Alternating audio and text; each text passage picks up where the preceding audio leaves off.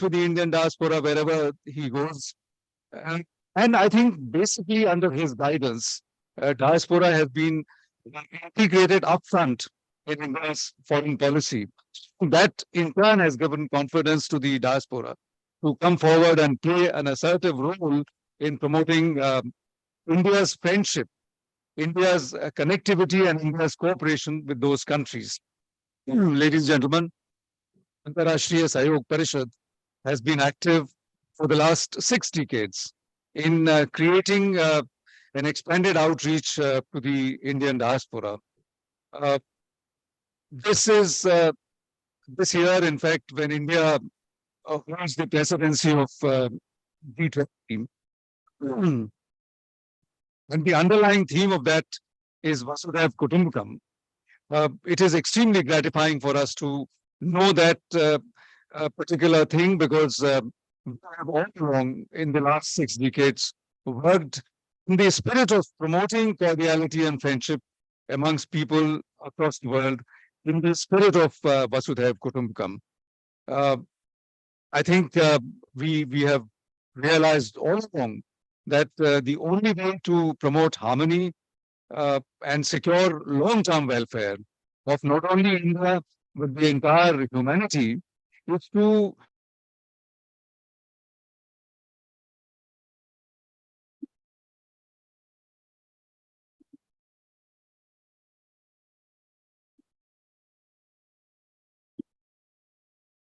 cannot hear a thing.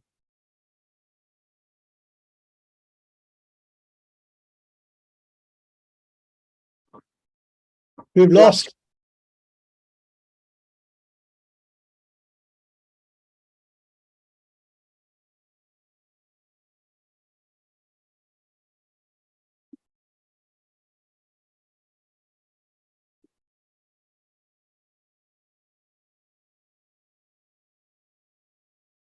Amit, are you there?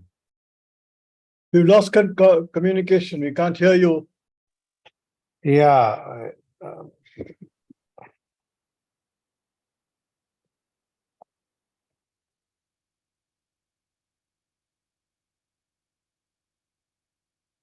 Nothing is heard.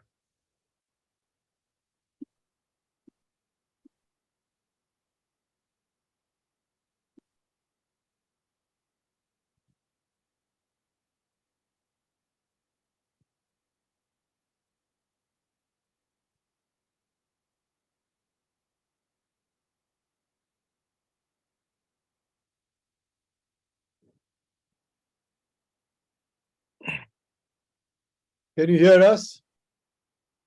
Yeah, no. Mr. Nambiar, we can hear you now. Yeah, Can you take over? Yeah, I think the panelists, I think the office there, we can't them, and they probably can't hear us. Can you hear us? Yeah.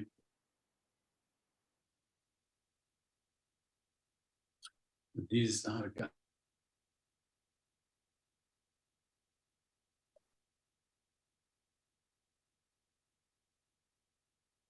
Vijay Nambiar, till they Yes, come. yes, you can hear. Sorry. Yeah. I can hear you, Swamiji. Yeah, Vijay Nambiar, I'm asking till they connect back. You start, you continue the meeting. Have I? How can I do that? No, you're unmuted.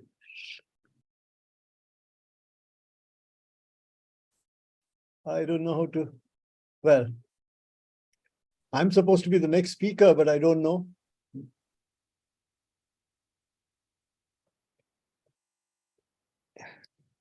Others can hear you? Yeah. Only outside. I don't know whether they can hear us in the main ARSP hall. I think they cannot hear, but other people can hear you. That's what I think. I mean, we can hear you very clearly. Yes. Yes, Yeah, we are able to hear you, sir. We can hear everyone else except the main team. Yeah. We can hear you. Okay. Oh, okay. We are not. I don't think that the office can't hear us. we can hear you, sir, Ambassador now I think- Nambiar, sir. You are very Can you much hear? audible, sir. Can you hear? Shall I didn't hear. Is it my turn to speak? Yes, sir. Please, Oh. sir. Okay, then let me straight away start.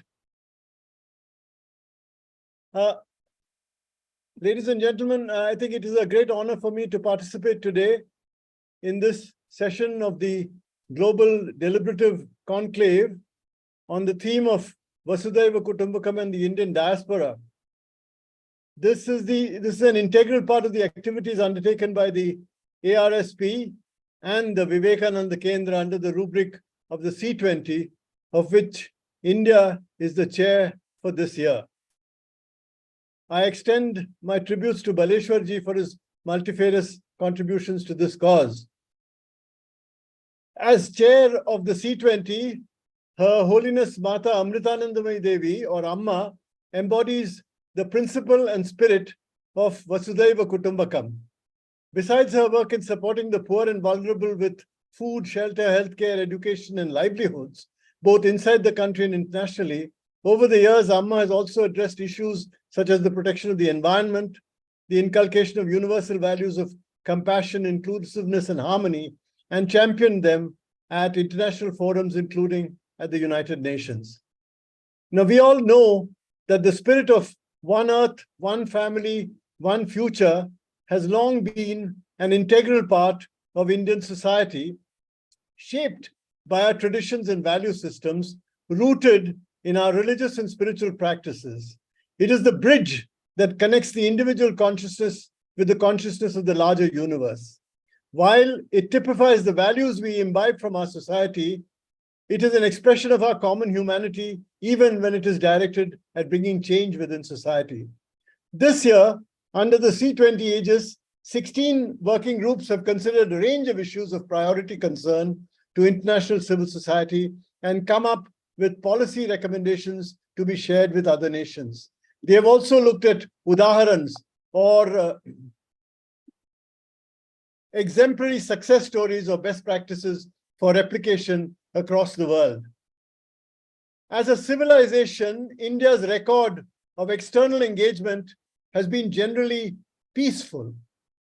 While we have been the object of external predatory actions, we have rarely ourselves been engaged in wars outside the subcontinent, except under the colonial flag. This is mainly because our collective greed or grievance was never so great as to provide an excuse for such egregious violence.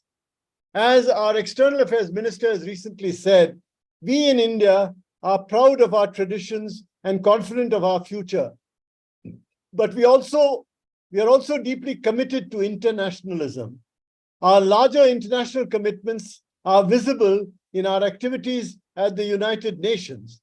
We believe that multilateralism matters, really matters, and it is under stress today as much from nationalism as from mercantilism. The challenges are global, but we still respond largely nationally. The centrality of the United Nations to international relations must be recognized, preserved, and protected. Adherence to international law is also critical. If regimes and institutions are to be credible, they must be contemporary. Equally important, new issues will arise, but will require new rules and practices. During the COVID pandemic, the world helped businesses and people in the rich countries, but left the most vulnerable to fend for themselves. Only 0.13% of the $12 trillion released as COVID relief globally was allocated to low-income countries.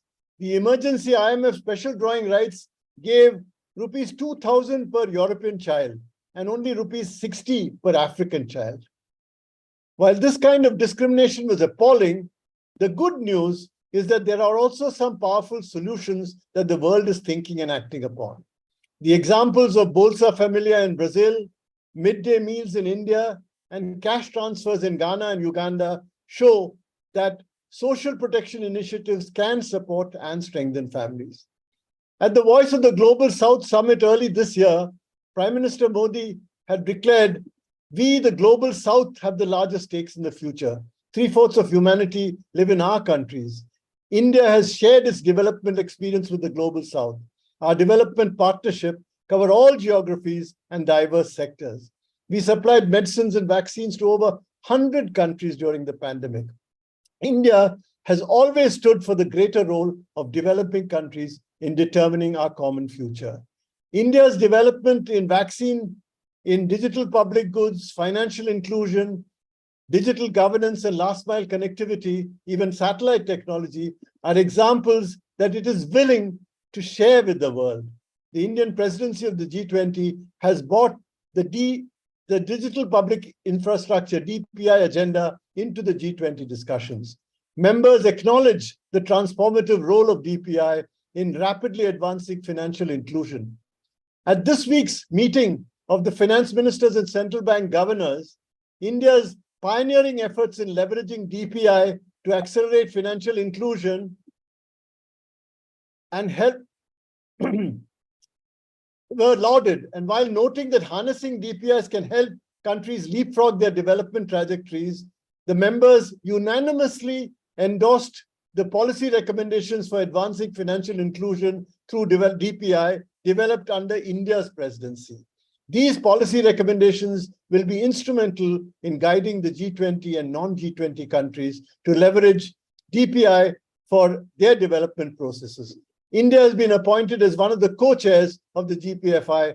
In its capacity, India will lead the implementation of the new FIAP for the next 3 years, starting from 2024. Obviously, the major role in terms of projecting India's overall image will come from the Indian diaspora. Today, India's diaspora, with its 18 million number spread across 136 countries, is considered the largest in the world, bringing highest amounts of remittances, almost 87 billion in 2021 in the world. Indians contribute 13% of global remittances, and the remittance sent by Indian back to India amounted to approximately 3.2% of India's GDP. Similarly, their contribution to the countries of their residence is also noteworthy. No other Prime Minister of India has recognized the role of the Indian diaspora as a strategic asset for the all-round development of the country, as has the present Prime Minister. For Prime Minister Modi, diaspora is a strategic asset, and India's intellectual powers beyond borders is called a brain gain, not a brain drain. During his visits across the globe, he has actively met, motivated, and canvassed the Indian community to reconnect with their Indian roots and play a critical role in the development of the country. This is seen in his interactions across the world, whether it's in New York, Houston, Sydney, or more recently in France. And these are active examples of his strong belief of the role the diaspora can play in India's historical civilizational mission as an exemplary power on the world stage. On their part, the Indian diaspora has come a long way to play a significant role in keeping India at the center of global affairs.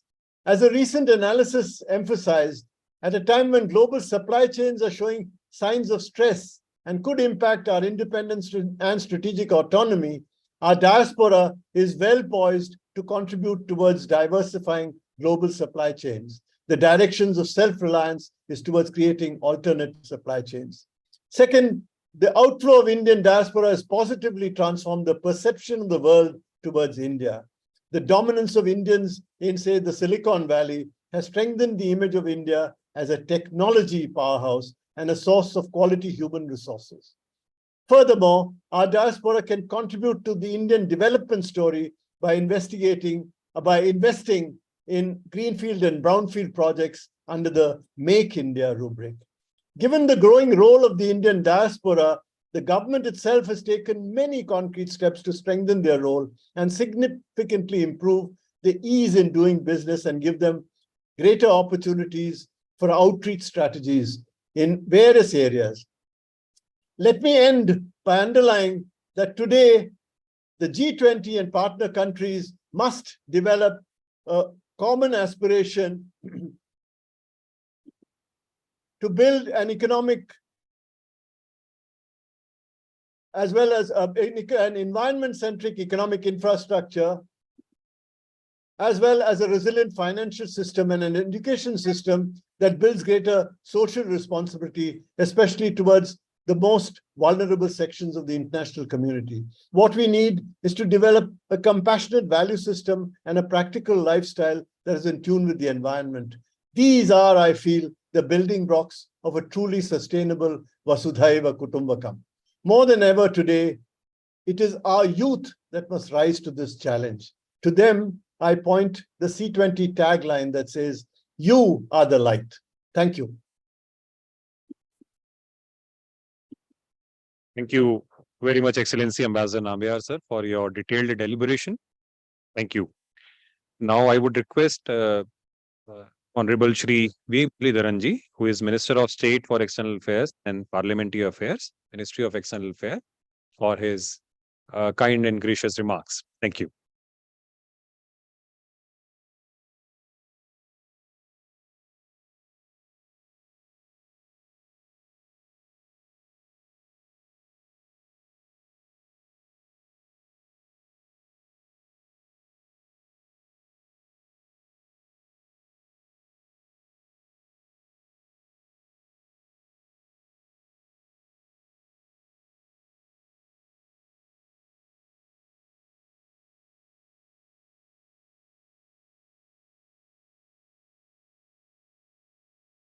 Amit, same issue, we can't hear.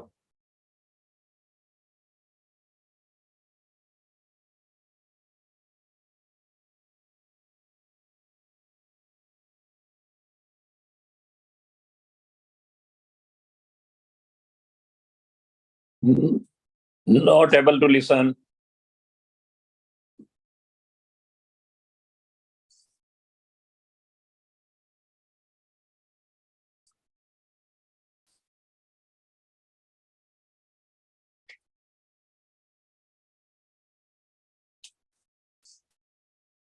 Amit, you can probably ask the next speaker to continue.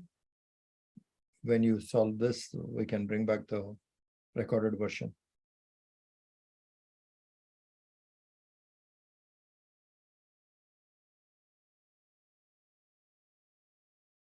President of the Antarrashtriya Sahyog Parishad, Shri Shyam Parande, Secretary General of the Antarrashtriya Sahyog Parishad, distinguished speakers and guests, ladies and gentlemen, namaskaram to all of you. It gives me immense pleasure to join you today for this landmark 24-hour global online program on the theme of Vasudhaiva Kutumbakam.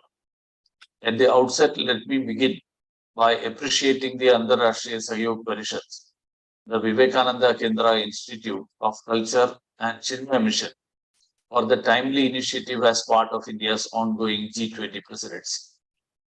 India's leadership of the G20 is a historic opportunity for us to showcase to the world Indian philosophy, ancient wisdom, and civilizational ethos that teach us to consider the whole world as one family. Fittingly, we have rooted our presidency in the theme of Vasudhaiva Kutumbakam, that is, one earth, one family, one future. C20 is one of the key G20 engagement groups that provides a platform for civil society organizations around the world to voice the people's aspirations to the world leaders in G20. I got the opportunity to attend the C20 Education and Digital Transformation Summit in Thiruvananthapuram and interact with various civil society organizations that are leading the way in promotion of accessible education models for all and mindful skill development based on India's digital revolution.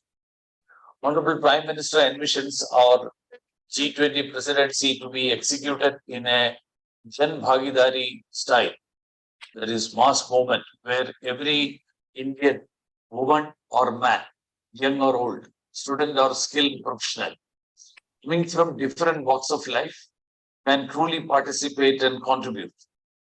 Indeed, it is through the active participation and on-ground activities of the C20 that we can generate such a momentum. Friends, India, with the largest, the most vibrant, and the most dynamic diaspora, seeks to amplify the voices of the millions who have settled in different parts of the world, but continue to link themselves with Mother India. The Indian diaspora has acted as a force multiplier for India's growing soft power. More than 200 Indian origin people occupy leadership positions in as many as 15 countries. This powerful group demonstrates the rise of the Indian diaspora as leaders in the global political and government space.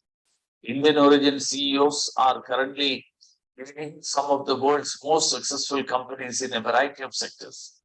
From technology to healthcare, these leaders have achieved remarkable success and are now considered among the most influential CEOs in the world. They are India's cultural ambassadors whose success has generated a lot of goodwill for the nation. Their achievements in the countries of their residence has garnered great respect and displayed the capabilities and inherent values of India and its people. While maintaining their close physical and emotional links with the motherland, our diaspora has facilitated the flow of technology and best practices in a variety of ways and helped improve global understanding of India and her aspirations. I take this opportunity to assure you that the government of India is deeply committed towards nurturing its relations with the Indian diaspora. We are engaging the diaspora across the world through initiatives like the Pravasi Bharatiya Divas No India program, Pravasi Tirtha Darshan Yojana, and scholarship program for diaspora children provide an opportunity for the youth and elderly alike to know, understand, interact with, and gather insights into Indian culture and society. Our commitment is reflected by Honorable Prime Minister's regular interactions with the Indian diaspora whenever he travels abroad. The enthusiastic welcome and overwhelming warmth and love showered upon him by the diaspora during his recent state visit to the United States of America. Last week's visit to France is a testament to what PM Modi ji says, that wherever Indians go, we make a mini India. During my visits abroad, I also make it a point to interact with the Indian community and witness firsthand their sense of pride and love for the country. Friends, Fiji in the east to California in the west, I invite the various diaspora organizations and individuals to spread India's message of Vasudhaiva Kutumbakam among the people of nations where they have settled down. In conclusion, I would like to express my ardent wish that the C20 emerges as a force that unites the people's hearts and makes India's G20 presidency truly a people's G20. I wish you all the very best for today's program and for next week's Civil 20 Summit 2023 in Jaipur. Thank you.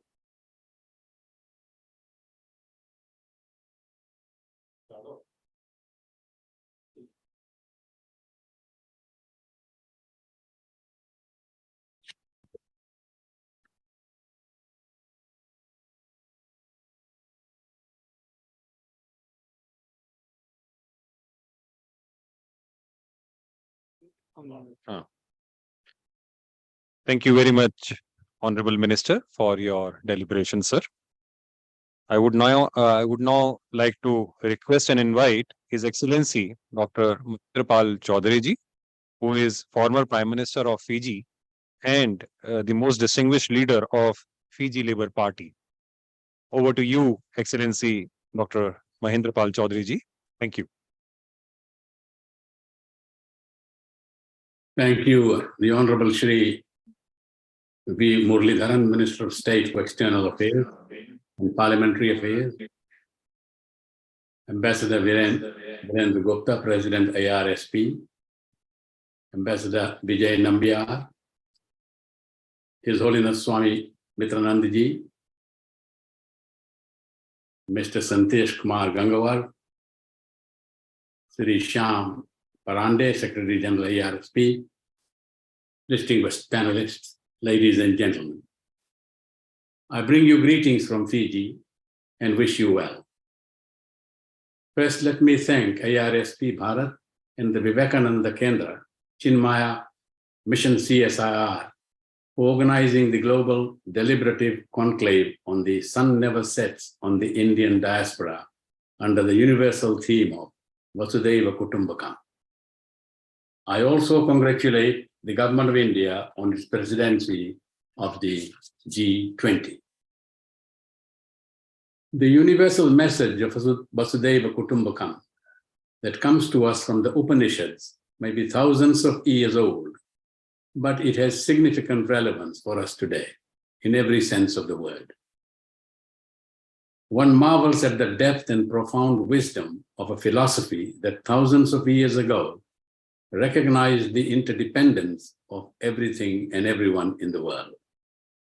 The world is one family. Literally, it means all living beings on earth are a family. This concept has been hailed as the loftiest Vedantic thought, and it is a universal message that India must sell to the world at large. Today's world is torn by civil strife, wars, and conflicts between nations, and is struggling to cope with devastating and worsening natural disasters attributed to the phenomenon of climate change.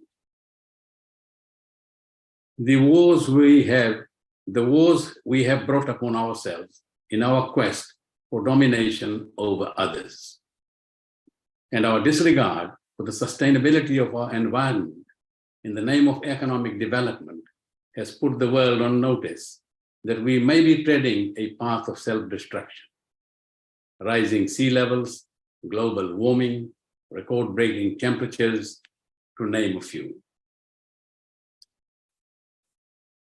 Belatedly, and much to our cost, we are coming to terms with the fundamental truth that the world is one big family, and that in all our actions, we must live in harmony with nature and ensure the preservation of our planet for our future generations. Surely this is rooted in the thought so aptly expressed through Vasudhaiva Kutumbakam, that damage or abuse of one aspect of the environment has a profound effect on all its ecosystems. This has never before come home to us as strongly as it does in today's world. If we all are a family, then our relations with the people we share this world with will have to be founded on love, compassion, and mutual respect for each other. In short, peaceful coexistence between the peoples of the world. For most of us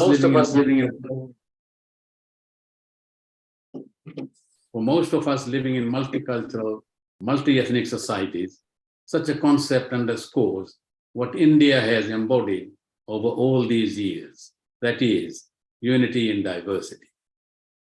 This means living in harmony with each other, showing understanding and respect for the various cultures and traditions around us. It may not mean assimilation, but it does signify peaceful coexistence.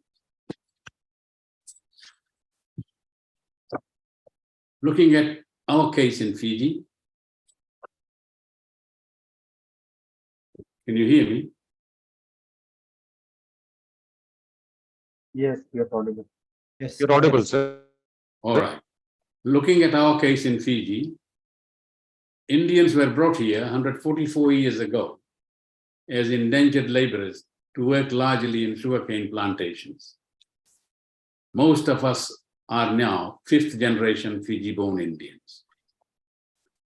Our forefathers brought with them their religious practices and cultural traditions, quite distinct from those of the indigenous community here and our colonial masters. Coexistence has not always been easy. We have had to struggle for equal rights and acceptance as citizens in our adopted land. There have been strifes caused by undercurrents of suspicion, distrust, religious differences, and political aspirations. We have experienced 2 army-backed coup d'etats executed against what was wrongly perceived as Indian-dominated governments. But slowly, we have realized the futility of such ill-conceived conflicts between our major communities and have developed a better understanding and regard for each other. These coups led to a major exodus of our people from Fiji, as thousands left in search of a secure and promising future for themselves and their children. So, We in Fiji have a substantial diaspora of our own in countries like Australia, New Zealand, the United Kingdom, United States, and Canada. But I'm pleased to say that our people, no matter which part of the world they have settled in, have well preserved their cultural traditions and religious practices. One aspect that may need a more concerted effort is that of language. Our mother languages, Hindi in particular, have been under threat in English-speaking countries. This is an area where a lot more focus is needed. After all, preserving one's language is crucial to the protection of one's cultural identity. And here, one must recognize the impact of the Indian film industry in fostering Indian culture and traditions within the diaspora. It has an important role to play and must ever be conscious of the responsibility it carries in this regard. The Indian diaspora, settled in over 100 countries and numbering some 35 million, is a significant force spreading over our culture, traditions, and philosophy across the globe. It must remain connected to India to draw inspiration and strength as India progresses towards becoming a superpower. The government of India could, through specially tailored programs, assist in strengthening its relations with the diaspora for the mutual benefit of both. I would like to conclude by paying tribute to the founder and longtime Secretary General of IRSP, the late Shri Baleshwar Agrawal, for a lifetime's work with the diaspora. He showed genuine concern for the problems of Indians settled abroad, particularly in times of difficulty, and did all he could to persuade the government of India to assist. The current officials of IRSP also deserve credit for carrying on in his tradition. With these words, I wish the conclave the success it deserves and thank all the participants for their contribution. Jai Hind. Much His Excellency for your detailed remarks and guiding us through the journey of the diet. Thank you very much, Excellency. Now I have the privilege to invite His Holiness Swami, the school teacher of the India Chinmaya Yuva Kendra, and of course contributions in the T20 and 20 is over to you, His Holiness Swami Maharaj. Please. Namaskar. My salutations to everyone. It was a joy listening to Sri Mahendra Chaudhary ji. Thank you so much, sir. Your talk was so inspiring. The Indian diaspora across has made India always proud. And one of the most non-controversial settlements are the Indians everywhere they go. When I travel to a few countries like Philippines or UK, I have particularly gone there and met the Indian ambassador, and my questions would be slightly weird. General questions would be like, how many Indians come here every year to study? So they say this much numbers come and all that. And more or less, they say this is the largest Indian community coming, is the largest across. If you see, they are the most maximum. How many of them graduate? He said Indians graduate the maximum. Postgraduate, of course, Indians are the maximum. PhD, and as you go up, it's the Indian numbers are more. Then I used to ask one question, and that is like, how many Indians are in jail, in prison? And the ambassadors used to say very minimum. This is Bharat. This is the culture. The culture from which you go, the Indian diaspora has not created a problem to any country. They go settle there and help that nation to progress. The feeling that we are all one family, Vasudhaiva Kutumbakam, is so deep in our DNA. Wherever we go, we only help the other nation to progress. And we do not involve in things which would make the other country uncomfortable. We merge with them, we contribute to their progress, and we retain our culture. This non-controversial behavior, this well-behaved and contributing the progress of that nation comes from the deep Indian ethos. We are one family, Vasudhaiva Kutumbakam. As Mahendra Chaudhary ji said, this line is from the Maha Upanishad, which goes back to a few thousand years ago. It's a very ancient Indian thought to see the whole world as nothing but one expression of divine. One expression of divine. The created and the creator both are seen divine. When this thought is there, and it's not a statement of moral praise, it's a statement of fact. The cause and the effect are one and the same. When we have this idea and when we look at the world, our approach to the world itself would be to worship, to revere, and to look at each other as a family. In the Gita, Krishna says the same idea of Vasudhaiva Kutumbakam interpreted differently. In the Gita, Krishna says in chapter 12, if you do 3 steps, you will evolve to divine. First one, he says, Sanniyam Indriya Gramam. Live life in self-control. We should not go grab what belongs to others. We should not exploit. We should keep our senses under control and take what is actually needed. Going and grabbing things, looting things, exploiting things, extending unnecessarily, not right. That operated from greed. Sanniyam Indriya Gramam. Live life in sense control. Do not exploit anybody. Don't be greedy. Live with what comes to you and take what is your right. Do not take the lion's share. Take what you contribute. Sarvatra Samabuddhaya, second point in the same words, he says, Sarvatra, wherever you go, Samabuddhaya, have an equal vision. Let us look at the world impartially. And let us look at people as humans, not through color and race, not through, various discriminations. Sarvatra Samabuddhaya, man, woman, animal, plant, Samabuddhaya, equal vision. Again, Vasudhaiva Kutumbakam. And then he says the most beautiful line, Te prapnuvanti mameva, they reach the divine state of mind, Sarva bhuta hite rataha. Now, this is the most beautiful line where Krishna says, Sarva bhuta hite rataha. One who rejoices in the well-being of others. Sarva bhuta hite rataha.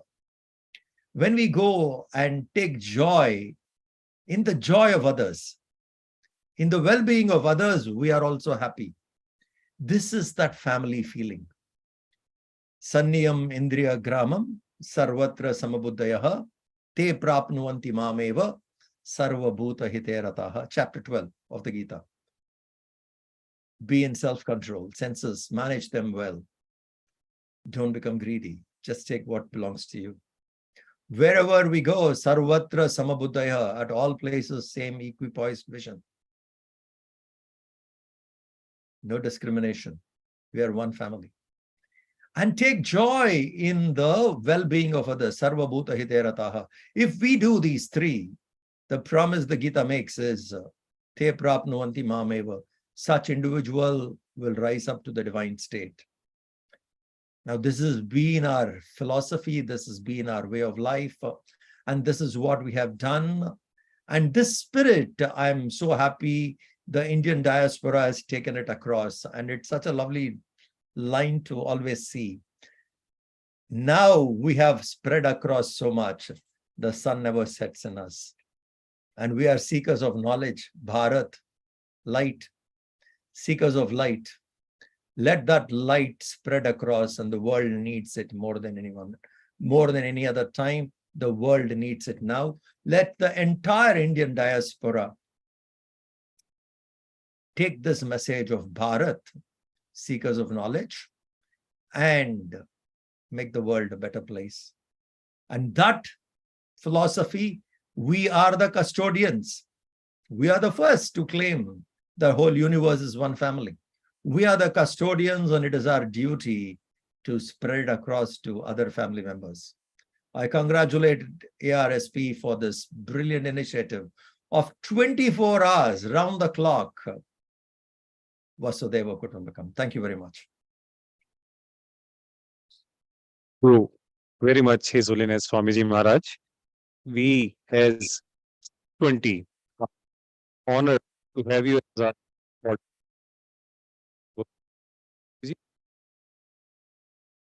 the spiritual dimension to today's deliberation. Thank you very much. So moving ahead, we have presence of Shri Nawarji, who is a member of Parliament.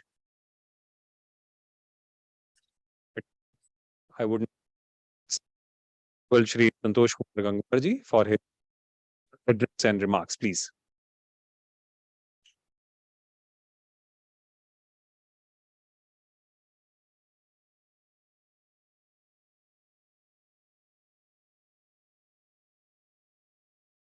Sir, you are on mute. Honorable Sir, you are on mute. Please unmute.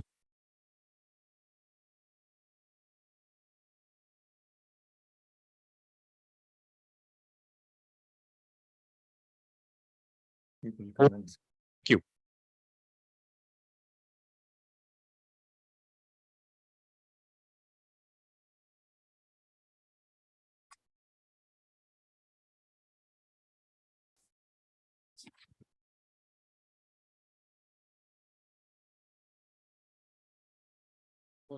Honorable Gangwar Sahab, please, आप kindly address करें sir. Thank you, धन्यवाद मित्रों। आज की इस conference के प्रारूप को देखकर मुझको बहुत प्रसन्नता हो रही है। आज हम सब 24 घंटे दुनिया भर के प्रवासियों के कार्य पर चर्चा कर पाएंगे। हमें प्रसन्नता है कि ARSP ने इस प्रकार के कार्यक्रम का आयोजन किया है और आज दुनिया जिस सकारात्मक सोच के साथ भारत को देख रहा है, उसमें प्रवासी भारतीयों का महत्वपूर्ण योगदान है। दुनिया में शक्ति का मतलब संसाधन होना, लेकिन हम प्रवासी भारतीय दुनिया को सकारात्मक संसाधन उपलब्ध करा रहे हैं और आज पूरी दुनिया में प्रवासी भारतीयों की कार्यों की काफी सराहना की जा रही है। जहां नीतिगत आधार पर भारत की सरकार की ओर अन्य देशों के साथ मिलकर कार्य कर रहा है, वहीं प्रवासी भारतीय जहां भी हैं, वहां के देशों में अपने कार्यों के माध्यम से विकास की राह आसान कर रहे हैं। वे सामाजिक कार्य हो, व्यापारिक कार्य हो, सूचना तकनीक का क्षेत्र हो, हर क्षेत्र में हम अग्रणी भूमिका में कार्य कर रहे हैं। हमारी चिंता इतनी मात्र भर है कि भारत का विकास हो और हम प्रवासी भारतीयों ने दुनिया के विकास के विभिन्न मॉडलों में कार्य किया है ताकि दुनिया का भर का विकास हो सके। ये देखकर मुझको प्रसन्नता हो रही है कि आज के इस कार्यक्रम में दुनिया के 150 से अधिक प्रवासी भारतीय प्रतिनिधि भाग ले रहे हैं। आवश्यकता यह है कि हम इस प्रवासी भारतीय जीवन मूल्यों के साथ संगठित होकर कार्य करते रहें। विभिन्न सामाजिक संगठनों को आज यहाँ देखकर मैं महसूस कर रहा हूँ कि हम सब यहाँ भी जहाँ भी हैं, वहाँ भारतीय सांस्कृतिक आधार जीवन को जीने की कोशिश कर रहे हैं। वे कला के माध्यम से हो या भोजन के माध्यम से हो, लेकिन हम भारतीय मूल्यों को दुनिया के अंदर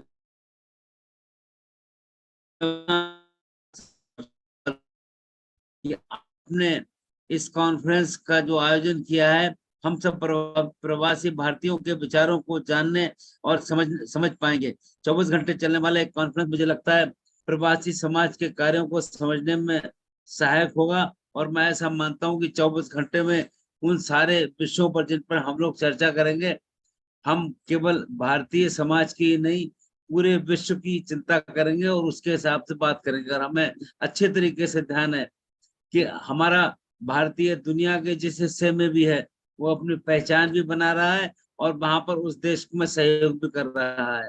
तो मैं आज के इस कार्यक्रम में सम्मिलित होते हुए अपने आप को बहुत प्रसन्नता महसूस कर रहा हूं और मैं उम्मीद करता हूं कि प्रवासी भारतीय दुनिया में जहां कहीं भी हैं, अपने काम के माध्यम से दुनिया में पहचान बनाएंगे और भारत देश की पहचान भी दुनिया में बनाने का काम करेंगे।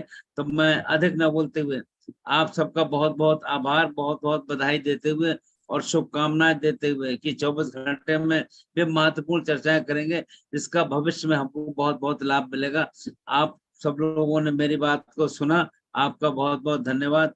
जय हिंद, जय भारत। धन्यवाद आदरणीय गंगवार साहब। मेरा विश्वास है कि आपकी अपेक्षाओं पर ये 24 घंटे का कार्यक्रम सफल होगा, खरा उतरेगा। आपके आने से हम भी गौरवान्वित हैं। धन्यवाद। Now I have the privilege to invite Dr.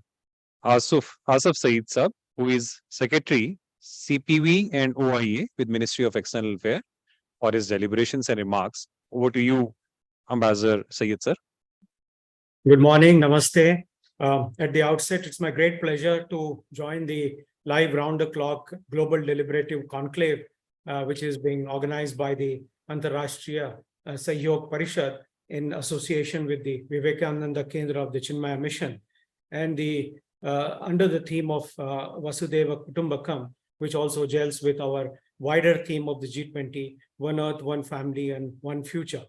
Now, and also, as a diplomat who has served in many countries and with some countries with huge diaspora like US and Saudi Arabia, and also a few countries with a smaller diaspora like Seychelles, where the Indians are the first settlers, I would be very happy to share with you that we have been engaging very closely as the Ministry of External Affairs with the diaspora, as our minister also mentioned and many other speakers also mentioned, because for us, we regard diaspora as an important foreign policy connect, a bridge, and a viable resource for our country.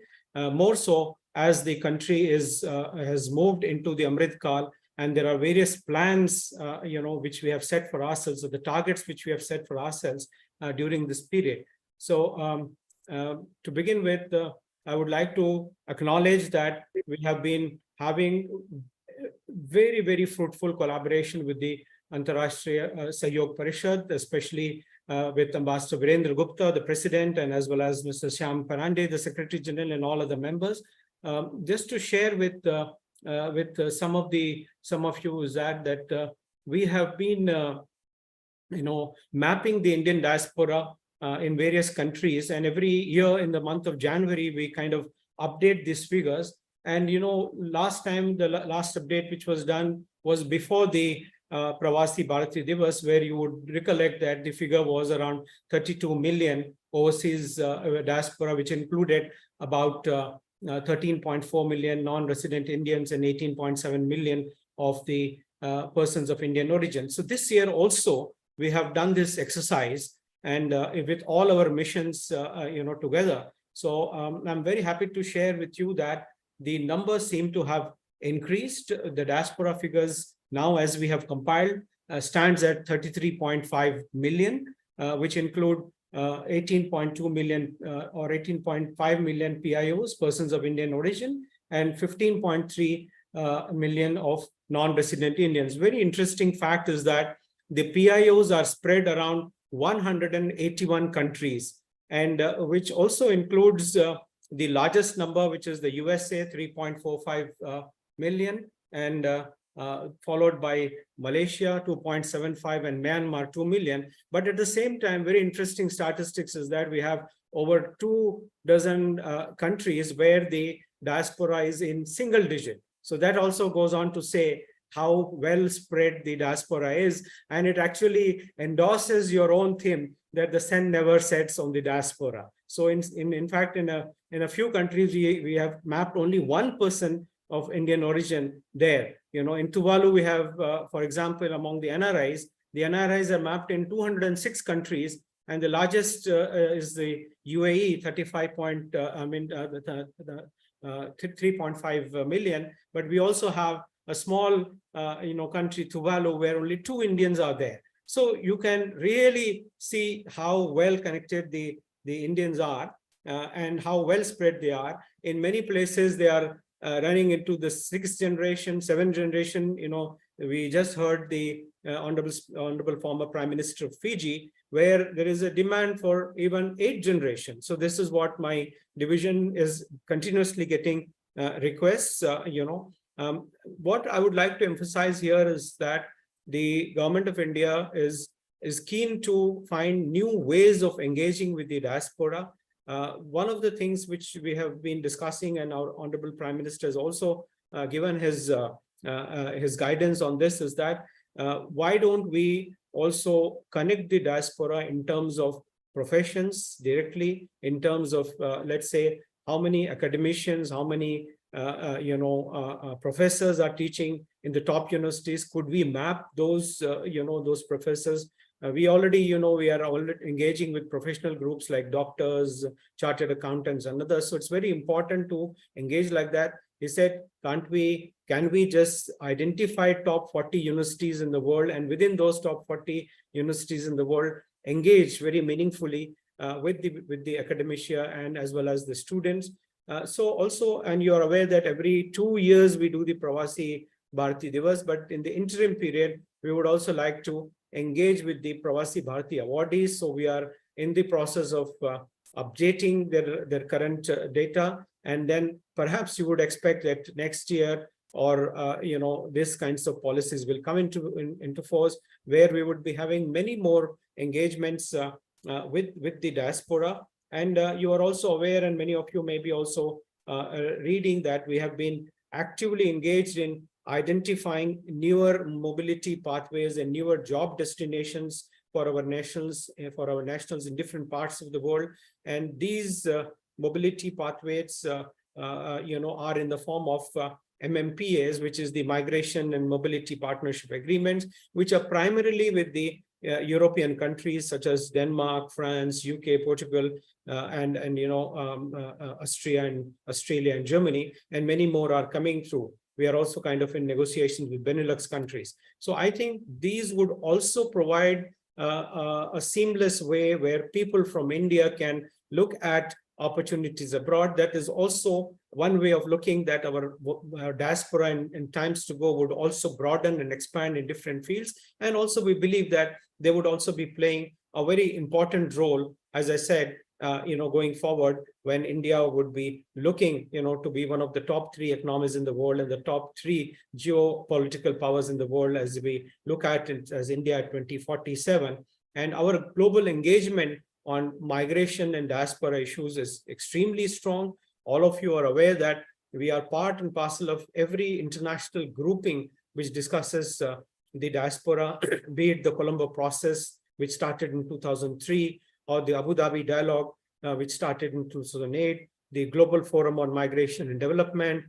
We have the Global Compact for Safe, Orderly and Regular Migration, and we have the EU Common Agenda on Migration and Mobility, and so on and so forth.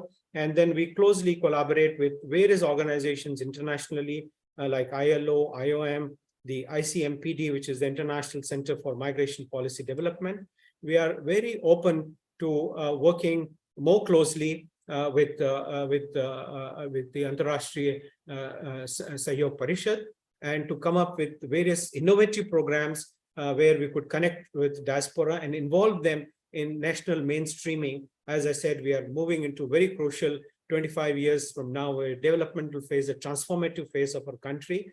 And I again assure you of our fullest cooperation as the Secretary heading the Diaspora Division, and wish you with this, I would like to wish you a very fruitful discussions in the next 24 hours. And I would like to also hear very productive suggestions which may come up from diaspora, what they expect from us, from the government entities, and how going forward we can work together with NGOs like yours. So thank you very much for inviting me and providing me with this unique opportunity. Thank you. Jai Hind.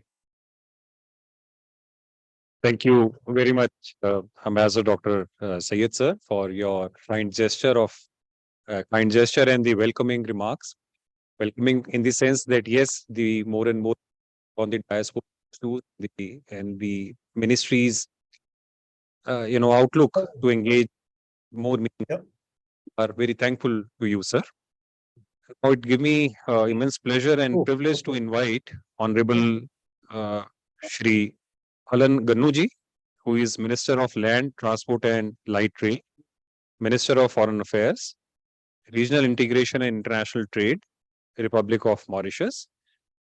Thank you very much, Honorable Minister, sir. Over to you, Shri Alan Gannu, sir.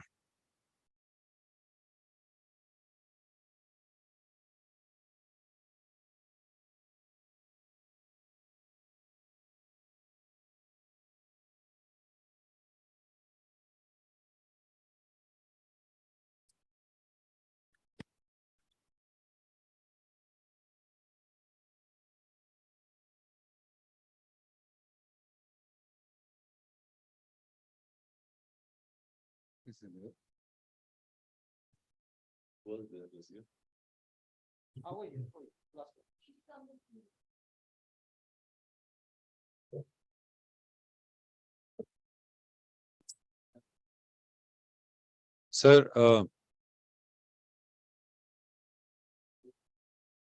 Sorry.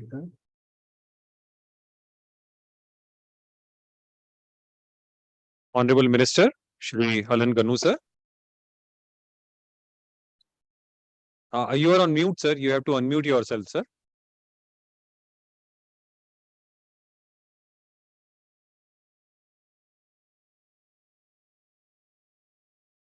Honorable Minister, you have to unmute yourself, sir. He is already unmuted.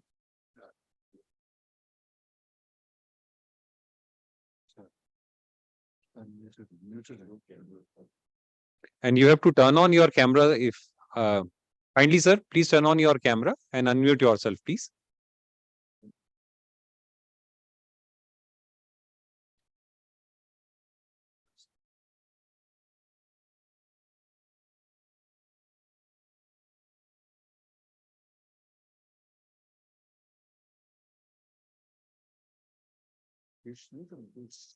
Honorable Minister Shri Alan Gannu, sir, you may have to unmute yourself and start your video, please.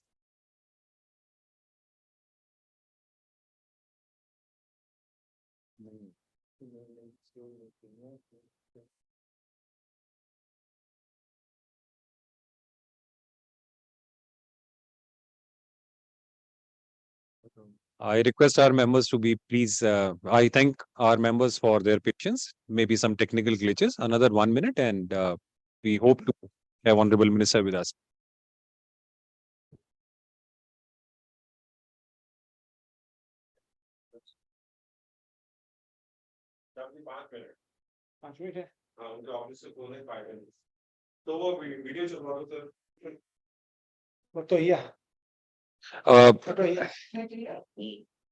There is some technical glitch and it may take another 2-3 minutes to resolve it. In the meantime, I request my team to please play the most sought after song Batuhiya. It was written by Babu Raghubir Narayanji in 1911. It is one of the first songs which has got 11 singers from 7 different countries. And if I may add, the song became so famous that it was considered as the national song of Girmitias. The people. Oh, yes. May I request for the song, please?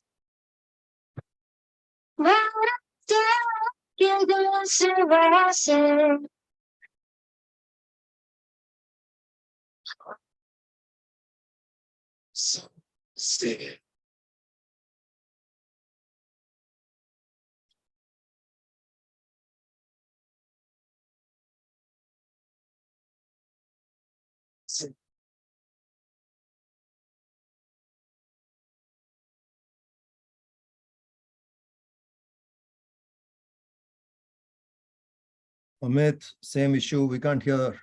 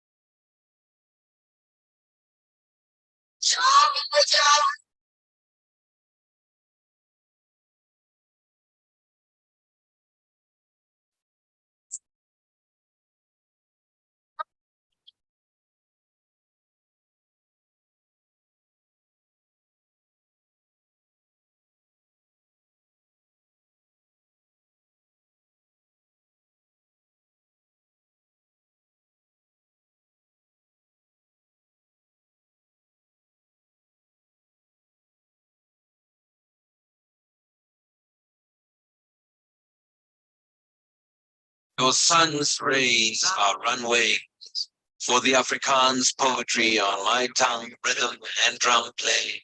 The charts to the dance ways as I sway. I will thank you someday. See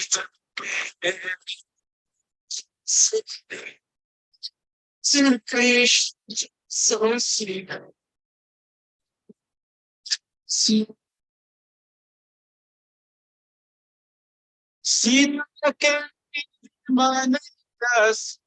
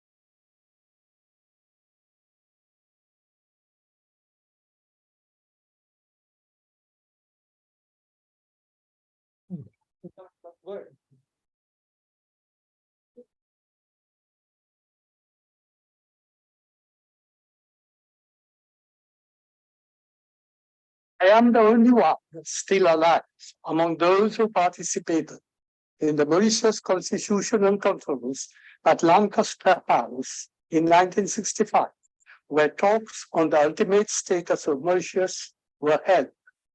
Mr. President, members of the court, after achieving independence and as soon as its socio-economic conditions permitted, Mauritius has consistently voiced its opposition to the detachment of the Chagos archipelago. On 22nd May 2019, when the United Nations General Assembly adopted a resolution that the UK withdraw from the Chagos archipelago, a bent 88-year-old man stood a little straighter and smiled. The man was Anirudh Jugnauth, the tall leader and statesman of Mauritius.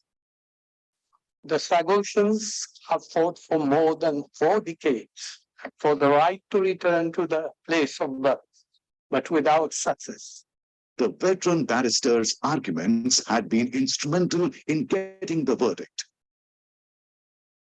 Belonging to a community of Indians brought to Mauritius by the British to work on sugarcane fields for little more than food, he understood colonial oppression. He had won against the oppressors again for his country.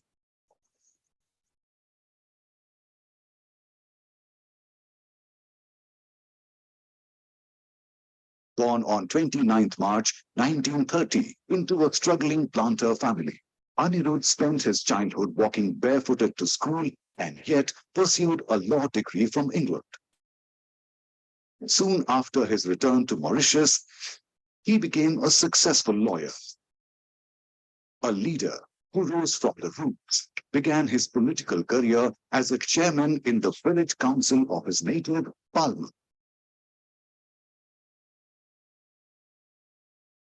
He was the longest-serving 6-term Prime Minister of Mauritius. Later, he also served 2 terms in the ceremonial role of President.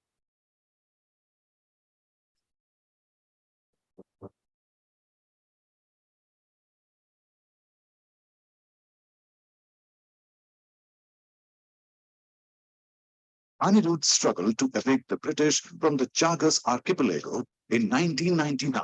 Was not the first time he had stood against British colonialism. In 1965, Jugnauth participated in a historic conference in London that paved the way for the adoption of a constitution in Mauritius and independence some 3 years later. During his term as Prime Minister, Jugnauth received several Indian heads of state, which strengthened the India-Mauritius relationship.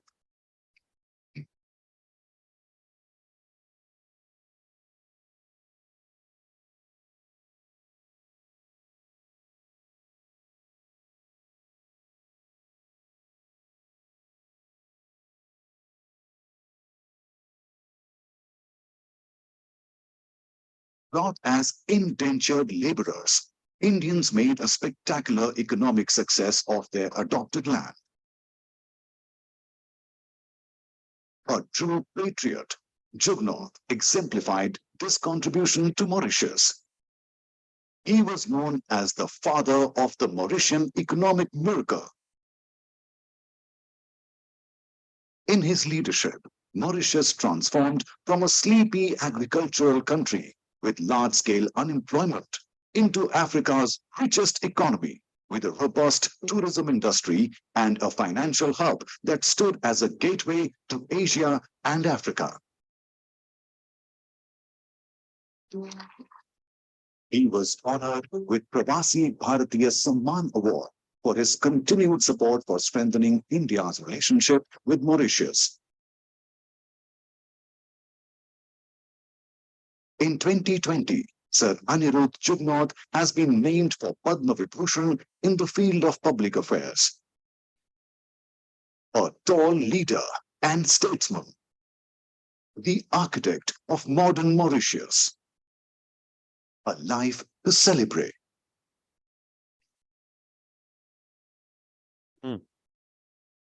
Thank you.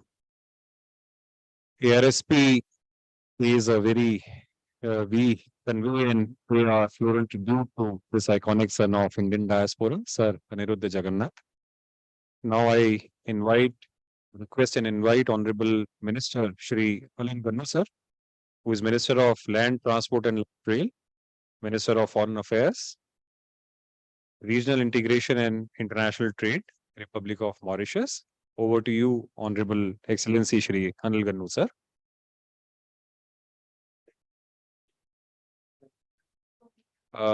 Sir, you have to unmute yourself and please start your video as well.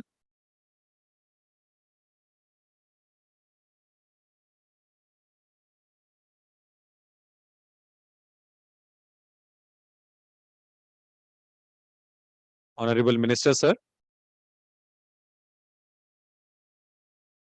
You have to unmute yourself, sir.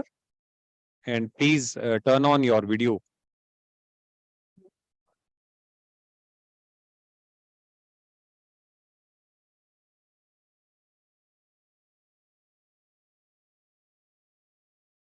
Honorable sir, please unmute yourself. अच्छा, आई नहीं है. I'm sorry.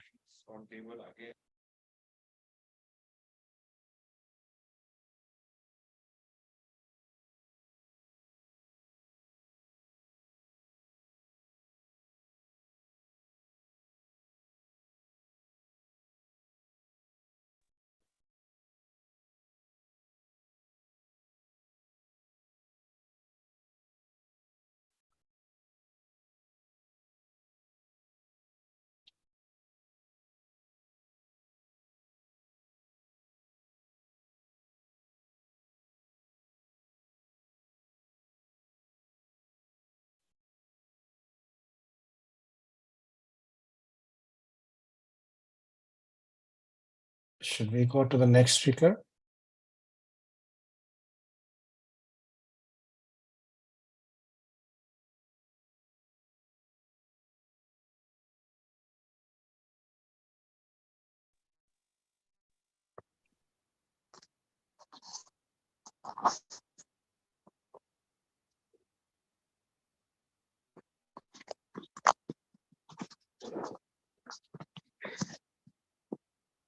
सभी को नमस्ते।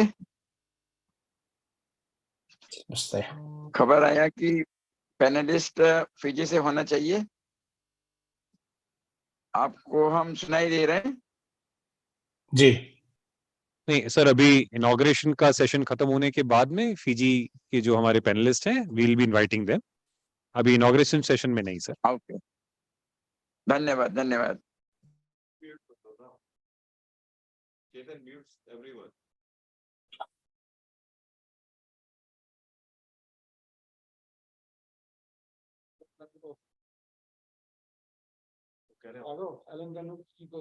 He's going through his speech.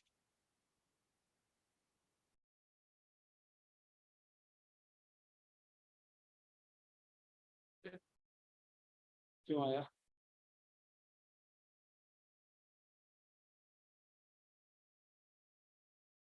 Stop करो। ये था। कुछ देखा होगा।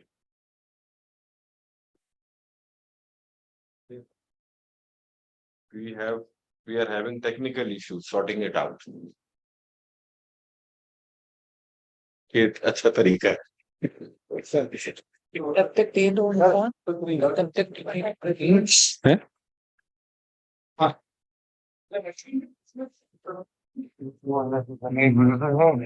मिस्टेक होने लगते हैं, लोग परेशान हो। नहीं तो अभी क्या है ना कि हाँ आपको बुला ले। हाँ पुरानी स्कूल है। There is some technical glitches and I hope it would be resolved. Now I request Shri Shyam Parande ji, Secretary General Antarashtriya Sahyog Parishad, for his deliberations and speech, please.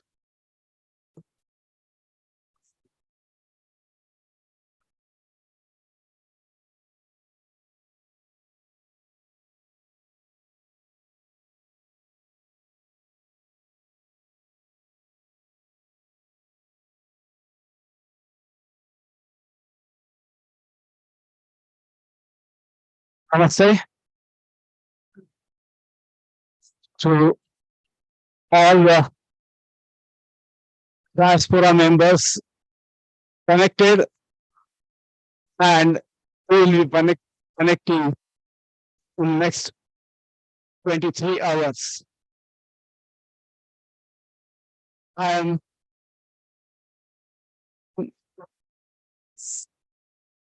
problem in connecting with Honorable Minister of External Affairs for Mauritius, Sri Alan Ganmuji.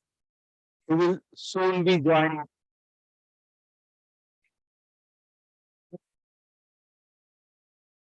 Please have spoken truth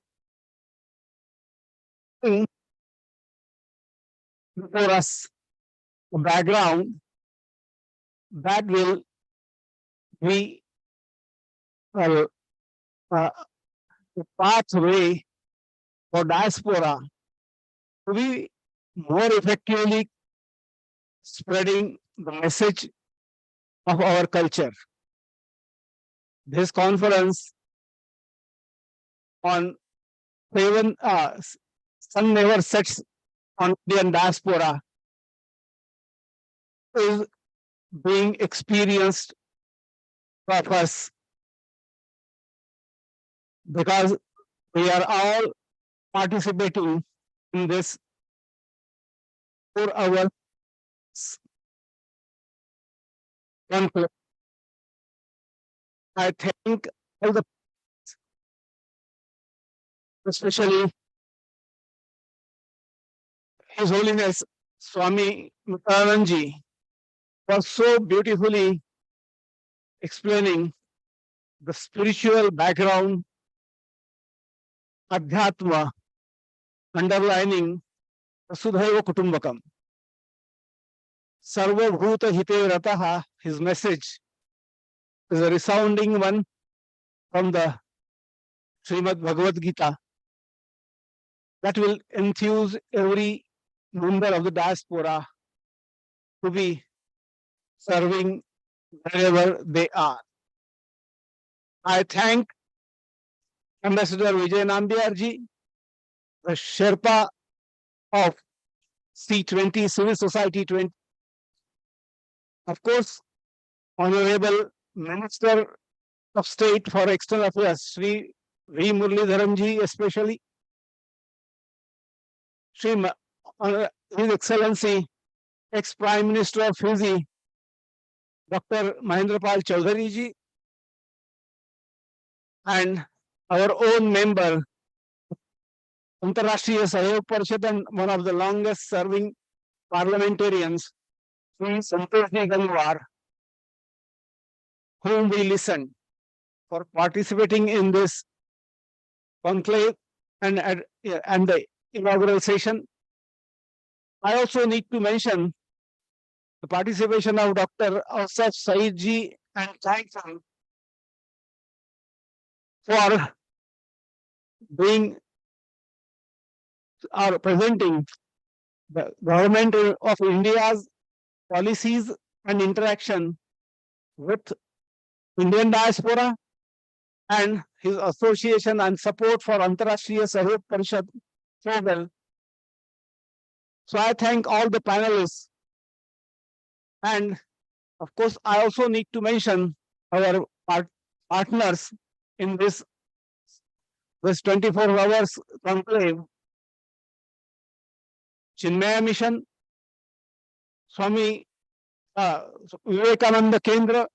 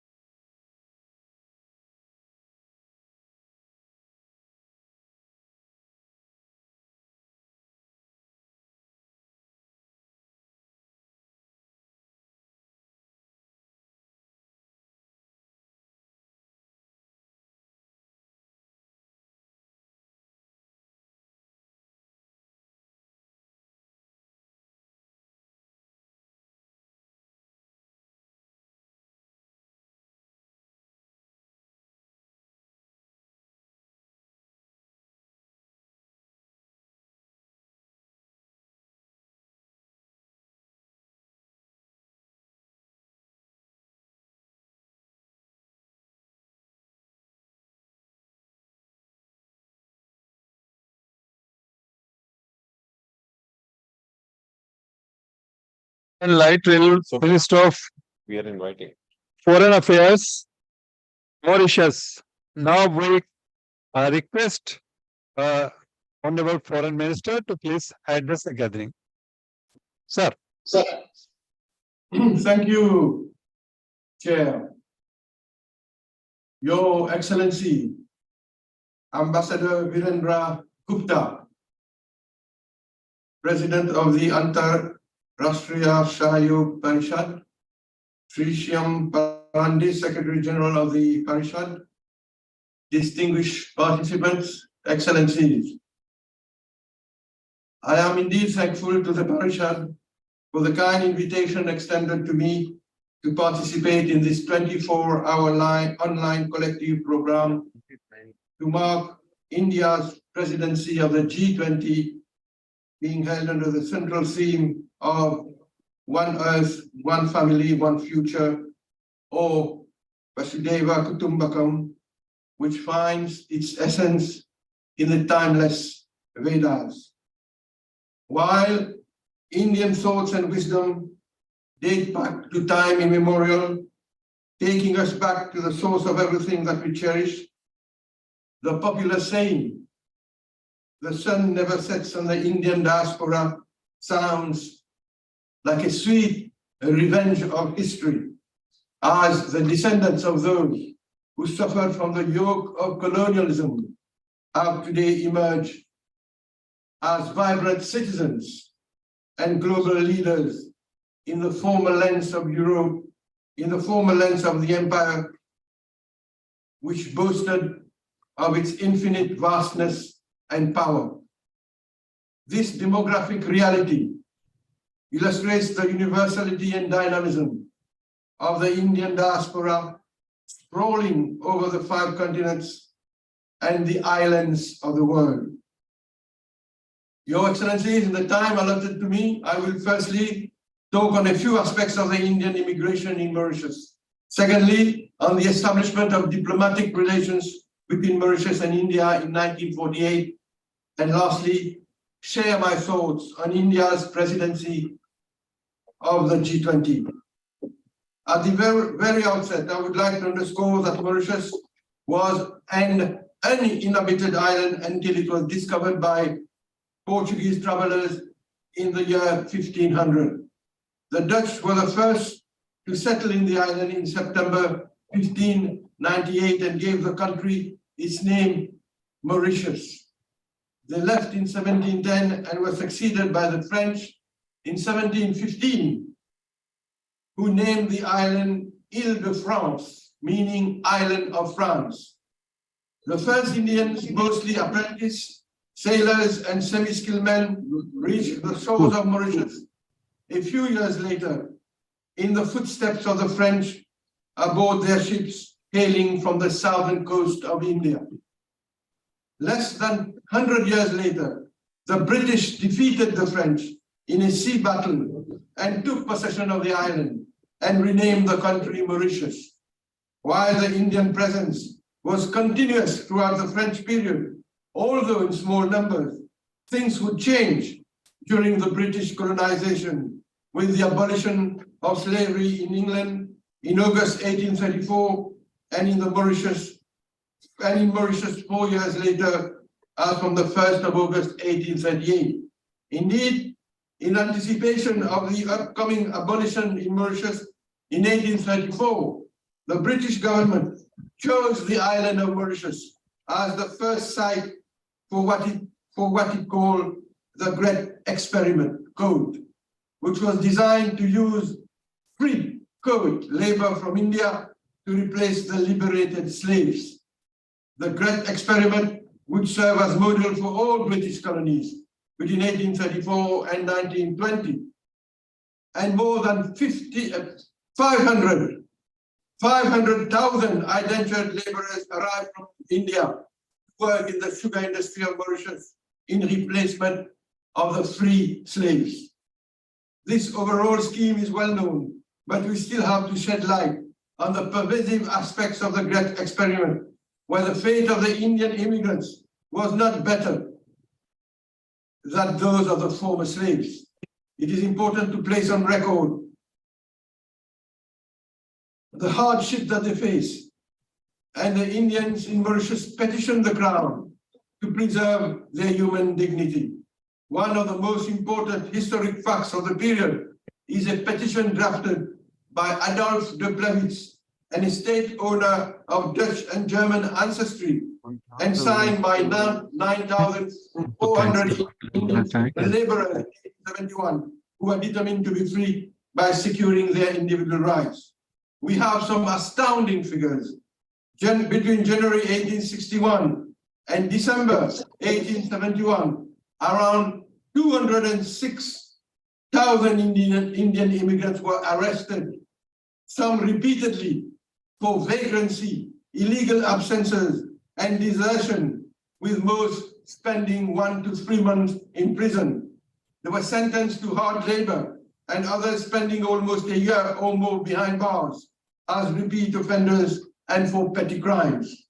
During this period, tens of thousands were continuously imprisoned in the island.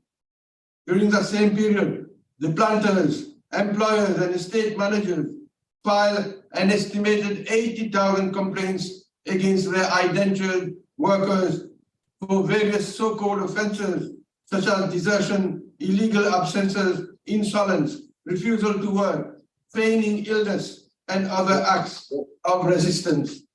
For their part, between 1861 and 1871, the indentured workers counterattacked by filing about 42,000 complaints against their employers for non-payment of wages, mistreatment, and for not fulfilling their conditions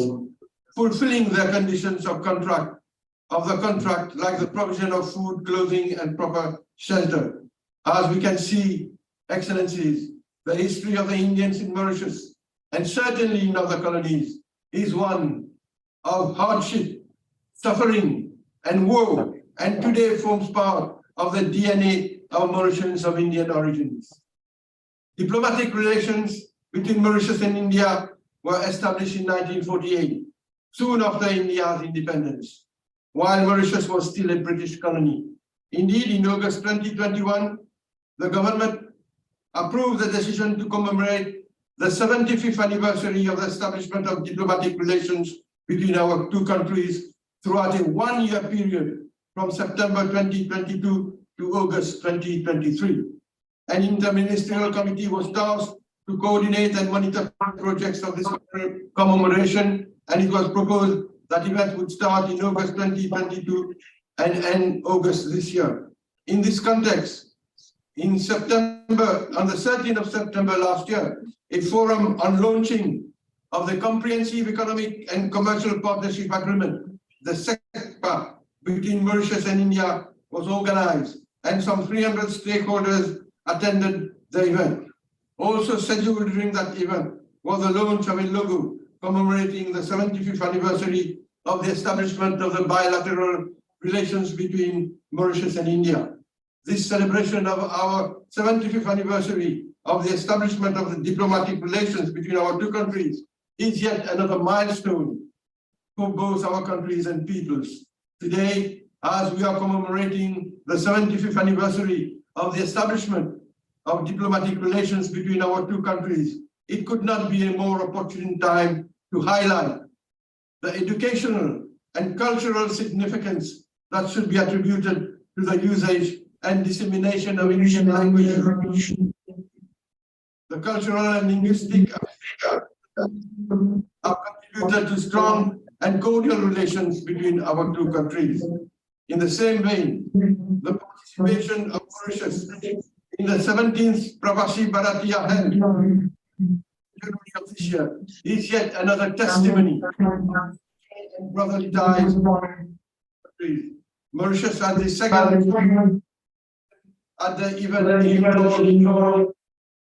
than 500 Mauritians, more than 50% of the total delegates. To sum it up, Your Excellencies, no two countries of the world have the same privileged relations that exist between the Republic of India and the Republic of Mauritius. Thirdly, India invited Mauritius in view of the special relations between our two countries to participate as a guest country in the G20 and the Indian G20 presidency from December 2022 to November 2023. The G20 is indeed a strategic multilateral platform connecting the world's major developed and emerging countries. As such, it holds a strategic role in shaping future global economic growth and prosperity.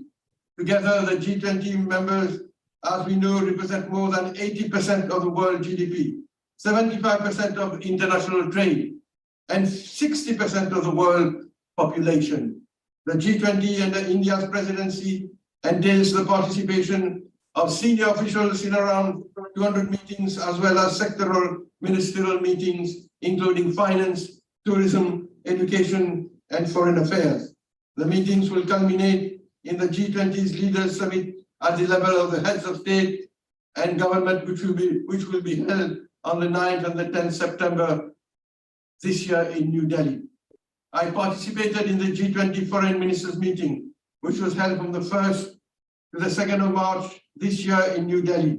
The G20 Foreign Ministers meeting, which was well attended and saw the conclusion of a chair's summary and outcome document in spite of the difficult circumstances. The outcome document has laid the basis for more coherent actions within G20 to address the current challenges facing the world, such as the strengthening of multilateralism, food and energy security, development cooperation, counter-terrorism, and emerging threats and disaster relief. As a follow-up, I also attended the 8th edition of the Raise in a Dialogue, held from the 1st to the 2nd of March of this year. I also had fruitful bilateral meetings with the Minister of External Affairs, Honorable Jay Shankar, and Honorable Gadkari, Minister of Road Transport and Highways of India. I expressed the view that multilateralism is the only way to address global challenges in a meaningful manner and make a difference to those countries that are most vulnerable, including small island developing states, the SIDS. I also elaborated and highlighted the relevance of elaborating a United Nations multidimensional vulnerability index for the SIDS, for the small island developing states. Mauritius fully supports the G20, India G20 presidency, which has ensured that the voice of the global South, including Africa, does not remain unheard. We are particularly pleased by the agreement of several G20 members of the African Union to become a member of G20, which we have supported. We believe that there is a need for collective action by the G20 to assist the most vulnerable countries to stay on course towards Agenda 2030. And access to financing is key to mitigate their vulnerabilities. Your Excellency, to conclude, let me assure you of the support of Mauritius in favor of India's presidency under the theme Vasudhaiva Kutumbakam. This is why we must not forget our history, our roots. In the past, under colonial rule, efforts were made to suppress all that was not European. Other cultures were looked down upon. It is with great difficulty that all the diverse family of Indian communities have struggled to keep alive their cultures and their languages. I thank you for your attention.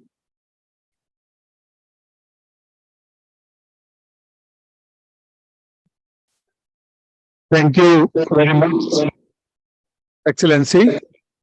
We are enlightened by your address. We are really grateful that in spite of many problems and technical glitches, you were able to address us. We are really fortunate to listen to you and the history of Indo-Mauritius relationship, and particularly your role of your country in G20, where your country is a special invited country. And I hope the substantial and the most crucial contribution from the Indian diaspora is from Mauritius, which you represent. Thank you, Excellency. Thanks again. Thank you. We are also thankful to Shri Mukeshi for coordinating you to be able to address us. Now we take this event forward to Mauritius, where our eminent dignitaries are waiting for us. Adaniya Shri Fiji, Adaniya Shri Ganesh Chandji, who is an eminent scholar of Gilmit history and the founder, Chancellor of Fiji National University. We request Shri Ganesh Chandji, and I see that list of the eminent creative writers and scholars from Fiji, Shri Kamlesh ji, Shweta ji, and Bhagirath ji. So now I humbly request Shri Ganesh Chandji to please take over, and one by one you can introduce the speakers from Fiji. And again, I request all the speakers to please see that we should finish our speeches in time, so that Australia, New Zealand, and other countries should not be should be continuing in this succession. I welcome Shri Ganesh Chandji. Thank you Anil ji. नमस्कार सभी को, खासकर IRSP के officials को, श्री श्याम परांडे और जो लोग वहाँ पर इकट्ठित हैं. It's an honor for Fiji to start the process of the country participation in this eventful session of 24 hours. I know that we are running a bit late. We have got 8 speakers lined up to contribute to this session. Without delay, I would request Pandit Kamlesh Arya ji to start the process. Just a word of introduction. Pandit Arya is an Arya Samaji Pandit, an Arya Ratan.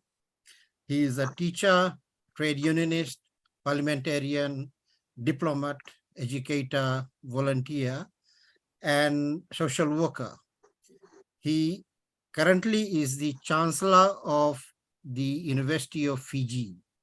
May I request Kamlesh Arya ji, Pandit ji, to start the process.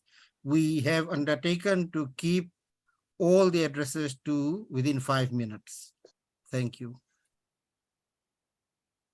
Kamlesh ji. धन्यवाद कमलेश भाई. जगत भारती को कमलेश आर्या का Fiji सादर नमस्ते. उम्मीद है कि मैं आप सभी को सुनाई दे रहा हूं. हम फिजी से अपने Kamlesh ji, ji Anil ji, just a request from the organizers. Organizers की तरफ से एक रिक्वेस्ट है कि जिन डिवाइसेस पर सिर्फ पैनलिस्ट लिखा है, वो कृपया अपना नेम वहां पर चेंज कर लें, जिससे कि बुलाने वालों को सुविधा हो कि किसको बुला रहे हैं. So please, instead of panelist, you should have your name. I again welcome Shri Kamlesh ji to continue. धन्यवाद अनिल जी. आपको देखकर बहुत हर्ष हुआ. हम पुराने साथी हैं, फिजी में रहे आप हमारे साथ. हम आज वसुदेव कुटुंबकम के मंच से जगत भारती के जितने लोग हैं उनको अपना नमस्ते समर्पित करते हैं. आपको मालूम है कि फिजी में गिरमिट काल सबसे अंत में शुरू हुआ और यहीं से फिर बंद हुआ. तो जब से गिरमिट फिजी में शुरू हुई, तब से लेकर स्वतंत्रता तक हमारे कई पीढ़ी संघर्ष में लगे रहे. और स्वतंत्रता प्राप्त करने के बाद हम अभी भी संघर्ष में हैं. फिर भी हमारा संघर्ष जो है वो उन्नति की तरफ की है. हमारे बाप दादे पूर्वज जो भारतवर्ष से आए थे, उन्होंने संघर्ष करके फिजी को हरा भरा बनाया. अभी हम फिजी में लगभग 5वीं पीढ़ी पर हैं और हमारे 5वीं पीढ़ी के लोग बस इसी बात में लगे हुए हैं कि हम फिजी को एक सुंदर और देश बनाएं, यहाँ पर अपना योगदान दें। और आपके इस मुद्दे पर कि हम सभी को अपना एक समान जैसा माने, देव कुटुंब का, मैंने कि हम सब एक परिवार के हैं, जितने भी प्राणी संसार में सब हमारे बंधु हैं। तो कहना ये उचित समझता हूं कि जब हम बंधु हैं तो हमारे सभी तरफ से, सभी लोगों की तरफ से एक भाईचारा होना चाहिए, जहां पर हम हर मुद्दे पर मिलकर काम करें। जैसा कि मैंने पहले, अनिल जी हमारे साथ थे यहाँ फिजी में, तो हम लोग हिंदी की प्रचार में बहुत योगदान दिए। अभी भी ये कार्य चल रहा है। और बंधुगण, आपको ये बताना मैं चाहता हूँ कि फिजी का जो भारतीय डायस्पोरा है, इसके अंदर जो आर्य समाज संस्था है, उन्होंने यहाँ पर एक विश्वविद्यालय का भी निर्माण किया हुआ है। यूनिवर्सिटी ऑफ फिजी जो है वो भारतीय डायस्पोरा से संबंधित है, आर्य समाज से संबंधित है। उन्होंने इनका निर्माण किया हुआ है। और हम वसुदेव कुटुंबकम का जो विचारधारा है, अपने यूनिवर्सिटी से भी आगे बढ़ा रहे हैं, क्योंकि हमारे यूनिवर्सिटी में सभी वर्ग के बच्चे, तो हम ये G20 का, इसमें आज अपना भाग्य समझता हूं कि मैं आपके साथ जुड़ा हुआ हूं। और धन्यवाद दे रहा हूं गणेश भाई को, जिन्होंने मुझे मनोनीत किया यहाँ पर कि मैं आपके साथ वार्ता कर सकूं। अभी हमने मॉरिशस से कुछ आदरणीय मंत्रियों का भाषण सुना। वसुदेव कुटुंबकम के इस बात को आगे बढ़ाते हुए मैं केवल इतना कहना चाहता हूं कि वहां पर अभी एक इंटरनेशनल कॉन्फ्रेंस लगने वाली है आने वाले हफ्ते से। तो फिजी से मैं और श्रीमती उर्मिला आर्य जी जा रहे हैं वहां पर इस मंच को आगे बढ़ाने के लिए कि हम फिजी से भी आपके साथ में हैं और वहां पर साथ मिलकर उन कॉन्फ्रेंस में भाग लेंगे। तो उम्मीद मेरी ये है फिजी से कि जो संघर्ष हमारे सामने आए, जो भी हमारे सामने आए, हमें उस नकारात्मक विषयों से सकारात्मक विचारों को खोजना चाहिए। हमारे बाप दादे यहाँ संघर्ष किए, नकारात्मक समय से गुजरे, उनके जो बच्चे हैं अब वो उस दुख से निकलकर एक सकारात्मक भूमिका फिजी में निभा रहे हैं। और मैं उम्मीद करता हूं कि जहां जहां पर भी हमारे भारतीय प्रवासी हैं जो डायस्पोरा के हैं, वो अपने देश में ऐसा ही योगदान देते रहेंगे, देते रहे हैं, रहेंगे, ताकि हम सब मिलकर वसुदेव कुटुंबकम का जो मंच हमने लगाया हुआ है, इस पर सब के सब खरे उतरें। इन शब्दों के साथ, समय बहुत जाया नहीं करना चाहता हूं, इन शब्दों के साथ आप सभी को मेरा सादर नमस्ते। और मेरी ईश्वर से प्रार्थना है कि जो हम बीड़ा उठाए हुए हैं इस पर हम सफलीभूत हों। सभी को धन्यवाद। धन्यवाद पंडित कमलेश आर्य जी। May I now request Ms. Mahzabeen Farzana Khan to speak, but before that let me introduce Mahzabeen. Mahzabeen is a school principal in Fiji, serving in a school which is essentially attended by indigenous Fijian students. A very small percentage of students are of Indian origin. She was born in Vanuatu.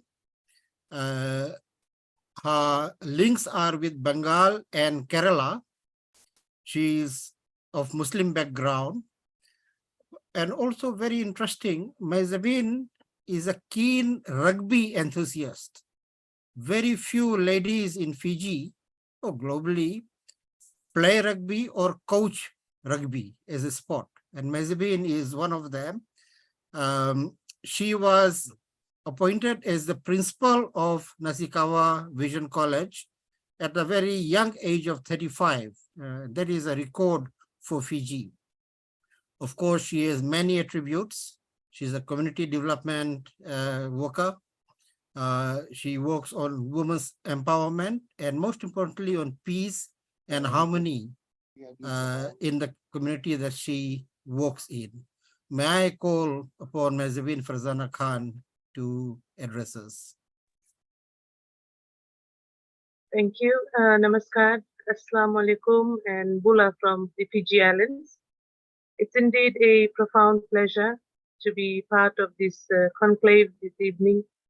And I must also thank Dr. Ganesh Chan for a wonderful introduction and the invitation to be here this evening. The Indian diaspora that is very important to India because it is an integral part of the way the world of life should be as far as Indians are concerned. And as far as the theme goes with it, the sun never sets on the Indian diaspora. It's very important, and we are all culturally linked to it. And when I look at the experiences as an Indian in the non-Indian community in the non-Indian country, it gives me a lot of pride that I'm the descendant of my forefathers who have toiled very hard in Fiji and provided for the communities that we are now serving. As a woman and with the Indian background, it's not easy to achieve the things that I have achieved so far in my life. However, I attribute my achievements to the people who have helped me out and basically allowing me to serve the community with peace and harmony and fostering tolerance among the non-Indians.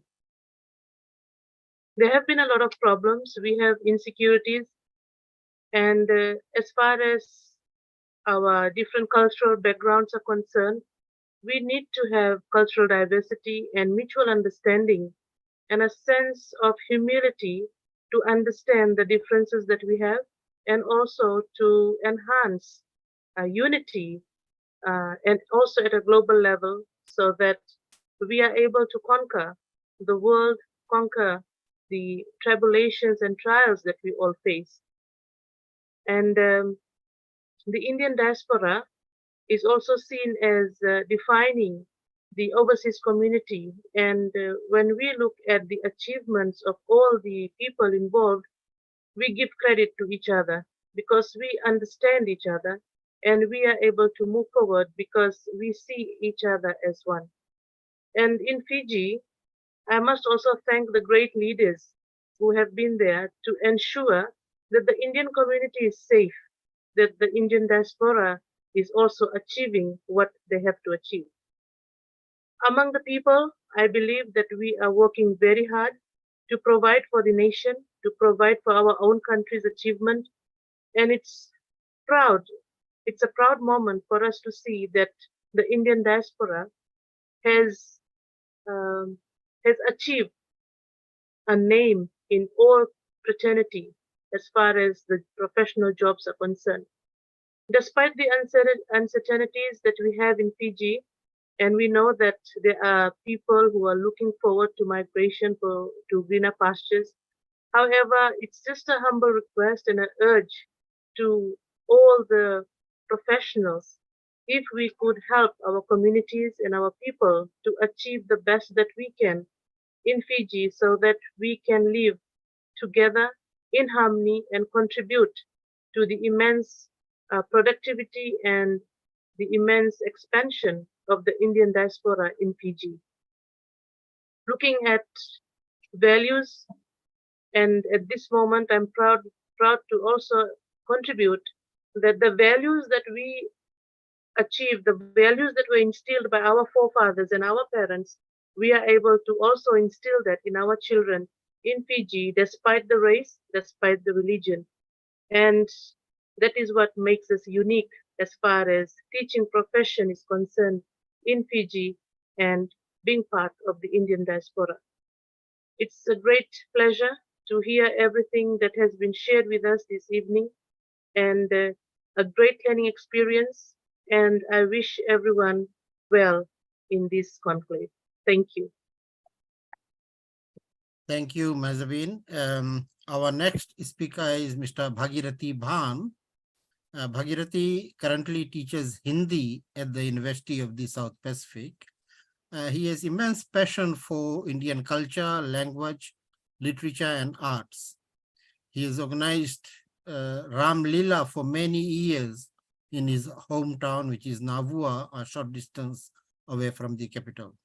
At the moment, he is doing a PhD in applied linguistics with a specific focus on mental health of Fiji Hindi speakers. That's a unique topic. May I invite Mr. Bhan to make his contribution? आप सभी को जय श्री सीताराम और नमस्कार, सलाम, good evening. हमारी तरफ हमारा इधर गुड इवनिंग है और मैं आशा करता हूँ आप सबको मेरी आवाज़ सुनाई दे रही होगी। अगर नहीं आ रहा है तो प्लीज़ मुझे आप इन्फॉर्म करें। तो मैं और समय न लेते हुए अपना जो वक्तव्य, अच्छा, बहुत बहुत धन्यवाद। मैं अपना वक्तव्य जो है वो शुरू कर रहा हूँ।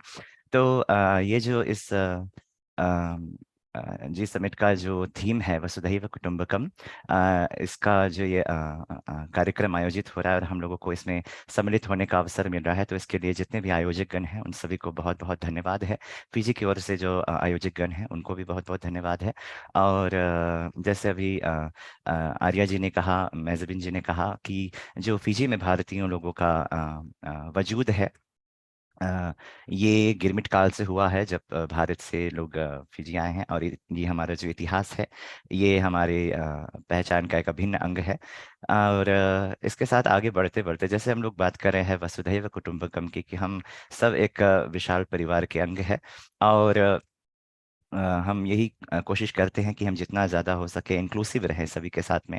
तो आप जानते हैं कि गिरमिट की जो यातनाएं हैं उसके कारण आज भी हमारा जो वर्तमान पीढ़ी है वो कई तरह के जो मानसिक तनाव है या मानसिक समस्याओं का सामना करते हैं लोग, और कभी कभी इसको नज़रअंदाज कर दिया जाता है या उनको पता ही नहीं होता कि उनके साथ में ये सब हो रहा है। तो मेरा जो शोध है इस ओर केंद्रित है कि मैं हमारे लोगों की जो मानसिक स्थिति पे थोड़ा सा काम कर पाऊँ, क्योंकि फिजी के हमारे जो इंडो फिजियन पॉपुलेशन में आप देखें तो सुसाइड रेट जो है, आत्महत्या का जो स्तर है, काफ़ी ज़्यादा है। और कई बार क्या होता है कि हम लोग अपने आप से ही इस बात के लिए घृणा करते हैं कि हमारा जो अस्तित्व है या हमारा जो रूट है, जो मूल है हमारा, वो बहुत मजबूत नहीं है। हमारी बहुत सारी इनसिक्योरिटीज़ हैं कि हमको हमेशा डर रहता है कि ये हमारा देश नहीं, हमारा ज़मीन नहीं, हमारा घर नहीं, हमारी नौकरी नहीं, या ऐसे ऐसे कई बातें हमारे दिमाग में चलती रहती है। तो इस कारण इस क्षेत्र में काम बहुत ज़रूरी है।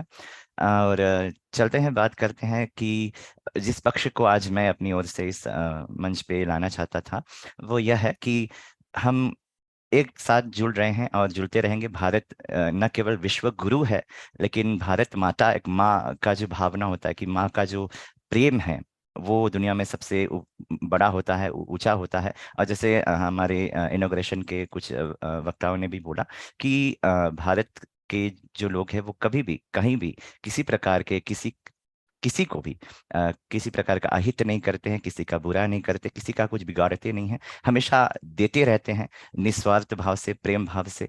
मदद करना और किसी भी जगह जाके किसी भी बंजर जमीन को उपजाऊ बना देना और खून पसीने से उसको सींचना, ये जो एक गुण हमारे पूर्वजों में था या हम लोगों में है, भारतीयों में है, तो इसको बहुत सहराना जाना चाहिए, इसका बहुत सम्मान करना चाहिए। और इसका जो श्रेय है कि भले हम भारत की मिट्टी से बहुत दूर है, लेकिन आज भी उस मिट्टी की खुशबू हमारे खून में है। So India is still in our blood and it can never go away from अस।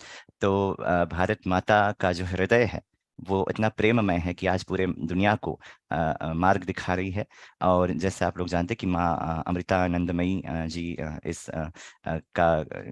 कार्यक्रम की एम्बेसडर है, तो उनके चरणों में भी मेरा शत शत नमन है। और मैं कला में बहुत रुचि रखता हूँ। जैसे आप जानते हैं कि रामलीला, अभी मैं जिस जिले से आता हूँ, नावुआ एक छोटा सा ग्राम है फिजी में, और हमारे पूर्वजों ने गिरमिटियस, उन लोगों ने रामलीला सबसे पहले फिजी में उसी गांव में शुरू किया था, और ये धीरे धीरे अब ये परंपरा जो है ये काफी लुप्त होने लगा है। तो इसको बचाने के लिए बहुत प्रयास की आवश्यकता है, और हम लोग कोशिश करते रहते हैं युवाओं को, बच्चों को इसके क्षेत्र में ज्ञान देने के लिए, या उनको जागरूकता उनमें बनाए रखने के लिए, उनको इसमें भागीदारी देने के लिए। तो ये सब काम चलता रहता है। तो कला से मैंने ये सीखा है कि और मैं खुद मैं एक विद्यार्थी हूँ भरतनाट्यम का। मुझे भरतनाट्यम बहुत पसंद है और मैं सीख रहा हूँ। तो हम लोग जब भरतनाट्यम सीखते हैं तो उसमें जो एक श्लोक आता है बहुत सुंदर सा, तो मुझे लगा कि मैं उस श्लोक को आज आप सबके साथ में शेयर करूंगा, क्योंकि मुझे उसमें ये जो हमारा थीम है वसुधैव कुटुंबकम, ये भावना उसमें एकदम फूट फूट के डला हुआ दिखाई दे रहा है। तो वो श्लोक कुछ ऐसा है।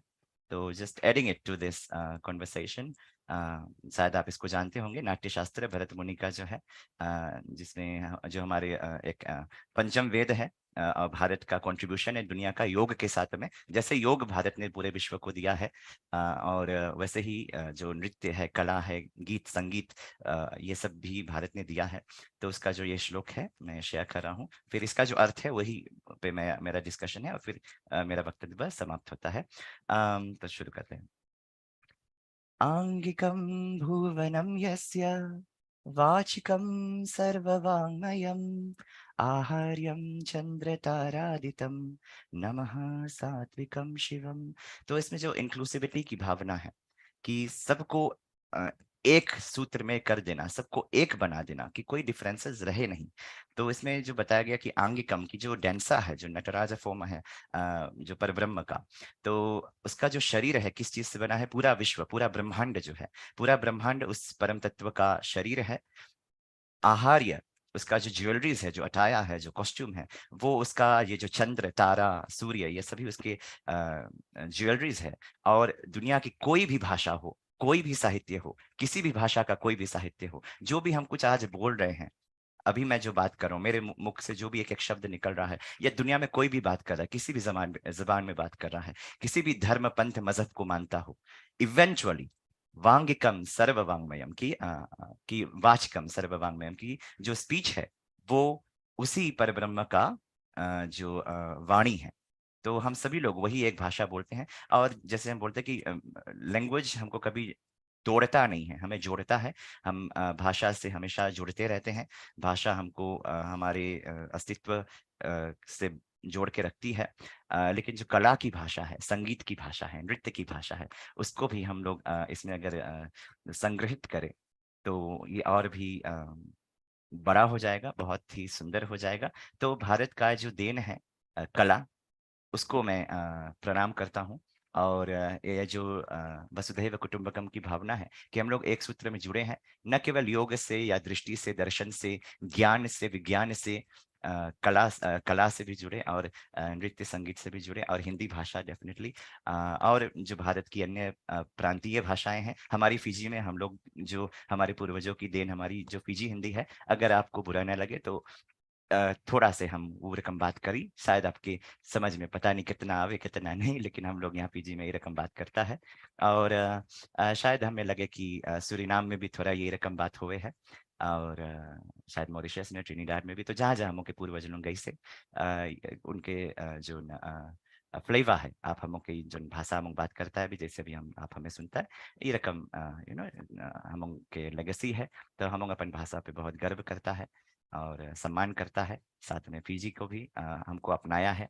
फिजी हम के मातृभूमि है, भारत हमारी पितृभूमि है, और हमारी देव भूमि है। तो हम लोग जो राम कृष्ण दुर्गा शिव जी की यहाँ पे उपासना करते हैं, पूजा करते हैं, बहुत सारे मंदिर है। तो इन सब की जो देव भूमि भारत है, उसको हम बारंबार प्रणाम करते हैं। तो बहुत बहुत धन्यवाद इस वक्तव्य में, इस मंच पे हमको जगह देने के लिए। आप सबको कोटि कोटि धन्यवाद। और ये जो G20 का इवेंट है, आप सबको बहुत बहुत इसकी जो मंगल कामना है, बहुत अच्छी तरह से बीते, और पूरा विश्व भारत से प्रेरित है, भारत का प्रेम सभी पे फैले, और हम लोग सब एक सूत्र में बनके, एक परिवार बनके वसुधैव कुटुंबकम के मार्ग पे चले। बहुत बहुत धन्यवाद। Dhanyawad. Thank you, Bhagirathi Banji. Our next speaker is Ms. Sweta Dutt Chaudhary, who is also a Hindi teacher at the DAV Girls College in Fiji. She resides in the oldest settlement where Indians lived in Fiji upon their arrival here as indentured workers, and that is Nosori. She has been a teacher for the past 18 years. She also teaches part-time at the University of the South Pacific, teaches Hindi. She is also a poet. Her book of poetry called Mati was published in 2019. May I now request Ms. Chaudhary to make her contribution. जी श्वेता जी, बहुत बहुत स्वागत आपका। कुछ कविता की पंक्तियां भी जरूर सुनाइएगा।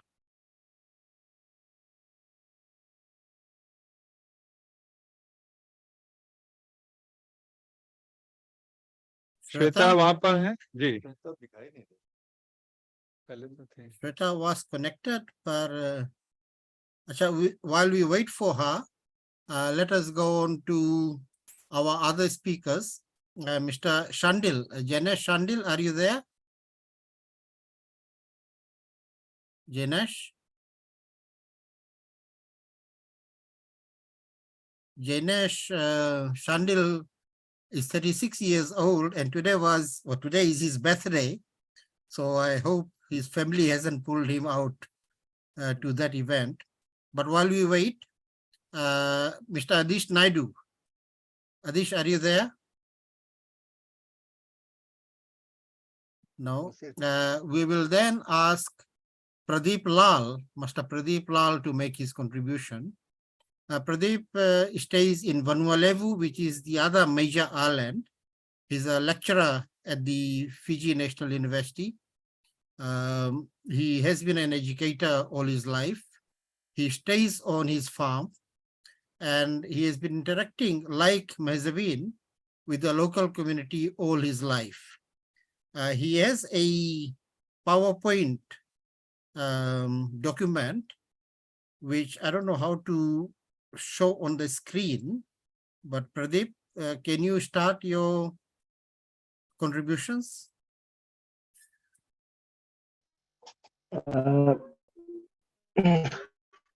मेरा सादर नमस्ते सभी को। I may not be able to use my PowerPoint, but I will just speak. It gives me immense pleasure to speak on such an important occasion that promotes Indian diaspora, that is grounded on the ancient Indian philosophy of Vasudhaiva Kutumbakam, that promotes global peace, harmony, and prosperity, and spreads the ideals of one earth, one family, one future. My sincere thanks to Antarashtriya Sahayog Parishad for organizing this event. I am an Indo-Fijian born in Fiji Islands, and my grandfather was a Girmitia who came to Fiji during the Girmit era. I'm the third generation of the Girmitia in Fiji. The history of Girmitias, of course, is very fascinating, though quite frightening and terrifying, especially when we look at the ordeals and the struggles. What I am today is part of the history, the culture and tradition, the इतिहास भारती का, Fiji का और जो संस्कृति और सभ्यता है, ये मुझे बनाया है जो मैं अभी हूँ। जैसे कहा गया, I live in my rural village in on the island of Vanuatu. There's a small village named Korotari, and I live with my parents. We do have constant interactions with the non-Indians, the Itokes. The Itokes meaning the owners of the land. And we have had ups and downs, but we try as much as possible to find ways to overcome our differences and continue to live peacefully.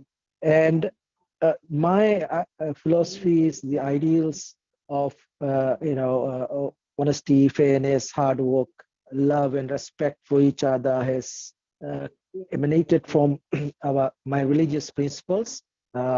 through the principles of Vedas that was promoted strongly by Maharishi Swami Dayanand, and that has shaped my ideals.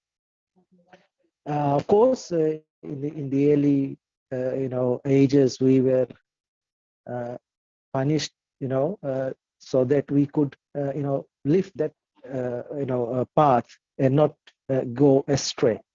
Our daily is the interactions with the non-Indians is on a daily basis, in the village and in the schools and everywhere in the community. And we live in a multicultural society, and therefore the interactions with each other is very, very important. We celebrate festivals like Deepavali, Holi, and we invite our neighbors, the Itoke population. We share stories, we share food, sweets, etc. I think that builds a very good bond that we have. At the same time, we ensure that we do not lose our culture and traditions in that process.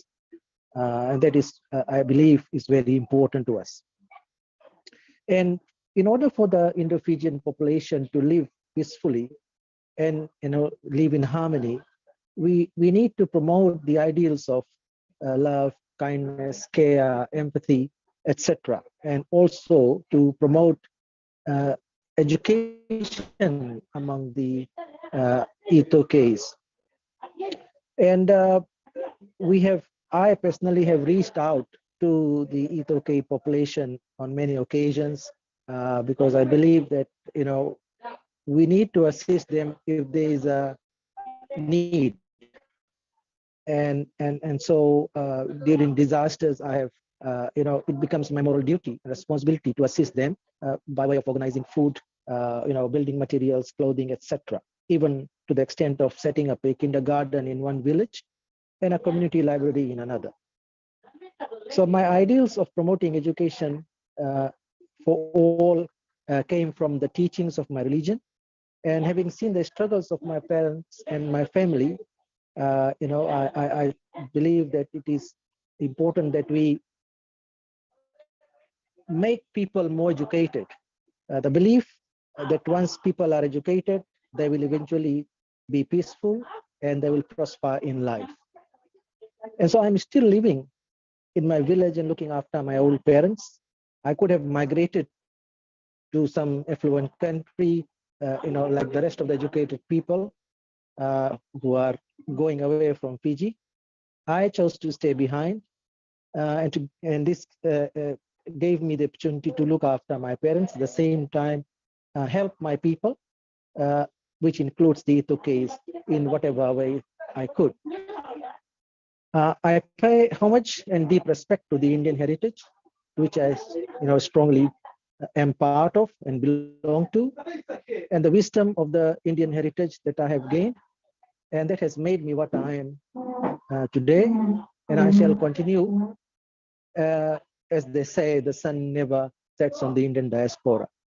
And I wish that this Indian diaspora continues to flourish, and that there are many more such sessions, to continue to keep this alive. Thank you. Dhanyavad. Thank you, Master Pradeep ji. Very interesting points you have raised. May I once again call upon our other speakers, Jainesh. Have you been able to connect? Jainesh? No. Shweta? Okay. May I request Adish Naidu? Adish? No, we haven't been able to. There has been a difficulty of connection. Our people who are on the panel, they stay in various parts of the country. Shaira Permal, Mrs. Permal, are you online? Now, Shaira had to travel to her work site in a very remote part of Fiji, where earlier her message was that she's been having difficulty with internet connectivity. So, ladies and gentlemen, we have spent about 35 minutes on Fiji. We still have got some time, Anil ji and members of the ARSP. Let me say a few words as well. Ganesh ji आपका स्वागत है और मेरे साथ भी फुजी से जुड़े हुए श्री संतोष जी, आदरणीय नारायण जी, श्री राकेश जी हैं, ये भी थोड़ा थोड़ा कमेंट करेंगे। आप पहले आपका स्वागत है और जिस समय ये बोल रहे हो तो उस समय आपसे निवेदन करूंगा कि जो लोग इस समय जुड़ नहीं पाए एक बार फोन से आप उनसे पूछ लीजिएगा या आप में से कोई आपका सहयोग कर सकता हो तो उन लोगों से एक बार पूछ लें। जी आपका स्वागत है, आप प्लीज कहें। Thank you, and good to know that our friends are present there. Rakesh ji, Shri Arora ji, Santosh ji, ityadi. I also want to pay homage to Shri Baleshwar Agarwal ji. Baleshwar had an immense impact on Fiji. From 1980s, mid-1980s, when we had the first military coup. From that time to his demise, he was in touch with us. He visited with a very strong delegation of people from ARSP to Fiji when we were going through a lot of difficulties where leaders, at that time, there were two groups of leaders. They were at each other's throats. The Indian community was fighting amongst itself, as well as there were major problems of military control and domination in the country. So Shri Agarwal ji came to Fiji on our invitation. He was an enormous powerhouse in bringing the Indian leaders together.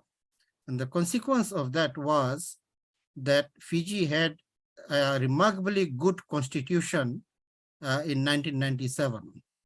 So I recognize that contribution of Shri Agarwal ji and ARSP. And I thank those who are continuing with the legacy that he has left behind at the ARSP. Having said that, I do need to request your patience in questioning some of the things that we may unwittingly believe in. I'm an academic and one of my roles is to shake some trees. Vasudhaiva Kutumbakam is a noble concept.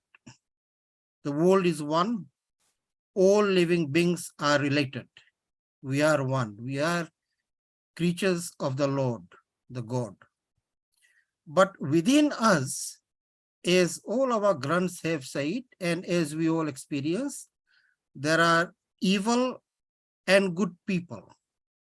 There are very good people and there are evil people with evil deeds.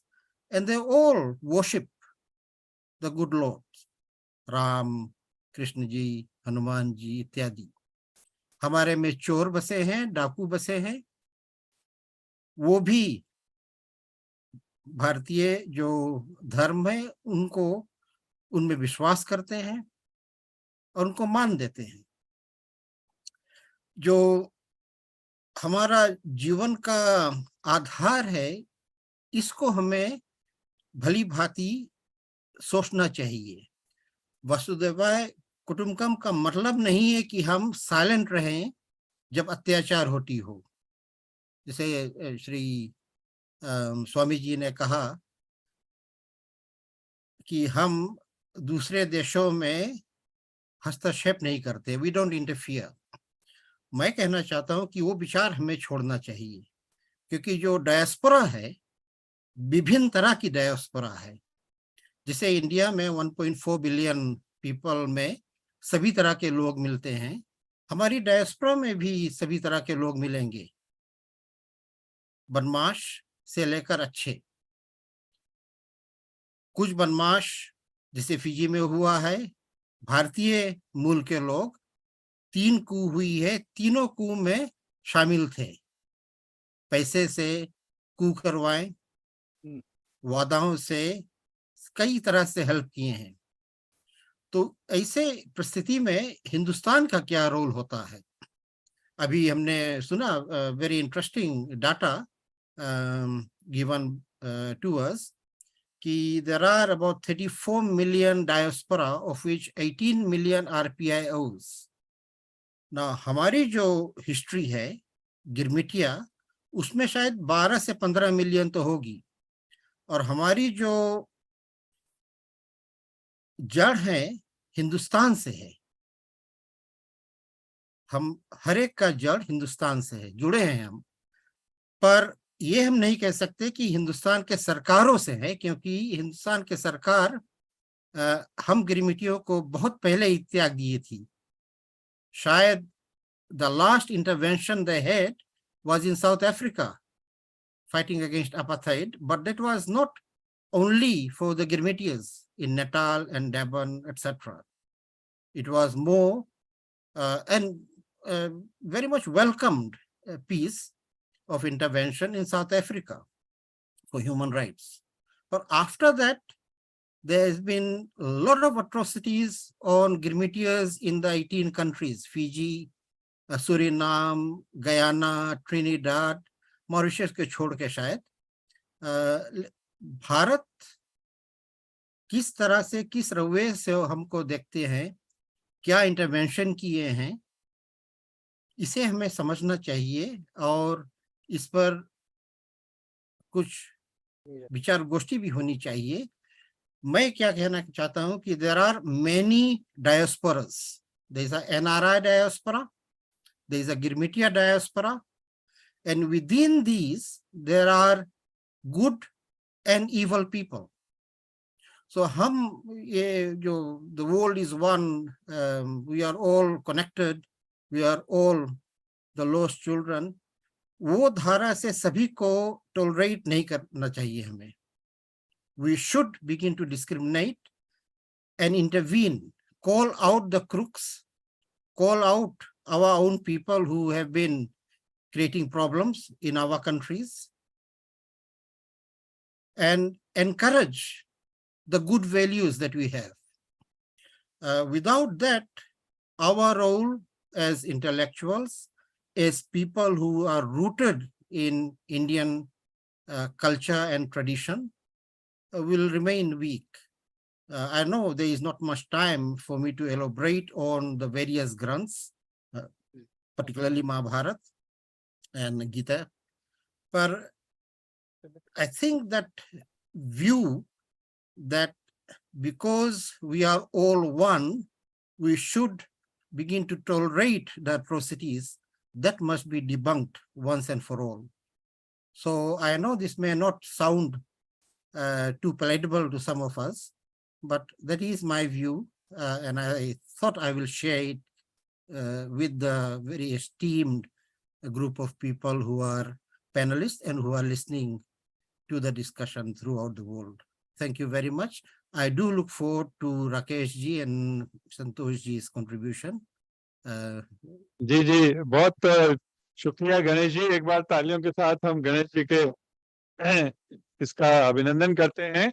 और इस बीच में अगर कोई आपके संपर्क में आए तो हम लोगों को आप मैसेज दे सकते हैं, तो हम लोग देखेंगे। अगर दूसरा देश भी कोई बोल रहा होगा और अपना कोई स्पीकर होगा तो will try to adjust them. आपने जो कहा वो काफी ठीक है, लेकिन मैं कहना चाहूंगा कि the intervention is not just a military intervention. There are other type of interventions also, like you have mentioned Kaleshwarji's contribution when he went to Fiji. When there was military coup, he tried all his best with his delegation to convince that there should be harmony between the communities. और अभी भी purpose of this particular program is to promote harmony and to build bridges between Indian diaspora. तो मैं समझता हूँ कि जी शायद unmute हो गया किसी का। अब मैं चेतन जी देखिए किनका, हाँ जी, अब मैं ब्रीफ कमेंट के लिए 2-2 मिनट के कमेंट्स के लिए श्री संतोष जी और श्री राकेश जी को आमंत्रित कर रहा हूँ। नमस्कार गणेश जी, बहुत दिनों के बाद आपके लेकिन इससे पहले वास्तव में समय का दबाव रहता है। श्री संतोष जी अभी अभी सेवानिवृत्त होकर आए हैं पुरी से। पुरी में आप वो सांस्कृतिक दूत के रूप में सांस्कृतिक जो हमारा सेंटर है उसके आप निदेशक, और उससे पूर्व आप तमिलनाडु में थे, हमारे साथी हैं अंतर्राष्ट्रीय सहयोग परिषद में। श्री संतोष, बहुत बहुत धन्यवाद अनिल जी। सबसे पहले तो मैं गणेश जी को ही धन्यवाद दूंगा कि अच्छे अच्छे स्पीकर्स जो आए हमारे लिए। इसमें मैं भी ऑस्ट्रेलिया से पैनलिस्ट हूँ। अभी मेरा नंबर मॉरिशस वहां पे हो रहा है ये प्रवासी भवन न्यू दिल्ली में आएगा। कर दीजिए ना, बोलना है सिर्फ मुझे। बहुत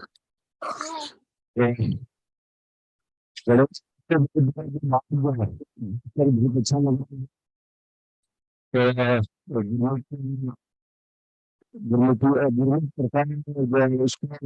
इतिहास को संरक्षण के लिए जितना काम कर रहे हैं वहाँ, और भारतीय संस्कृति के क्षेत्र में जितना आप काम कर रहे हैं वह निश्चित रूप से सराहनीय है। आज वायरस इस महत्वपूर्ण कार्यक्रम में आपको फिजिकल नहीं, वो तो बहुत अच्छा लग रहा है कि आपने फिजिकल के बहुत अच्छे से कोऑर्डिनेट किया, इतने अच्छे अच्छे स्पीकर आप लेकर आए जो अच्छे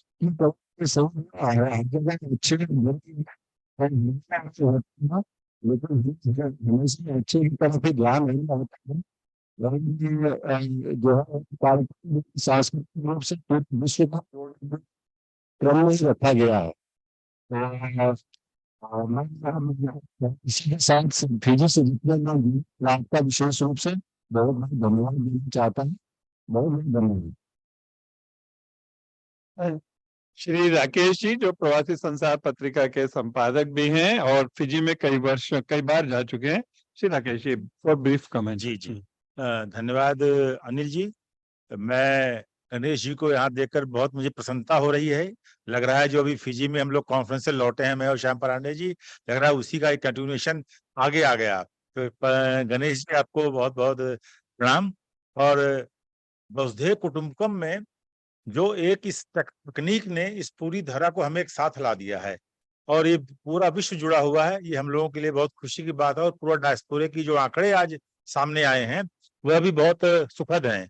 और सामाजिक हो, आर्थिक हो, राजनीतिक हो, और जिस प्रकार के भी संबंध पूरे विश्व में हमारे भारतीय डायस्पोरा के स्थापित हो रहे हैं, आर्थिक संबंध स्थापित हो रहे हैं, मुझे लगता है ये एक सुख भविष्य के भारतीय डायस्पोरा के और भारत के लिए बहुत आवश्यक, बहुत अच्छे कार्य हो रहे हैं और बहुत सुखद भविष्य भारतीय डायस्पोरा का भारत के साथ में। क्योंकि संक्षेप में बोलना है तो एक हमारे यहाँ पर एक बहुत बड़े गीतकार हुए हैं कुंवर बेचैन, उनकी पंक्तियां जो है मैं कहकर मात्र अपनी बात समाप्त करूंगा कि सारी धरा भी साथ दे तो और बात है, तू जरा भी साथ दे तो और बात है, चलने को तो चल रहे हैं एक पांव से भी लोग, मगर दूसरा भी साथ दे तो और बात है। धन्यवाद। वाह वाह वाह वाह वाह।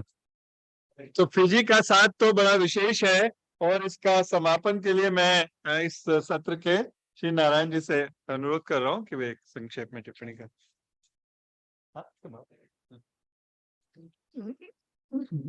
धन्यवाद अनिल जी।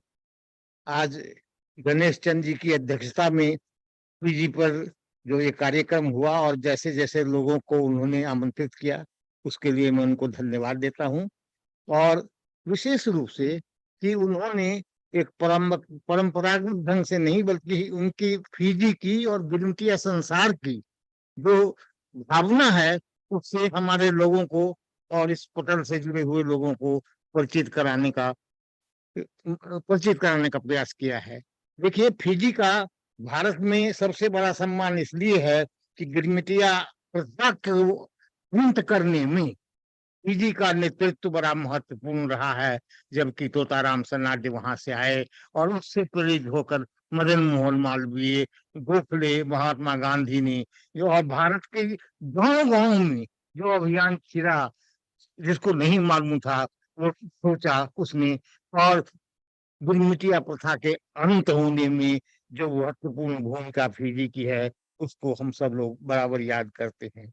हम यह भी याद करते हैं कि गिरमिटिया देशों में सबसे पहले कवि सम्मेलन फिजी में हुआ था, जबकि फिजी आजाद भी नहीं था, और भारत के प्रथम राष्ट्रपति डॉक्टर राजेंद्र प्रसाद ने उस समय प्रकाशित हुआ था और उसकी भूमिका लिखी थी और उसकी सराहना की गई।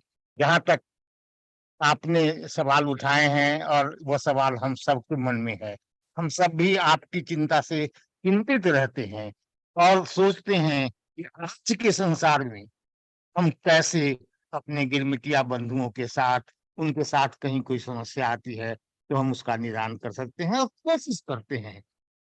गणेश चंद्र जी, एक बेटा अगर माँ का दूध पीता है तो उसके स्तन में दूध नहीं रहे फिर भी वो चूसना चाहता है और माँ चाहती है कि उसे दूध पिलाओ।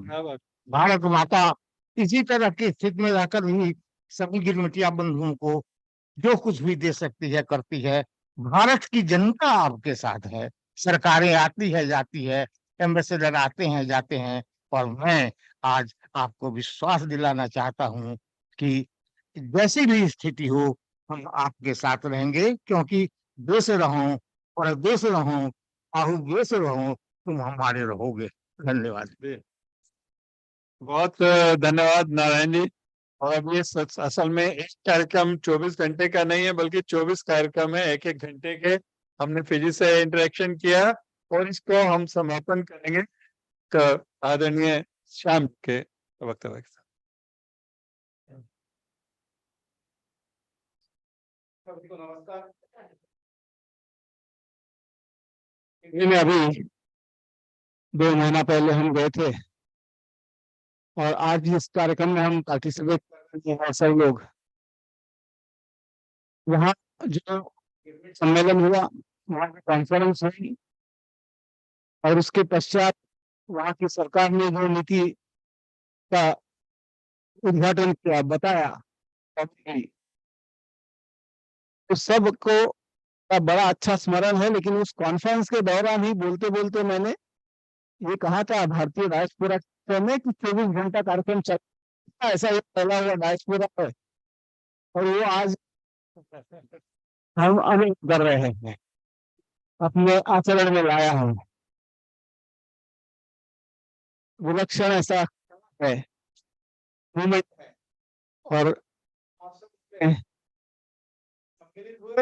बहुत बहुत धन्यवाद। I am really thrilled This will be experienced by all. धन्यवाद। नमस्ते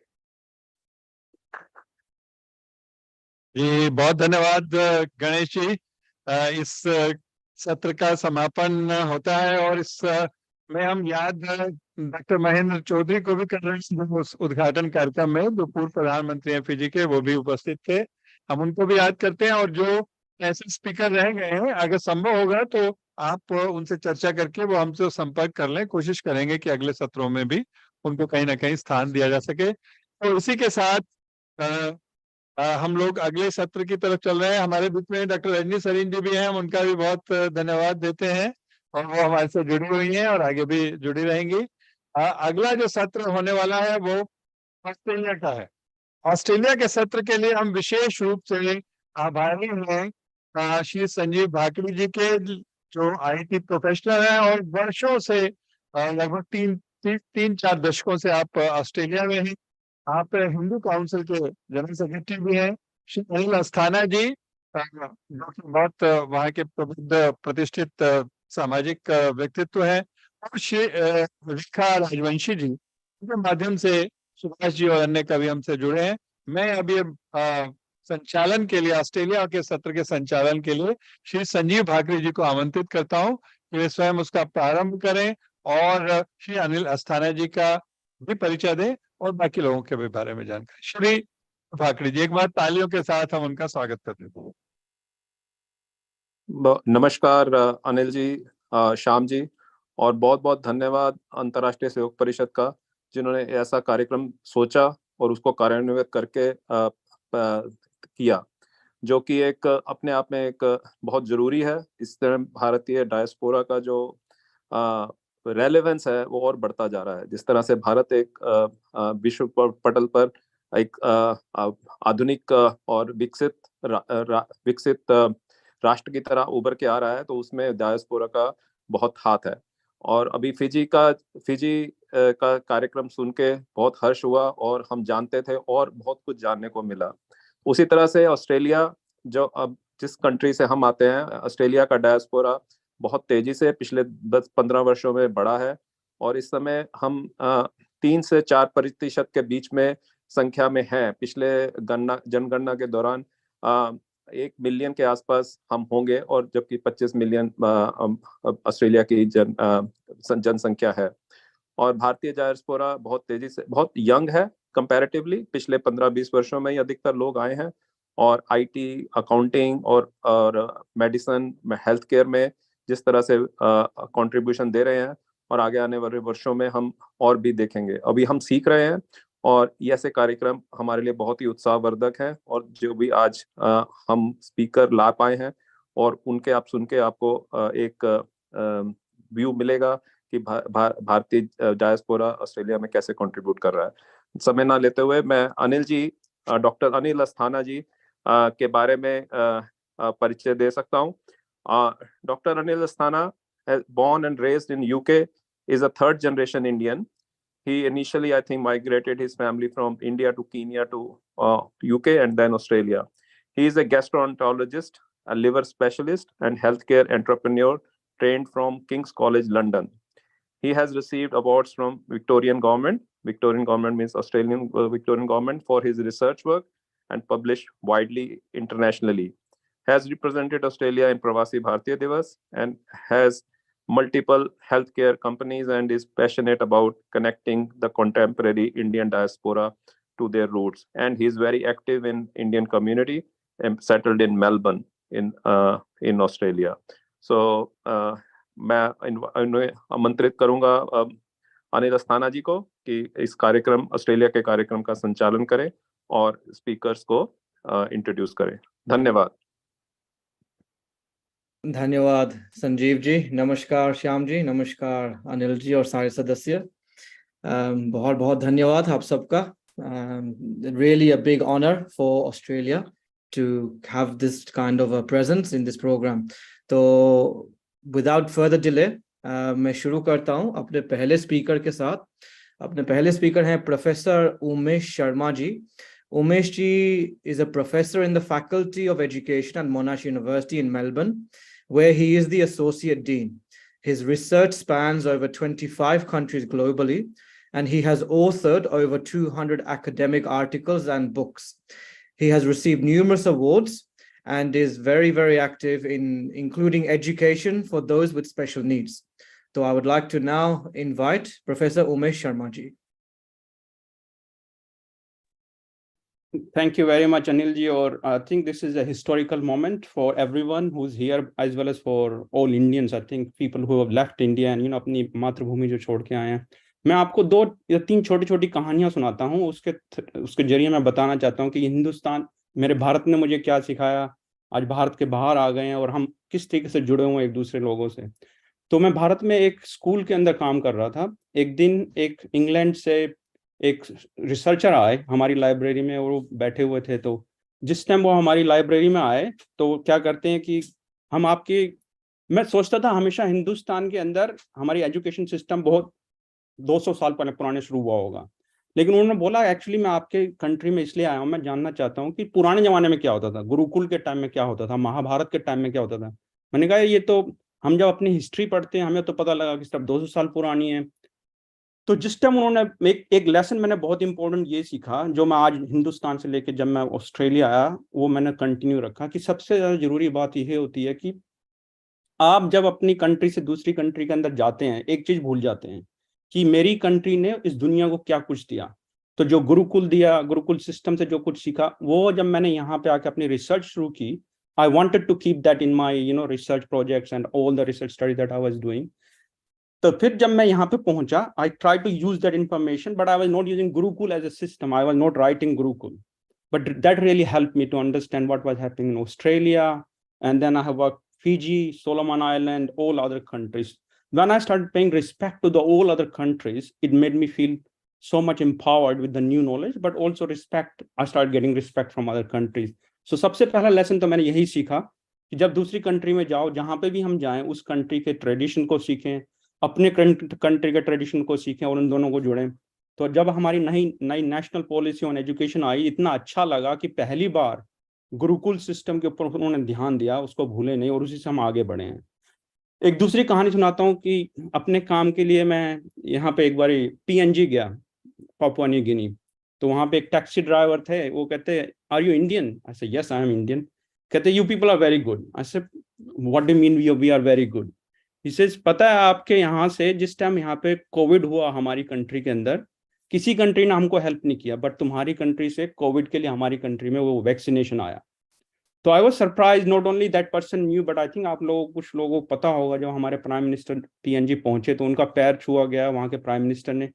वो रिस्पेक्ट हमारे प्राइम मिनिस्टर को नहीं मिल रहा, तो हमें भारतीयों को मिल रहा था। जो कर्म हमारे नेता जो करते हैं, उससे जो हमें रिस्पेक्ट मिलता है। तो I think this is important for us to keep in mind that our leaders, what we do for each other, what we do for the countries where we are, it makes a huge difference. So that's a tradition we need to continue to do. And I want to finish on the very last point. आपको पता होगा by 2048 our population is growing. So by 2048 every 5th worker in the world will be Indian. So हर 5वां इंसान जो पूरे संसार के अंदर जो काम कर रहा होगा किसी भी कंट्री में, वो भारतीय होगा। तो इसके दो मेन वो निकलते हैं। एक कि एक मिनट यहाँ पे एको हो रहा है, सॉरी। एक तो हमें एक दूसरे का, अब एक तो जो डाइवर्सिटी इन स्ट्रेंथ होती है, जब नंबर बढ़ता है तो एक दूसरे का पहले तो ध्यान रखना है, एक दूसरे को रिस्पेक्ट करना है, but it also comes with lots of responsibility. So it does not mean number means we start taking over the world, it means we start respecting each other, be more respectful and start working across different continents across the world, but take each other with you, the people who are in that country, but also support each other. I think I'll finish here because I realize there are lots of other people who want to put on their words. So I'll hand it over to you, Anil ji. Thank you very much. Thank you, Umesh ji, for sharing your expertise through your anecdotes. Or jaisa aapne kaha, I think the message you're really bringing out is, regardless of which field of work we are in, retaining our values and thinking beyond us in the spirit of Vasudhaiva Kutumbakam is what you've really illustrated through those stories and your experience when you went to Papua New Guinea. Very powerful. So thank you very much, Umesh ji. The next speaker I would like to introduce, Dr. Meenakshi Srinivasan. Meenakshi ji played a pivotal role in establishing the Sydney Sanskrit School, which actually happens to be the first community school for Sanskrit in the Southern Hemisphere. She has a PhD in Sanskrit from Bangalore University. She's a prolific speaker. She's been an author and has worked with indigenous communities here in Australia. Meenakshi ji, over to you. धन्यवादः। सर्वेभ्यो नमो नमः। असौ हिरण्मयखण्डः आदिवासीनां ज्ञानकलाभूमिः मातृभूमिः च। तान् आदिवासी मनुकुलं स्मृत्वा प्रप्रथमतया कार्तज्ञं समर्पयामः। सर्वेभ्यो नमो नमः। अस्माकं Sydney संस्कृतशाला परतया ARSP कार्यकार्य समितिं प्रति साष्टांग वंदनानि। हरि ओम टू एवरीवन। बहुत बहुत हम धन्य हैं, आप लोगों ने बहुत अच्छा अवसर दिया बात करने के लिए। Sydney Sanskrit School, established in 2006. This is the first Sanskrit community language school in the Southern Hemisphere. Till 2006, Sanskrit was a classical language. And as Umesh Sharma ji was saying, even I would like to share three important things. I started with my career with the Sura Saraswati Sabha Jagadguru Adi Shankaracharya Peetham Sringeri, Karnataka. There I learned all my Sanskrit basic studies, followed by Hindu Seva Pratishtanam in those days. Now it is called as a Sanskrit Bharati.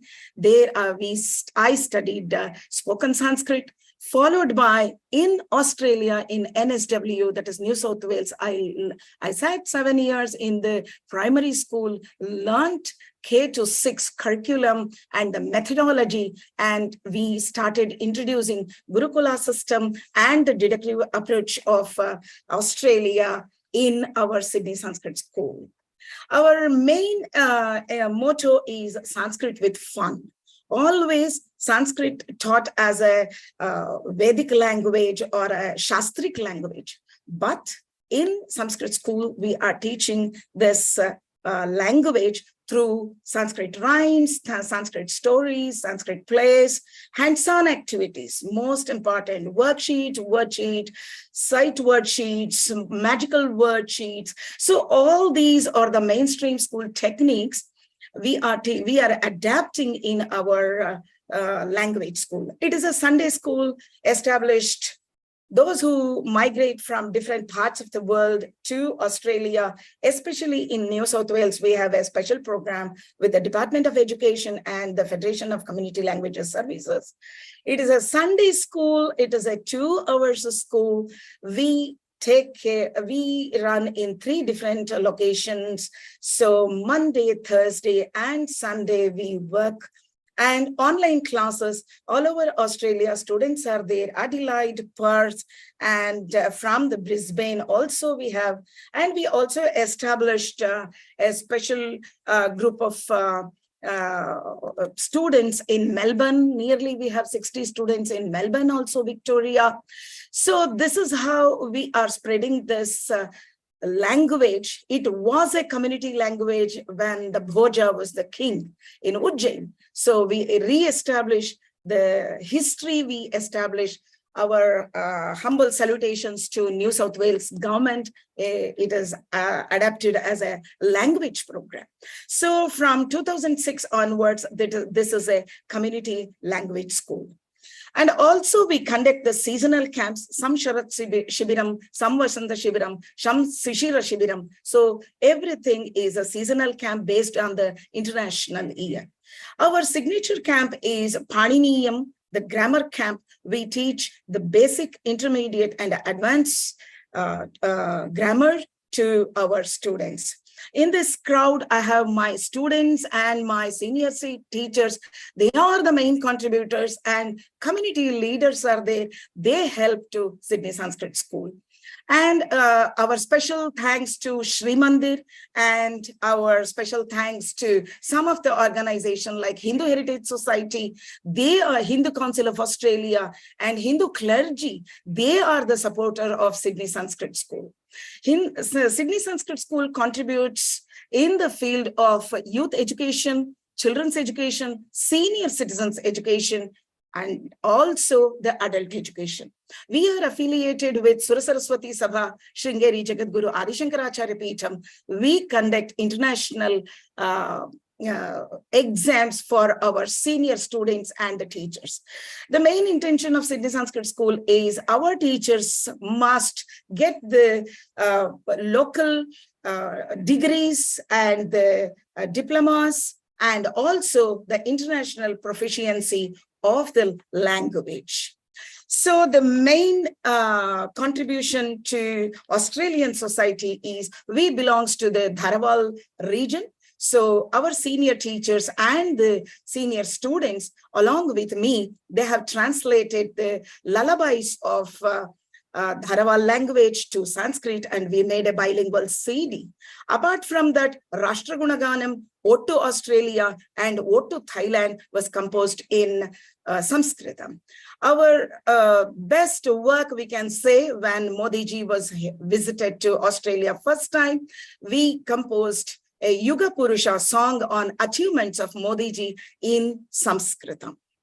So these are our main achievements. Apart from all these things, we work with the Multicultural Society, and Sanskrit School got many awards for our Sanskrit promotion, and the language made it once again as a community language school.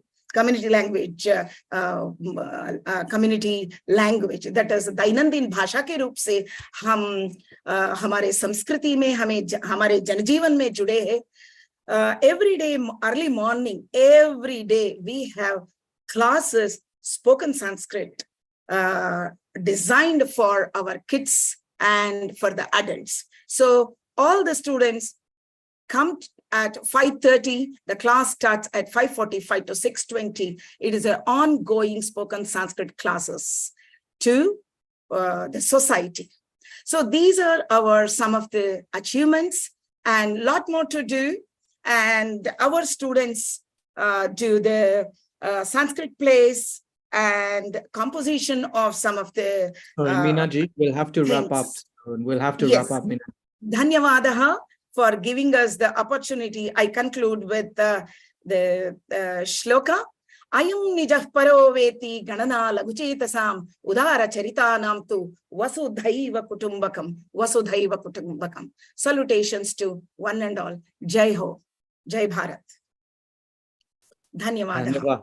Dhanyavad, Meenakshi ji. That was a fantastic presentation, and keep up the fantastic work. I think there was a lot of claps when you said teaching Sanskritam with fun. So yes. I think that was a real home run. Keep up the great work. Dhanyavad. Next speaker is Atul Aneja ji. Atul ji is with Art of Living Foundation since 1999 to 2000. He was blessed by Gurudev Shri Ravi Shankar ji to teach Art of Living workshops to the Australian public in 2002. Atul ji has held various positions in the foundation, including board director, national executive committee chair, and many more. I would like to now invite Atul ji. Aap aa jaiye to the platform and please start your presentation. Thank you, Anil ji. सबको नमस्कार, संजीव जी और वहाँ जो panelist बैठे हैं India में, आप सबको धन्यवाद, आपने ये मौका दिया. Actually, उमेश जी ने स्टोरी सुनाई तो मेरे को एक स्टोरी याद आ गई, which I was not planning to share, but I will share क्योंकि उसका relevance है योगा और meditation से. तो ये बात है कम से कम 15-20 साल पुरानी. I've been in Australia for 28 years. मेरा एक फ्रेंड इंडिया से थोड़ा परेशान होके ऑस्ट्रेलिया मूव कर रहा था. So he was going to stay with me for 1 week and then he will move on. So because वो इंडिया से थोड़ा परेशान होके आ रहा था, so I was driving him from airport to my house. तो रास्ते में देखा यार क्या सड़कें हैं. He was on the Harbour Bridge. यार what a bridge, क्या buildings हैं. तो ऐसे ही कहता गया कि हाँ हर चीज में तारीफ करता गया. तो मैंने उसको बोला, मैंने कहा तेजा यही है बस कि आज तेरे को सिर्फ ये जो दिख रहा है ना ये जिंदगी भर यही रहेगा. तो इंडिया छोड़ के आया है वो हम बाद में रियलाइज करते हैं, because I was already here for 10 years by then, that you will realize after living here for 10-15 years ki what India has given me. So that's where the crux is, that yoga, the meditation, the spirituality, the values we are carrying, and that is all connected. जैसे मीना जी बोली, उमेश जी बोले, yoga doesn't happen on its own. It is what so many other organizations are doing. That is what we Indian culture is bringing a change in Australia. That's what we call Indian diaspora's change. Although I created many slides, but I will not make it too formal. I will run a song in the end, which on Vasudev Kutumbakam. But apna jo main culture hai, the yoga which we are seeing, I was reading a news, 1 million plus Australians are doing yoga. In fact, the headline in Sydney Morning Herald was 1 million plus Aussies doing yoga. Although soccer and tennis are very popular still, but yoga is, almost there. So yoga kaun la raha hai? It is because Hindu Council, BHP, RSS, so many activities we are doing. Now yoga is done in every parliament of Australia, in every council, in every park, in cathedrals, which was unseen 20 years ago. I remember when we started Art of Living here, we used to have 3-4 people in the course. Now we started with 2-3 teachers when we, me, my wife, and a couple of other teachers all over Australia, total 3 to 5 teachers. Now we have 200 plus teachers in Australia. And it's not just Art of Living Foundation, many other organizations, Brahma Kumaris are there, Isha Yoga is there, many other Australian organizations it's the sum effect of all the work which cultural organization and community organizations are doing. That's what I want to say. Let me show you quickly my screen, and if I can play.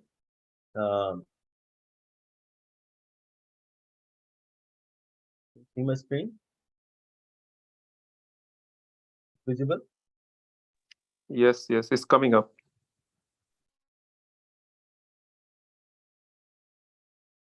Yes. Hasn't started yet. Still rotating around.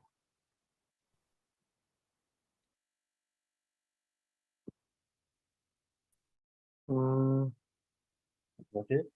Yes, it's come up now. Yes. Okay. So I created a few slides, but I will run past it. So what are the key challenges in Australia? Stress, anxiety and sleep disorder, which became very relevant during COVID era. Mental health is a big problem here. Domestic violence, climate and environment. Right? What are our options here? Go to the doctor, have some medicine, do some physical exercise, which Australians do most of the time, sports, some socializing, but it does not actually address the key issues, which are mental health, anxiety, sleep disorders. So what options we are left with? For the holistic well-being, it's a yoga and meditation. You know, in the 60s, there was a yoga teacher, Roma Blair. Yoga used to be seen as a religious exercise or some religious thing. That perception has changed. Who changed it? Our community organizations. The work all of us have done collectively. That's what has changed it. So that's what I was saying. More than 1 million Aussies practice yoga. Yeah. So who are these 1 million plus Aussies? Tradies. There was another article on tradies who are, leaving the tools to do some meditation and yoga. Professionals, doctors, moms, dads, people with disorders, even in detention centers, there are yoga happening, corrective centers, parliaments, everywhere we are doing. So actually, everybody is doing yoga here. So what are the positive impacts of yoga? Again, as we wanted to address, reduce stress, reduce anxiety, reduction in domestic violence.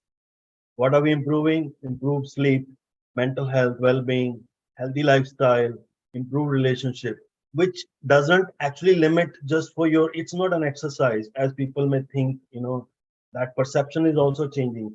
It impacts in every aspect of your life actually. And that is seen, you become vegetarian, you leave smoking. Those are so many things which helping the nation actually, in the overall nation building. This is the video I wanted to show. Just tell me if Atulji, you have about 30 seconds. Yeah, 1 minute.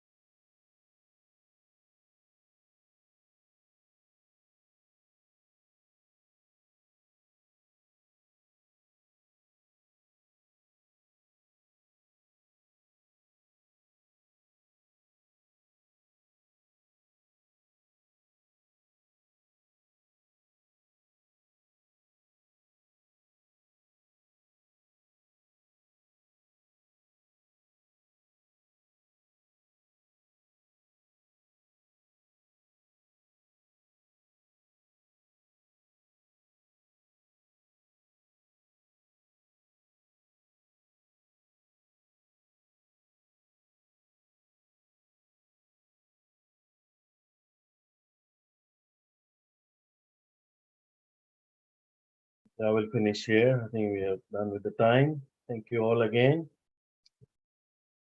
Vasudhaiva Kutumbakam.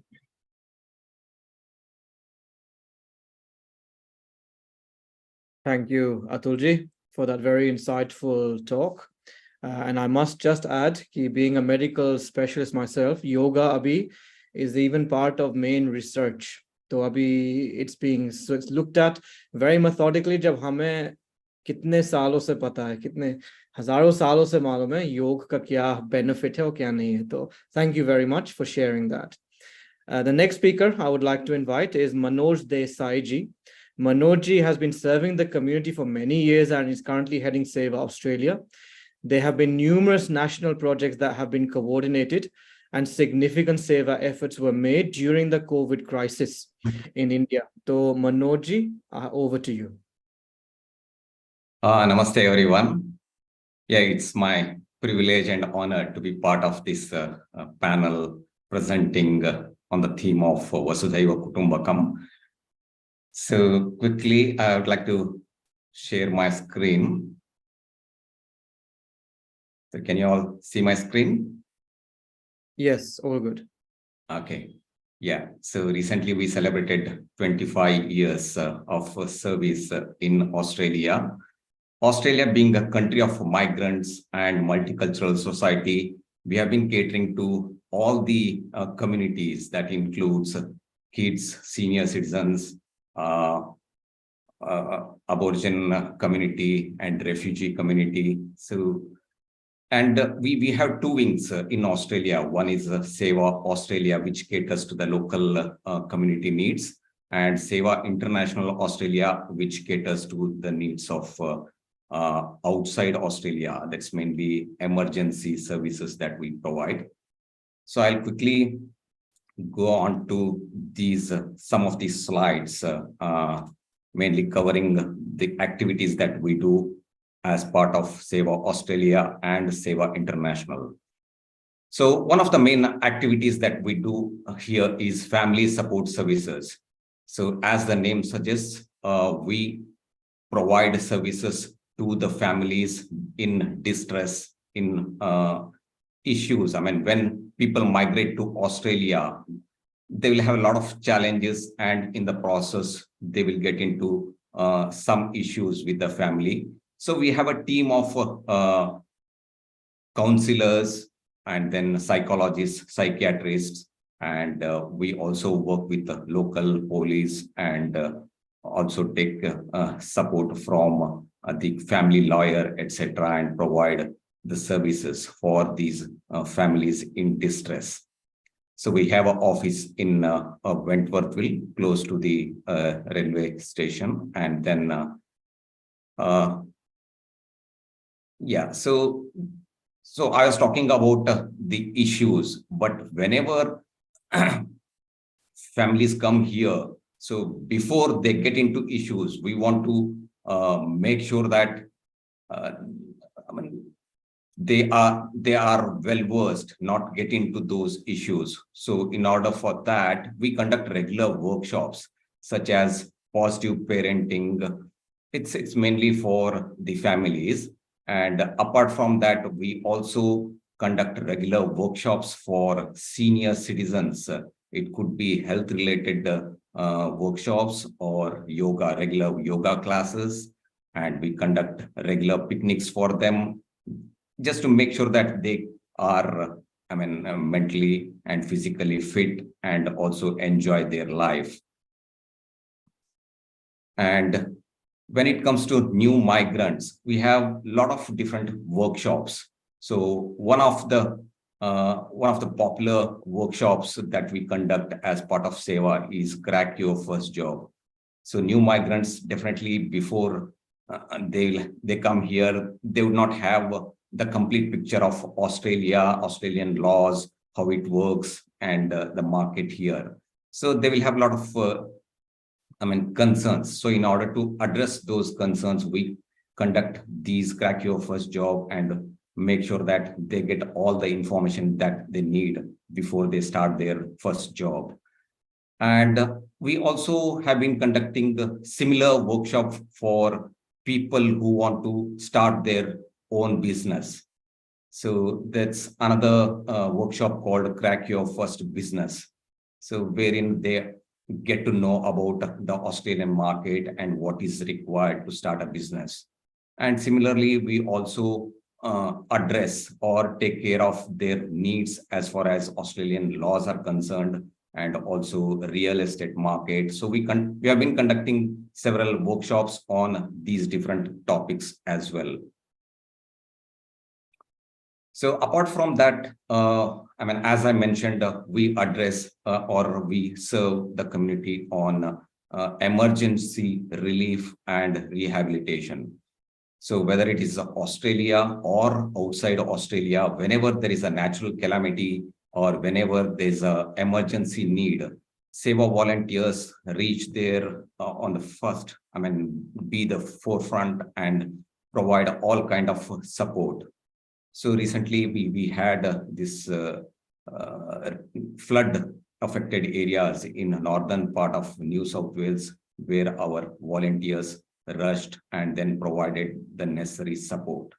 And time to time we get support from the local government councils as well. So some of the data that is being shared on the screen, you can quickly go through in the interest of time.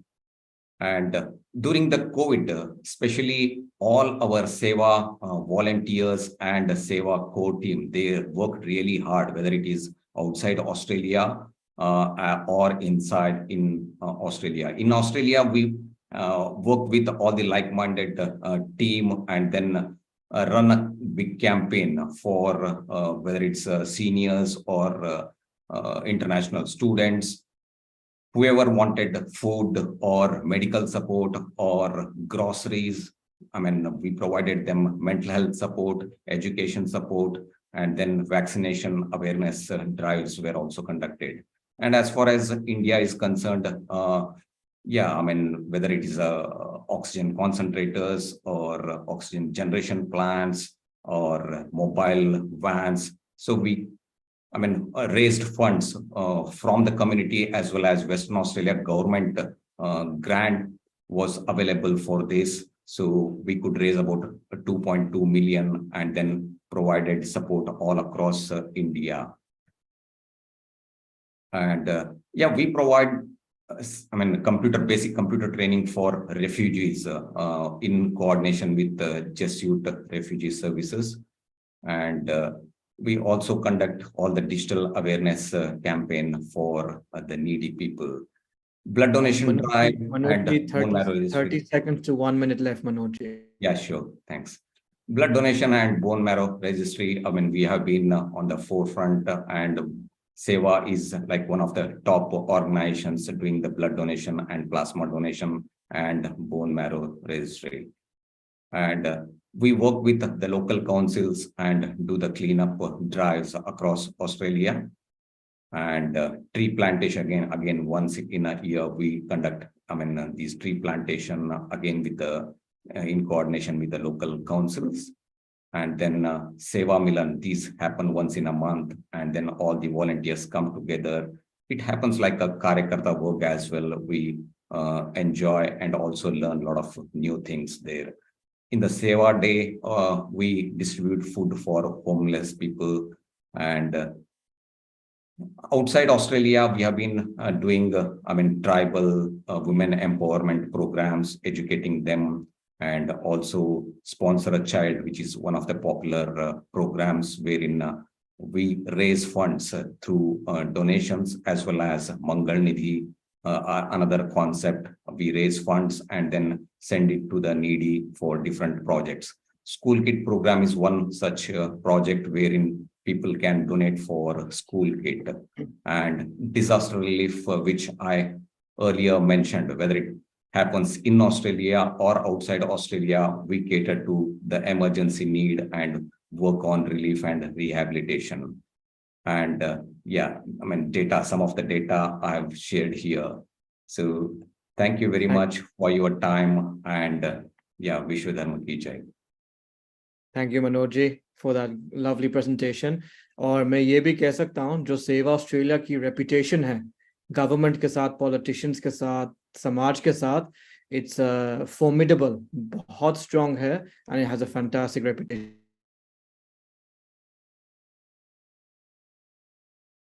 अभी मैं रेखा जी को introduce करना चाहता हूँ. तो Rekha ji has been a pioneer in uniting and gathering Hindi poets across Australia.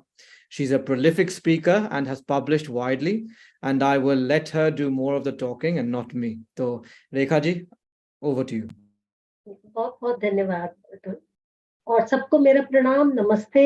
सर्वप्रथम मैं Australia के पारंपरिक स्वामी एबोरिजिनल्स और टॉरेस स्ट्रेट आइलैंडर्स की सभी पीढ़ियों भूत वर्तमान और भावी को प्रणाम करती हूँ। इससे पहले कि मैं कार्यक्रम का संचालन सुभाष शर्मा जी को सौंपूं, सिर्फ 4 पंक्तियां वसुधैव कुटुंबकम के बारे में, क्योंकि ये बहुत एक ऐसा विषय है सिर्फ भारत में ही जिसकी चर्चा हो सकती है, और भारत का ही इस क्षेत्र में नाम है। विश्व शांति का पाठ पढ़ाता भारतवर्ष हमारा, वसुधा है कुटुंब सिखलाता भारतवर्ष हमारा, सदा अग्रणी योग ध्यान में, आईटी और गणित में, गर्वित है हम मातृभूमि पर, शत शत नमन हमारा। तो इसके साथ ही मैं सुभाष शर्मा जी को मेलबर्न से आमंत्रित करती हूँ और वो आगे का कार्यक्रम संचालित करेंगे। हमारे 4 कवि विभिन्न क्षेत्रों से जुड़े हैं, प्रांतों से जुड़े हैं, उनका परिचय देंगे। मैं सुभाष जी के बारे में सिर्फ यही कहना चाहती हूँ कि वो इंजीनियरिंग कॉलेज में विद्यार्थियों को पढ़ाते हैं, यूनिवर्सिटी में हेड ऑफ द डिपार्टमेंट रहे हैं और दिल से कवि हैं और बहुत अच्छे संयोजक भी हैं। 20 वर्षों से मेलबर्न में साहित्य संध्या का आयोजन करते हैं और उन्हें अनेक सम्मानों से सम्मानित किया गया है। बहुत बहुत स्वागत है सुभाष जी, आप आगे का कार्यक्रम संचालित करें।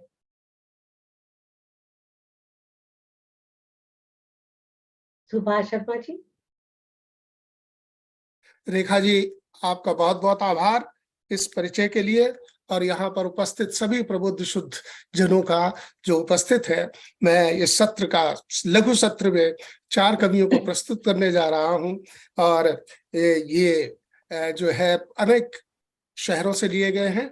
और सबसे पहले जो यहाँ के आज की जो थीम है कि वसुधैव कुटुंबकम, ये कविताएं उससे ही जुड़ी हुई होंगी। सबसे पहले मैं आमंत्रित करने जा रहा हूँ पर्थ की कवित्री संगीता बंसल जी को। संगीता बंसल जी वैसे तो व्यवसाय से वो फार्मासिस्ट हैं, लेकिन कविताएं कहानियां लिखती हैं, देश विदेशों में पत्र पत्रिकाओं में प्रकाशित होती रहती हैं और रेडियो से जुड़ी रहती हैं, बहुत सुंदर लिखती हैं।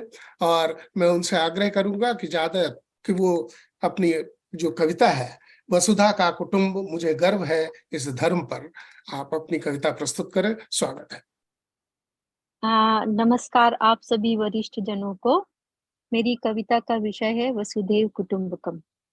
वसुधा का कुटुंब, गर्व है मुझे इस धर्म पर, गर्व है मुझे इस कुटुंब पर, सिखाता है जो सहिष्णुता, सार्वभौमिकता, स्वीकृति, अवधारणा वसुधैव कुटुंबकम की, करता है जो आत्मसात, करता है जो आत्मसात, उदार अनासक्त हो भावना विश्व बंधुत्व की, करता है प्रगाढ़ एक डोर है संपूर्ण विश्व, करता है प्रोत्साहित भारतीय दर्शन, पारस्परिक सद्भावना गरिमा को, गर्व है मुझे इस धर्म पर, स्थिरता समझ शांति को पोषित कर, करता है सृजन, स्थिरता समझ शांति को पोषित कर, करता है सृजन, विविधता को जिसने लगाया है गले, किया है स्वीकार लोगों, संस्कृतियों और विश्वासों के अंतर को, गर्व है मुझे इस धर्म पर, वसुधैव कुटुंबकम की भावना पर,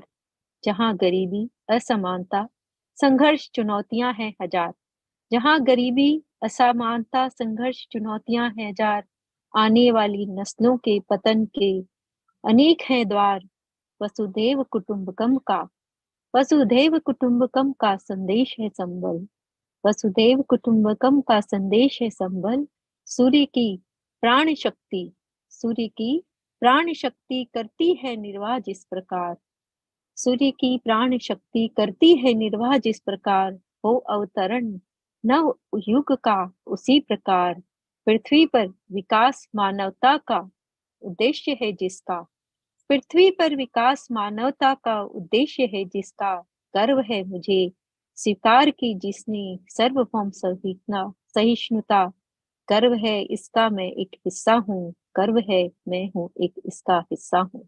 आभार आप सभी का। बहुत सुंदर प्रस्तुति और आपका धन्यवाद। और इसके साथ ही मैं दूसरे जो कवि हैं उनसे परिचय आपका कराऊं। वो इस ऑस्ट्रेलिया के बहुत ही युवा साहित्यकारों में उनकी गिनती होती है बहुत चिंतक हैं और विज्ञान से जुड़े हुए हैं वैसे, और छत्तीसगढ़ की धरती से आते हैं। वो छत्तीसगढ़ की धरती पर उनको बहुत मान है, गुमान है, देश पर अभिमान है। वो ऐसे व्यक्ति हैं और उनको पुरातत्व से भी बहुत लगाव है, और पुरातत्व पे उन्होंने एक शोध पत्र लिखा जिससे उनको जो है अवार्ड मिला, और अनन्य पत्रिका से भी वो जुड़े रहते हैं। तो मैं ज्यादा लंबा परिचय न देके मृणाल जी आपसे अनुरोध करूंगा कि आप अपनी कविता प्रस्तुत करें दूसरी ढंग में जैसे आप अक्सर करते हैं। मृणाल जी। प्रणाम, धन्यवाद, धन्यवाद सुभाष जी। अनिल जी आपको प्रणाम करता हूँ, और रेखा जी आपका भी धन्यवाद इस मंच पर समय देने के लिए। और जैसे आज का विषय है वसुधैव कुटुंबकम, से हम सब अब लगभग सभी जानते हैं कि वसुधैव कुटुंबकम महोपनिषद से लिया गया एक श्लोक का अर्ध श्लोक कह सकते हैं जो है, परंतु इसका एक बहुत ही अच्छा उपयोग हितोपदेश की कथा में आता है। एक ऋणात्मक उपयोग जो है वसुधैव कुटुंब का, जो एक लोमड़ी एक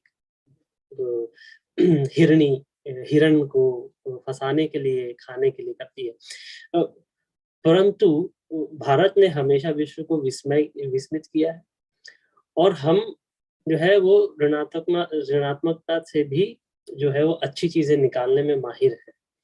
हम ऐसा लोहा बनाने में माहिर है जो जंग नहीं लगता।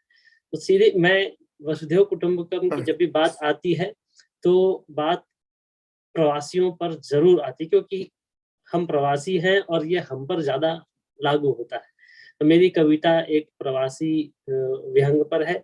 1 मिनट की छोटी सी कविता का एक अंश है। समय को देखते हुए मैं आपके सामने उससे सीधा रखता हूँ।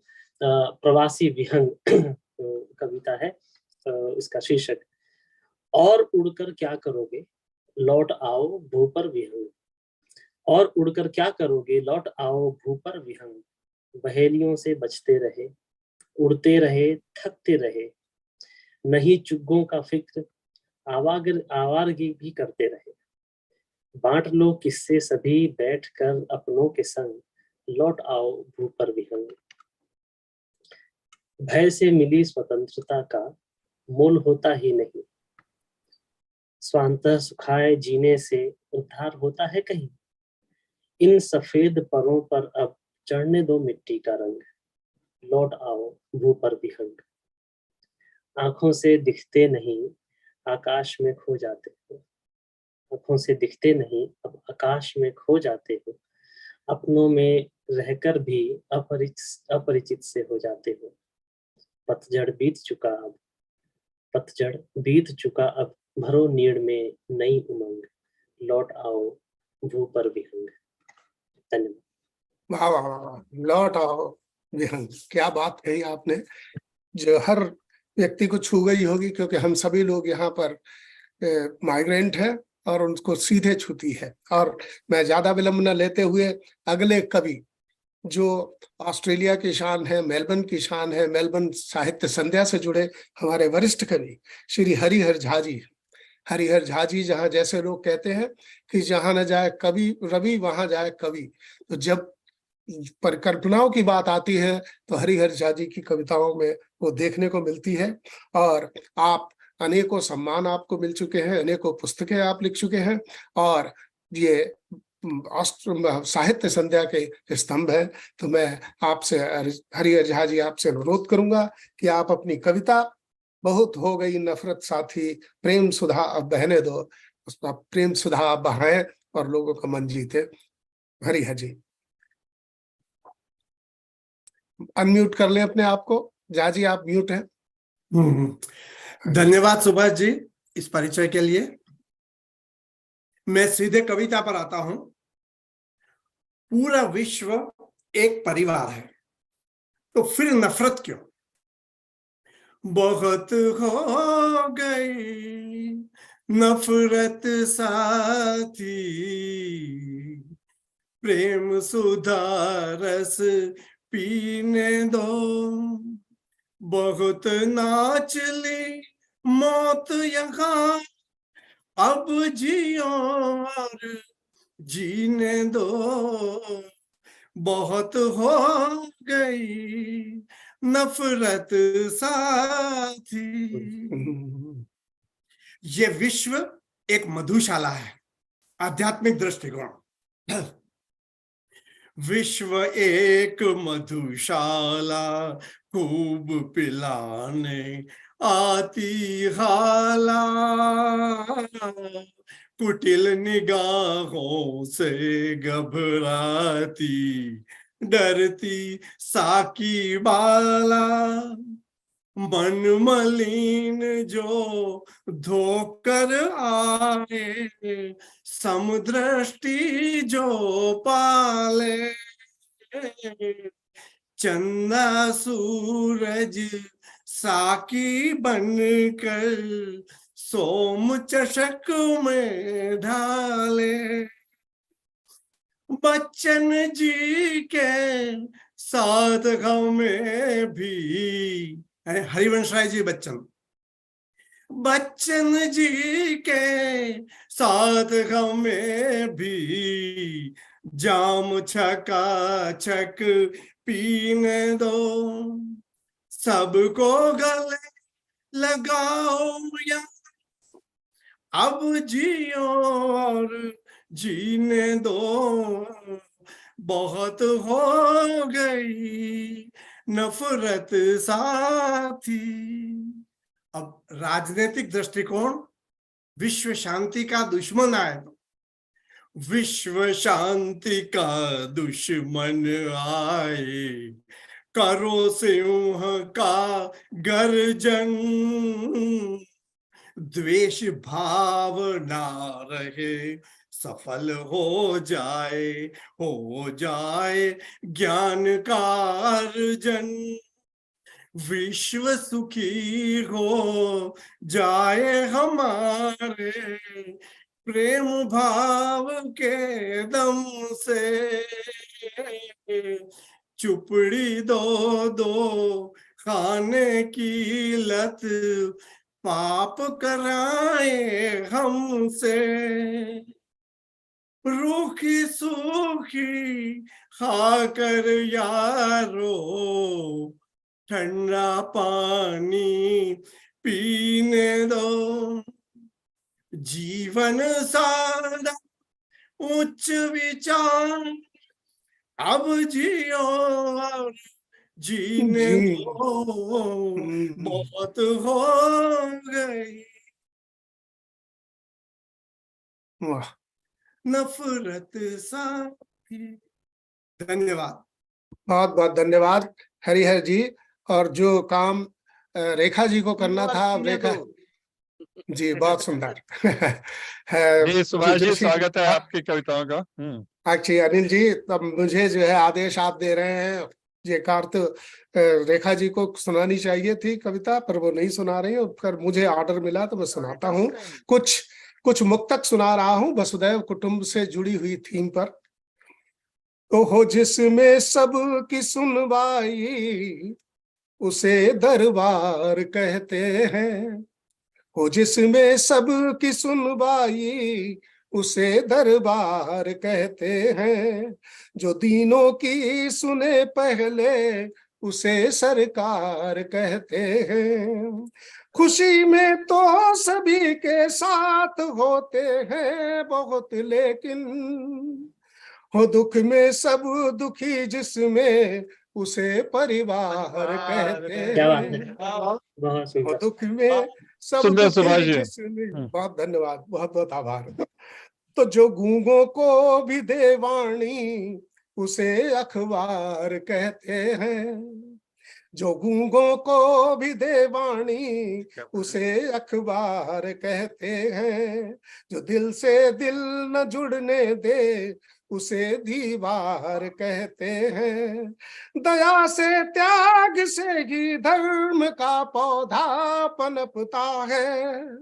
दधीची के स्वयं के दान को उपकार कहते हैं। दधीची के स्वयं के दान को उपकार कहते हैं। जहाँ सुख दुख का मेला है, उसे संसार कहते हैं। न खोने का हो डर जिसमें, उसे अधिकार कहते हैं। जो हिस्सा दे समझ भिक्षा उसे दुत्कार कहते हैं। जो सपने दिन में हो पूरे उन्हें साकार कहते हैं। मुझे पता अनिल जी, बस 2 ही पद हैं, थोड़ा समय ले रहा हूं। न जाने कितने नर नारी धरा पर भूखे सोते हैं। न जाने कितने नर नारी धरा पर भूखे सोते हैं।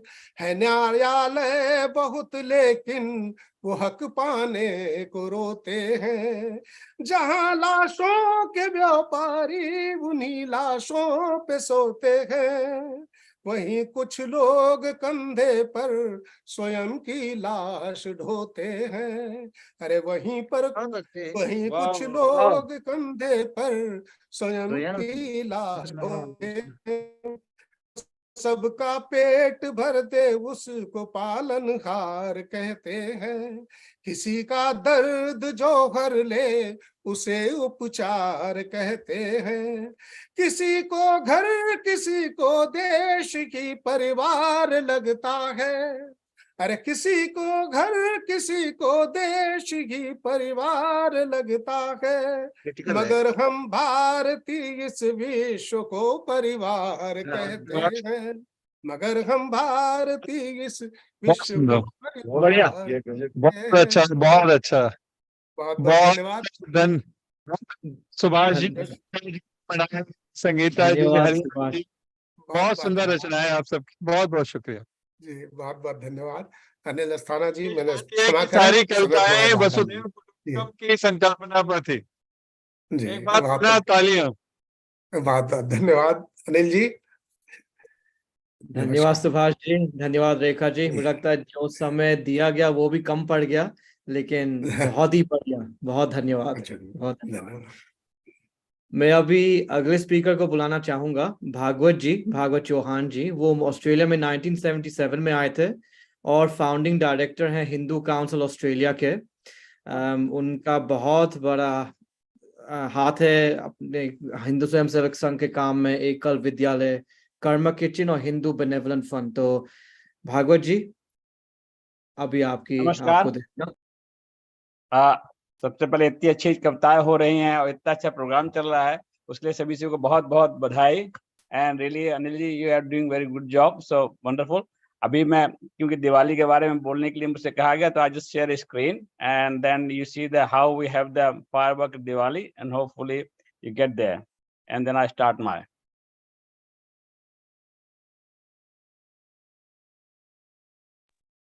जोरदार कार्यक्रम बन गया।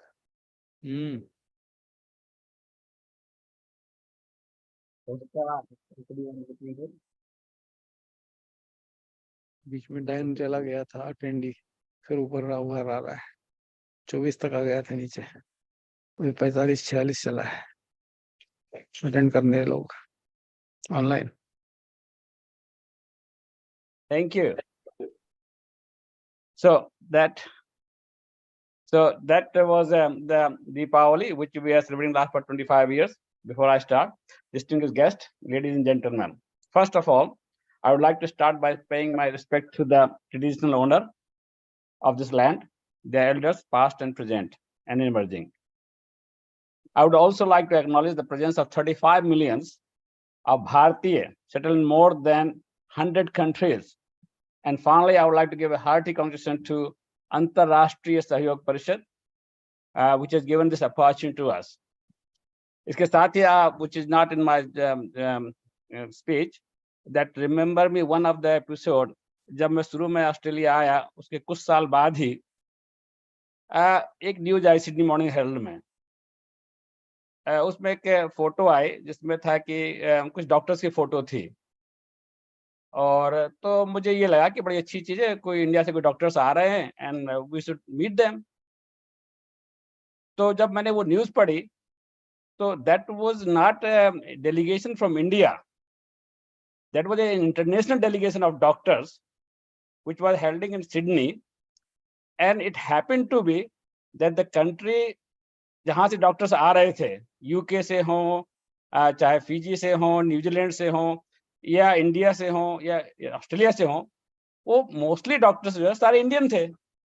तो that was surprising, that feels that कि हमको कितना है कि वो डॉक्टर्स, हमको लगा इंडिया से, लेकिन यूएस से भी जो डॉक्टर आ रहे थे रिप्रेजेंट करने के लिए उस सेमिनार को, वो ऑस्ट्रेलियन, वो अमेरिकन नहीं थे, वो इंडियन थे। So that's a proud moment for us that we are so successful and so dedicated to the cause of the devoted country. And that continue with that gives us that we are all proud of our ancient culture and Sanatan values, which taught us that God is everywhere.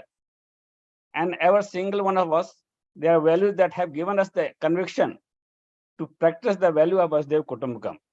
That whole word is one family in our adopted country. That's the one of the things I think हमारा धर्म है उसने हमको दिया है. And Hindu Council is proud to have celebrated the first Deepavali festival in 1998 in Fairfield Showground in Sydney.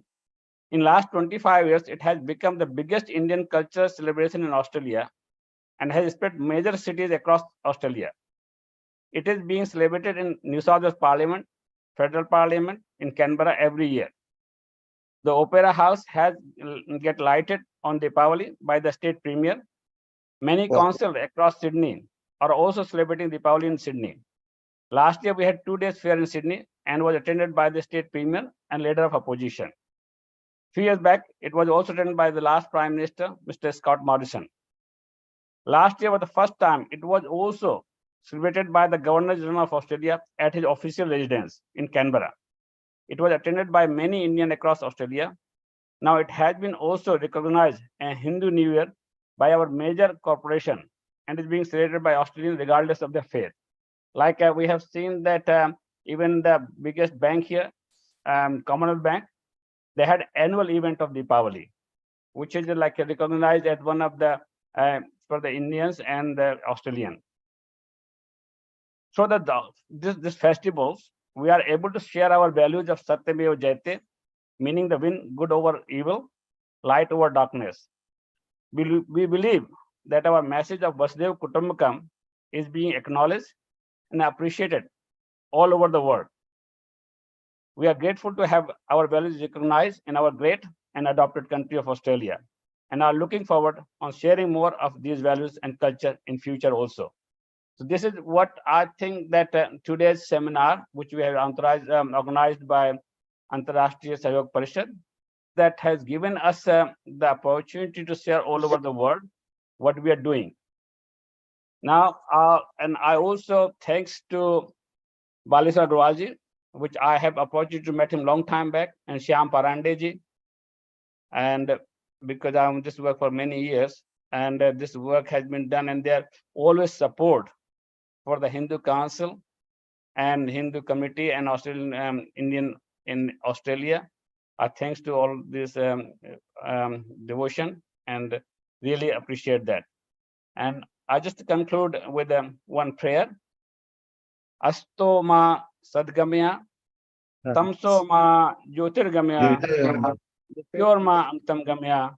Om Shanti Shanti Shanti. Hari Om Tat Sat. Namaskar.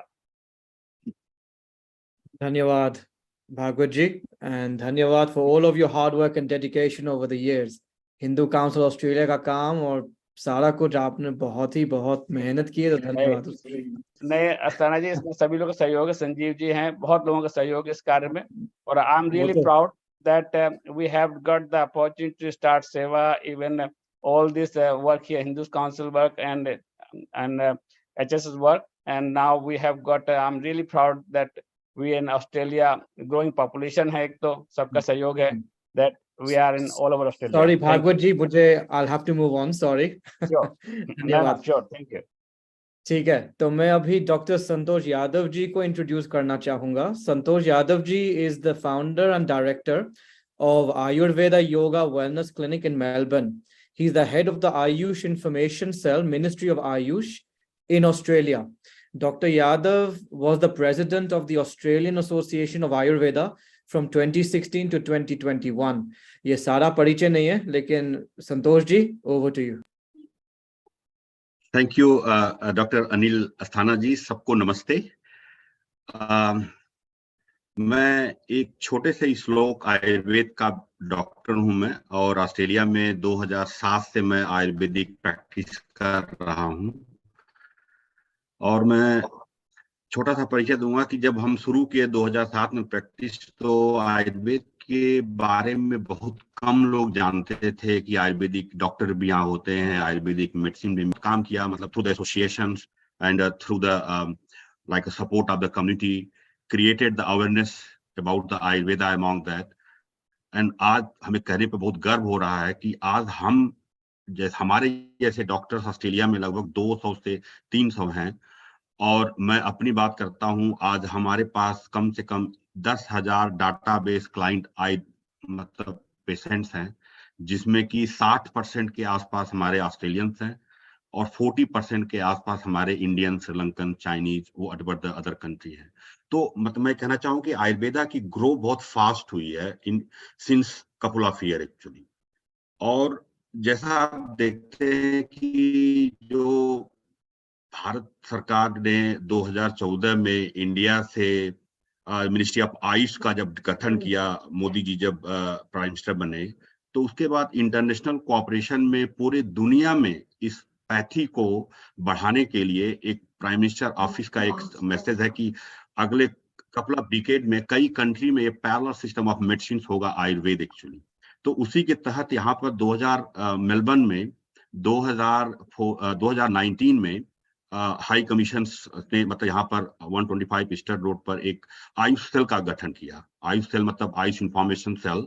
The role of AYUSH information cell ये होता है कि जैसे seminar, webinar and many जो stakeholders हैं उनके साथ coordination करना, और जो भी एक्टिविटी हो रही है आयुर्वेद, योग, यूनानी, सिद्धा, होम्योपैथी में, उसको इंडिया के साथ कोरिलेट करना।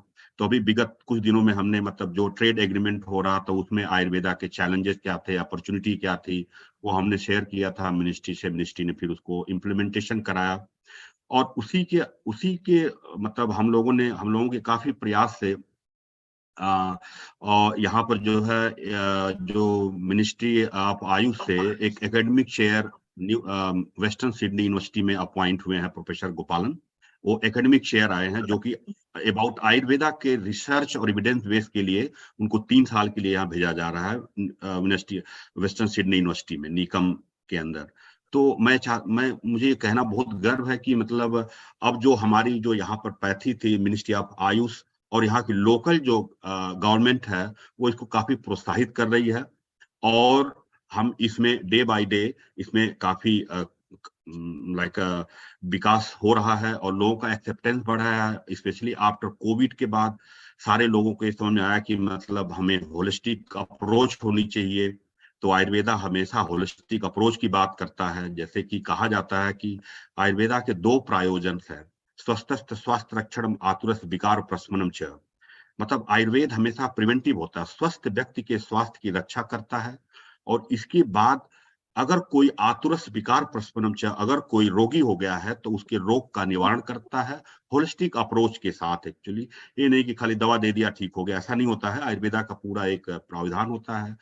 और यहाँ पर जो आयुर्वेदा है वो अनरेगुलेटेड मेडिसिन, जैसे डॉक्टर को पता, डॉक्टर नीरज थानो को पता होगा, there is 2 type of in Australia the medical system, regulated, unregulated. Regulated is controlled by the APRA, unregulated is controlled by the associations. And in Australia there is many associations that control the Ayurveda actually, such as the Australian Association of Ayurveda, ATMS, Australian Traditional System of Medicines. So these associations are providing the provider number to the practitioner, and they start the practice like India, how you do actually. Only that the problem to the medicines की थोड़ी सी यहाँ पर law regulatory issue के साथ थोड़ी सी समस्या है, जो कि धीरे धीरे संतोष जी 1 मिनट है।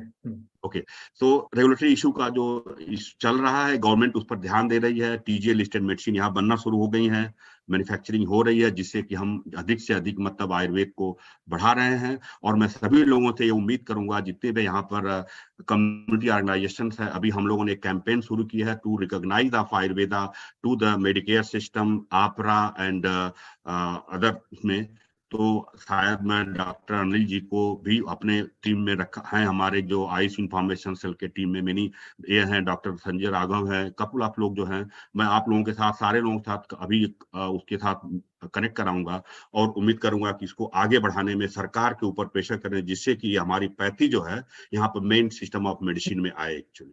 धन्यवाद। धन्यवाद Santosh ji, very good summary. तो आई थिंक मेन क्या है जो मिनिस्ट्री है, मिनिस्ट्री ऑफ आयुष कनेक्टेड है सब। Good good, thank you. Okay, हाँ जी, धन्यवाद Santosh ji. We'll move on to Vikrant Thakur ji. Vikrant Thakur ji is director at Sharp Instincts, which is a media agency based in Melbourne. He has a Daitva of Sangh in Victoria Vibhag in Australia, and I'd like to hand over to Vikrant ji.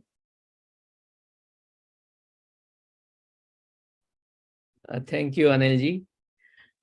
First of all, I would like to congratulate ARSP in organizing such a empowering session. As you have all heard, that there are many diaspora organizations working in Australia across various fields very successfully, running number of initiatives. In fact, if I look at just Melbourne alone, there are about 300 diaspora organizations.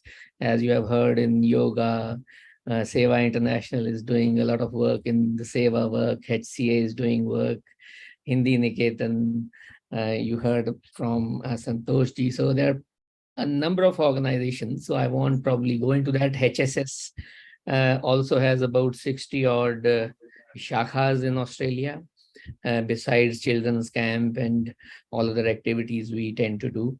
But I'll probably try to focus more on the conceptual concepts of Vasudev Kutumbakam and what we can do as a diaspora to propagate this concept even more further.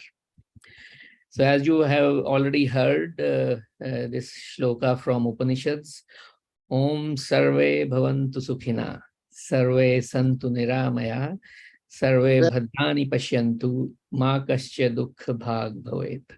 Om Shanti Shanti Shanti. So the meaning, may everyone be happy, may everyone be healthy, may everyone see what is favorable, and may no one suffer. So this is the gist of Vasudev Kutumbakam. This is the gist of our entire cultural values. In summary, what it means is that we are all connected at a deeper level.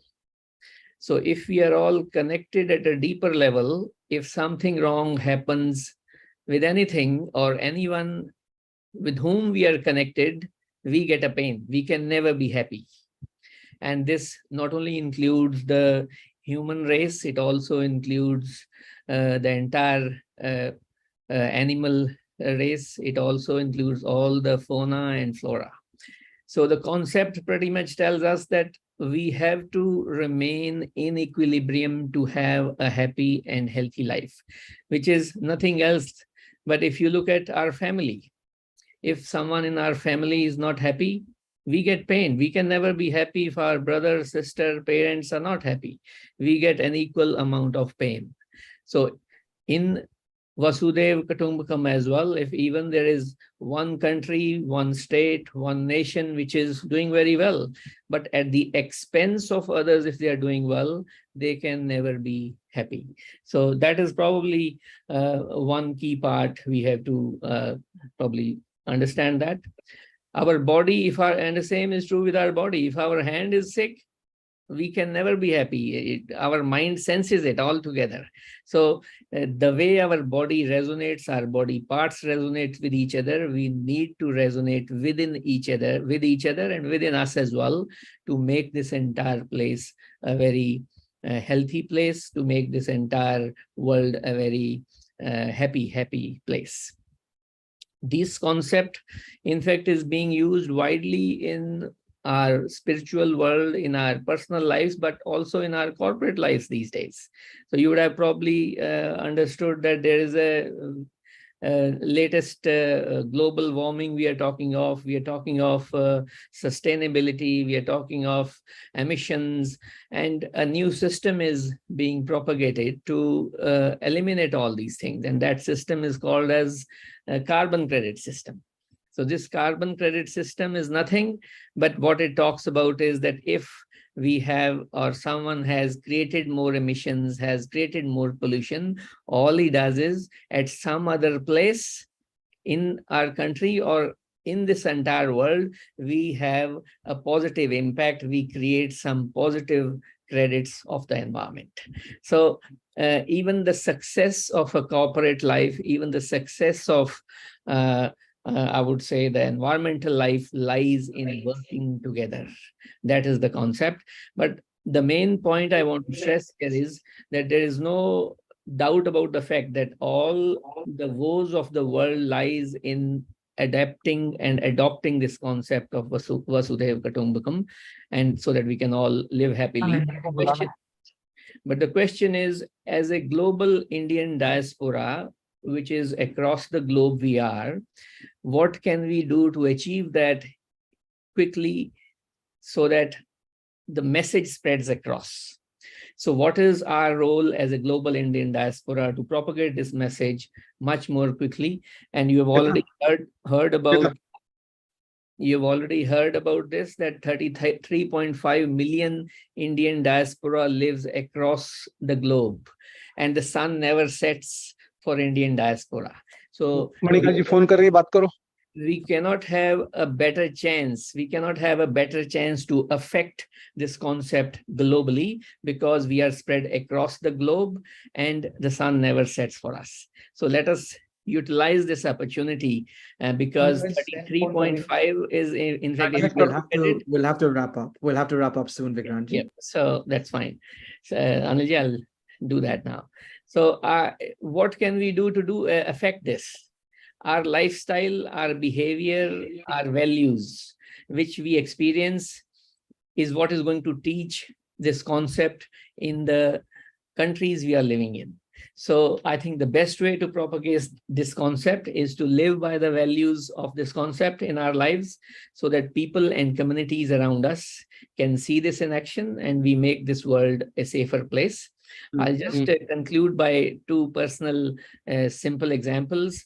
I met a member of parliament in Melbourne, and this was a Teachers' Day event, and I just recited this shlok: Guru Gobind dono khade kako lago paye, balihari Guru aapke Gobind diyo milaye.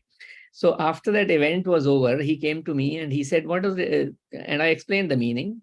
I said, "Can I note this down?" So he noted it down. He said, "I'm noting it down because I want to go back to my wife. She's a teacher and I want to narrate it to him." Which he went.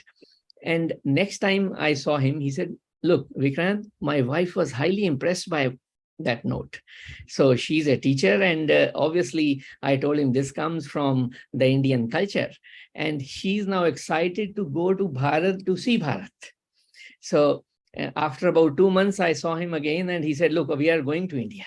So my point is, our own values, our own experience and behavior is what is going to drive this concept of Vasudhaiva Kutumbakam across the globe in a much more quicker and much more bigger way.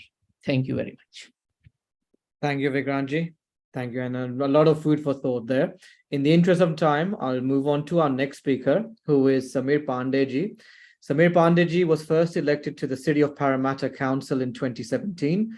Councillor Pandey was elected Lord Mayor in May 2023 as the city's first Lord Mayor from the Indian subcontinent. His vision is for a healthy, livable, smart and inclusive city. And I will now hand over to Councillor Pandey. May I request anyone who's not speaking, please put your mic on mute. Councillor Pandey. Thank you, Anilji. Thank you very much. And good evening, good afternoon, and good morning, wherever you are. My name is Samir Pandey. I'm the Lord Mayor at City of Parramatta, which is the second largest economy in the state of New South Wales. You'll have to excuse me with the light because I was at an scheduled event, and I just stepped out. I'm in my car, and I'm just going to say a few words from here.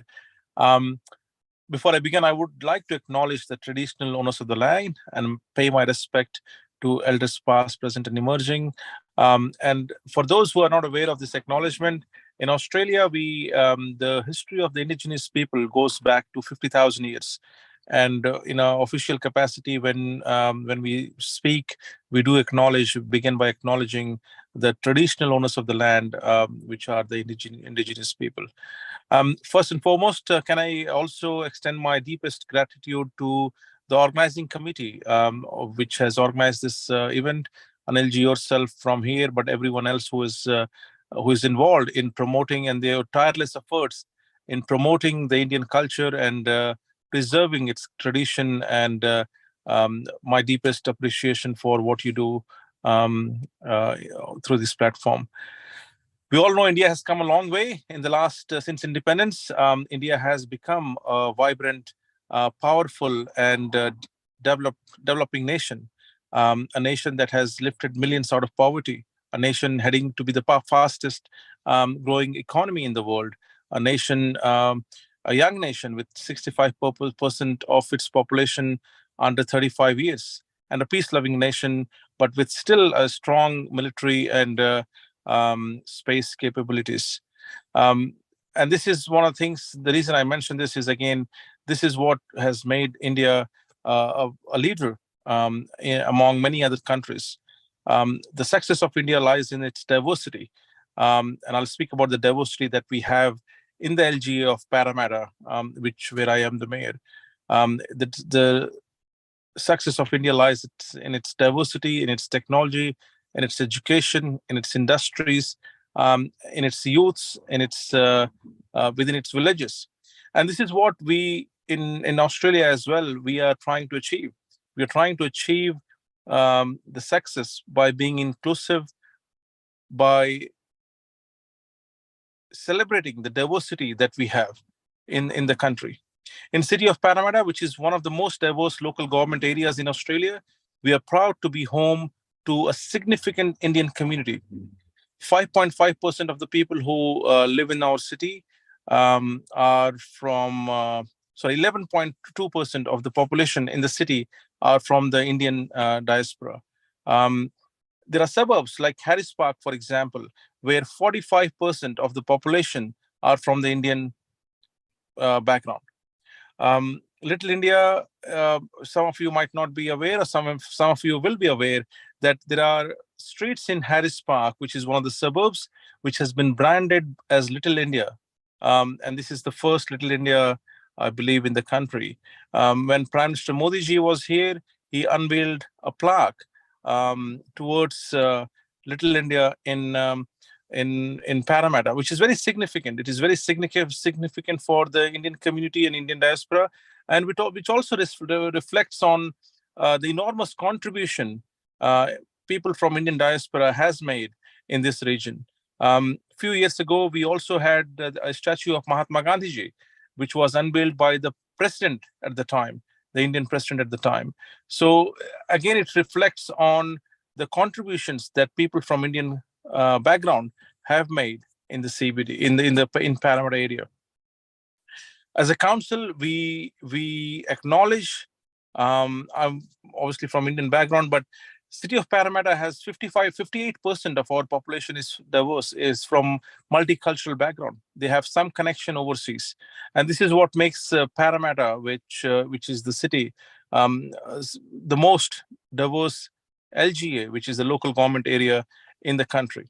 I'll give you some numbers which might help you to understand how far the Indian community has come in the past 20 years in New South Wales. Today, our population is approximately about 800,000, which is a significant percentage. It's 3.1% of the Australian population. And Australia and India benefit from a long-standing relationship.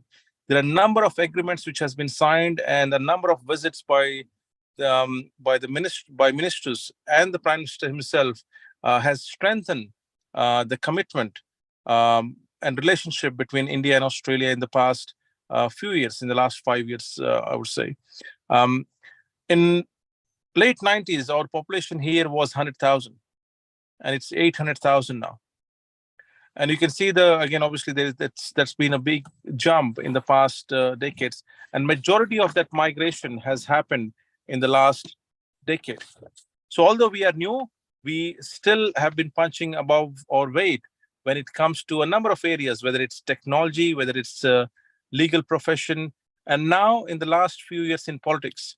There are a number of politicians from Indian background, and which is very important. It is absolutely important and vital that the parliament, the local government, the federal government, the state government reflects the diversity that we have in the community. There are a number of other metrics and indicators which shows that India-Australia relationship has strengthened over the last several years. India was Australia's 7th largest trading partner, with two-way trade valued at 24 billion, and our 6th largest goods and services export market valued at 16.9 billion. India was Australia's 3rd largest services export market. There's also a number of initiatives like the ECTA agreement. Also, the Australian government has recently endorsed an economic strategy to 2035 with India, which is called Navigating from Potential to Deliver in 2018 to a roadmap for deeper economic integration with India. And these are all different measures which the Australian government has been taking over the last few years to strengthen the relationship with India. Anilji, when you let me know when my time is done, so I'll be happy to pause. Yes, thank you, Pandeyji. I'd say another 30 seconds if you don't mind.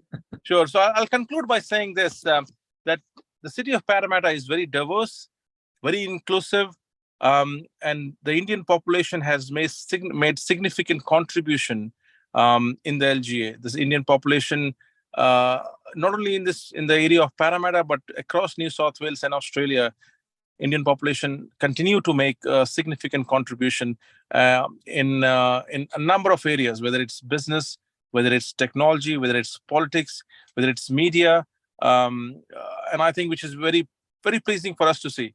There is a number of areas where we can do a lot more than what we're doing. But I think at this stage, I'm very pleased to see the contribution that Indian diaspora is making in city of Parramatta and in Australia. I live in city of Parramatta, and if we can be of any assistance, or for that matter, New South Wales or in Australia, if I can be of any assistance, please contact us. But I wish you all the very, very best, and thank you for having me here today. Thank you. Thank you, Councillor. And firstly, congratulations on your accolades and your commitment to joining us from your car. It has not gone unnoticed. And I think you've made a very important point about having representation in policy-making spheres and government spaces and local bodies. So I think your words of encouragement will go a long way. Before I introduce... Thank you, Doc. Thank you, Councillor. Before I go on to the next speaker, I mean, we've spoken about social organizations, community organizations, seva, all sorts, but one aspect has not been mentioned, which I feel is very important for the success of our Indian diaspora, and that is our family structure at home. Our family structure, there's been a lot of research from the UK and the US, which can demonstrate that the cohesiveness, the parenting skills, and the relationship closeness that the family imbibes, our values imbibe, have a significant element of success on our subsequent generation. And I can say from my experience, being a 3rd generation Indian out of Bharat, मुझे मार पड़ती थी अगर घर में मैं English बोलता. So that went a long way for me, and I'm very grateful to my parents. So without... Hindi हमारी मातृभाषा है, हमें मतलब विदेश में रह के हम लोगों को अपने देश की बहुत ज्यादा याद आती है. बिल्कुल, बिल्कुल. इसमें ये हमने कितने के हमसे हम क्या कर रहे हैं, हमारा एक ही उद्देश्य. Sorry, वो थोड़ा डिस्कशन बाद में हम लोग रख लेंगे. Sorry, इंटरजेक्ट नहीं करना, लेकिन टाइम का थोड़ी पाबंदी है. So I would like to introduce the next. Easy चलती थी, बहुत ज्यादा। हाँ जी, मतलब हाँ जी। कहीं भी आप मार्केट में जाओ, कहीं जाओ, हर हाँ जी. I would like to introduce our next speaker, who is very well known to us from Melbourne, Manika Jain ji. Manika Jain ji is the Additional Secretary, Diaspora Affairs, Ministry of External Affairs. She is a senior diplomat who has served in Southeast Asia and Australia. Manika ji, it's very nice to see you again after when you were here in Melbourne. So over to you. Thank you so much, and namaskar sabhi ko. Good afternoon, all the delegates. I hope I'm audible. Yes. Okay.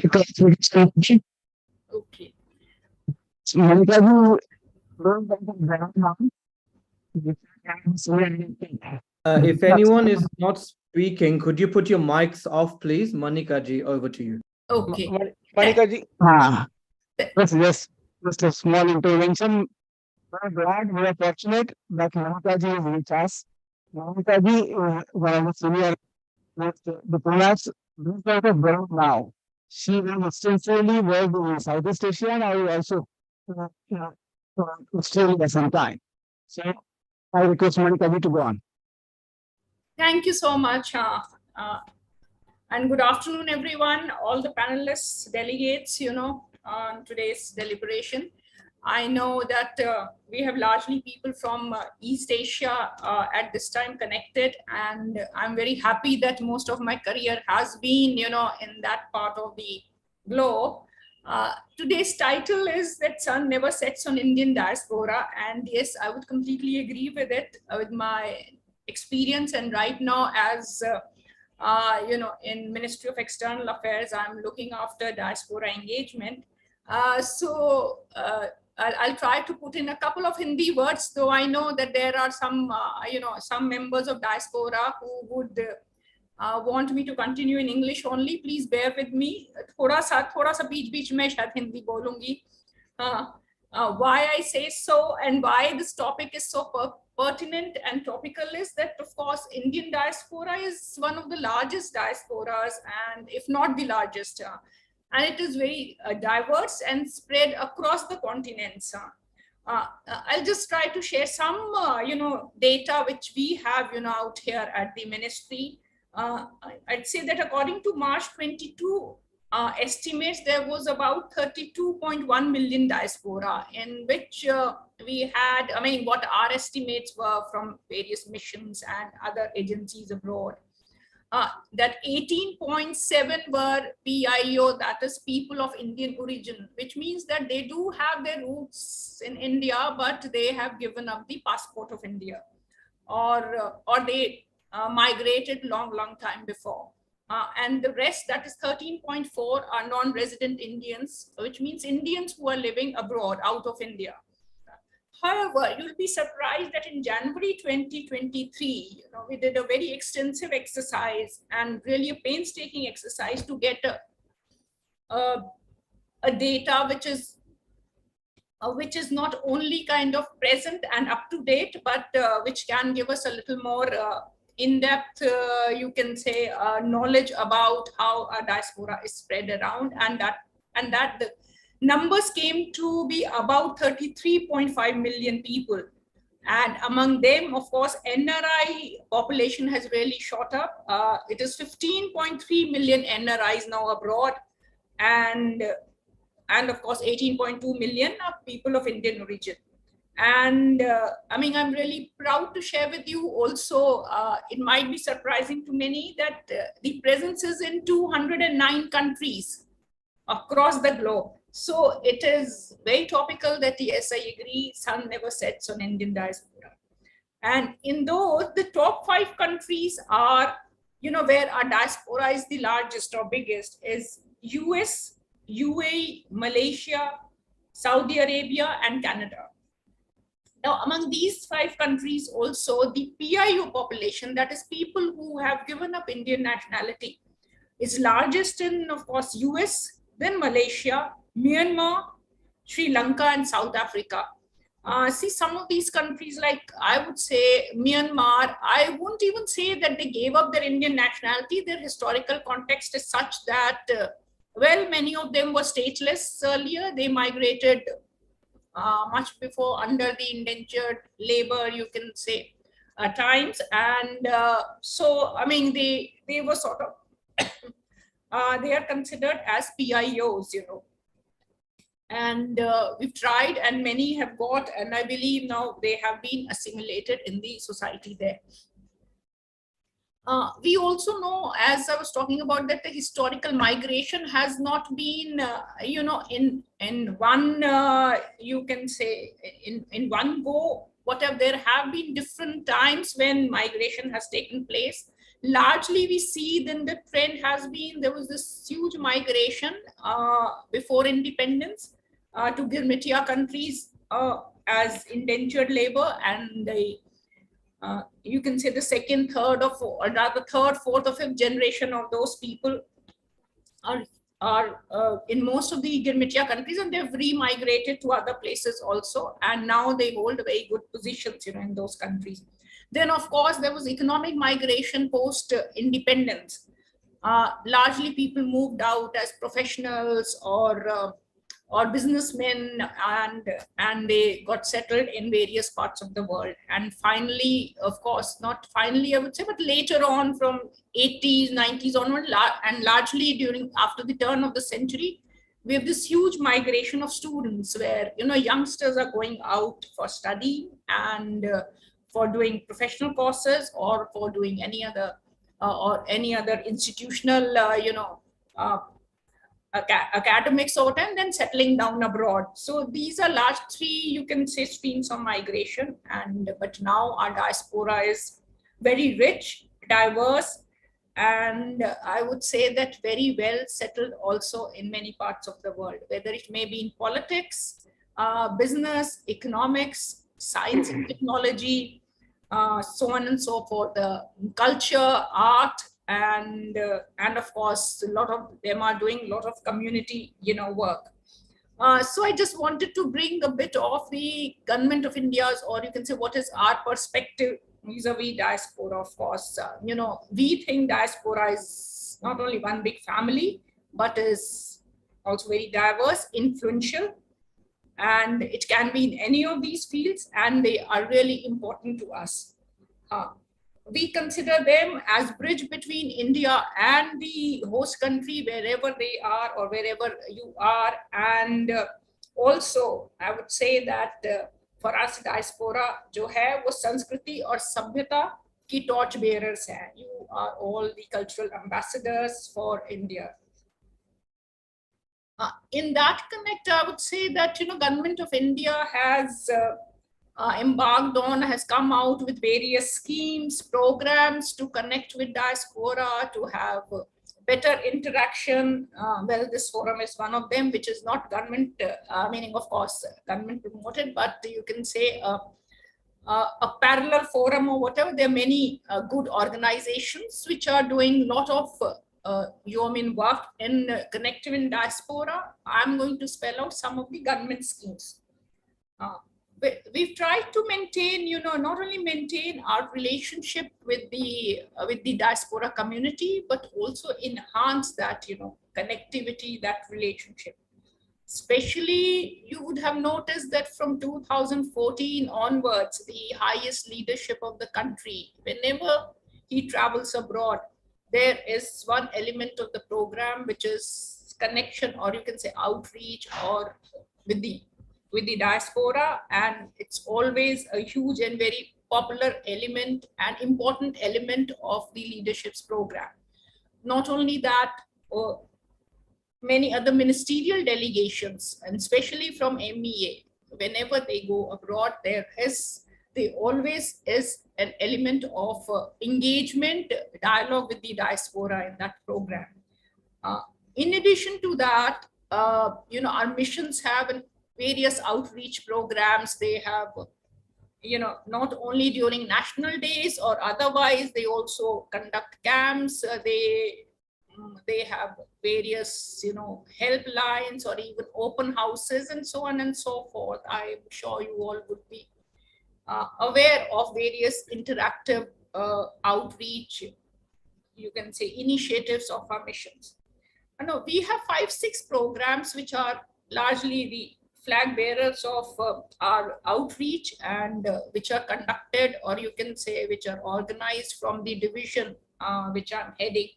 One, of course, I think so all of you would know, is Pravasi Bharatiya Divas, and this celebration it happens around 9th of January, and now it is of 3 days celebration in collaboration with the state. And what we do is, in addition to inauguration and valedictory, where of course inauguration is done by Honorable Prime Minister and valedictory keynote address is by Honorable Rashtrapati ji.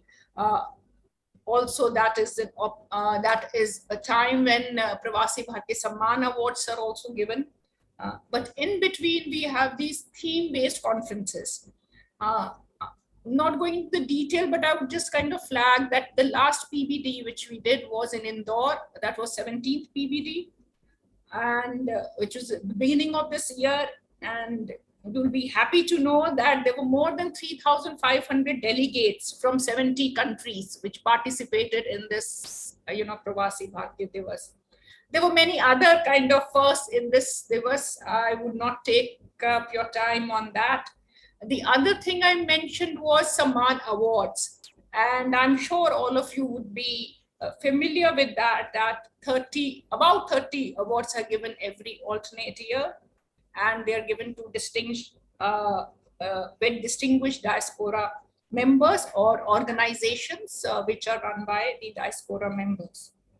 Then another program which we do, Know India program. I don't know how many of the distinguished diaspora members know about it, or delegates who are here know about it, but that is one program which is not new, quite old.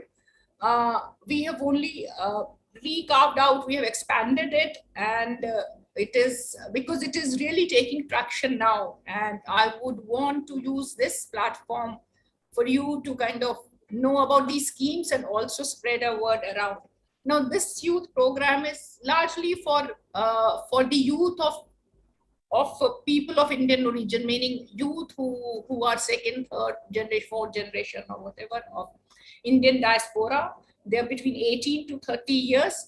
The program is designed in such a way that the youth, they visit India and they get familiarized with India, the contemporary India, and in all its aspects, whether it would be science, technology, economy, polity, heritage, tourism, so on and so forth. Also, we try to take them to one of the states, and so that they get the flavor of that state cuisine as well as developmental opportunity.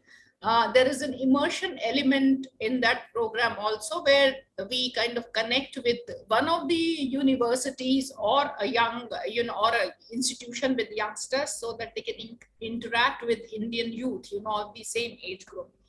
In fact, the organized ARSP also does, a program with the members of Know India program, or the participants of Know India program. So every time there is a group which visits, so we also attach them to ARSP.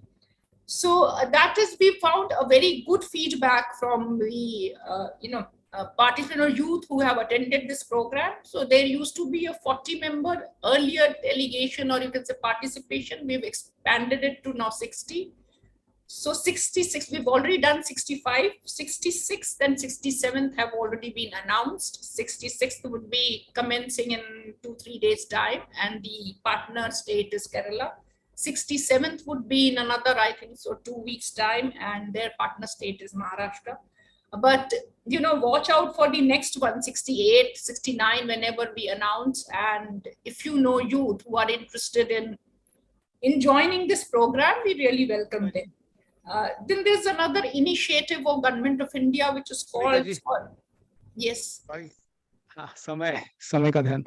Okay, so I was about to just give me, okay. There's one thing which is called Scholarship Program for Diaspora Children. The details, you'll find it on our website or wherever.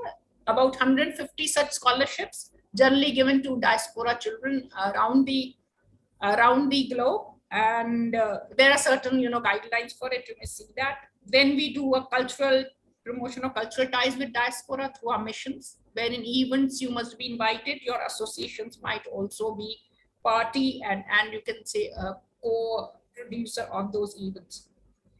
Another very good or rather an initiative which is very dear to the leadership is Bharat Ko Janiye quiz.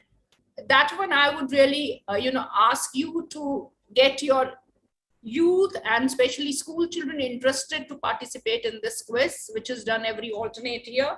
And the winners, there are 4 prizes from each category, 3 categories, and winners are brought to India for a you can say tourism purpose for about 15 days tour. Then there is a Pravasi Rishta portal, Mother portal, and you would be aware that we also help Indians in any kind of distress time under the Community Welfare Fund. So these are some schemes and also some initiatives of Government of India. And I hope that, through you, I would request that the diaspora associations, diaspora members should come together, work together, also help us in making our outreach programs more successful. And I hope to see you, I think some of you sometime in forthcoming Pravasi Bharatiya Divas, whenever it is, or some of the young members in the future Know India program. Thank you so much. Okay, I finished. Thank you so much. Thank you, Kanika ji. Anil, are you there? Anil Asthana ji? Haji, Anil, has any more participant from Australia left? No. I think it's all over. It's all done. All done. It's all done. So yeah, sorry to intervene. My name is Muthu Ramachandran, and I am an executive of the Global Organization for Divinity Australia, and I'm also a founding member of the Tamil Arts and Culture Australia. I've been asked by the Tamil web Agila Ulaga Tamil Forum to speak. Just a second, sir. Just a second. Anil, do you have his name? No, we from our scheduled speakers, Anilji, there was no one pending. Everyone has spoken. Priyanka. Right. So yeah, I am representing the Aganda Tamil Ulagam. Yeah, go ahead. So please have a short comment. Huh? Thanks. As I introduced earlier, my name is Muthu Ramachandran, and I am executive of the Global Organization for Divinity, founded by His Holiness Maharanyam Sri Sri Muralidhara Swamiji in Chennai.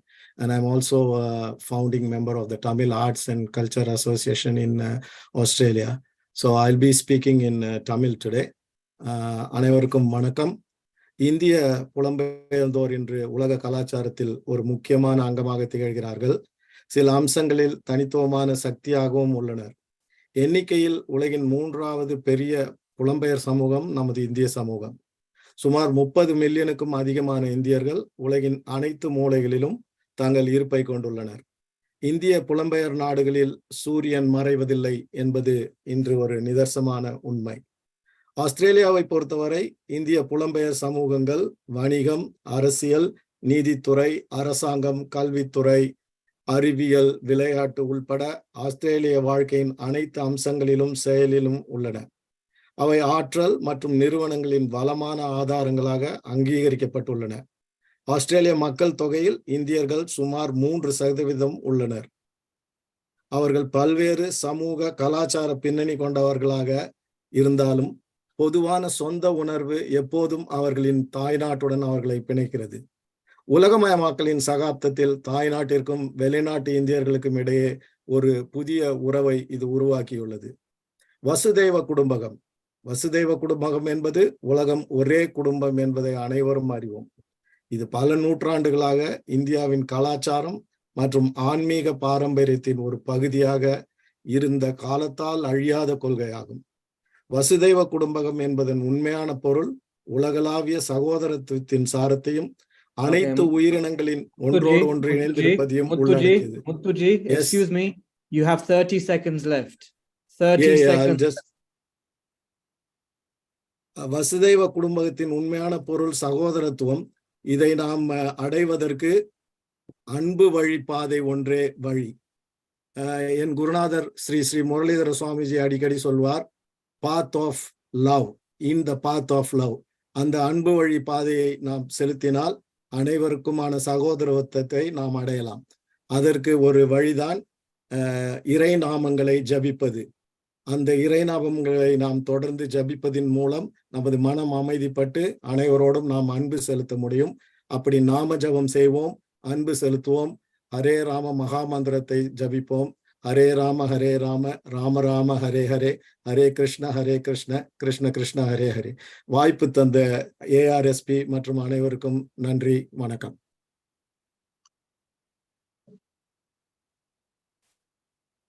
Over to you, Anilji. Back over to you. Thanks to all, and it was a wonderful presentation from Australia. We should have a clapping. Thank you, Anilji. And Australia is the most important emerging diaspora we know, and the representation from the Australia is very good. The speakers, the eminent speakers from almost representative sectors of industry as well as services. So thanks to Australia, and particularly we are very much like the poetry by Subhashji and other eminent poets who have contributed. Now we shift to New Zealand, and from the New Zealand we have Sunita Narayan ji. Sunita ji को विश्व हिंदी सम्मान मिला हुआ है. सुनीता जी ने बहुत सालों से, basically she is from Fiji, मैं जानता हूं कि नववा से हैं, और सुनीता जी और उनकी टीम यहाँ पर मौजूद है.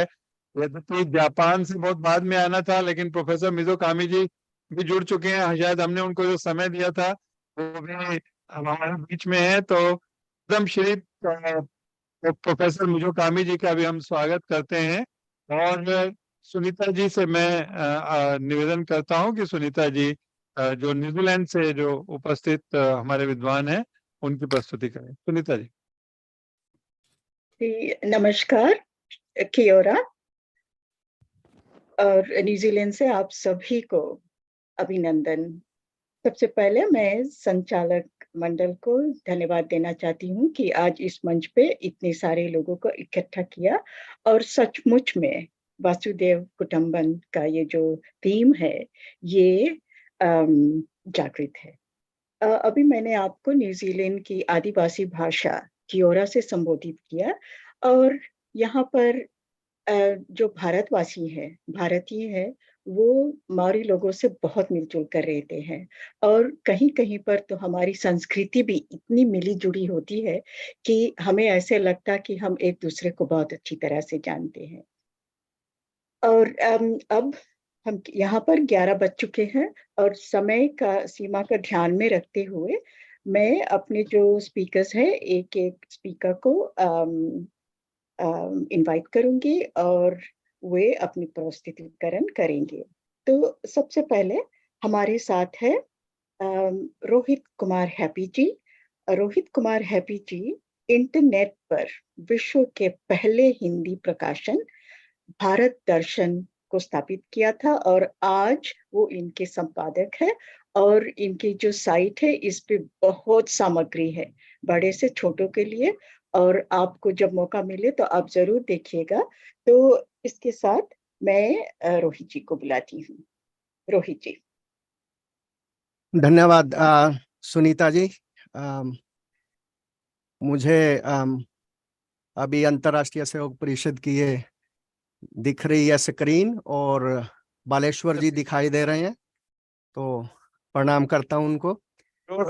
आपका बहुत बहुत स्वागत है. हमें पता है आप स्वस्थ नहीं है, फिर भी हमारे अनुरोध पर आए. आपका स्वागत. धन्यवाद अनिल जी, पांडे जी, गुप्ता जी, नारायण जी. आप सभी को प्रणाम करता हूं, और इस कार्यक्रम के लिए मेरी शुभकामनाएं. मैं वाचक परंपरा से नहीं आता हूं, तो मैं अनुरोध करूंगा अपनी सुनीता जी से कि एक मैंने छोटी सी मूवी भेजी है, वो चलाएं। एक बार फिर से आप सभी को बहुत बहुत शुभकामनाएं। समय ज्यादा हो गया तो मैं चाहूंगा कि हम इसको आगे बढ़ाएं ताकि सभी अपनी बात रख सकें। एक बार फिर से आप सभी का इस निमंत्रण के लिए मैं धन्यवाद देता हूं। धन्यवाद, नमस्कार। जी रोहित जी, मैं आपके जो वीडियो है मैं अब शेयर करती हूँ।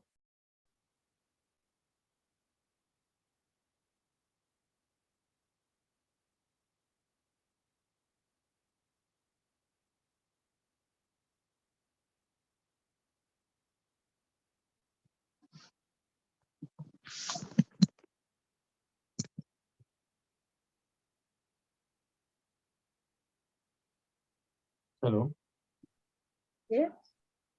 प्ले का बटन दबाइए सुनीता जी, ये जो बीच में है। हेलो।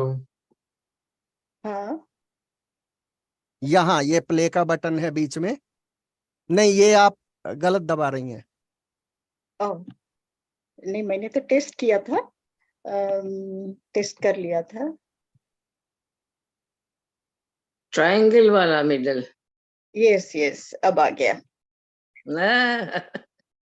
अपनी बहन।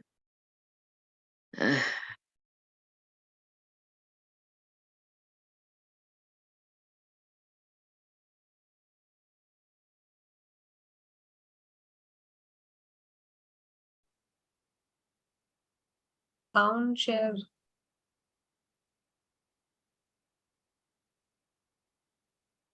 आवाज नहीं आ रही सुनीता जी इसकी कुछ। चलिए,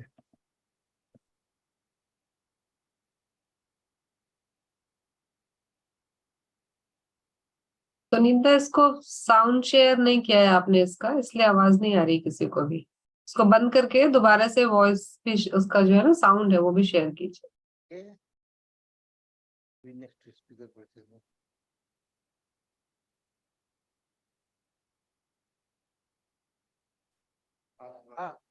आ गए हैं। तो हम लोग इसको चला रहे हैं। आगे बढ़ाइए। हाँ, कोई बात नहीं, धन्यवाद। सुनीता जी आप रुक जाइए, हम लोग इसको यहाँ से चला रहे हैं।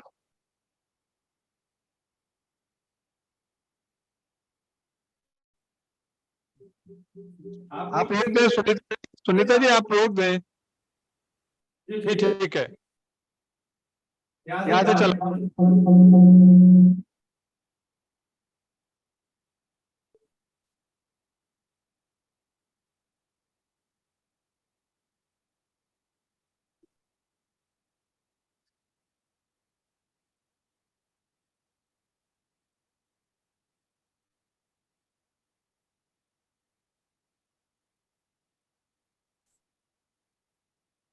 आवाज आ रही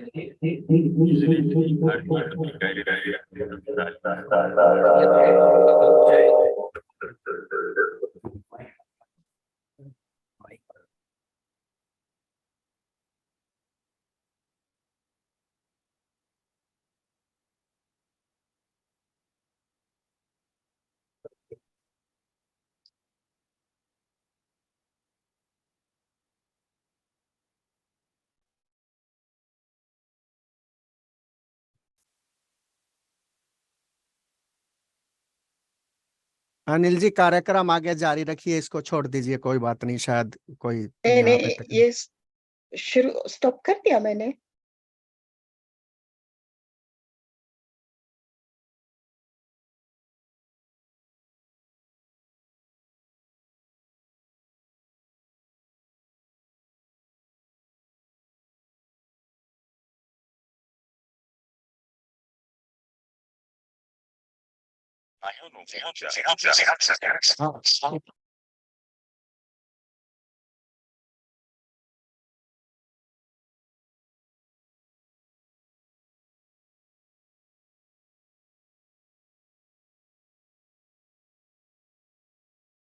स्टॉप हो गया।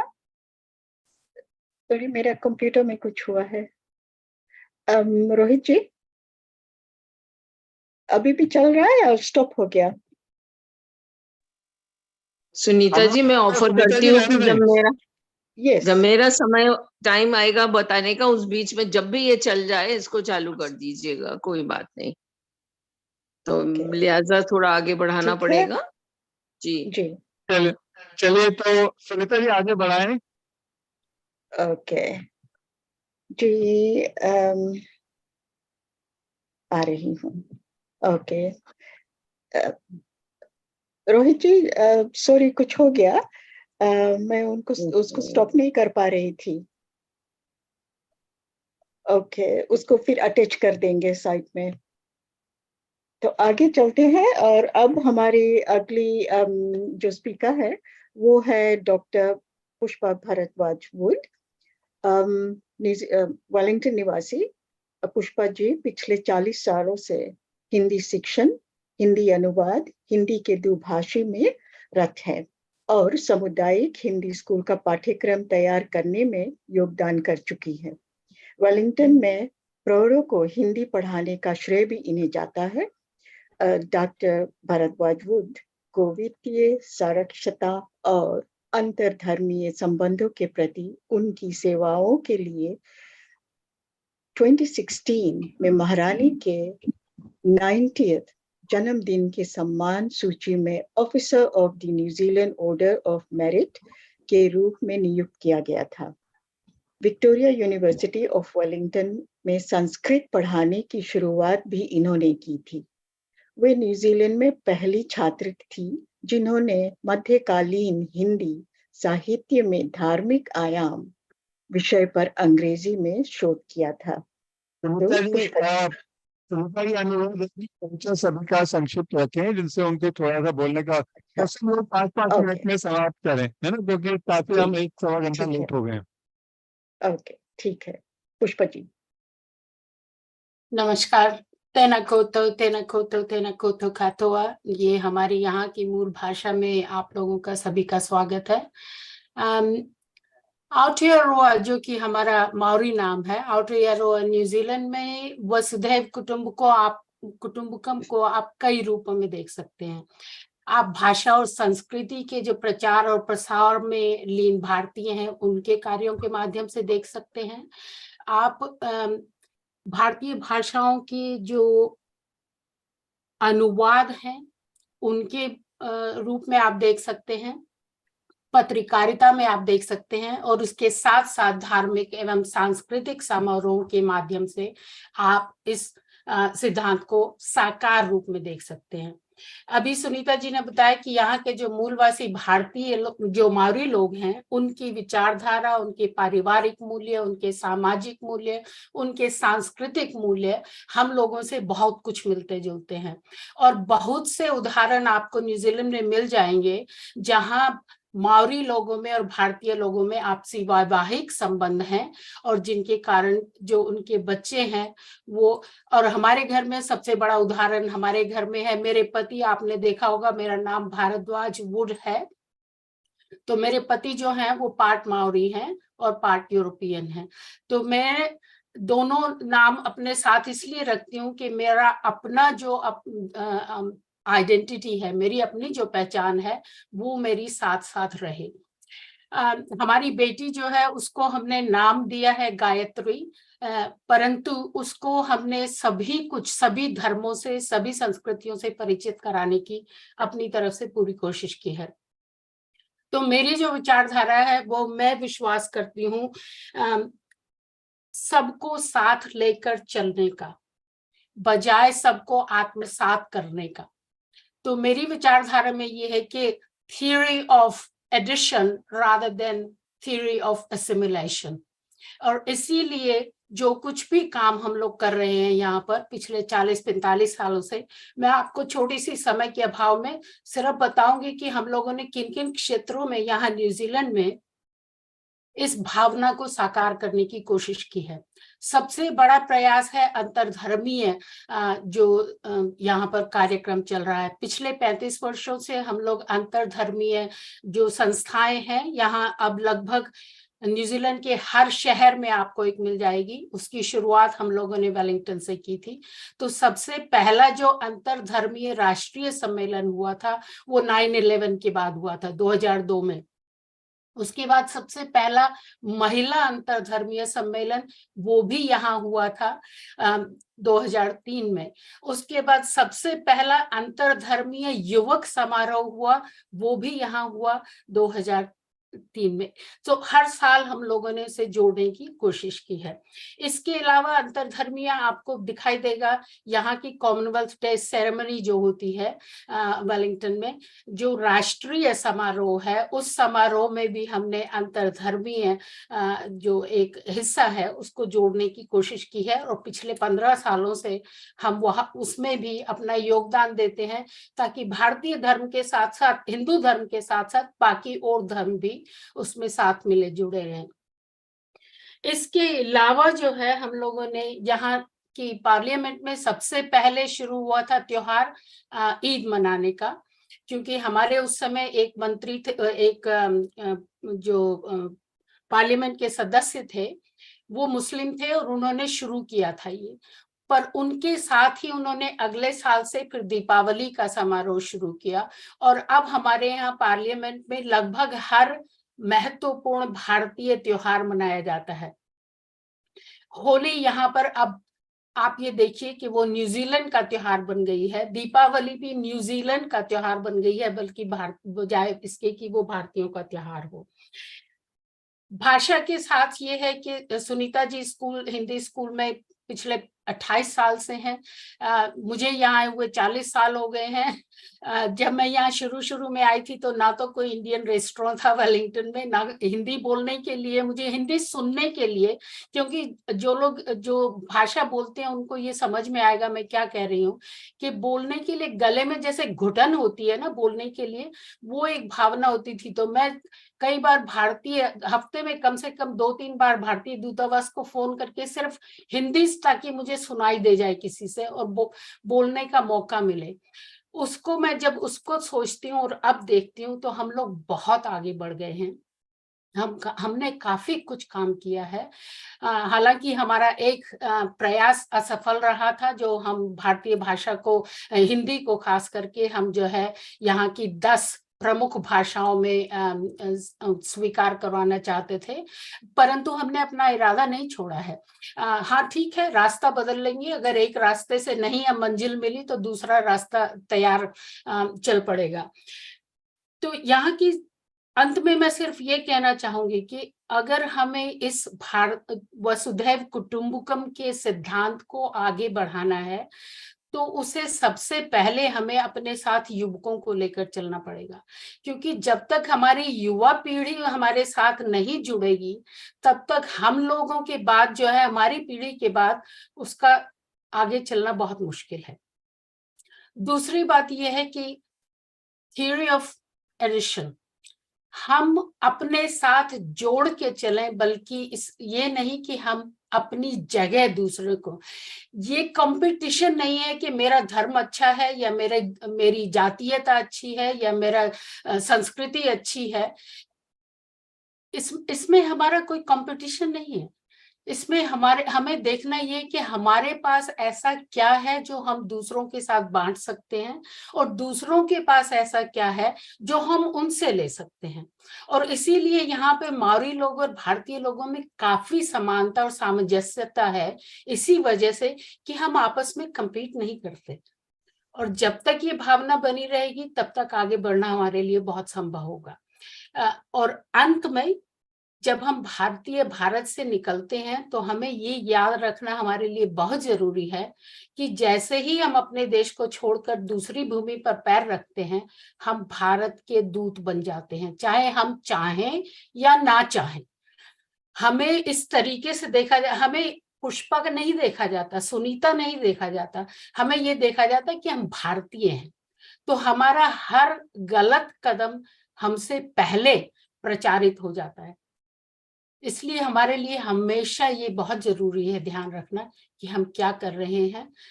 बहुत कुछ देखा है 40 साल में, बहुत कुछ अच्छा देखा है, बहुत कुछ ऐसा भी देखा जो शायद मैं नहीं देखना चाहती थी। और आखिर में यही कहूंगी, जब मैं यहाँ 1980 में आई थी, मुझे किसी एक भारतीय का नाम ना जेल में दिखाई देता था, ना किसी क्राइम में दिखाई देता था। आज 2023 में ये है कि हम लोगों ने सब कुछ कर लिया है यहाँ पर। कम से कोई भी ऐसा रिकॉर्ड नहीं है जो बुराई का हमने ना तोड़ा हो, पर उसके साथ साथ कोई भी ऐसा रिकॉर्ड नहीं है जो अच्छाई का हमने ना तोड़ा हो। यहाँ के हर क्षेत्र में भारतीयों का बोलबाला है, चाहे वो साहित्य लेखन हो, चाहे वो मेडिकल हो, चाहे वो शिक्षा हो, किसी भी क्षेत्र में हम लोग कम नहीं हैं। और यहाँ की जो आर्थिक व्यवस्था है उसमें तो हमारे योगदान की बात ही नहीं कह सकते। धन्यवाद।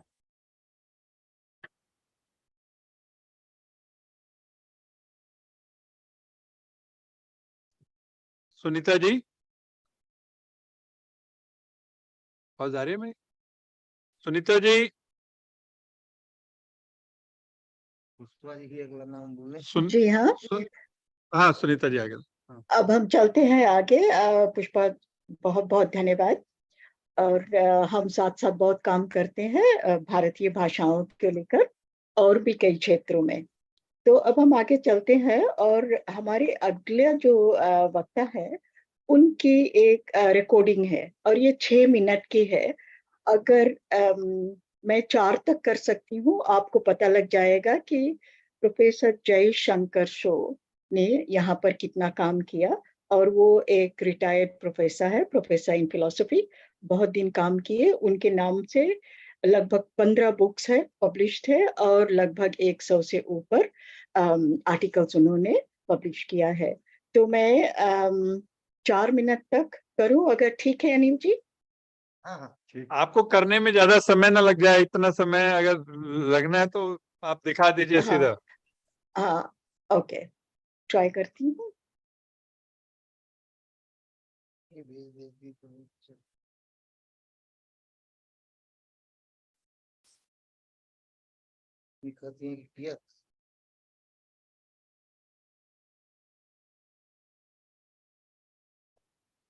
दिख रहा है? हाँ दिख तो रहा है, साउंड नहीं दिख तो रहा है, साउंड नहीं है कोई। Oh okay.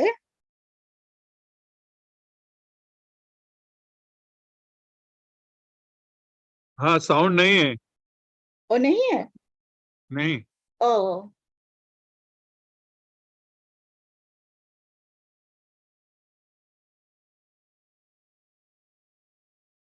अगर उसमें भी हम लोग कर लेंगे। नहीं आप ऐसा नहीं, कीजिए कि वो वीडियो मुझको भेज हाँ, दीजिए और आप सुमन जी को आमंत्रित कीजिए।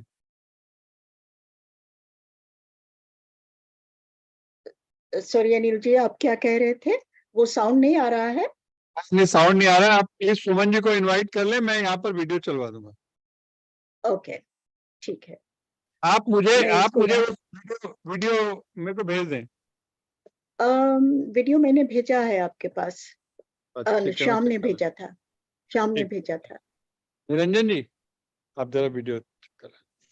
ठीक है, आगे सुमन जी को। ओके, ठीक है, तब हम मूव करते हैं, हम आगे चलते हैं। और हमारे साथ अब है जीत सचदेव जी। जीत जी स्वयंसेवी संस्थाओं में बहुत काम किए हैं और मैं अब उनसे आग्रह करती हूँ कि वो अपनी प्रस्तुति करें। जीत जी। बहुत बहुत धन्यवाद सुनीता जी। बहुत देर से हम लोग अपने अपनी बारी का इंतजार कर रहे थे, लेकिन वाकई आ ही गई। तो सबसे पहले आप सबको बहुत बहुत प्यार भरी नमस्कार। बहुत अच्छा लग रहा है देखकर कि इतने सुंदर तरीके से इस प्रोग्राम को सुयोजित किया गया है।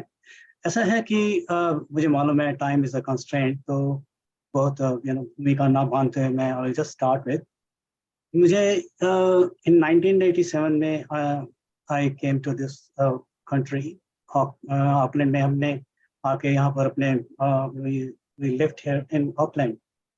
शुरुआत तो यहाँ ऑकलैंड से हुई 87 में। I was a successful businessman and until 1995 जब हमने देखा कि बस बहुत हो गया पैसा कमाना, तो I thought what I should be doing next thing. तो I become a social worker in 1995।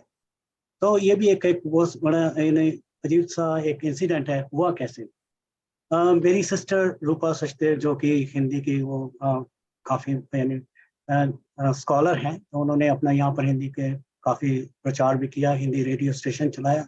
तो वहाँ पर उन्होंने उनके जब वो टॉक बैक शो करती होती थी तो मैंने भी उसमें पार्टिसिपेट किया, और जब पार्टिसिपेट किया एंड सॉ दैट कि भाई काफ़ी सारे माइग्रेंट्स जो नए आते हैं उनको काफ़ी सारी इश्यूज होते हैं, तो उन इश्यूज को हमने एड्रेस करना शुरू किया। तो एड्रेस करते करते हमने देखा कि यानी इसकी काफ़ी अच्छी जो बताते थे लोगों को, they were quite receptive of it, and they thought कि जो हमारी जो सेवाएं हैं अगर हम इसको एक संचालन रूप से करें, एक प्लेटफॉर्म से डिलीवर करें तो बहुत अच्छा होगा। तो उस रीज़न से हमने एक यानी ऑर्गेनाइजेशन की स्थापना की, उसका नाम रखा भारतीय समाज। भारतीय समाज नाम रखने का ये पीछे एक बहुत बड़ा रीज़न था कि हमने कहा कि यहाँ पर हमने देखा कि अलग अलग किस्म यानी हर स्टेट से अपनी अपनी रिप्रेजेंटेशन है, लेकिन हमने कहा कि अगर हमने इंक्लूसिव बनना है तो we have to include everyone. तो आज की डेट में जब भारतीय समाज की स्थापना के बाद अभी हमारे पास हर स्टेट के यानी जो भी हैं लोग हैं उसमें आते हैं, और हमारी जो सेवाएं हैं उसके बारे में मैं ज़रूर बात करना चाहूँगा। हमने शुरुआत की थी इवेंट्स के साथ। हमने जैसे कि इंडिया इंडिपेंडेंस डे हुआ, दिवाली हुआ, और बहुत सारे ऐसे जो हमारे नेशनल डेज हैं उनको भी हमने मनाना शुरू किया। तो ये हज़ारों लोग इसमें पार्टिसिपेट करते थे और बहुत अच्छे तरीके से इसको हमने अंजाम देते थे, हम लोग देते थे। और उसके अलावा भी हमने कहा कि ये तो होगी इवेंट की बात, लेकिन इवेंट के साथ साथ हमने कहा कि how we can connect more with the people. तो जो नए माइग्रेंट्स जब यहाँ पर आए काफ़ी सारे, तो हमने देखा कि उनके जब पेरेंट्स यहाँ पर आए हैं दे आर ऑल आइसोलेटेड, बहुत अकेलापन महसूस करते थे, क्योंकि बच्चे उनके काम पर चले जाते थे और उनके पास करने के लिए कुछ होता नहीं था, तो दे वर गेटिंग डिमोरलाइज्ड और यानी उदास हो जाते थे। तो हमने क्या किया, एक काम किया कि हमने एक सीनियर सिटीजन ग्रुप की स्थापना की, एंड देखते देखते वो बहुत पॉपुलर हो गया। उसी तरीके से हमने कहा जो जो छोटे बच्चे थे उनको हमने कैसे कनेक्ट करना था भारत के साथ, हमने लैंग्वेज एंड कल्चरल क्लासेस शुरू की। और ये जो हिंदी की बात हो रही है तो आई थिंक ऑलमोस्ट 35 ईयर्स से हम लोग हिंदी पढ़ा रहे हैं। पहले वो रूपा जी भारतीय मंदिर में पढ़ाती थी, उसके बाद फिर हमने भारतीय समाज में ये जो परंपरा इसको कंटिन्यू किया। ये जो सेवाएं हैं इसको हमने, मुझे किसी ने पूछा कि आप कौन सी सेवा प्रदान करते हैं, तो मैंने कहा भाई बात तो ये थोड़ी सी डिफिकल्ट है कि मैं हम बताऊं कि हम क्या सेवाएं प्रदान करते हैं। हमने कहा ऐसी कौन सी सेवा है जो हम प्रदान नहीं करते हैं। मैं आपको उदाहरण देता हूँ, चाहे वो कोई डिस्ट्रेस में है, कोई डिफिकल्ट सिचुएशन में है, उसको असिस्ट करना, कोई भी कैलामिटी आ गई उसमें पार्टिसिपेट करना, जहाँ जहाँ हमें ऐसा लगा कि जहाँ गैप है we used to play a role. जैसे कि आपने देखा कोविड में या साइक्लोन जब यहाँ आया था तो वी पार्टिसिपेटेड इन दैट। और उसके अलावा हमने और भी जितने भी, जैसे किसी मानवीय कोई इंसिडेंट हो जाता है, कोई एक्सीडेंट हो जाता है, तो उसकी बॉडी ट्रांसफ़र करने में भी हमने काफ़ी सहयोग दिया। और हमने एक चीज़ और भी देखी यहाँ पर कि जैसे जैसे डायस्पोरा बढ़ता चला गया तो जो family violence was very common, family violence and elder abuse, इन चीज़ों को भी हमने एड्रेस करना शुरू किया। तो सेवाओं की तो मतलब यानी कि अगर बात करें तो अनगिनत सेवाएं हैं कि जो हम प्रदान करते हैं, और हम प्राउड फील करते हैं कि हमें ये मौका दिया है ईश्वर ने इसको अंजाम देने का, और हम वो करते चले आ रहे हैं। सबसे एक और बड़ी चीज़ हमने अचीव की है कि ये एक न्यूजीलैंड में हिस्ट्री क्रिएट हुई है कि हमने कल्चरली अप्रोप्रिएट रेस्ट होम हमने क्रिएट किया यहाँ। आप कल्चरली अप्रोप्रिएट रेस्ट होम का मतलब है कि जब यहाँ पर हमारे बुजुर्ग लोग जो रेस्ट होम में जाते थे उनको काफ़ी दिक्कतें होती थी, क्योंकि खाने में, उनकी कंपनी में, यानी कम्युनिकेशन में ये सब चीज़ की दिक्कत होती थी। तो हमने इसके लिए एक काम किया, यहाँ के जो प्रोमिनेंट जो सर्विस प्रोवाइडर हैं रेस्ट होम के, बोपा है उनका नाम, तो लार्जेस्ट सर्विस प्रोवाइडर्स हैं, तो उनके साथ हमने कोलैबोरेट करके ये सेवाएं प्रदान शुरू करी हम लोगों ने यहाँ पर। आज की डेट में ये काफ़ी प्रचलित हो गया। हाँ, थोड़ा समाप्ति की ओर ले जाए। हाँ हाँ जी, समाप्ति की तरफ ही जा रहा हूँ। तो ये कल्चरली अप्रोप्रिएट रेस्ट होम भी हमने स्थापित किया। कहने को तो बहुत कुछ है, लेकिन यही है कि ईश्वर ने हमें एक ये मौका दिया है तो हम किसको भरपूर इसका योग करें। जहाँ वसुधैव कुटुंबकम की बात आती है, मैं एक छोटी सी बात कह के समाप्त करूँगा कि अगर आप बाहें खोल दें तो सारी दुनिया आपकी है, उसमें आ सकती है। अगर आप बाहें अपनी फोल्ड कर लें, अपने ऐसे होल्ड कर लें तो आपके अपने भी अपने पास नहीं आ सकते। तो हम जो भी करना चाहें उसको प्रैक्टिकल रूप दें तो वो ज़्यादा बेहतर होगा, बजाय इस तरह की सोचने की हम कहते रहें लेकिन अब उसको हम प्रैक्टिकल रूप देना भी बहुत ज़रूरी है। तो आइए हम सब मिलके ये शुरुआत कहीं तो करनी है, जो कि हमारे देश की परंपरा है, इसको हम आगे बढ़ाते चले जाएं। इन्हीं शब्दों से आपसे क्षमा चाहता हूँ, समय कुछ ज़्यादा ले लिया। Thank you, thank you, thank you. बहुत बहुत धन्यवाद। थैंक यू जी। अभी जो समय है उसको देखते हुए अब हम थोड़ा सा ऐसा करेंगे कि कुछ मिक्स करेंगे, क्योंकि सिंगापुर से जो लोग हैं उसमें से 2 लोगों की फ्लाइट है, तो हमें संदेश मिला है। तो सुनीता जी आपसे अनुरोध है, वैसे तो लेट हो रहा होगा वहां पर बने रहें बीच में। जो आपकी रिकॉर्डिंग है जो आपने भेजी है, और शायद सुमन जी और रहती हैं अभी बोलने के लिए। हाँ जी, हाँ जी, जी प्लीज। जी हमारे पास अभी 3 है, 3 तीन है तो स्पीकर्स और अभी है। बहुत शॉर्ट रहेगा, बहुत शॉर्ट रहेगा, क्योंकि नहीं, इन्होंने हाँ लास्ट जी, मिनट शॉर्ट रहेगा। हाँ हाँ अभी अभी हिमानी है। हम लोग को भी थोड़ा फीवर है, न्यूजीलैंड उसके पूरा कर बावजूद लेते बैठे हैं हैं। हम लोग, अच्छा न्यूजीलैंड ठीक पूरा है, कर लेते हैं। तो क्या संजय जी 2-2 का मिनट। ही संदेश था, तो हम ऐसा करते हैं कि न्यूजीलैंड से जो लोग हैं वो संक्षेप में अपनी बात पूरी करें, सुनीति आगे चले। जी ओके, तो ठीक है, 2-2 मिनट का हमारा रहेगा। हिमानी, अब हमारे साथ हिमानी मिश्रा जी है। हिमानी मिश्रा गोल्डब्रेथ, वो इम्बकागिल से है। नमस्कार। हिमानी। हाँ, नमस्कार सभी आदरणीयों को मेरा प्रणाम और आपका बहुत आभार हमें ये मंच प्रदान करने के लिए।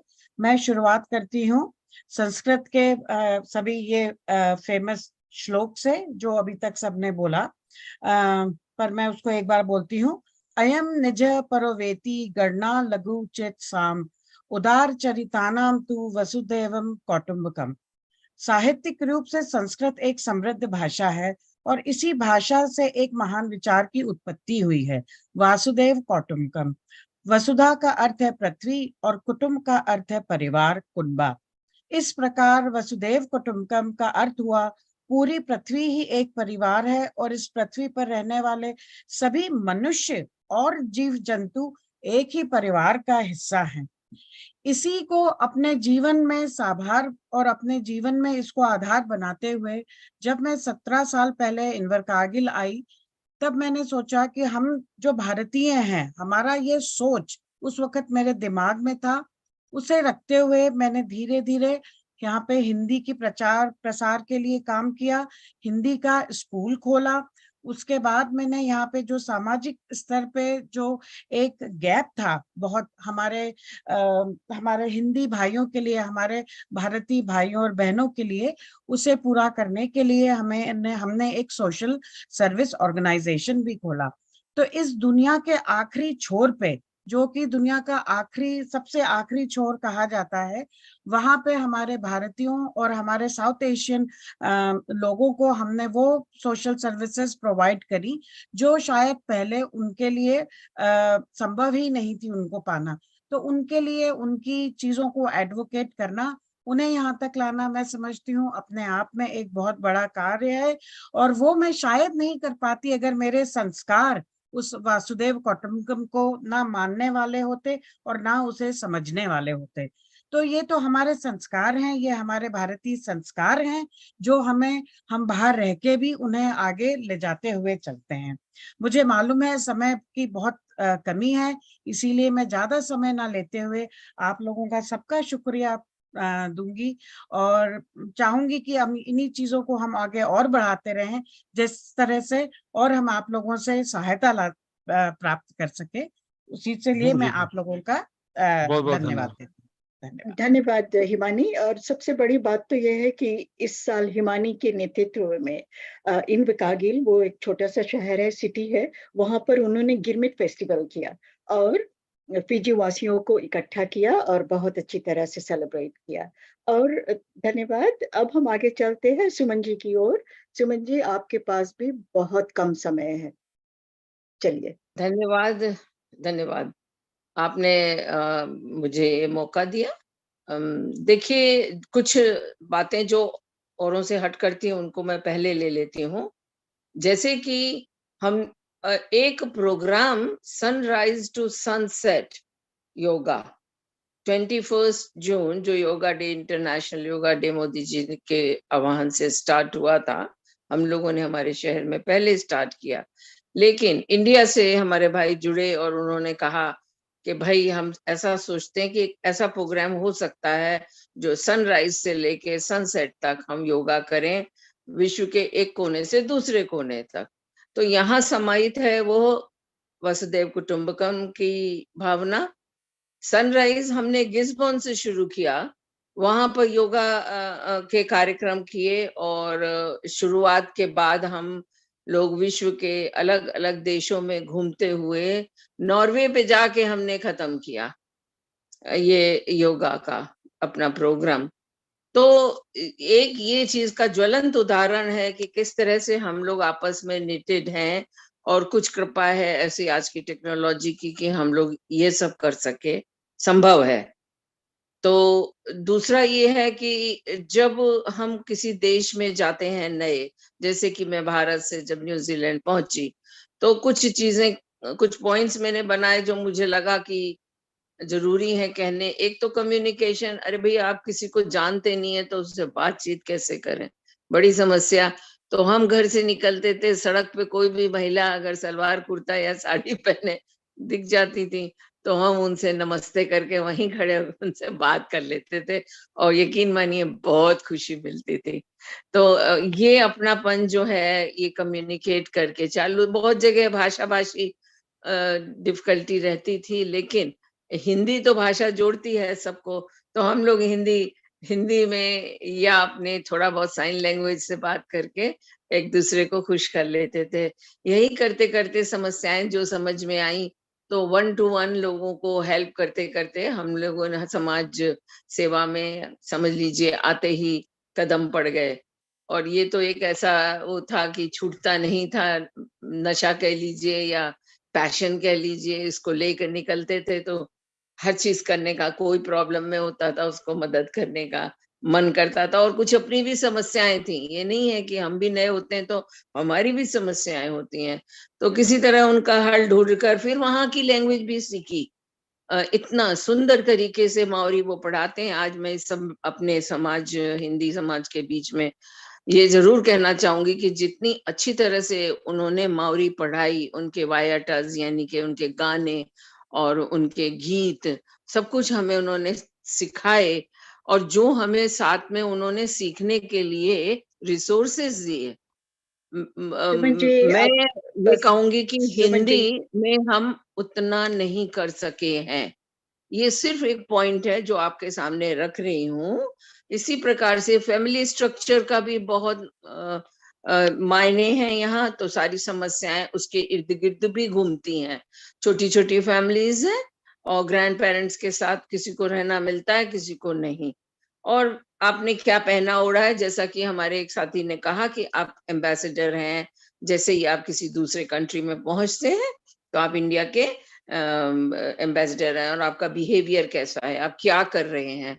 तो यूं समझिए कि यूं तो कुछ नहीं है, लॉ ऑर्डर सभी के लिए है, लेकिन एक हम लोगों का अपने तरीके का सोचने का कल्चरल उसका तरीका है। तो मैं अपने इन 21 साल के सफर में यहाँ पर एक बहुत बड़ी पूंजी समेटे हुई हूँ जो मैं समय समय पर कोशिश करती हूँ कि लोगों से शेयर करूं।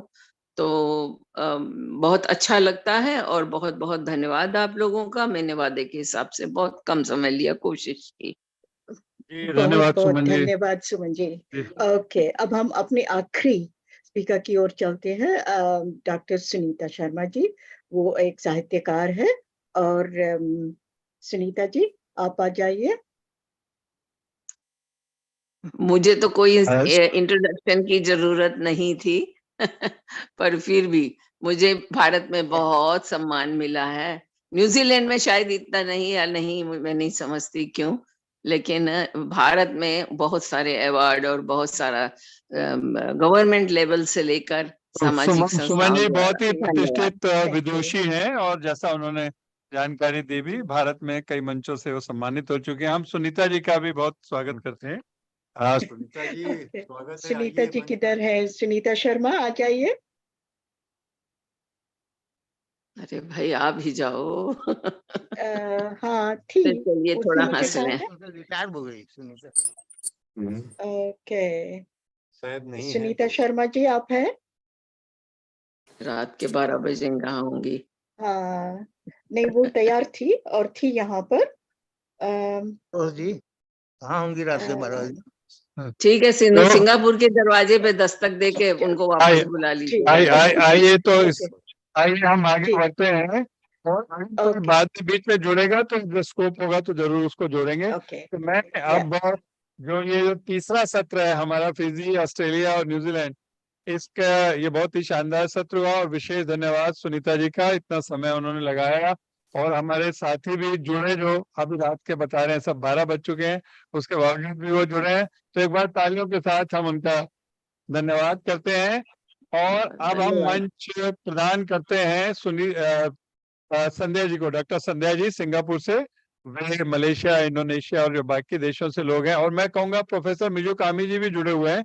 तो प्रोफेसर मिजू कामी जी को एक बार पहले वो जब भी उचित समझे बुलवा लें, और फिर सिंगापुर और मलेशिया, इंडोनेशिया के उनसे बोलने के लिए। संध्या जी। बहुत बहुत धन्यवाद अनिल जी, मेरी आवाज स्पष्ट होगी? आवाज जी धन्यवाद, बहुत बहुत धन्यवाद। सबसे पहले तो धन्यवाद अंतर्राष्ट्रीय सहयोग परिषद का कि इतने सुंदर आयोजन का हिस्सा बनने का हम सभी को मौका दिया है, क्योंकि ये सिर्फ 24 घंटे नहीं है बल्कि एक बहुत बड़ा अनुभव है जो हम सभी को मिलेगा, और इससे एक मैं कहती हूँ एक नई दिशा तय हो रही है। वास्तव में भारतीय डायस्पोरा हर जगह है, इसमें तो कोई दो राय ही नहीं है। और बहुत सारी चीजें परिचय में थी, लेकिन वो सब मैं नहीं दूंगी जो मैंने सोचा था कि लोगों को बुलाने से पहले, चूंकि समय थोड़ा सा हम आगे जा रहे हैं। तो वसुधा हमारी है, एक ही है वसुधा, और परिवार अगर भारतीयों की तरह अगर हम देखें तो उसने तो सभी को परिवार माना है, और भारतीय डायस्पोरा इसके लिए सबसे सटीक है, क्योंकि वसुधैव कुटुंबकम अगर कोई भी डायस्पोरा चरितार्थ करता है तो वो भारतीय डायस्पोरा, इस बात से हम में से सभी सहमत होंगे।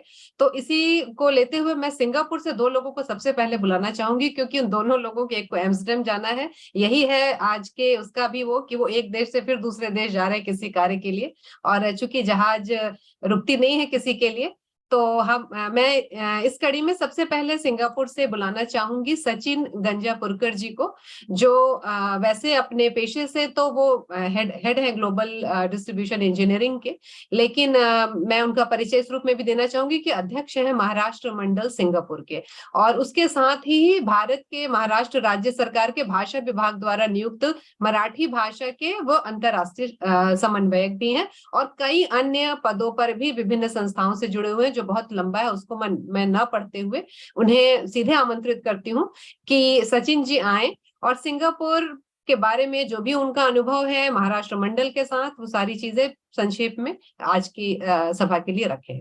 स्वागत है सचिन जी। धन्यवाद संध्या जी, इतने अच्छे परिचय के लिए धन्यवाद पहले तो। और वसुधैव कुटुंबकम आपने जो आयोजन किया है, सभी ने किया है, वो सेम मेरी भी वही भावना है। सभी लोगों से एक अनुरोध है कि तो समय सीमा जो है 5 मिनट की है, तो अपने समय में बहुत आप अगर रख सके तो हम बहुत आभारी होंगे। धन्यवाद जी, जरूर। जो लोग पीछे बैठे हैं आगे बैठे तो आभारी होंगे, उन लोगों को बुरा लगता है।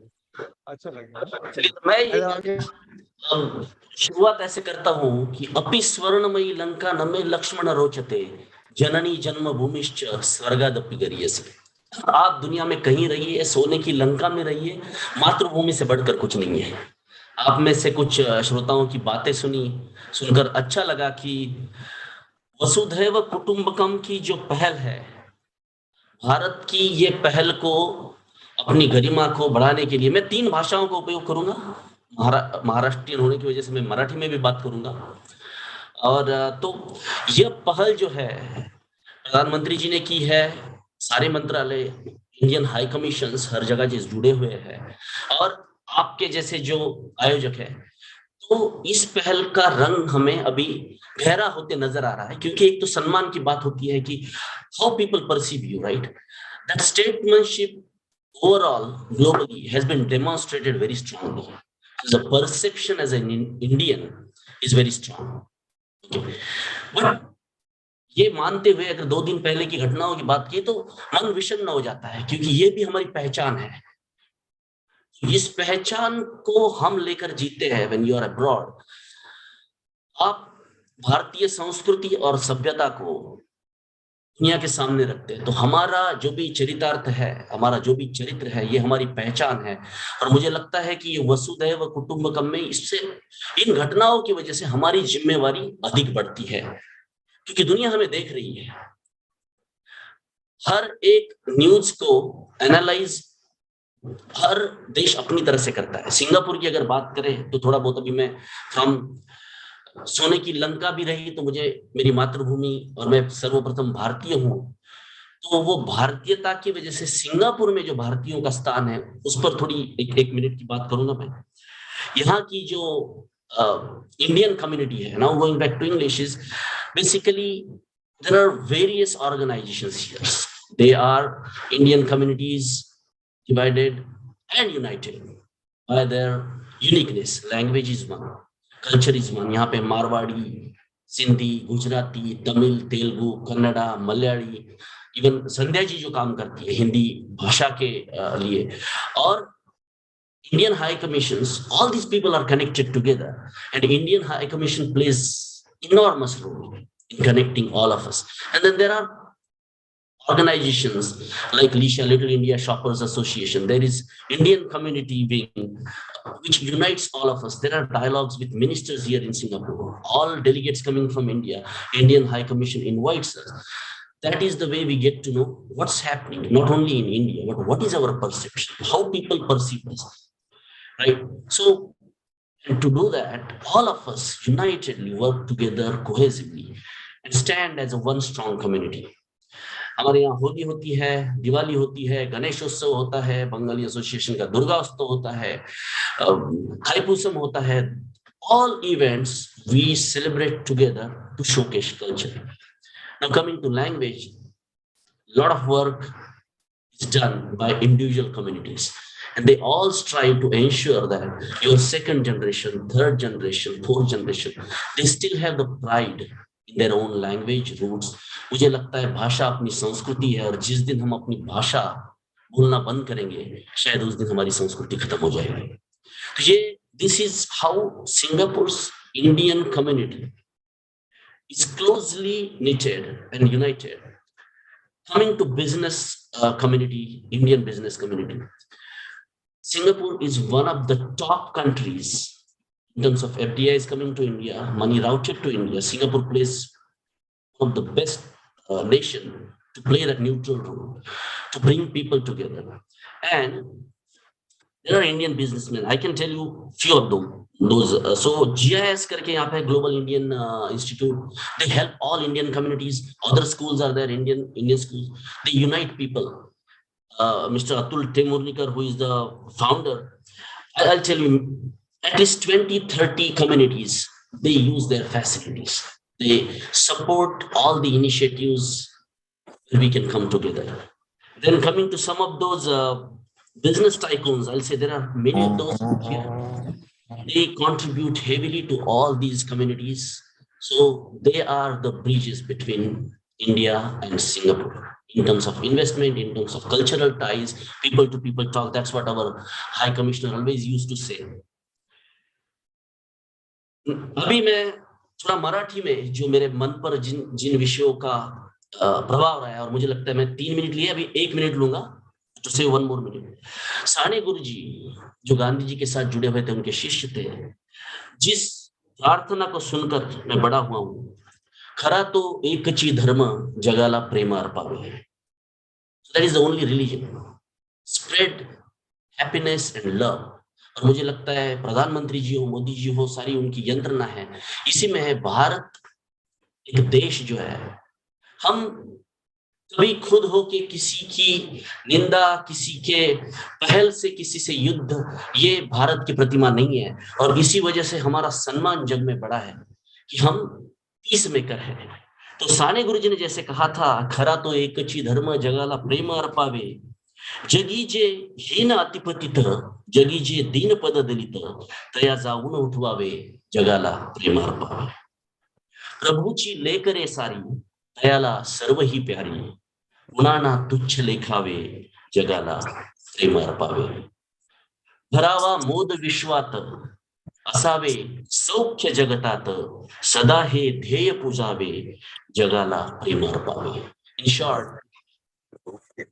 what we are doing is all these learnings I think now I'm able to do. we are able to I'm practice becoming things. now technical person. Okay. Very good. I think someone is speaking, so shall I photo पर stop? Cursor लेकर. But maybe you should have taken this job. I mean, you cannot take it. I am aware of that. Maybe 25 years ago. Dhanuka जी अपने आप को mute कर लीजिए.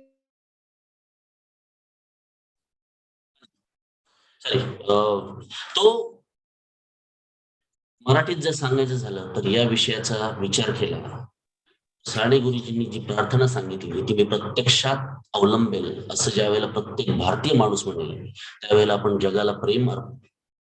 आणि म्हणून आपण मध्यस्थाची भूमिका करू शकतो, आपण प्रमुखाची भूमिका करू शकतो, आपण नेतृत्वाची भूमिका करू शकतो. हे आज भारताने जगाला दाखवून दिलेलं आहे. काही घटना असतात त्याचे मनावरती परिणाम होतात आणि त्या घटनांचा सुद्धा विचार झाला पाहिजे, कारण ती आपली संस्कृती नाहीये. आणि त्यासाठी मला वाटतं भारतातील प्रशासन नक्कीच प्रयत्न करेल. या कार्यक्रमात मला बोलवल्याबद्दल मी सर्वांचे धन्यवाद मानतो. डॉक्टर संध्या यांचे विशेष धन्यवाद. आपण इथे संधी दिली. आपल्याला या कार्यक्रमासाठी शुभेच्छा देतो आणि माझी रजा घेतो. धन्यवाद. बहुत बहुत धन्यवाद सचिन जी. और बिल्कुल सिंगापुर में छोटा सा देश है, अगर आप सब जानते होंगे तो विश्व मानचित्र पर उसको लिटिल रेड डॉट कहा जाता है, मतलब एक छोटा सा बिंदु, लेकिन पहचान उसकी पूरी दुनिया में है. और कारण, बहुत बड़ा कारण भारतीय डायस्पोरा का भी है, क्योंकि यहाँ भारतीय डायस्पोरा 9% से भी ज्यादा है और यहाँ की चौथी आधिकारिक भाषा तमिल है. साथ ही तमिल के अलावा 5 अन्य भाषाएं यहाँ के विद्यालयों में द्वितीय भाषा के रूप में शिक्षा मंत्रालय द्वारा मान्यता प्राप्त है, यानी उनकी शिक्षा बच्चे उनमें मातृभाषा शिक्षा ले सकते हैं, वो लेते हैं, लेनी पड़ती है कह सकते हैं. तो जो यहाँ का भारतीय समुदाय है वो बहुत दुनिया के कई देशों से बहुत अलग है. अभी कई लोगों ने बात की कि भावी पीढ़ी को सीखनी चाहिए भाषा संस्कृति, तो उसमें मुझे लगता है सिंगापुर काफी आगे निकलेगा, क्योंकि यहाँ अपनी मातृभाषा की शिक्षा आवश्यक है. ये चुनाव नहीं है, बल्कि उन्हें पढ़नी है. उसके पीछे जो सरकार की सोच है वो बहुत अच्छी है कि भाषाएं हमें अपनी संस्कृति, हमें अपने रूट्स, हमें कल्चर सभी से जोड़ती हैं. तो इसलिए यहाँ बहुत सारी चीजें हैं जो हम भारतीय समुदाय के लोग इस समाज को दे रहे हैं और साथ ही इस समाज से हम ले रहे हैं. और अपने देश, चाहे वो भारत हो या सिंगापुर, दोनों को एक जन्मभूमि है हमारी, एक हमारी कर्म भूमि है, दोनों के प्रति बराबर, जिसे हम कहें, सम्मान दे रहे हैं. दोनों के लिए बराबर हम कार्य कर रहे हैं. तो बहुत बहुत धन्यवाद सचिन जी. और महाराष्ट्र मंडल बहुत ही प्रतिष्ठित संस्था है. अतुल तिलमुकल जी जो यहाँ के मराठी समुदाय के, चाहे वो प्रधानमंत्री जी का शपथ ग्रहण समारोह है या कुछ, उनको विशेष निमंत्रण जाता है और वो जाते हैं उसे अटेंड करने. तो आप समझ सकते हैं कि उनकी प्रतिष्ठा भारत में भी किस तरह की है. तो वो और सिंगापुर में रहते हैं, तो बहुत अधिक इस समुदाय द्वारा कार्य किया जाता है.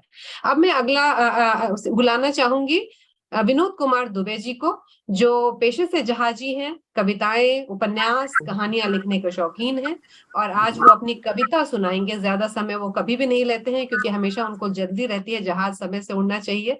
वैसे वो उस वाले जहाज नहीं, पानी के जहाज में कार्य करते हैं, कैप्टन है पेशे से. मैं परिचय भी किसी का ज्यादा नहीं पढ़ रही हूँ क्योंकि समय की सीमा है. तो विनोद जी, मंच आपका.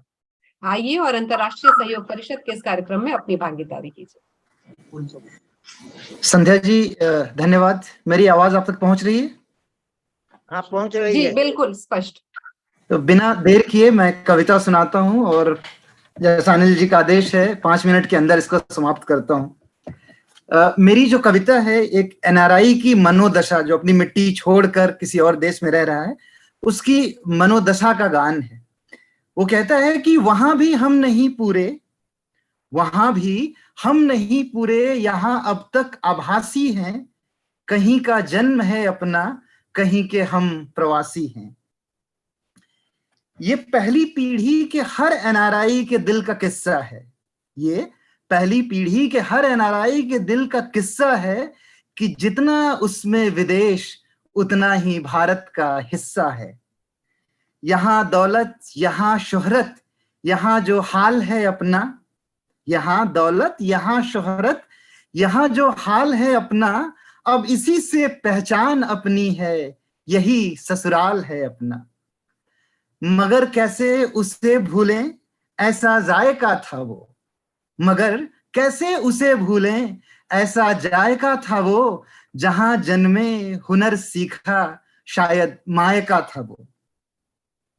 वहां के तंग हाली की यहां जब बात आती है, वहां के तंग हाली की यहां जब बात आती है, माथे पर शिकन की कुछ लकीरें खिंच ही जाती हैं।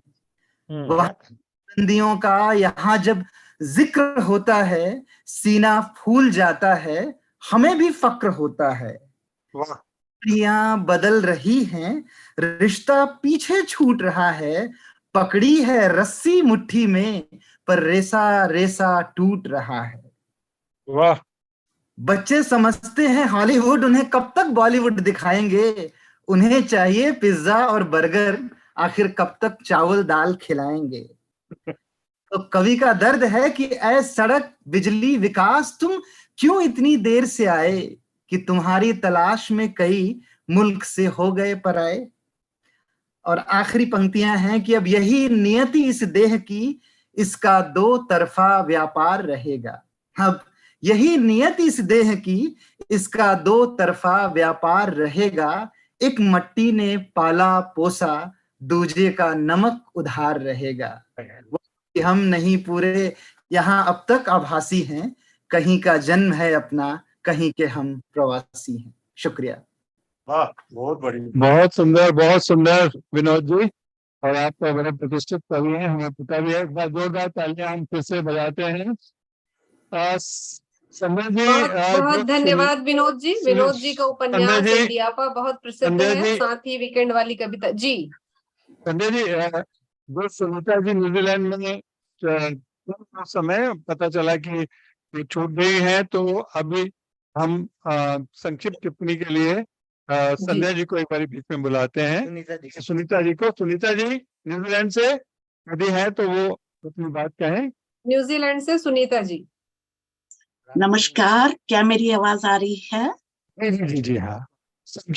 नमस्कार, जय हिंद, जय भारत, वसुदेव कुटुंबकम, एक धरती, एक परिवार, एक उद्देश्य। और न्यूजीलैंड से बहुत से लोगों ने बहुत सारी बातें बताई, और मैं बहुत ज्यादा समय ना लेते हुए आप सब लोगों को मेरी एक पुस्तक है चिर प्रतीक्षित, और उसमें प्रवासी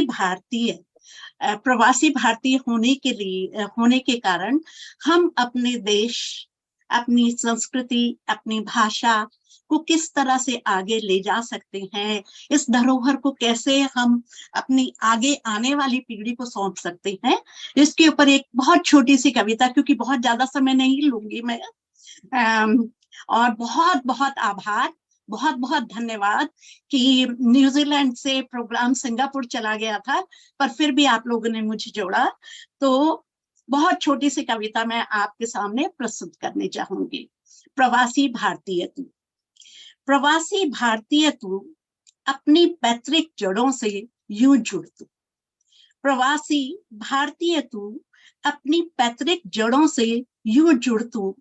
भेड़ बकरी की तरह मत कर अंधा अनुकरण यूं। प्रवासी भारतीय तू, अदम्य साहस समर्पण धैर्य से, अदम्य साहस समर्पण धैर्य से लिख अपनी नई दास्तां तू। प्रवासी भारतीय तू, किसी भौगोलिक सीमा में ना बंध यूं। यही बात हम कर रहे हैं वसुदेव कुटुंबकम।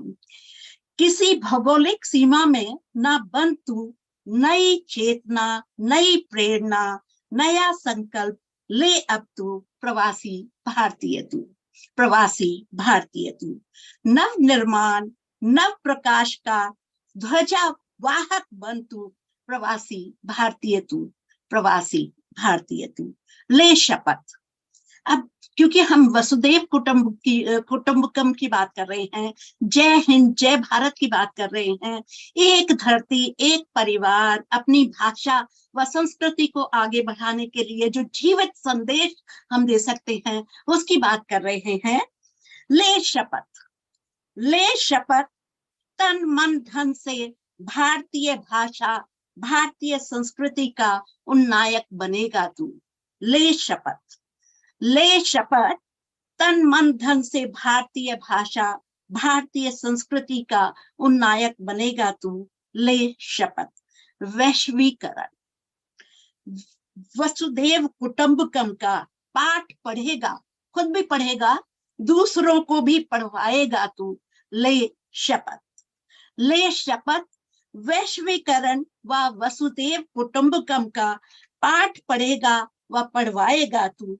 ले शपथ। रास्ते कठिन भी हो तो क्या, आसान नहीं है क्योंकि हम प्रवासी हैं और यहाँ पर अपनी संस्कृति को अपनी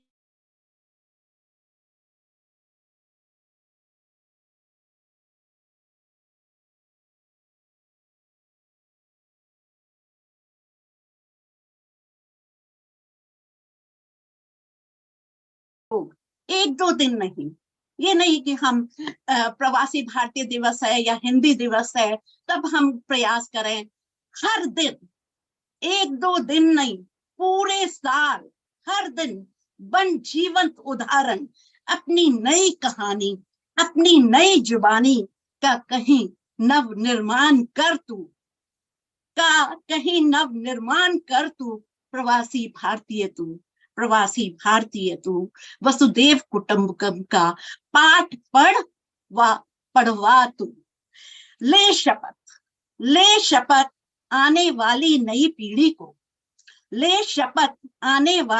पीढ़ी को भारतीय संस्कृति की जीती जागती यह अमूल्य धरोहर उपहार में देगा तू। प्रवासी भारतीय तू। ले शपथ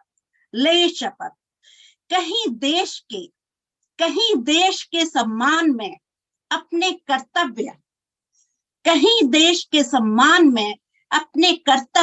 व ऊंचे मानदंडों से नींव का पत्थर बनेगा तू। ले शपथ प्रवासी भारतीय तू अपनी पैतृक जड़ों से यूं जुड़ तू प्रवासी भारतीय तू वसुधैव कुटुंबकम का पाठ पढ़ेगा व पढ़वाएगा तू। जी शुक्रिया सुनीता जी।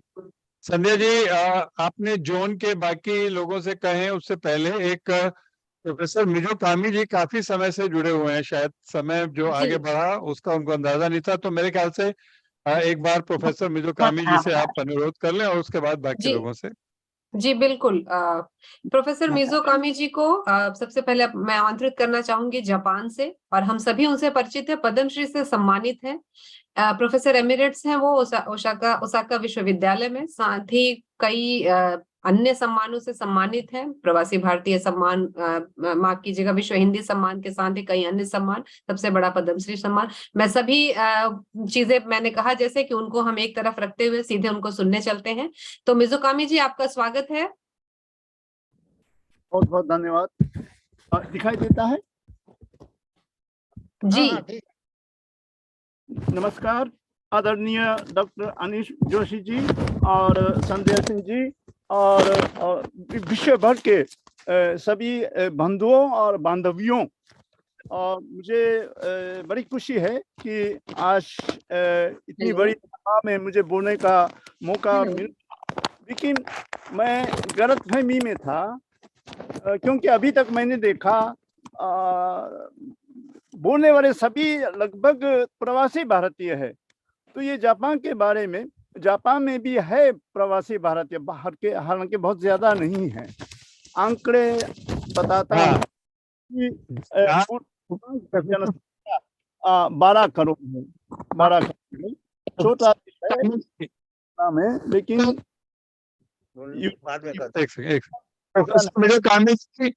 हम आप ठीक कह रहे हैं कि सभी हमने डायस्पोरा के प्रतिनिधियों को बुलाया था परंतु जापानी होते हुए भारतीय हैं, तो इसलिए आपको विशेष रूप से हमने आमंत्रित किया है।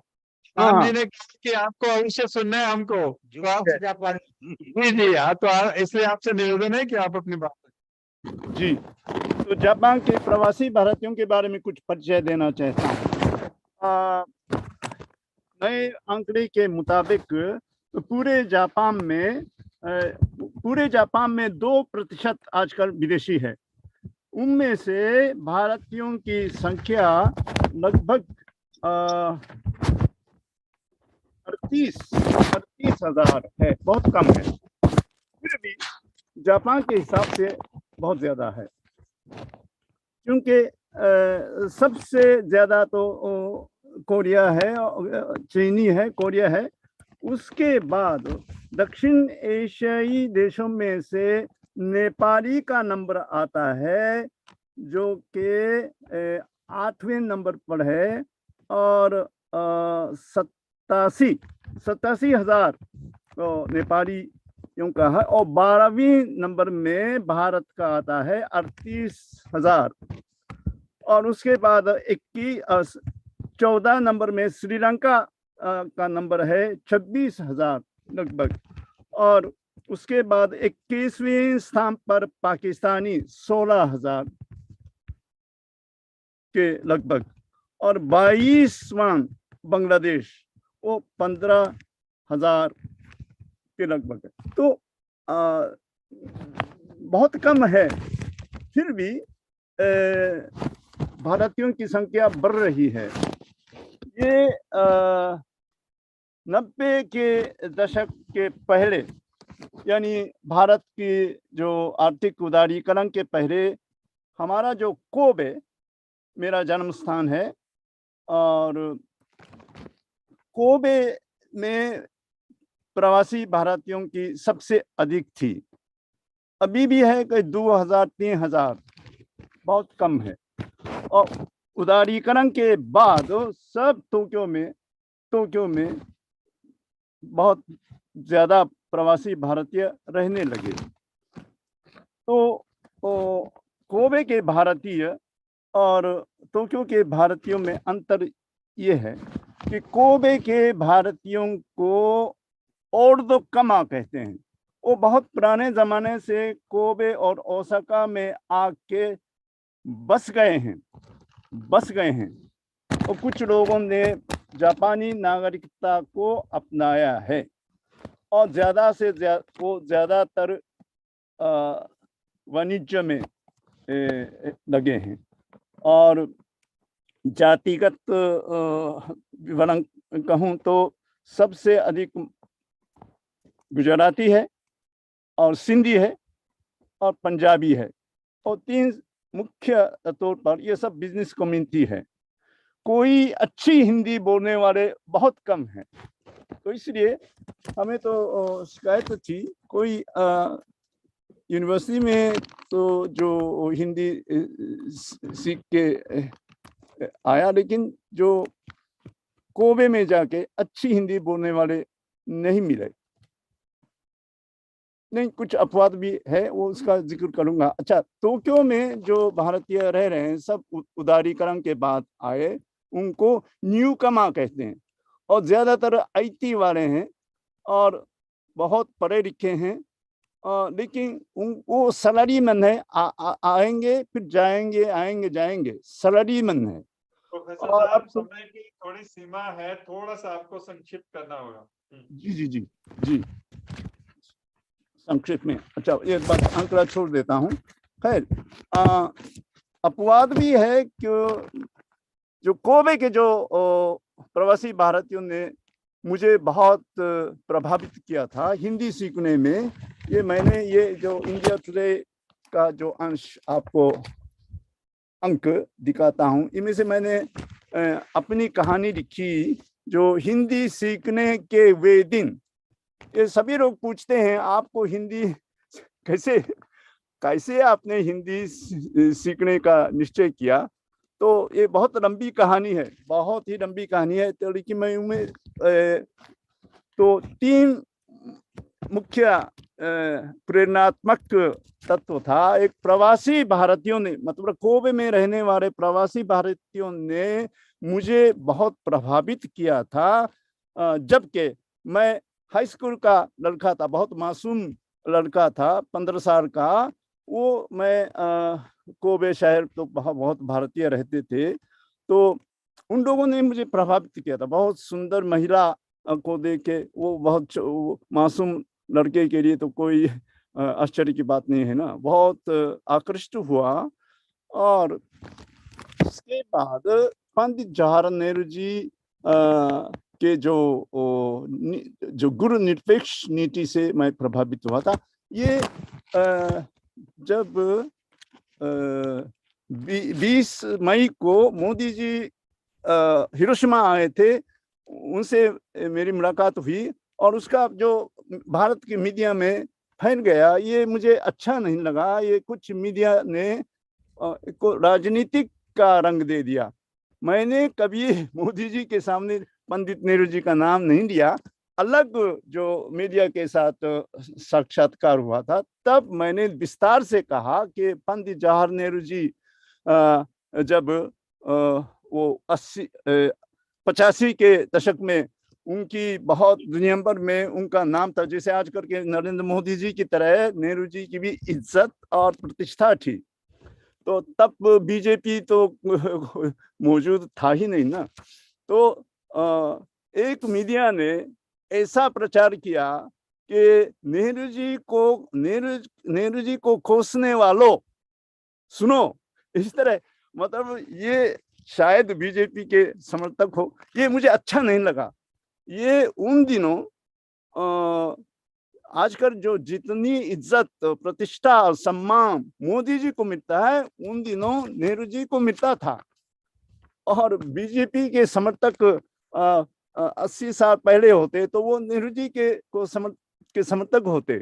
तो ये मुझे अच्छा नहीं लगा। लेकिन नेहरू जी ने जापान के लिए अच्छा काम भी किया, इसमें कोई शक नहीं है। जापान गरीब देश था, कोई नेचुरल रिसोर्सेज नाम कोई चीज नहीं है, और उद्योग की उत्पत्ति के लिए लौह अयस्क की बहुत जरूरत थी।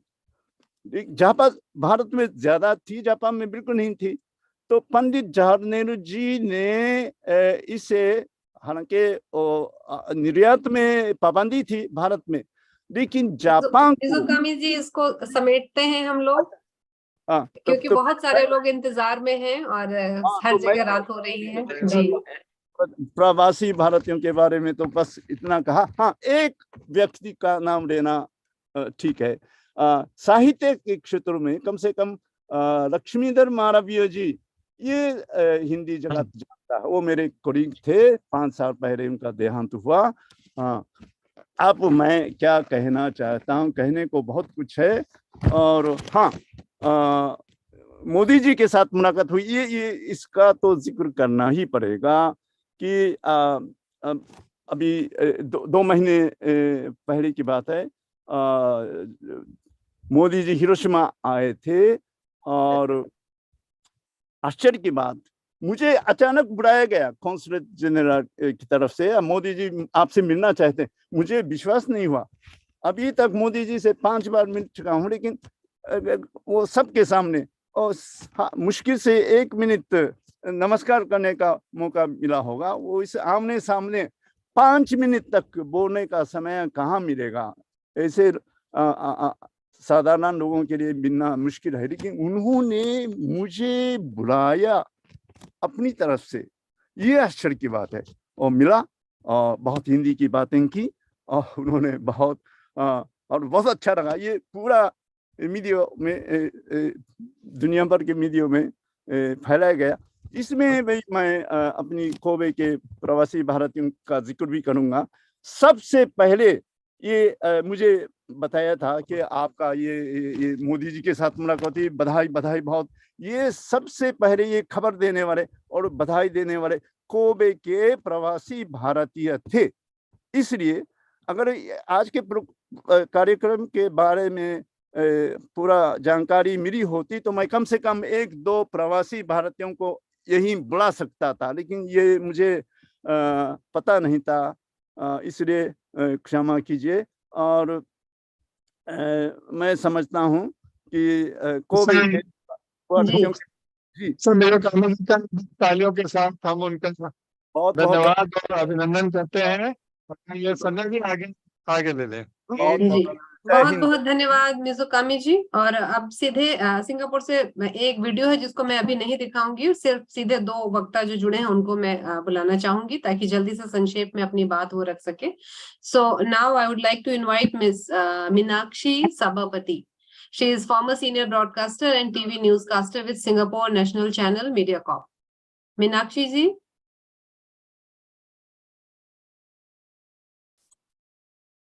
Okay, let me unmute. Okay, am I? Thank you. Okay, vanakkam.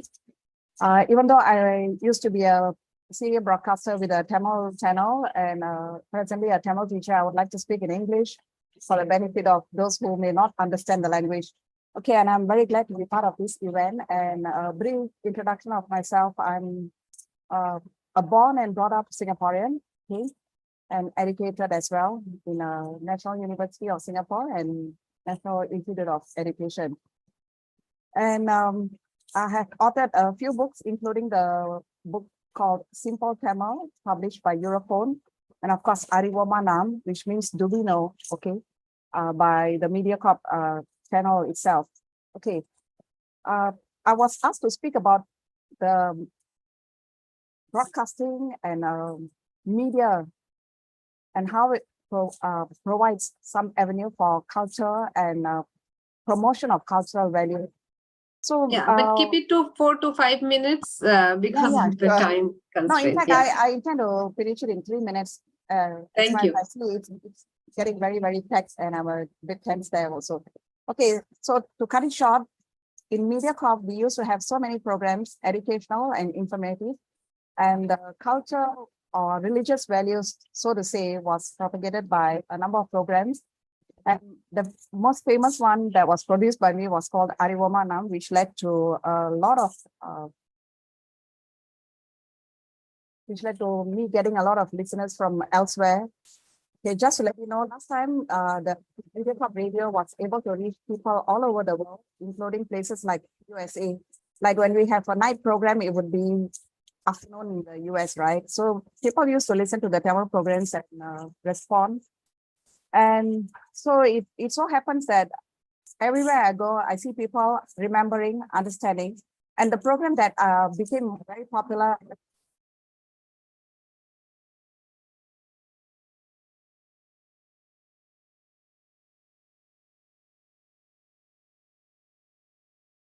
You're not audible. Please keep your mic this way. Yeah. Hold the. Yeah, now it's better. Are you able to hear now? Okay. Yes, So, thank you. The focus was that we let people know that for every tradition and practice that we have, there is a basic reason for it. We cannot just ignore everything as superstition, okay, as was propagated by the West. We shouldn't fall for it. We must believe that our religion and our customs have some value and scientific reason behind it. Okay, that was the focus. And we have made it very, very successful. So much so that, you know, a few years ago when I went to USA for a diaspora Tamil education conference, the people there remembered this and they were very proud. Okay, the biggest success was when people say they were able to stand up for themselves. They are proud to be Hindus. They don't fall under the pressure from other people who might say, okay, look at your religion, it has got so many gods and so on. So now we are able to stand for ourselves because the biggest strength comes from knowledge. So our main mission was to bring the knowledge to people through media. Okay, so to cut it short, I'm just going to say that we have made it. Last time we used media like radio and TV. Now we use the online media, and let's keep it that way. Let's join together, connect the whole world. And like Agatya Munivar and Tirumular, who could fly over the sky, we now fly through media, okay, social media. So we shall do it now via the internet and keep all of us connected. And Jai Hind, let's be proud Hindus. Thank you. Thank you, Ms. Meenakshi. Thank you so much for keeping it short and sweet. Thank you. Now I would like to call Mr. Seshadri Kanan ji. He is a motivational speaker, religious discourse debate speaker. He is working in a marine sector. He is a senior project engineer at satellite communication industry. Mr. Seshadri ji. Greetings of the day to my brothers and sisters of the Vasudhaiva Kudumbakam. From where the word Vasudhaiva Kudumbakam is derived, it is from the Mahopanishad. Ayam Pandurayam Nedi Ganana Lagusedasam Udara Charidanam Tu Vasudhaiva Kudumbakam. This is from the Upanishad, which talk about the Vasudhaiva Kudumbakam. What is the meaning of this? The person, one who differentiate between the living things and between the people. He is my Bandhu, he is my Mitran, he is my Chatru, like that, who differentiate, he is a mean-minded person. But one who overcome this mindset and treat everyone equally is a noble person. He is the one who understands the truth that this world is one family, which is called Vasudhaiva Kudumbakam. What is Kudumbakam? It is a family. How a family can be happy? Family members should treat and accept each other with love. The same applies to the Vasudhaiva Kudumbakam. Everyone in this universe should treat each other as equal, accept and show love to everyone. This is what Andal in her Tirupavai mentioned, that Vayyattu Valvirgal. That is a Veda Vakyam. What it says, Sarvam Vishnu Mayam Jagadu. The meaning of this word is Vishnu is omnipresence. Vishnu is the one who present in you, is the same Vishnu present in me and all the creatures of this world. That's called Sarvam Vishnu Mayam Jagadu. This is the same is mentioned in Islam. The Arabic word Allah called the God who is omnipresent. Whatever the religion, it may be Islam, it may be Sanatana Dharma or any, that's all teach the world is one family.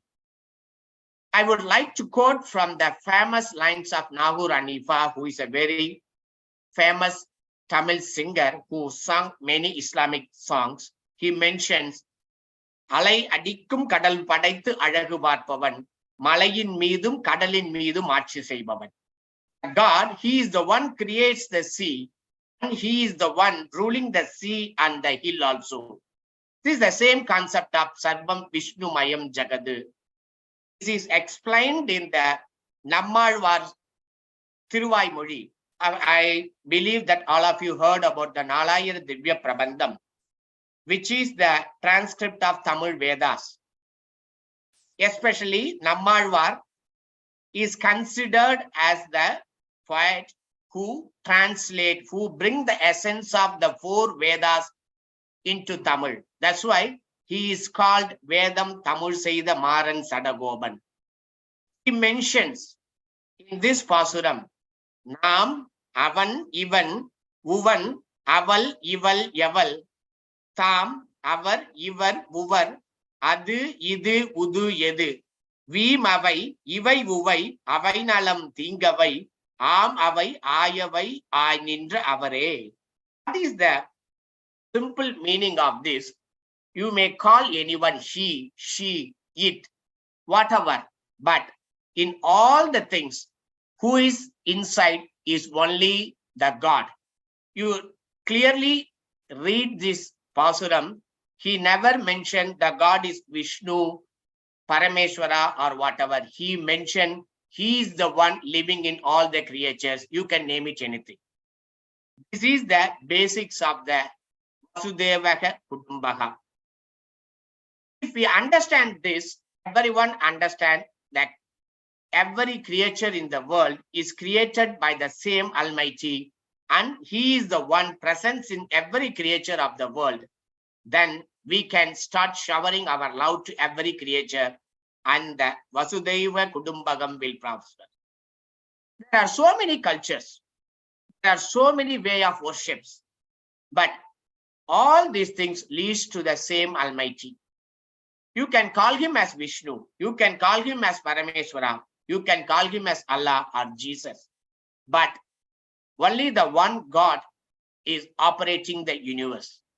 This is also very clearly mentioned in the Nammalvar, another pasuram in his Thiruvaimozhi. Avaravar tamadamar arivagai vagai, avaravar irayavar ena adi adaivargal.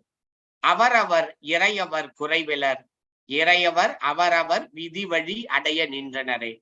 The simple literary meaning of this pasuram is, you can pray any God, any form of worship, everything is equal.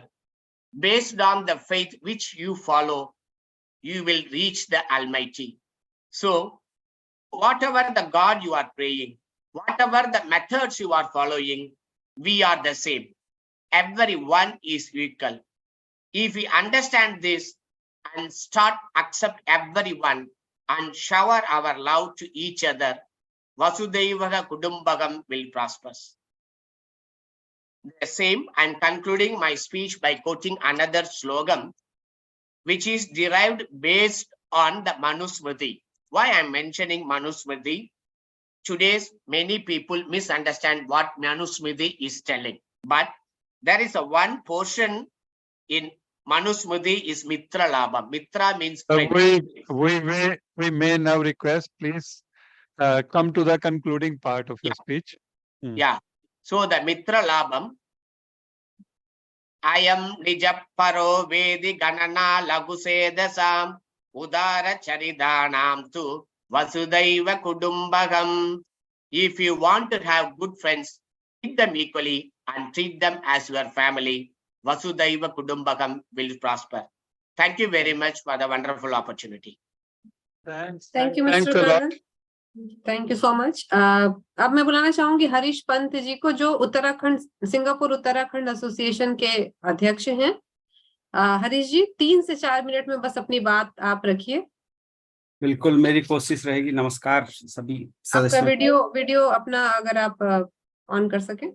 Video मेरा somehow कुछ problem चल रही है इसमें, तो मैं कोशिश जी ठीक है, आप जल्दी से फिर अपनी बात रखिए। जी धन्यवाद। सभी उपस्थित सदस्यों, महानुभावों को मेरा सादर नमस्कार। मैं Harish Pant Uttarakhand association of Singapore का वर्तमान में प्रेसिडेंट हूं। जैसा कि आपको आज का विषय वासुदेव कुटुंबकम को विश्व के अलग अलग भाग से रहते हुए हम अपने जीवन में किस प्रकार से वसुदेव कुटुंबकम के भाव अपने जीवन में प्रयोग करते हैं, उस पर अपना अनुभव आपके साथ साझा करना चाहता हूं। वसुदेव कुटुंबकम का सिद्धांत बेहतर भविष्य का निर्माण करना है। पूरे पृथ्वी को परिवार मानकर एक नई विश्व व्यवस्था का निर्माण करने के लिए वसुदेव कुटुंबकम के सिद्धांत का पालन हर किसी को करना चाहिए। पृथ्वी के हर एक जीव को समझने की जरूरत है कि हर जीव एक दूसरे पर निर्भर है। सभी का अस्तित्व एक दूसरे के कारण ही संभव है। इसलिए एक दूसरे के प्रति सम्मान की भावना, सहयोग, अहिंसा, संवाद के माध्यम से मानव एक दूसरे के बीच सद्भावना हासिल कर सकता है। वसुदेव कुटुंबकम का आपसी प्रेम, एक दूसरे के प्रति प्यार करोड़ों लोगों को एकजुट करता है। इसमें एकता स्थापित करता है। एक दूसरे की भावना को समझ समाज के हर धर्म और संप्रदाय को लोगों को अपनी समझ विकसित करने की जरूरत है, ताकि वो एक दूसरे के प्रति सहानुभूति दिखाएं। संवाद के माध्यम से मानव एक दूसरे के बीच सद्भावना हासिल कर सकता है। मैं सन 1994 में सिंगापुर आया था। यहाँ सिर्फ एक परिवार को जानता था। धीरे धीरे मेरा परिचय अन्य परिवारों से हुआ। साथ ही उत्तराखंड के परिवारों की संख्या भी बढ़ी। विश्व के विभिन्न समुदायों से संपर्क हुआ, मेल मिलाप बढ़ा और हम एक परिवार का हिस्सा लगने लगे। और जहां तक सिंगापुर में उत्तराखंड से जुड़े लोगों की बात की जाए, तो आज हम 1000 से भी ज्यादा परिवार सिंगापुर में उपस्थित हैं। हम अपने परिवारों को परिवारों को भी जोड़ने का निरंतर काम कर रहे हैं। 8 वर्ष पूर्व जब हमारे एसोसिएशन उत्तराखंड एसोसिएशन सिंगापुर की स्थापना हुई, अपने अपने स्तर पर विभिन्न सांस्कृतिक कार्यक्रमों का आयोजन किया। उसमें सभी समुदायों के लोगों को भागीदार बनाया। अपनी संस्कृति और अपने भोजन से हमने सभी को आकर्षित किया एवं आने वाले 6 अगस्त को हम उत्तराखंड कौतिक का आयोजन सांस्कृतिक कार्यक्रम करने जा रहे हैं और सभी समुदायों को आमंत्रित करते हैं। पिछले कई वर्षों से यही निरंतर प्रयास हमारा रहा है कि विश्व में जहां भी रहें एक दूसरे से एक परिवार के हिस्से की तरह जुड़े रहें। यही भावना वसुधैव कुटुंबकम को आगे की ओर बढ़ाएगी। अब मैं अपनी वाणी को विराम देता हूं और आप सभी को उत्तराखंड एसोसिएशन की ओर से साधुवाद, धन्यवाद, नमस्कार। बहुत बहुत धन्यवाद हरीश जी। और इसके साथ ही हम सिंगापुर से आखिरी वक्ता की तरफ बढ़ते हैं, mister KV Rao ji.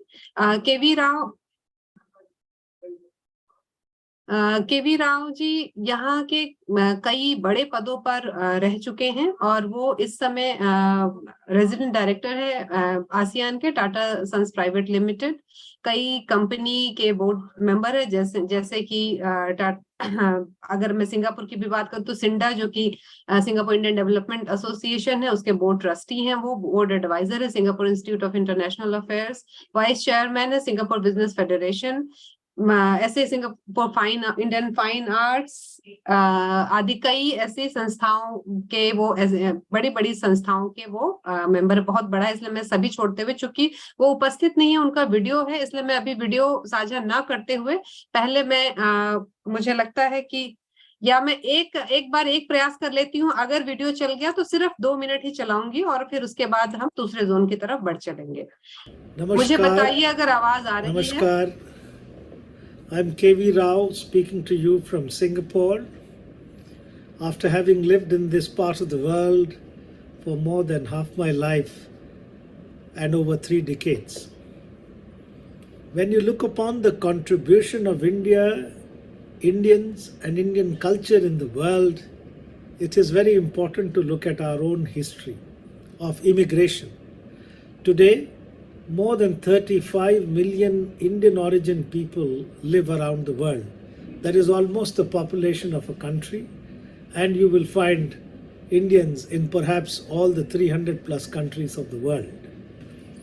The past history dates back to those days of the kings and kingdoms, when Indian empires had influence right up to Korea, Cambodia, Indonesia, in this part of the world, including South Asian countries. There's a long history and it dates back to a couple of thousand years. There is a shared culture of dance, art, music, and influence into their languages and literature too from the ancient times. The second part of the history is the colonial part of the history, which was influenced largely by the British regime, when many Indian indenture labor, like the Girmitias, were moved under force into countries like Maldives, Fiji, Mauritius, and also labor into the Straits areas of Malaysia, Singapore, and the region. The whole industry of sugar in that part of the world was served by the Indian labor, with or without their wishes. If you look at our part of the world, yes, the entire palm plantations and the palm oil industry and plantation industry and the rubber industry was largely manned by labor brought by during the British times. And this history dates back to about 200 plus years. However, all of these tribes and people have assimilated so much that today they have become part of their own countries.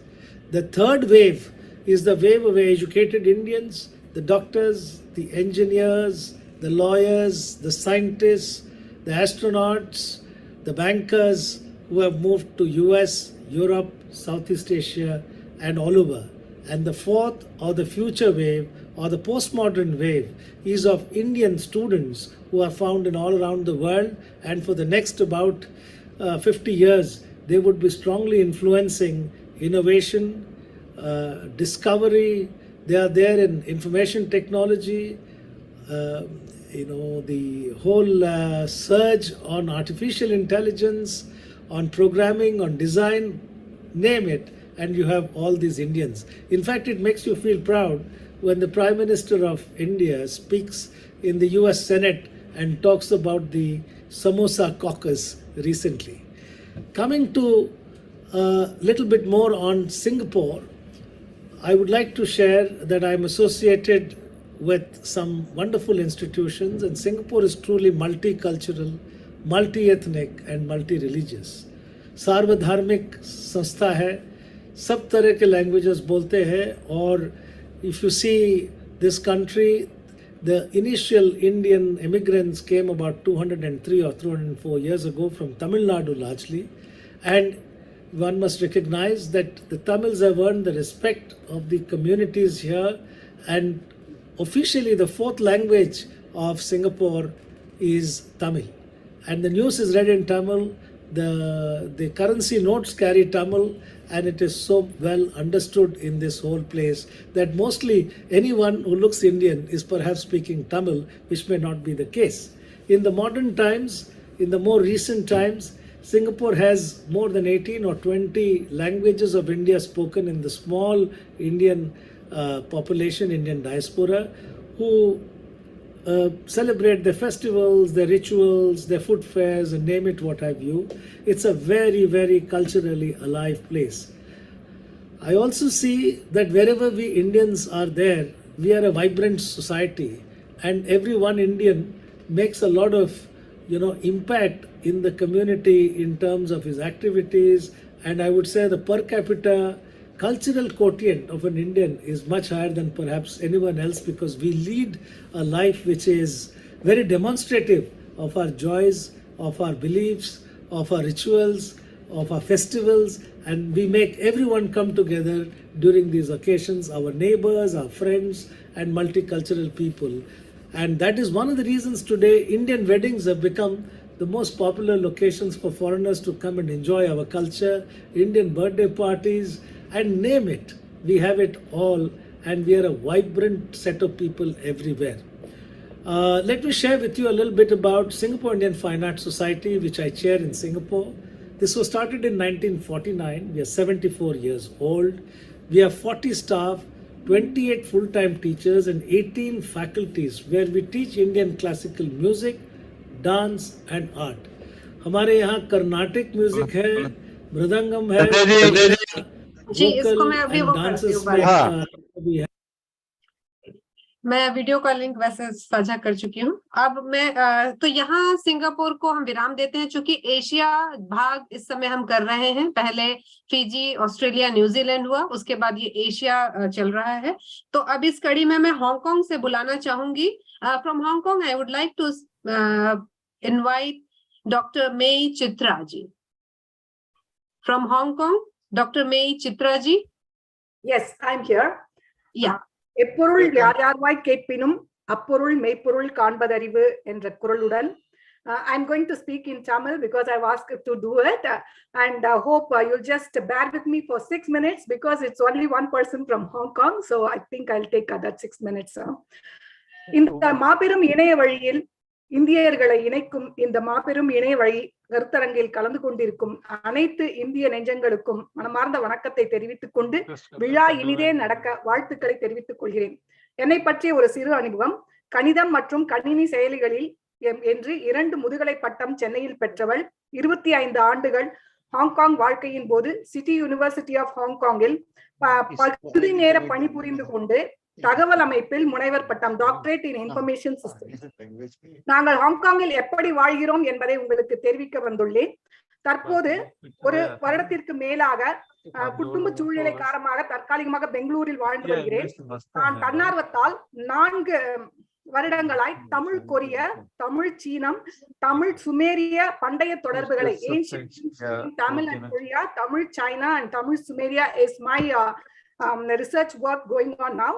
இந்த ஆய்வுகளின் மூலம் இந்தியர்கள், குறிப்பாக தமிழர்கள் எப்படி பல்லாயிரம் ஆண்டுகளாக யாதும் ஊரே யாவரும் கேளீர் என்ற கணியன் பூங்குன்றனாரின் வாக்கிற்கு ஏற்ப திரைகடல் ஓடியும் திரவியம் தேடிய போதும் அந்தந்த நாடுகளில் அவர்களுடன் சேர்ந்து பணியாற்றி அவர்களை வளர்ச்சி அடைய செய்திருப்பதை காண முடிந்தது. இந்த யாதும் ஊரே யாவரும் கேளீர் என்பதே வசுதேவ குடும்பகத்திற்கு இணையான தமிழ் கூற்று. This is the equivalent for Vasudeva குடும்பகம். யாதும் ஊரே யாவரும் கேளீர். ஹாங்காங்கில் வணிக வளர்ச்சிக்கு இந்தியர்கள் பங்கு முக்கிய இடம் வகிக்கிறது. 70,000க்கும் மேற்பட்ட இந்தியர்கள் வாழும் இந்த நகரில் 70,000 people are living, more than 70,000 Indians are there. பல மாநிலத்தவர்கள் வாழ்கின்றனர். இந்திய பண்பாட்டை மறக்காமல் இருக்க அந்தந்த மாநிலத்தவர்கள் சங்கங்களை அமைத்து கூடி மகிழ்கின்றனர். There are different cultural associations for each and every state. இவர்கள் அனைவரையும் இணைக்கும் பாலமாய் 2000 முதல் சில்ட்ரன் கல்ச்சுரல் குரூப் CCG இந்திய குழந்தைகளை கூட்டி இந்திய பண்பாட்டை அறியும்படி வினாடி வினா, நடனம், பாடல் போன்ற நிகழ்வுகளை நடத்தி வருகிறது. மேடை நிகழ்ச்சிகளையும் RTHK என்ற ஹாங்காங் அரசின் வானொலியில் 12 தொடர்களை தயாரித்துள்ளது. 12 serials were done for RTHK, that is Radio TV Hong Kong in Hong Kong. Youth Festival, CCG CIBS Day, we celebrate 2 of them from the CCG. இந்திய விழாக்கள் மட்டுமன்றி ஹாங்காங் அரசும் மற்ற தன்னார்வ குழுக்களும் நடத்தும் நிகழ்ச்சிகளில் குழந்தைகளையும் பெற்றோர்களையும் பங்கேற்க வைத்து கலை நிகழ்ச்சிகள், அரங்குகள் மூலமாக இந்திய பண்பாட்டை சர்வதேச அளவில் அனைவருக்கும் அறிய வண்ணம் செய்து வருகிறது. So we just teach Indian culture to both Indians and the Chinese through various activities from CCG. இதன் மற்றொரு முக்கிய பணி, I want to tell, this is the important one, அனைத்து இந்தியர்களை இணைக்கும் பாலமாய் ஒரு இந்திய பள்ளியை துவக்கும் முயற்சி. So we were trying to get an Indian school in Hong Kong. It was a 15 years of effort. அங்கு வாழும் இந்தியர்களுக்கு இது பல ஆண்டுகளாய் குறையாய் இருக்கிறது. நானும் மேலும் கல்வியில் சிறந்த இருவர் சேர்ந்து 3 ஆண்டு காலம் சீனாவின் குவாங்ஜாவ் நகரில் பள்ளியை நடத்தும் வாய்ப்பு கிட்டியது. அதனால் இந்த பள்ளி அவசியம் வேண்டும் என்று ஊக்கமளித்தது. ஆயினும் இந்த அனுபவம் ஹாங்காங்கில் ஒரு பள்ளியை நிறுவ மேலும் ஊக்கப்படுத்தியது. 2 முறை சர்வே எடுத்து, we did 2 times survey and we gave the request to the government, Hong Kong government. இந்த அரங்கில் ஒரு வேண்டுகோளை வைக்க விரும்புகிறேன். I request this audience to just listen to this.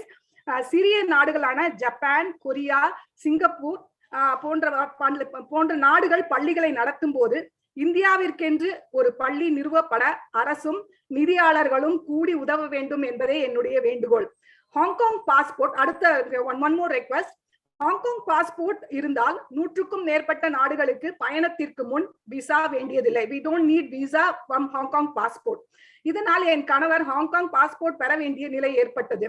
அவரது வேலை நிமித்தமாய் 50க்கும் மேற்பட்ட நாடுகளுக்கு சென்று அவர் ஹாங்காங் பாஸ்போர்ட் பெறுவது பயணத்தை எளிதாக்கும் என்று எண்ணியதால் he got a passport, Hong Kong passport, because he was traveling for too many countries. இது போன்று பலரும் ஹாங்காங்கில் உள்ளனர். இதை கூறி என்னுடைய 2ஆம் வேண்டுகோளை வைக்கிறேன். உலகளாவிய இந்தியர்களை ஒருங்கிணைக்கும் வேளையில், you are just combining all the Indians at this time, you have to have a இந்தியர்களை ஒருங்கிணைக்கும் வேளையில் பல நாடுகளுடன் புரிந்துணர்வு ஒப்பந்தம் செய்து கொண்டு இந்தியர்களின் வெளிநாட்டு பயணங்களை எளிதாக்க வேண்டுகிறேன். ஹாங்காங்கில் 50 ஆண்டுகளுக்கும் மேலாக தமிழர்களை ஒன்றிணைக்கும் தமிழ் பண்பாட்டு கழகம் பல இந்திய சங்கங்களை இணைத்து இந்திய விழாவை நடத்தியதை இங்கு குறிப்பிட வேண்டும். அதே போன்று ஹாங்காங் அரசும் ஒரு முறை இந்திய விழாவை எடுத்தது. இது அனைவரையும் இணைத்து வெளிநாடுகளில் வாழும் பல்வேறு மாநிலங்களில் இருந்து இந்தியர்கள் மொழி வேறானாலும் உணர்வுகள் என்றும் ஒன்றுதான், இந்திய உணர்வு ஒன்றுதான் என்பதை இந்த விழாக்கள் மூலம் அறியலாம். முகலாயர்களின் ஆட்சிகளினாலும் வெள்ளையர்களின் அடக்குமுறையாலும் 1000 ஆண்டுகளுக்கு முன்பு உலகெங்கும் பெருமை பெற்று விளங்கிய இந்தியா தன் வரலாற்றை மறந்து வாழ்ந்து வரும் இந்த தருணத்தில் இத்தகைய இணையவழி அரங்குகள் அந்த பெருமையை மீட்டு கொண்டு வரும் முயற்சி என்பதை யாரும் மறுக்க முடியாது. ஒருவருக்கொருவர் உதவி செய்து கொண்டு வாழ்வது இது வழிவகுக்கும் என்பது உறுதி. Before concluding, I would like to tell my request in English.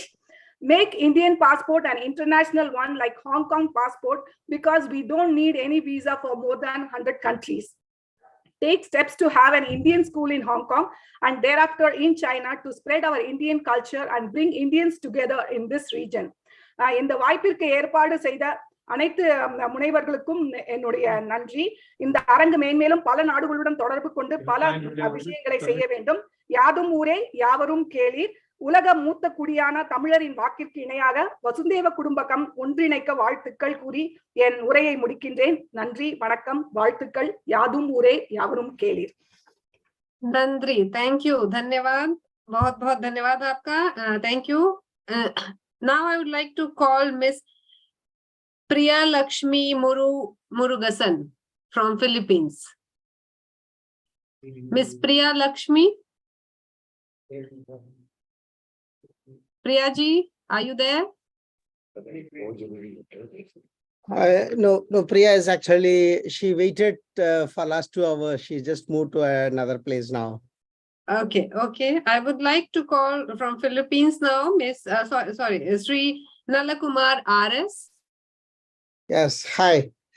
Hi, Okay. good evening. Sorry for everyone. keep you waiting. Yeah, thank you. No problems. I actually wanted to hear from Priya more. Good evening to all, and thank you for giving the opportunity to share. I've been learning a lot from all of you.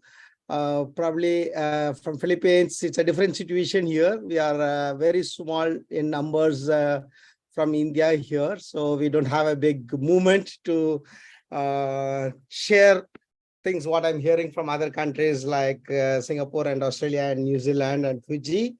But great, and I hope Philippines also will soon become at one time to have a very strong organization here. Let me share a little demographic about the Indians in Philippines. In Philippines, most of the Indians here come for a corporate job. A good 80% of the population stays here from 3 to 4 years, and then they return back to a different country or to India. Exceptions like me and others, we stay here for a longer time, for a longer work. But the number of floating populations here are quite high. As you know, Philippines is a BPO market. India used to lead the BPO market, so lots of Indian BPO companies are here, and therefore it brings in lots of Indians to come and then stabilize some of the operations here. So that way, the unique opportunity or a challenge in Philippines is we see lots of floating Indian populations, very small base. That puts us into challenge in terms of organizing very large events, because we have to dip into that very smaller base permanent population. But we still manage to do some special events. Mostly the Indian festivals like Diwali, Pongal, Shankarandi are those events which really bring us all together. And through the social medias and the WhatsApp groups, we are also able to reach out to those visiting Indians. Together, we all make it as a success. Currently, Diwali seems to be one of the biggest successful event here. We did get the support of one local malls who sponsor us every year for the space. There are lots of good mix of South, West, and North and East Indian populations are here. So we get the opportunity to listen to all the musics. I should say that these festivals and the Hindu temples are the congregate for us to continue to bring and introduce the cultures to our next generation, as well as to the local Filipinos here, in terms of what India is, what culture is. And as the teas and samosas are getting famous in the world, I should say the food group channels are the first channels where the Indian would come and look for, hey, where is the Indian food I can get? And that is one of the attractions for us to bring the groups together, and we know and we try to help each other. The one common thing I should say with the roots of the Indians, which we bring in here, is anybody who visits India or come to Facebook, any help needed or posted on the social media, I could see the number of responses being floated very quick, and then try to make sure that the Indian never fails here is very good. I always feel very appreciated and very grateful to being in India to see when those help flows in, and then we are able to bring up everyone. With that, you know, in my mind, being an IT guy here, I'm always looking at what could be another way of bringing in these both permanent and Sir, we may now request to please come to the concluding part. Sure. Please. I'm looking at another new way to bring all these visiting and permanent Indians to a single forum in a much easier and faster way, and collaborate and enjoy. thank you for the opportunity. And if Priya should be coming online back soon, and I will ping you so that we can call her later. Thank you. Thank you so much, Thanks a Mr. lot. Nalakumar. Thank you so much. We will see if we can put Priya in. Definitely, you let us know when she is here. अब हम आगे बढ़ते हैं और एक Indonesia से एक ही जुड़ सके हैं, तो उनको हम पहले सुन के और फिर मैं शिखा जी को दूंगी थाईलैंड और आगे ले चलने के लिए। तो इंडोनेशिया से हमारे साथ जुड़े हैं डॉक्टर ई मादे धर्मयश जी। इनके लिए परिचय बहुत लंबा है, मैं बिल्कुल भी परिचय में समय ना गंवाते हुए, क्योंकि हम सभी इनसे परिचित है, सिर्फ इतना ही कहूंगी कि इन्होंने 70 से अधिक पुस्तकें और 700 से अधिक लेख प्रकाशित इनके हुए हैं। तो अब आप इससे अंदाजा लगा सकते हैं कि इनका एकेडमिक काम कितना है। इंडोनेशिया और पश्चिमी देशों में, विशेषकर माल्टा, पुर्तगाल और इटली में कई योग और ध्यान केंद्रों का ये प्रबंधन करते हैं। सिर्फ इतने छोटा सा ही परिचय देते हुए मैं आमंत्रित करना चाहूंगी डॉक्टर ई मादे धर्मयश जी को। क्या कर रहे हैं? मैं तो देखती, मैंने तो किया कहीं कहीं जगह। ओम स्वास्थ्यास्तु। डॉक्टर संध्या जी को प्रणाम।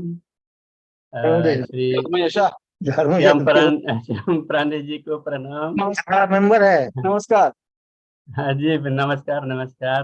और अच्छा लगा जो अंतर्राष्ट्रीय सहयोग परिषद के ऑफिस के जो मीटिंग रूम का है दृश्य, सभी को प्रणाम, सभी को प्रणाम। एक भारत एक जो विशेषताएं जो बहुतों में से एक है, वो है संस्कृत साहित्य। इसमें संस्कृत साहित्य एक जैसे भा एक प्रकाश रहता है, भा रहता है, तो वही है फैलता है दुनिया में, और वही है जैसे हम मानते हैं सा प्रथमा विश्ववारा, सबसे शुरू भारत से ही शुरू फैला हुआ सारे संसार में। वैसे भी हमारे इंडोनेशिया में यही जो संस्कृत साहित्य का प्रभाव है बहुत काफी अधिक, बहुत अधिक है, और अति उत्तम उत्तम काव्य साहित्य निकला जो अपने मूल से आके एक अलग असली रूप बन के निकला और समाज को प्रकाश देते हैं, गाइडेंस देते हैं। तो इसी से जैसे संस्कृत साहित्य एक एक शास्त्र हम देखते हैं, वो सब प्रकाश ही प्रकाश देते हैं, प्रकाश ही प्रकाश है, दीपक जैसे। और दुनिया को यही चाहिए, प्रकाश ही प्रकाश। और भारत का जो असली प्रचार प्रसार है, जहाँ हम भारतीय या संस्कृत साहित्य प्रचार प्रसार करते हैं, उसी में भारत का जो विशेषताएं हैं दिखेगा। और इंडोनेशिया में यही है, अनगिनत साहित्य निकला है संस्कृत साहित्य से। और जैसे साहित्य से, संस्कृत साहित्य से संस्कृति निकलता है, वैसे भी आजकल सारे इंडोनेशिया में विशेष रूप में बाली तथा जावा, उसमें जीवित संस्कृति है जो भारतीय की संस्कृति को दिखाता है।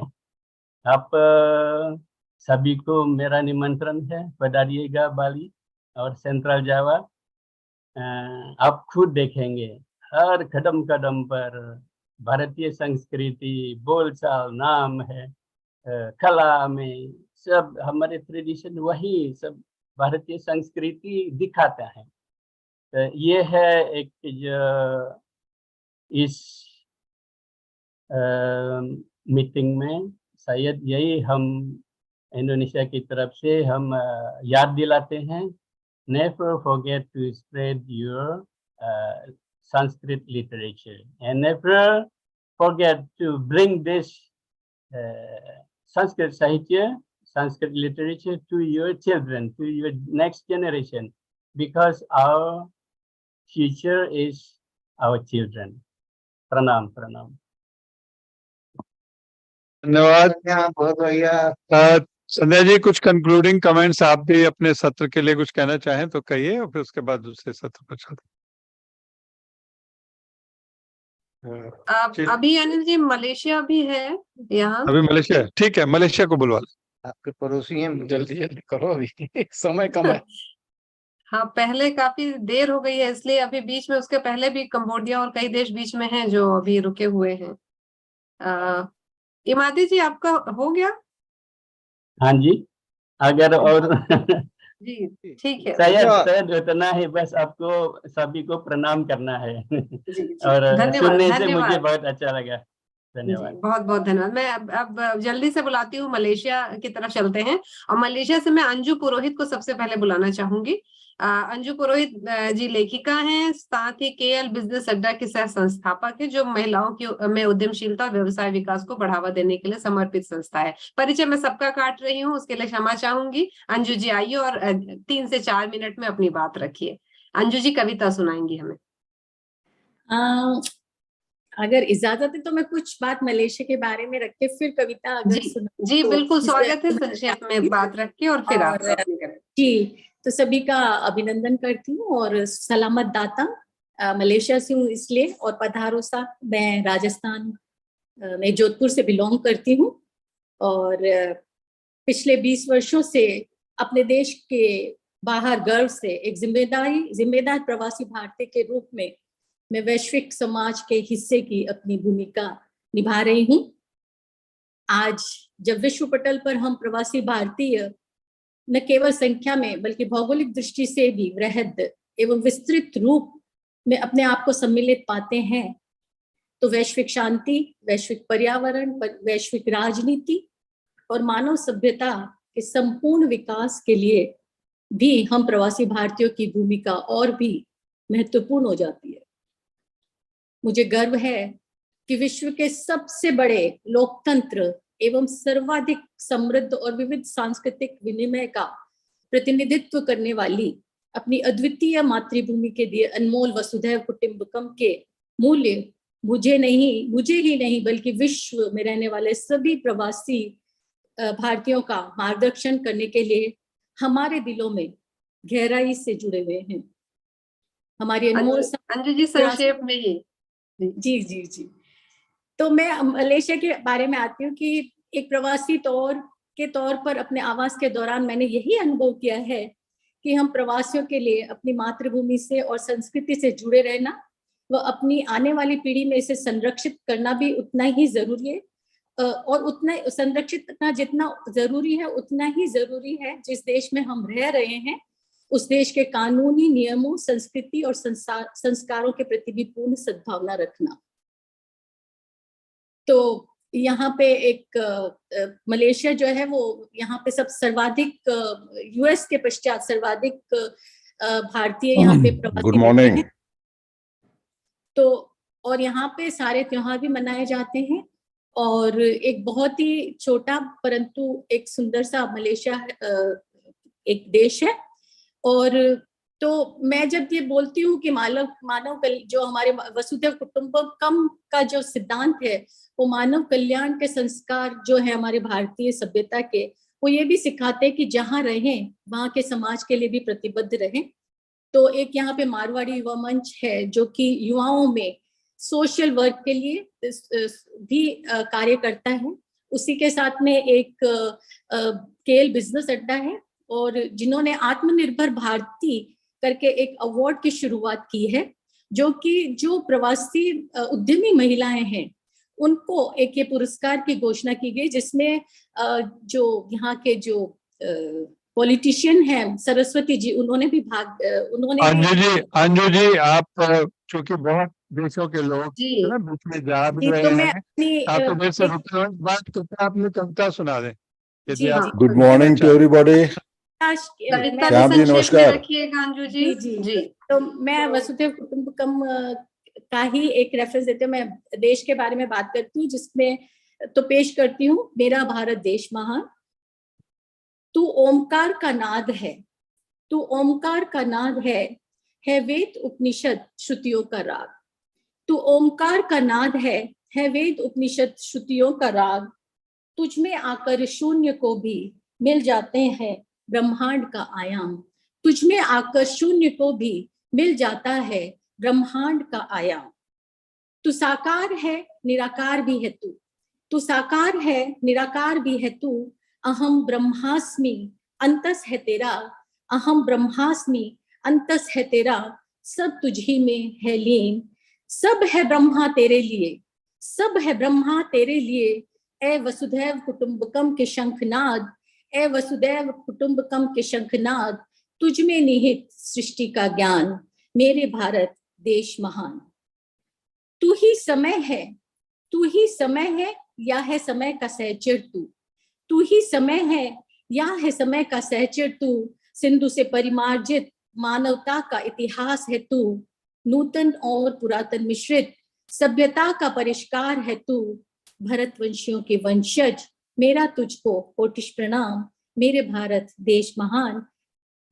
तू गांधी की जननी, तू गांधी की जननी, तू ही तथागत का है बोध।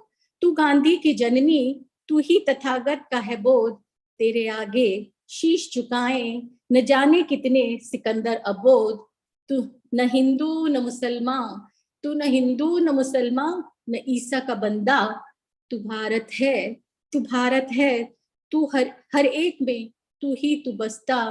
तू ही तो दुनिया में जमहूरियत की मिसाल, तू ही तो दुनिया में जमहूरियत की मिसाल। और इसी के साथ अंतिम पंक्तियां कहती हूँ। तू कुदरत का कोई करिश्मा है, तू कुदरत का कोई करिश्मा है या है कायनात का प्यार, या है कायनात का प्यार। तुझे दिवाकर सबसे पहले पहना जाते धवल उर्मियों का वो हार। तुझे दिवाकर सबसे पहले पहना जाते धवल उर्मियों का वो हार। और विराट हिमालय हाथों होता तेरा गंगा स्नान। हिंद महासागर रत्नाकर करता तेरे चरणों का पान। हे जननी जन्मभूमिश मेरा तुझको कोटिश प्रणाम, हे जननी जन्मभूमि मेरा तुझको कोटिश प्रणाम। इन्हीं पंक्तियों के साथ मैं अपना बहुत बहुत धन्यवाद अंजू जी। माफ करती हूँ समय सीमा की समय 24 घंटे कम है हमारे लिए जी। आगे बढ़ते हैं और अब मैं बुलाऊंगी मलेशिया से शैलजा मेनन जी को। वो एक योग शिक्षिका हैं, लेखिका और वक्ता हैं। मलेशिया के सेलांगोर में मैट एंड बियॉन्ड योग स्टूडियो के संस्थापक भी हैं। शैलजा जी स्वागत है आपका। Please keep it short. I think Shailaja doesn't understand Hindi, right? So I welcome Shailesh. Yes. I get the message also, keep it short. Thank you. Okay, namaste everyone. And thank you all of you for this wonderful opportunity to share all our experiences as Indians living abroad with all of you and how we in our own small ways contribute to the communities that we live in. Yeah, so big thank you to Antarashtriya Sahyog Parishad. And I've been living in Malaysia for the last 25 years, and I've been doing yoga as well for the last 25 years. I have my own yoga studio, and through the studio, I really seek to spread the awareness of yoga, both to adults as well as children.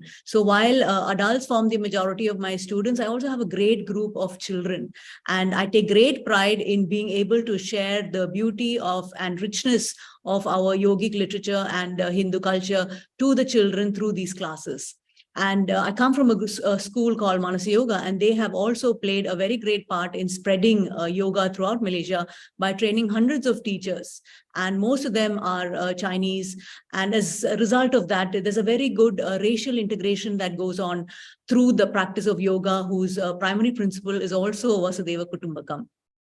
Right. So when we go through yoga, the origins of yoga, though it originated in the caves of the Himalayas, right? Today, especially with the, huge global event that International Yoga Day has come, we can all see the popularity of yoga, right? It has spread from, I would say, the streets of New York to the studios of Dubai. That is the reach and the length and breadth of yoga. And most importantly, we have to ask, why is it is so popular, right? So we all know it's popular, but really its popularity is because of its embrace. Yeah, its embrace of people beyond caste, beyond race, beyond religion, and completely in that spirit of Vasudeva Kutumbakam. And when we look at Vasudeva Kutumbakam in its meaning, right? So Vasu is that which resides, and Deva, the root word is Divu, which is light, right? So when we look at that, we understand that this is the light. What is common between us? What integrates us? What connects us? It is this spark of light that resides within each one of us. And through our yoga practice, when we connect to that light, we realize that that same light resides not just in us, but in the person who's next to us and to the person who lives in New York as well. Right? So we understand that that light is the common factor that binds all of us into a kutumbakam, into a family. Now, when we look at yoga, its root also comes from the word yuj, which is to yoke or to unite. And if you look at that, what is it that we're trying to unite? We're trying to unite with this great light that is there within us. And that is the whole practice of yoga. And through all of the practices that we do, it is about uncovering that veil of tamas or ignorance that covers the light so that the light within each of us can shine brightly. So when you look at the Yoga Sutras also, Maharishi Patanjali, that's what he talks about. He says, Tata Shyate Prakasha Avarnam. Through the practice of pranayama, we are able to thin that veil of ignorance that covers the light so that our light shines brightly, and we understand that that same light is part of that universal light. And that is the whole reason that yoga is so popular, and yoga connects and unites all of us, because we understand that we are not separated and we are not like these little islands that exist on our own, but we are all part of a great continuum of light. So this is how yoga contributes to the spirit of Vasudeva Kutumbakam.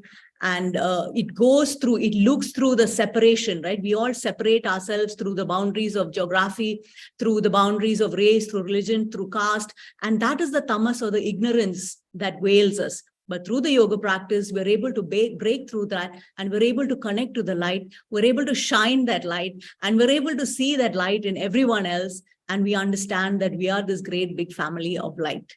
Right. So with that, I want to conclude my talk, and thank you all of you for giving me this patient hearing, and namaste. Thank you. Thank you so much, Shalja. That's really sweet. Now I'd like to call NRK Rakshita. Rakshita, आप हैं? Yeah, hello, can you hear me? Malaysia से जी रक्षिता की रुचि movie direction, cinematography और जैसे मैं काफी समय बढ़ी है और संगीत कला के क्षेत्र में इनकी रुचि बहुत अधिक है. कई सारे कार्य उसी से संबंधित करती हैं. So Rakshita, please keep it short. Thank you. Yeah, I'm trying to keep it to 4 minutes minimum. I'm not taking much of your time. But Vanakkam, Namaste, Namaskar to all the respected prominent panelists here of Vasudeva Kutumbam. And I'm truly blessed to be a part here. I would start in Tamil, but I would continue in English just to benefit others. திரைக்கடலோடியும் திரைவியும் தேடு என்பது ஔவையின் அமுத வாக்கு. அதாவது இவ்வாழ்வில் செழிக்க அலைக்கடல் தாண்டியும் மற்ற தேசங்களுக்கு சென்று பொருளீட்டி வருவாயக. திரைக்கடல் தாண்டிய தேடல் துவன்றுவதற்கு போதும் ஒரு காரணமாக இருக்கலாமே இன்றி அதுவே தொடர்ந்து அயல் நாட்டில் இருப்பதற்கு போதும் என்று இருப்பது கடினம். கலை, இயல், இசை, மொழி, நாடகம் இவையாவும் தான் அயல் நாட்டு இருப்பதற்கு காரணமாக திகழும் என்பது என் கருத்து. The premise of the above Tamil saying is that you may venture to different countries in search of a livelihood, but I strongly feel the search for livelihood may bring you to new places, but that won't be a reason to keep you away from home country for a longer time. So pondering about what has kept us away for a longer time, it must be the feeling of at home, and also the other main aspects of life such as arts, culture, literature, music, language, food, etc. So being an Indian living in Malaysia for a substantial amount of time, I find Malaysia as a home away from home. Coming from a land of diversity, I find Malaysia celebrating unity in diversity in their own way. The most astonishing thing about this country, which I like the most, is that while the country provides you an opportunity to embrace the new culture, it also allows you to retain and follow your own culture and values. Hence, it's very easy transitioning to Malaysia. The Indian High Commission here actively participates and promotes many events in KL, encouraging all Indian groups. And coming to myself, I was a banker and working in IT, passionate of arts and culture. I left that high-paying jobs to embrace my various interests, which includes film direction, learning flute, piano, and other art forms.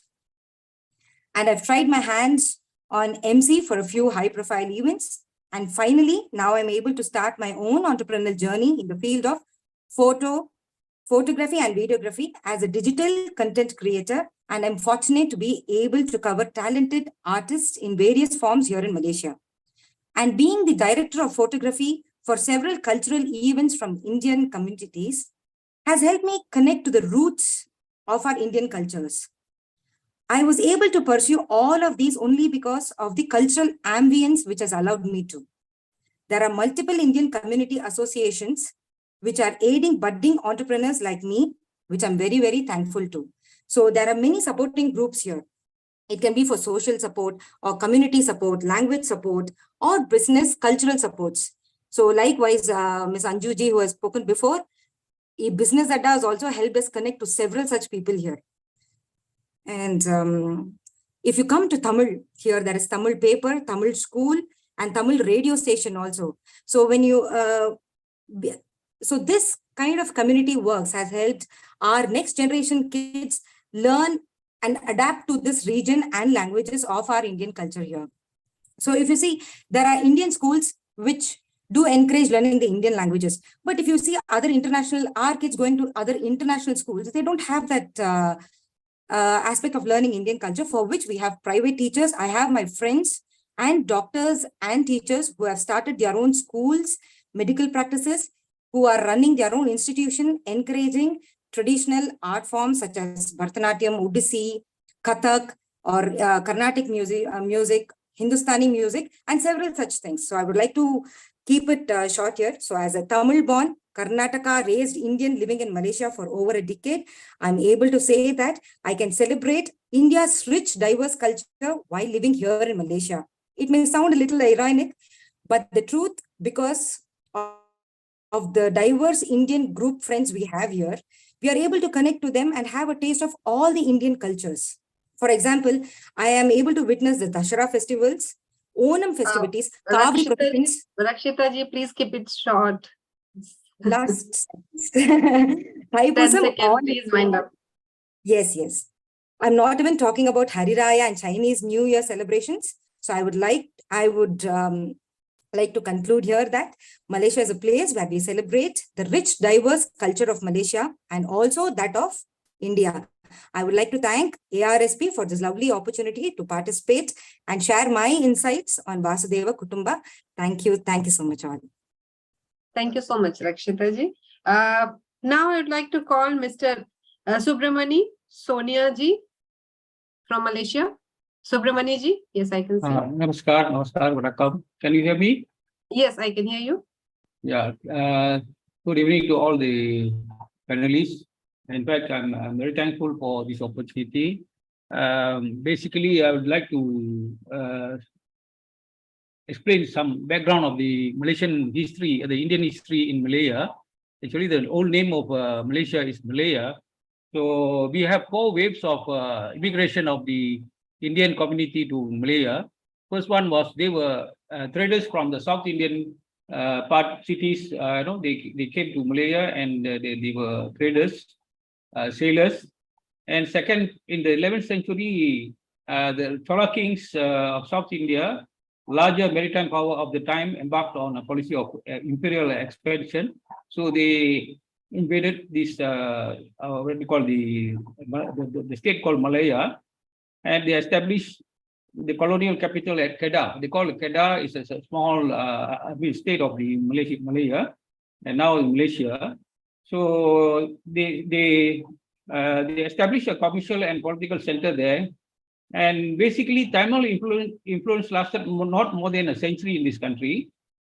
And then we can see in the Tanjavur inscription a lot of historical proofs that the Chola king has been they have control over the Srivijaya and also the Malaysian peninsula. The second wave of the Indian arrival in Malaya was in 1786, that is 18th century, whereby the Penang Island was established by Sir Francis Light, the British, I think is a commander of the British Army. So Penang Island was a convict station for the prisoners. And later, even the freedom fighters from the South India, the Marudu Pandian brothers, the general of the Pandian kings, the son were captured and sent to these prisoners, sent as prisoners to this island. And in 1860, there were about 4,063 prisoners in Penang Island. Then later, in 1873, the prisoners were sent back to India. So this is all during the British rule. So reason for the emigration of the Indian laborers force under indentured, the third wave. The third wave came because in 1887, this region was very famous it was under British, and it was famous for sugarcane and coffee plantations in Malaya. They were about from about 1900 AD. Rubber replaced the plants for sugar and coffee. So because this is due to the demand for the automotive industry, so number of rubber plantation increased. So there were three kinds of immigrants, laborers in Malaya. One was indentured labor or contract laborers who came from South India, mostly South India. Then second was the Kangani system. The Kangani system means the Kangani means supervisor. So they were recruited, the supervisors went back to India and recruited their relatives as laborers to work in the plantations.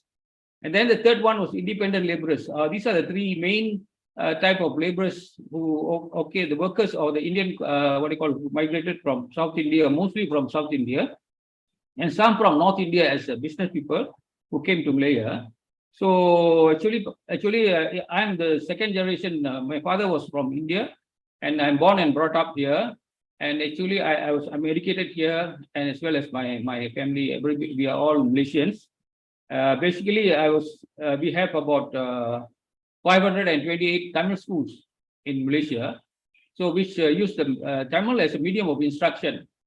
So it is a primary school. That means any Tamil children, they can get, government-aided school. It is a government-aided school whereby they can be educated through Tamil medium from standard 1 to standard 6.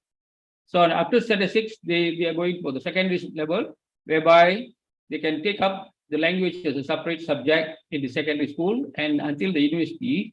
So we have 3 universities which are providing Tamil language as a degree program in Malaysia.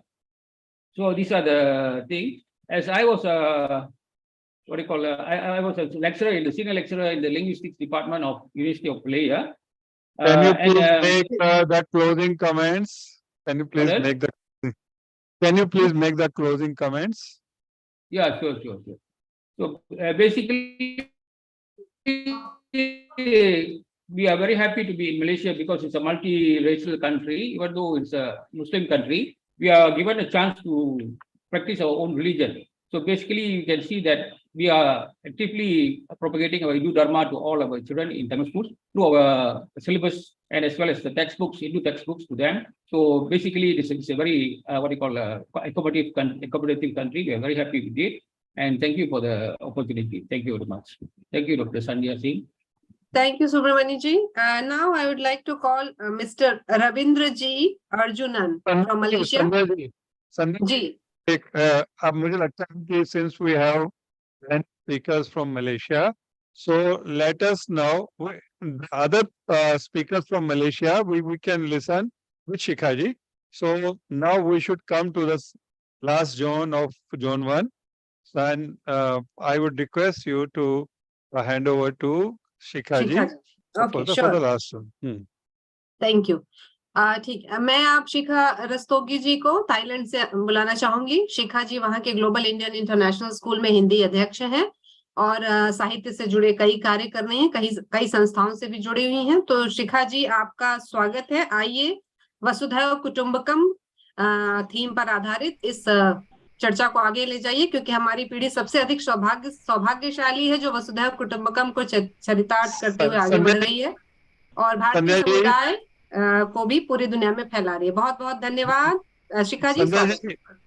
Sandhya ji, सबसे पहले तो मैं आपका बहुत बहुत धन्यवाद करना चाहूंगा कि Singapore, Malaysia, Indonesia, Philippine, Hong Kong, इन सब देशों से मिलाकर ये बहुत ही समृद्ध जो है वो सत्र रहा।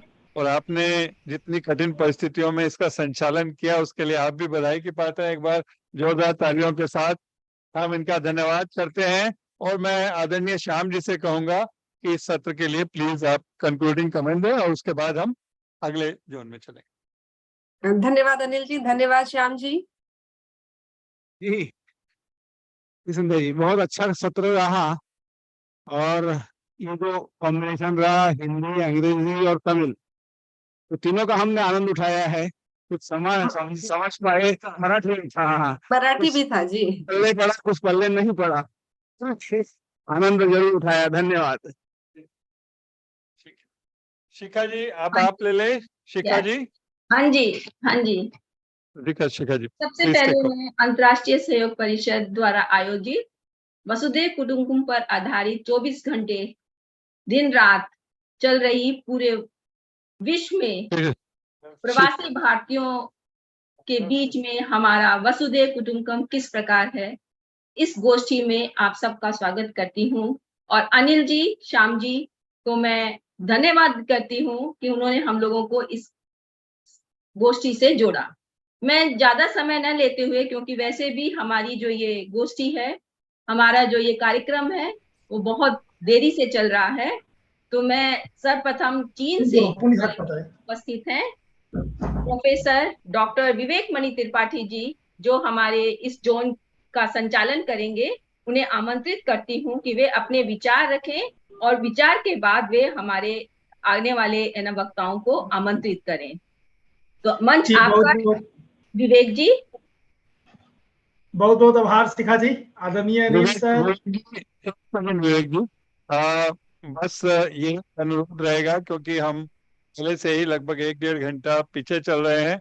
ये सुंदरकांड की तरह 24 घंटे का पार्ट है और ये 24 घंटे की जगह नारायण जी कह रहे हैं 36 घंटे का होने वाला है। तो इसलिए सभी से अनुरोध है, विवेक जी आप ये देखिएगा कि कोई भी 4 से 5 मिनट से ज्यादा कोई वक्ता ना बोले। और म्यांमार के जो वक्ता हैं वो काफी देर से जुड़े हुए हैं, तो इसलिए इस जोन की शुरुआत म्यांमार के वक्ता से ही करें। जी आगे चलें। अगर मलेशिया के कोई वक्ता छूट गए हैं तो अंत में उनको भी आप ले लें। सेकंड सत्र में भी ले सकते हैं। जी बहुत बहुत आभार सर। अंतर्राष्ट्रीय सहयोग परिषद से मुझे जोड़ने के लिए आप सभी का बहुत बहुत आभार। और यह हम लोगों का सौभाग्य है कि आप सब जैसे विद्वानों के साथ मुझे भी अपने विचार साझा करने का अवसर मिल रहा है और इस मंच से जुड़ने का भी अवसर प्राप्त हुआ है मुझे। और भारतीय जो संस्कृति है वो तो सनातन काल से वसुधैव कुटुंबकम का प्रचार प्रसार कर रही है।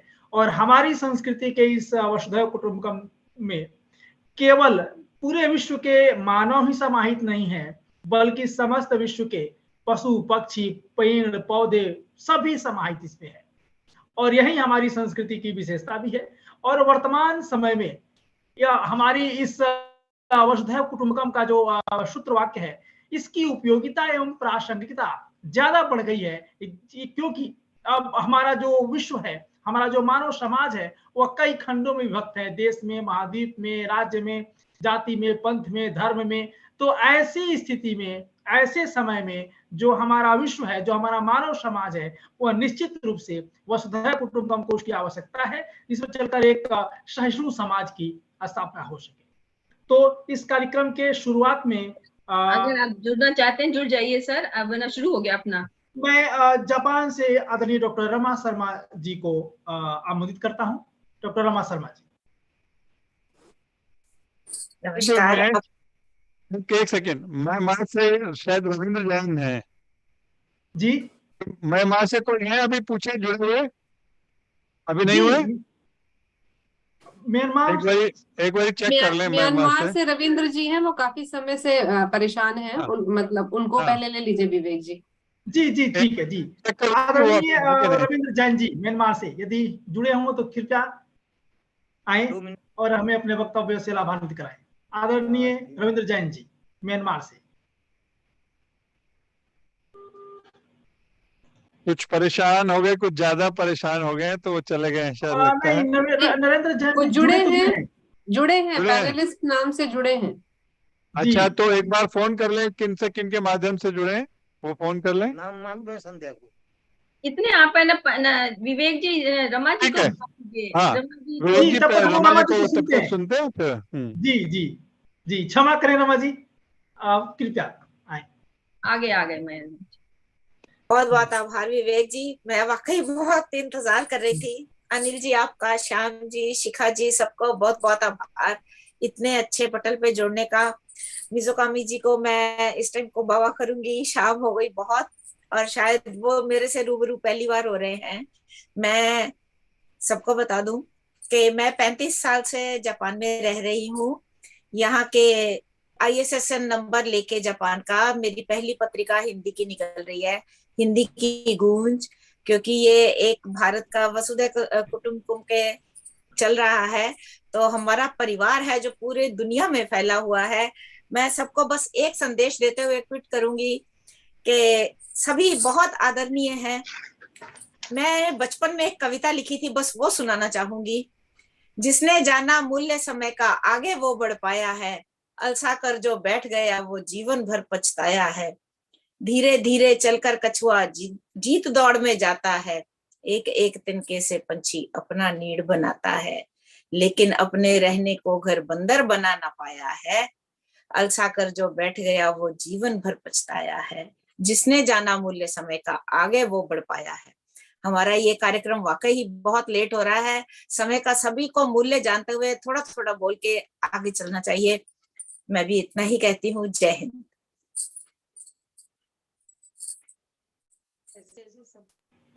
बहुत बहुत आभार आदरणीय रमा शर्मा जी।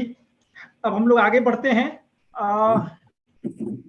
मैं नरेंद्र हूँ पर जमात जी, म्यांमार से नरेंद्र जी, आदरणीय नरेंद्र जी जुड़े हुए हैं क्या? जी जी जुड़ा हूँ। जी जी सर आपका हार्दिक स्वागत है। विलंब के लिए क्षमा चाहेंगे हम लोग। जी नमस्ते जी, थैंक यू जी। हम लोग आने मैं शुरू कर सकता हूँ जी? जी जी जी जी, पोर्टल आपका है।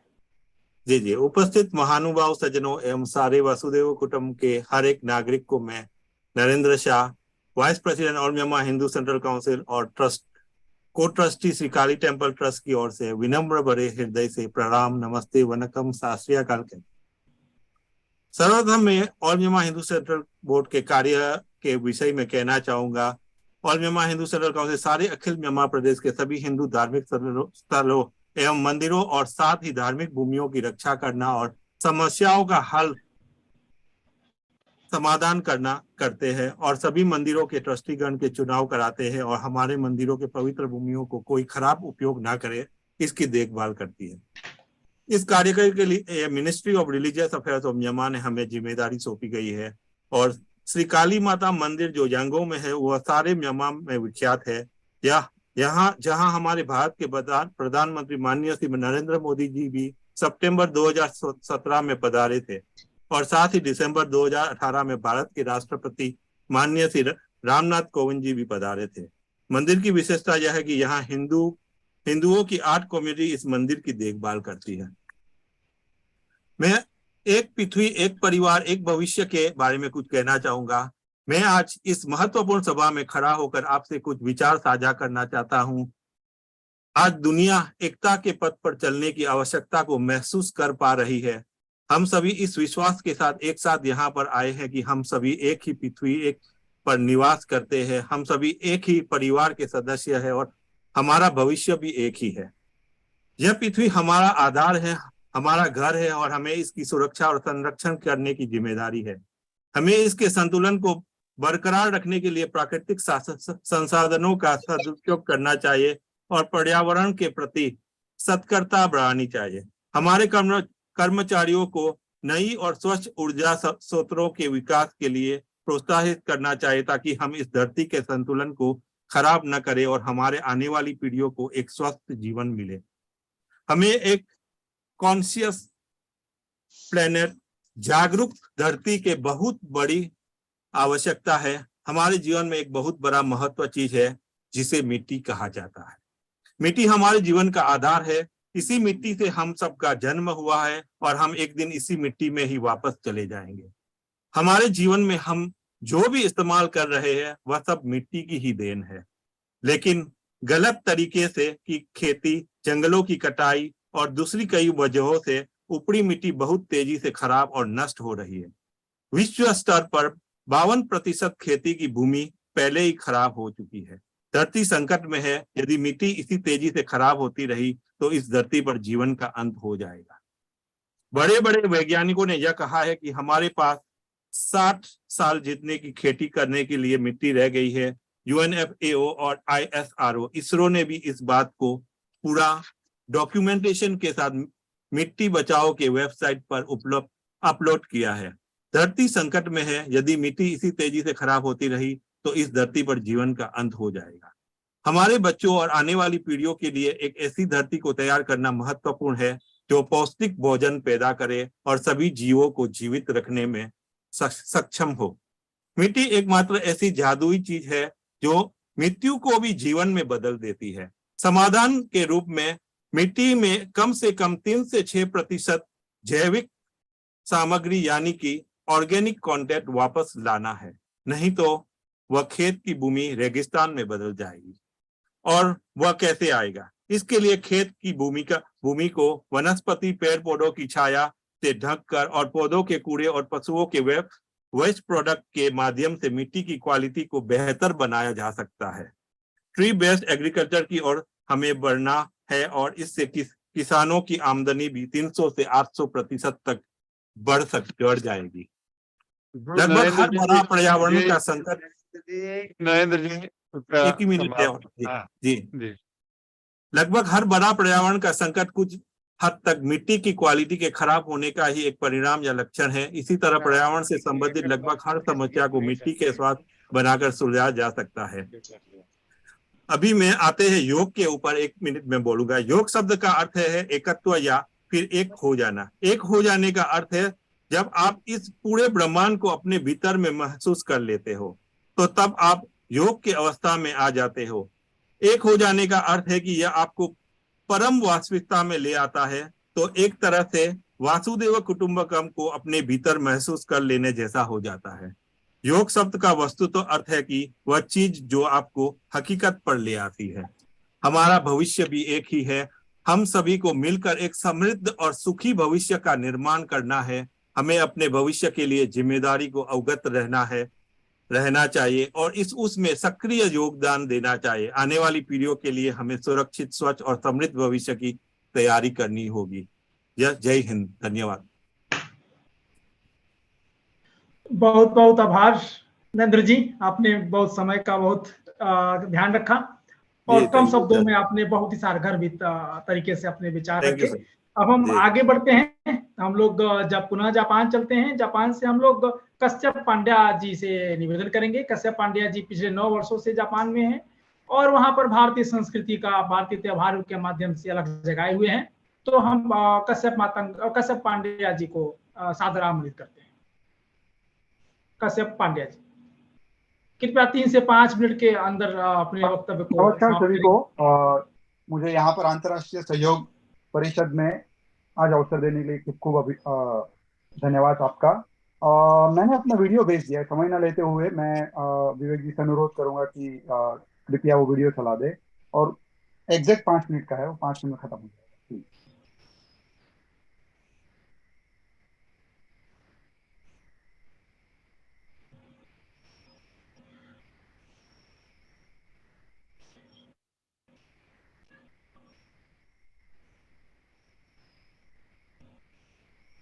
विवेक जी ना वीडियो चला दीजिए। जी जी जी जी, यूट्यूब का है ना? हाँ, नहीं यूट्यूब को नहीं, डाउनलोड किया है मैंने उसको। हाँ जी, ओके।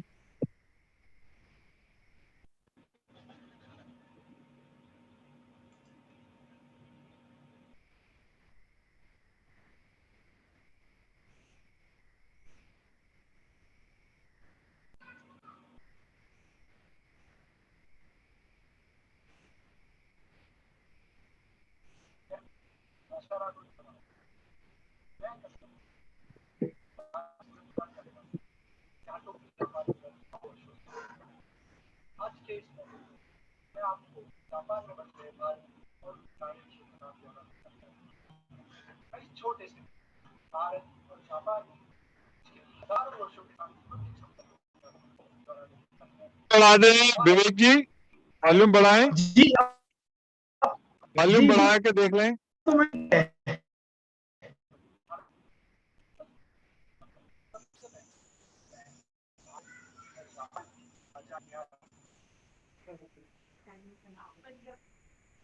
कि समाज बहुत कम है।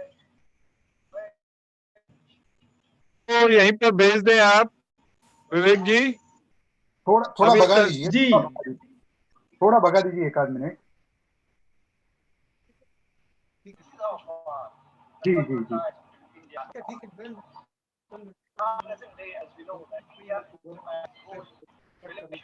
देखिए ये चलेगा नहीं, अभी आप स्वयं हैं, आप 2-1 मिनट में अपनी बात रख दीजिए, इसको रहने दीजिए। जी इसको समझ गया। जी जी विवेक जी, क्योंकि ये वीडियो चलेगा नहीं, उस पर प्रयास ना करें, पहले से टेस्ट करना चाहिए था। आप कश्यप जी, आप अपनी बात 2 मिनट पे रख दें। मैं बात रखना चाहूंगा इतिहास वगैरह में ना जाते हुए, क्योंकि मिजुकामी सान भी थे और दीपा शर्मा जी ने भी अपने वक्तव्य में काफी बता दिया है। मैं सिर्फ 2-4 चीजें बताना चाहूंगा कि भारतीय सभी त्योहारों को हम यहाँ पर काफी धूमधाम से मनाते हैं। दिवाली में हम दीपोत्सव मनाते हैं, होली में रंग दे बसंती मनाते हैं, नवरात्रि में ये हालो करके हम प्रोग्राम बनाते हैं, और खास करके पिछले साल गत वर्ष दशहरा 2022 पर हमने एक बहुत ही यूनिक प्रोग्राम बनाया था। सब इंडियन डायस्पोरा ने इंडियन एम्बेसी की मदद से जापानी जो लोग हैं जिन्होंने भारतीय कल्चर और भारतीय संस्कृति के लिए कुछ न कुछ किया है, जैसे कि योगा टीचर्स है, जैसे कि यूट्यूब इन्फ्लुएंसर्स है, जैसे कि मिजुकामी सान थे, जिन्होंने अपने कार्य से भारत को और भारत की संस्कृति को कुछ न कुछ योगदान दिया है। ऐसे जापानीज लोगों को हमने दशहरा पर इंडियन एम्बेसी के हॉल में बुलाया था और उन्हें फेलिसिटेट किया था, एंड हमने उनको अपना ग्रेटिट्यूड दिखाया था। एक और चीज का मैं उल्लेख करना चाहूंगा, रक्षाबंधन के अवसर पर हम सब भारतीय अपने बच्चों को, छोटे छोटे जो बच्चे होते हैं, वो स्पेशल परमिशन से हम लोग फायर डिपार्टमेंट के जो अधिकारी है और पुलिस डिपार्टमेंट के जो अधिकारी है उनके पास जाते हैं और उनको हम रक्षाबंधन के दिन पर, बच्चे हमारे जो है छोटे छोटे, वो रक्षाबंधन के निमित्त पर राखियां उनसे बांधते हैं और अपना रिस्पेक्ट शो करते हैं, और जिससे हम वसुधैव कुटुंबकम की असलियत में चरितार्थ करने का प्रयत्न करते हैं। बहुत बहुत धन्यवाद।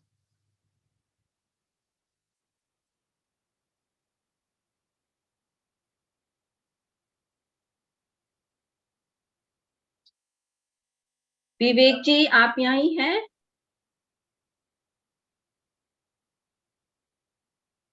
विवेक जी, म्यांमार से शांतिलाल जी मंच पर हैं?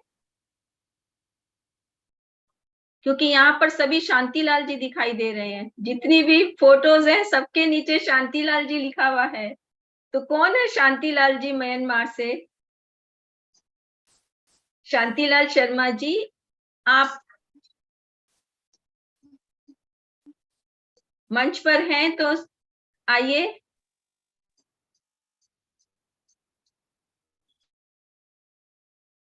जवाहर जी भी शांतिलाल जी दिखाई दे रहे हैं मुझे।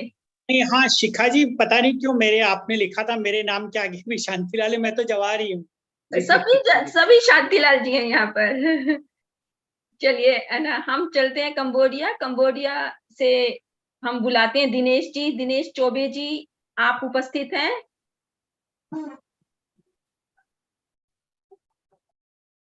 दिनेश चौबे जी,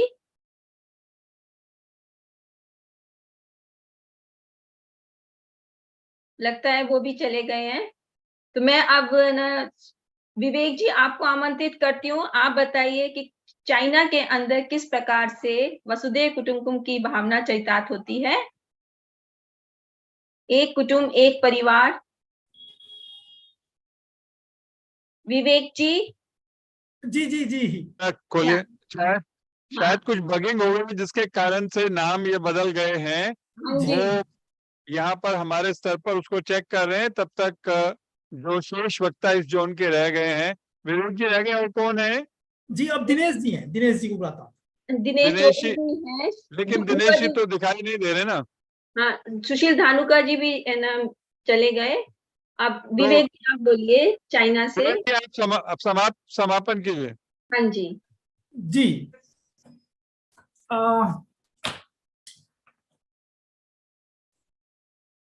मैं अपने एक कविता का पाठ करना चाहूंगा। मेरी एक कविता है विजयनी भारतीयता। भूधरा पर आज सभ्यता सबसे न्यारी, सर्वाधिक प्राचीन सनातन संस्कृति हमारी। हम ही से सुशिक्षित हुआ था जग सारा, हम ही थे वसुंधरा के नायक उन्नायक। संपूर्ण विश्व है परिवार हमारा, भारतीयता है पहचान हमारी। हम है खंडित भारत के वासी, अखंड भारत है आस हमारी।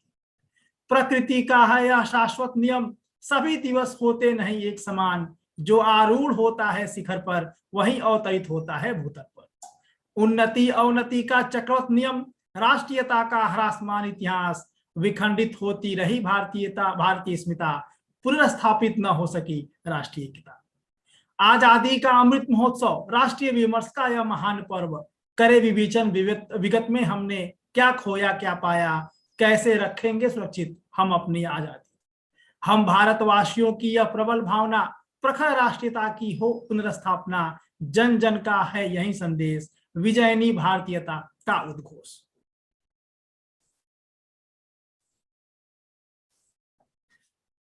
बहुत बहुत आभार, और बहुत बहुत आभार मुझे यह अवसर मिला इस सत्र को के संचालन के लिए। तो आदरणीय अनिल सर का, श्याम पांडे जी का, शिखा स्तुगी जी का, सभी का बहुत बहुत आभार। मैं थोड़ा सा अनिल जी, थाईलैंड में वसुधैव कुटुंब की भावना कैसी है, मैं थोड़ा सा ज्यादा समय न लेके 2 मिनट में अपनी बात कहना चाहूंगी, क्योंकि वक्ता दोनों थाईलैंड के चले गए हैं। तो थाईलैंड में वसुधैव कुटुंब की भावना, जैसे कि अभी पूर्व वक्ता बोल के गए हैं, जगह जगह प्रवासी भारतीय रहते हैं। और जैसा कि हमारी आज के कार्यक्रम का जो शीर्षक है कि प्रवासी भारतीयों का कभी सूरज अस्त नहीं होता, बिल्कुल सही है, सूर्य अस्त नहीं होता। प्रवासी भारतीय पूरे दुनिया के अंदर फैले हैं, और वो अपनी भारतीय संस्कृति को अपने साथ लेकर गए हैं। थाईलैंड में भी एक छोटा सा भारत बसता है, यहाँ पर बहुत सारे संगठन हैं, जिसके अंदर विश्व हिंदू परिषद है, वो यहाँ पर बहुत ज्यादा कार्य करती है। जैसे रेड क्रॉस सोसाइटी का है, पशु व्यवस्था का है, अनाथ आश्रम का है, ब्लड डोनेशन का है, और भी जानिए हमारी ट्रेडिशन को, हमारे संस्कारों को, ऐसे बहुत सारे कार्यक्रम चलाती है। यहाँ पर मंदिर हैं, जो मंदिर के अंदर गीता और रामायण का पाठ होता है। गीता का शनिवार को 12वां अध्याय के साथ संपुट लगता है। अलग अलग मंदिरों के अंदर रामायण का वाचन होता है। रामायण थाईलैंड के घर घर के अंदर पढ़ी जाती है। ये बात जानकर आपको बहुत आश्चर्य होगा कि थाईलैंड के अंदर जो थाई स्कूल्स हैं, उसके अंदर भी रामायण पढ़ाई जाती है, जबकि हमारे भारत के अंदर धीरे धीरे ये लुप्त होती जा रही है। केवल जो सीबीएसई के स्कूल है उसके अंदर रामायण है, लेकिन थाईलैंड के अंदर थाई स्कूलों में आज भी रामायण पढ़ी जाती है। रामायण के साथ साथ यहाँ पर हमारे देवी देवताओं का वास है। देवी देवता उसी तरह से थाईलैंड के अंदर पूजे जाते हैं जैसे हम लोग पूजा करते हैं। हमारे तरह ही यहाँ के संस्कार हैं, जन्म संस्कार, मरण संस्कार, नामकरण संस्कार ऐसे ही होते हैं। थाईलैंड के अंदर सबसे बड़ी जो विशेष परंपरा है, जो भारत से मिलती हुई है, नामकरण संस्कार की। यहाँ एक व्यक्ति को नाम दिया जाता है, कास्ट दी जाती है, तो वो दूसरे व्यक्ति को नहीं दी जाती। जैसे कि आज मेरे मंच पर सभी लोगों के साथ शर्मा लगा हुआ है, तो ऐसे हमारे यहाँ बहुत सारे शर्मा मिल जाएंगे, लेकिन थाईलैंड के अंदर अगर एक को एक कास्ट दी गई है तो वो दूसरे व्यक्ति को नहीं मिलेगी। तो ऐसे ही जैसे कि पहले हुआ करता था, हमारा नामकरण संस्कार होता था और हमें एक कास्ट जाति व्यवस्था के अंदर बांटा जाता था। ऐसे यहाँ पर भी जो पेड़ पौधे हैं उनको पूजा जाता है, पीपल की पूजा की जाती है और बरगद की पूजा की जाती है। तो ऐसे बहुत सारी चीजें हैं जो हमें हमारे भारतीय संस्कृति से जोड़ती हैं। भारतीय दूतावास तो अपने कार्यक्रम वो सभी करता है, योग का काम करता है, अलग अलग कार्यक्रम जो दूतावास के द्वारा, भारतीय कल्चर सेंटर के द्वारा किए जाते हैं, जो पूरे विश्व के अंदर एक जैसे होते हैं। इसके अलावा भी जो थाई लोग हैं वो हमारे संस्कृति से बहुत जुड़े हुए हैं, हमारे पहनावे से, हमारे खान पान से, हमारे धर्म से, हमारे देवी देवताओं से। तो आज बहुत ज्यादा समय हो गया कहने के लिए, मेरे पास बहुत सारे बिंदु थे, लेकिन ज्यादा न कहते हुए, जब भी आप थाईलैंड आएंगे तो थाईलैंड के अंदर आप जैसे ही हवाई अड्डे पे उतरते हैं, आपको सबसे पहले अपने समुद्र मंथन के दृश्य का सीन आपको दिखाई देगा, जो आपको ले जाएगा भारत की ओर। जैसे जैसे आप हवाई अड्डे से निकलकर शहर की तरफ बढ़ेंगे तो आपको गलियों के नाम, स्वाय के नाम भी भारतीय परंपरा से मिलते जुलते दिखाई देंगे, जिसके अंदर अशोक स्ट्रीट, शांति स्ट्रीट, सीता स्ट्रीट दिखाई देगा। ऐसे बहुत सारी चीजें हैं जो ज्यादा समय न लेते हुए मैं इतना कहूंगी कि भारत थाईलैंड के अंदर भी बसता है। भारत की संस्कृति, भारत के आचार विचार, परंपरा, भाषा, बहुत सारे भाषा के शब्द, हिंदी भाषा के शब्द थाईलैंड के अंदर बोले जाते हैं। तो वसुधैव भावना, एक परिवार पूरी दुनिया में है, वो है भारत का परिवार। ऐसे ही थाई लोग भी भारतीय परंपरा से मिलते हैं। तो मैं ज्यादा समय न लेते हुए इतना ही कहूंगी कि वसुधैव कुटुंब की भावना थाईलैंड में चरितार्थ होती है। धन्यवाद अनिल जी। आज हम सब जी धन्यवाद शिखा जी। नरेंद्र जैन जी हैं मंच से। रविंद्र जैन जी, ये शांति नमस्कार हैं सर, म्यांमार से शांतिलाल जी जुड़ गए हैं। नमस्कार आप सबको। म्यांमार से मेरा नाम, हाँ बिल्कुल, आप ज्यादा 3 मिनट तो जी स्वागत। हाँ नमस्कार, रविंद्र जैन। वैसे मैं इंदौर से हूँ, बट म्यांमार में पिछले 15 साल से हूँ, और हमारे पहले वक्ता ने ऑलरेडी बता दिया था म्यांमार के बारे में। और म्यांमार में एक ही चीज मैं आप सबको बताना चाहता हूँ, यहाँ जितने हिंदू और सनातन त्योहार और बाकी त्योहार मनाए जाते हैं, उतने शायद इंडिया में भी नहीं मनाए जाते हैं। यार म्यांमार में जो हमारा समाज है, जैसे अभी हमारे सुबह मिनिस्टर जी ने बोला था कि यहाँ थर्ड सबसे ज्यादा डायस्पोरा रहता है, तो आप सब लोगों से मैं अनुरोध करूंगा कि आप सब लोग म्यांमार आइए, और ये बहुत अच्छी कंट्री है, और आप के लिए हम सब आपका वेलकम करते हैं। और म्यांमार बहुत कुछ वसुधैव कुटुंबकम में बिलीव करती है। बहुत कुछ नहीं होते हुए भी म्यांमार के लोग के चेहरे पे आपको एक प्रसन्नता मिलेगी, क्योंकि अभी उनको जो आज का जो कैपिटलिज्म है, जिसमें हर कोई भाग रहा है और उसको ये पता नहीं उसको जाना कहाँ है, और चाहिए, वो यहाँ संतोषी लोग हैं। जैसे वसुधैव कुटुंबकम इम्पोर्टेंट है, उसी तरह से हमारे लिए संतोष भी बहुत जरूरी है जिंदगी में, नहीं तो हम कहीं नहीं पहुंचेंगे। तो म्यांमार में अभी हम लोगों ने गोपियो शुरू किया था लास्ट ईयर नवंबर में। उसके बाद हम लोगों ने यहाँ रामनवमी, गुरु पूर्णिमा, और अभी हम और आने वाले समय में रक्षाबंधन, जन्माष्टमी, और अपने जो ICCR के प्रेसिडेंट हैं डॉक्टर विनय सहस्त्रबुद्धे जी, वो भी म्यांमार पधार रहे हैं। और अभी म्यांमार गवर्नमेंट ने, इंडिया गवर्नमेंट ने बहुत अच्छा काम किया है, एक इंडिया सेंटर बनाया है, जो कि वहाँ रेगुलर योगा क्लास चलती है और इंडियन डांसेस सिखाए जाते हैं। तो और हमारा एम्बेसी भी हम लोगों के लिए बहुत सहयोग करता है। और हम लोगों ने एज ए गोपियो, जो क्योंकि म्यांमार में ऐसे बहुत सारे लोग हैं जो भारतवासी हैं, बट उनके पास जो OCI कार्ड नहीं है, हम लोग उनका भी मदद करते हैं। और आप लोगों ने मुझे बोलने का समय दिया, ये देखते हुए मैं अपना वक्तव्य जस्ट 3 मिनट में खत्म करता हूं, और आप सब लोगों से अनुरोध करता हूं आप लोग एक बार म्यांमार जरूर पधारिए। और म्यांमार में 100 साल से ज्यादा पुराना जैन मंदिर भी है, जो कि दुनिया में भारत के बाहर सबसे पुराना जैन मंदिर है, और यहाँ वेजिटेरियन खाना भी मिल सकता है। तो आप लोग पधारिए, और आप सबका स्वागत है। धन्यवाद, बहुत बहुत धन्यवाद। अभी क्या इस जोन से तो कोई शिखा जी कोई रह तो नहीं गए? सब हो गए सर। शांतिलाल जी जी नहीं दिखाई, धन्यवाद। हो गया सर। जो सब शांति करके हम इस जोन 1 में जितने भी 5 सत्र हुए हैं उसका समापन कर रहे हैं।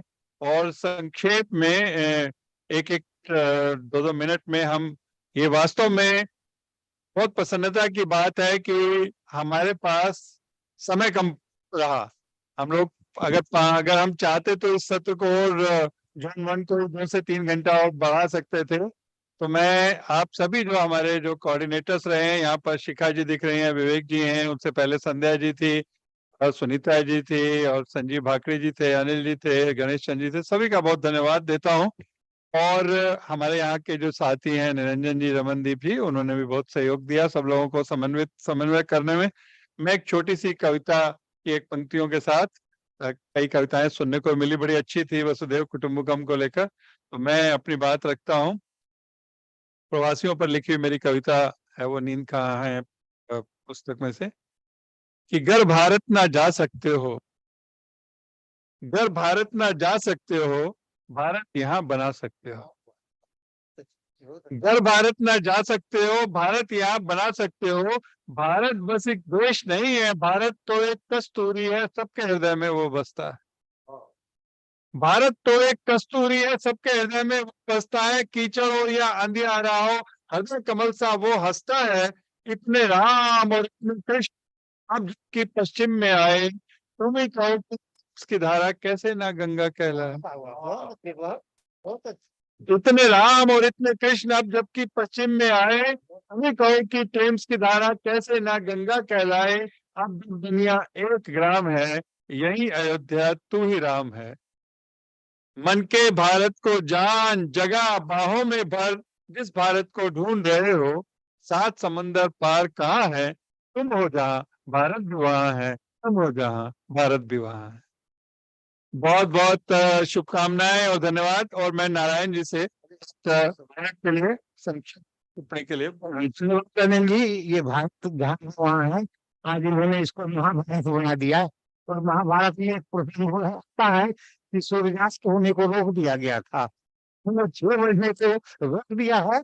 और यह कार्यक्रम अच्छा हुआ कि हमारे फिजी के भूतपूर्व प्रधानमंत्री, हमारे मॉरिशस के विदेश मंत्री, हमारे प्रवासी भारतीय विभाग के सचिव, अतिरिक्त सचिव, तो अतिरिक्त अनेकों गण्यमान्य व्यक्तियों ने हिस्सा लिया। और मैं आशा और विश्वास करता हूं कि भविष्य में यह कार्यक्रम अच्छा चलेगा और 1 जून के लिए ही 24 घंटे रखे जाएंगे। धन्यवाद। और एक बात और कर दूं कि जिन लोगों ने तो यहाँ अपना भाषण संक्षिप्त दिया है, उनसे हम अनुरोध करेंगे पत्र लिखकर भी इंचार्ज से कि वो अपने पूरे वक्तव्य को हमारे पास भेजें, उसे पुस्तिकाकार रूप में यादस्वी प्रकाशित करेंगे। बहुत सुंदर, बहुत सुंदर। शायद संध्या सिंह जी का नाम मुझे ध्यान नहीं छूट गया हो तो क्षमा। संध्या जी का भी बहुत बहुत धन्यवाद। मैं अब जून 1 के समापन के लिए मैं आदरणीय श्याम जी से निवेदन कर,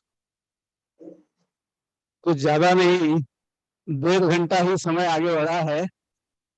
ये जो घड़ी की सुई है वो बड़ी क्रूर है, कारण अपने यहाँ इंडियन स्ट्रेचेबल टाइम कहते हैं। समय तो वो पहले हमारे ऋषि मुनि कौन से समय से चलते थे, वो जब शुरू करते थे तो सबको पता था कि ये प्रारंभ हो गया, उसका अंत नहीं है। और आज यही आभास हुआ, अनुभव हुआ कि इसको हम जैसा चलाएंगे चला सकते हैं। 24 घंटे तो ऐसे ही हमने कह दिया, हम सूर्योदय और सूर्यास्त की बात की। तो बहुत अच्छे, आप सबका स्पिरिट जो है, the spirit you rather the influence that you have seen across 7.5 hours is unique, cannot be compared, incomparable है। So हम आगे बढ़ रहे हैं दूसरे भवन की तरफ। तो आप सबको बहुत बहुत धन्यवाद। और दूसरे भवन के बहुत सारे लोग जुड़ गए हैं, से जुड़ने को तैयार है, कारण कुछ देर तक से निकल गए। उनसे सबसे पहले पुनः विनंती है कि फिर से जुड़िए और कार्यक्रम आगे चलाइए। धन्यवाद आप सबको, बहुत बहुत धन्यवाद, आभार जी। मैं परांडे साहब आपको बहुत बधाई, अद्भुत कार्यक्रम रहा। अनिल जी, नारायण कुमार जी और आपको, मैं तो हम तो अभिभूत हैं जी इस कार्यक्रम से। जी मैं अमित जी को बुला रहा हूँ और नारायण जी कुछ कहना चाह रहे हैं। मित्रों, जब हमारे गिरमिटिया मजदूर खेत में जाते थे तो समय से जाते थे, और वापस होने के समय घड़ी की सुई को बढ़ा दी जाती थी, और जब 8 बजता था तो कहते थे 6 बज रहा है। इसी संदर्भ में तो आज का समय मान। जी, हम स्मिता जी को आमंत्रित कर रहे हैं। जोन 2 की जो कार्यक्रम है, जो सत्र है, उसका संयोजन करेंगी। आप सबका पुनः बहुत बहुत धन्यवाद। आमंत्रित है स्मिता जी, अमित जी।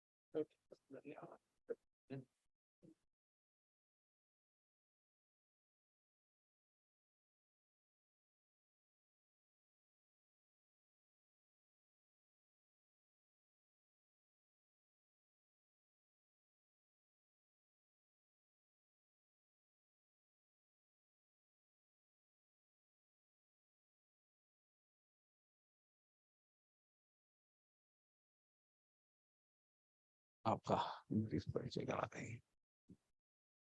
सभी को नमस्कार। जोन 2 का प्रारंभ है। तो यहाँ एशिया का पश्चिमी हिस्सा, जिसमें अरेबिया रीजन भी है, ईस्ट अफ्रीका भी है, सेंट्रल एशिया भी है। तो इस कार्यक्रम से जो जो जुड़े हुए हैं वो सब एक बार अपनी आइडेंटिटी ठीक कर ले उस पर, और पैनलिस्ट जहां जहां लिखा गया है वो खुद का नाम डाल ले। पैनलिस्ट बदलकर, और कभी कभी ये शांतिलाल शर्मा जी आए हुए हैं, वो एक जरा बद है, तो इसलिए खुद का नाम फिर से रिनेम कर ले। सभी से प्रार्थना है कि जो जुड़े हुए हैं अपना नाम ठीक कर ले, तो आपकी ये ठीक बनेगी। इसका कंडक्शन हम स्मिता जी से करा रहे हैं। स्मिता जी बंगलुरु से पीएचडी की हुई है डायस्पोरा विषय पर। नेहरू मेमोरियल लाइब्रेरी में थी, और अभी हाँ वहाँ नेहरू मेमोरियल लाइब्रेरी में स्कॉलर है। तो उनसे मैं विनती करता हूँ कि इस कार्यक्रम की प्रारंभ करें, इस सेशन का प्रारंभ करें। बहुत बहुत धन्यवाद सर। मैं अपनी तरफ से पूरा प्रयास करूंगी। मैं आप सबका इस जोन 2 में स्वागत करती हूँ, और आज सुबह से हम देख रहे हैं कि बहुत अच्छी तरीके से ये हमारा प्रोग्राम स्टार्ट हुआ है, और बहुत अच्छी बातें जी बहुत अच्छी तरीके से हमने सभी हमारे भारतीय जो बाहर में बसे हुए हैं उनके अनुभव सुने, और सब बहुत इंजॉय भी किया। तो मैं बस शुरुआत करना चाहूंगी। मैं एक बात कहना चाहूंगी कि हम शुरू से ये सुनते आ रहे हैं, पढ़ते आ रहे हैं कि जननी जन्मभूमिश्च स्वर्गादपि गरीयसी, यानी माता और मातृभूमि दोनों स्वर्ग से भी बढ़कर है। तो ये एक ऐसी चीज है जो हम, बाकी चीजें हमारे जीवन में आती हैं और जाती हैं, लेकिन ना कोई अपनी माता को भूल पाता है, ना ही कोई मातृभूमि को भूल पाता है, और किसी न किसी तरीके से एक जुड़ाव बना ही रहता है। चाहे हम जीवन के किसी भी स्टेज पे हों, चाहे हम अपने जीवन के किसी भी आयाम पे हों, लेकिन हम हमेशा अपनी माँ और अपनी मातृभूमि से जुड़े रहते हैं।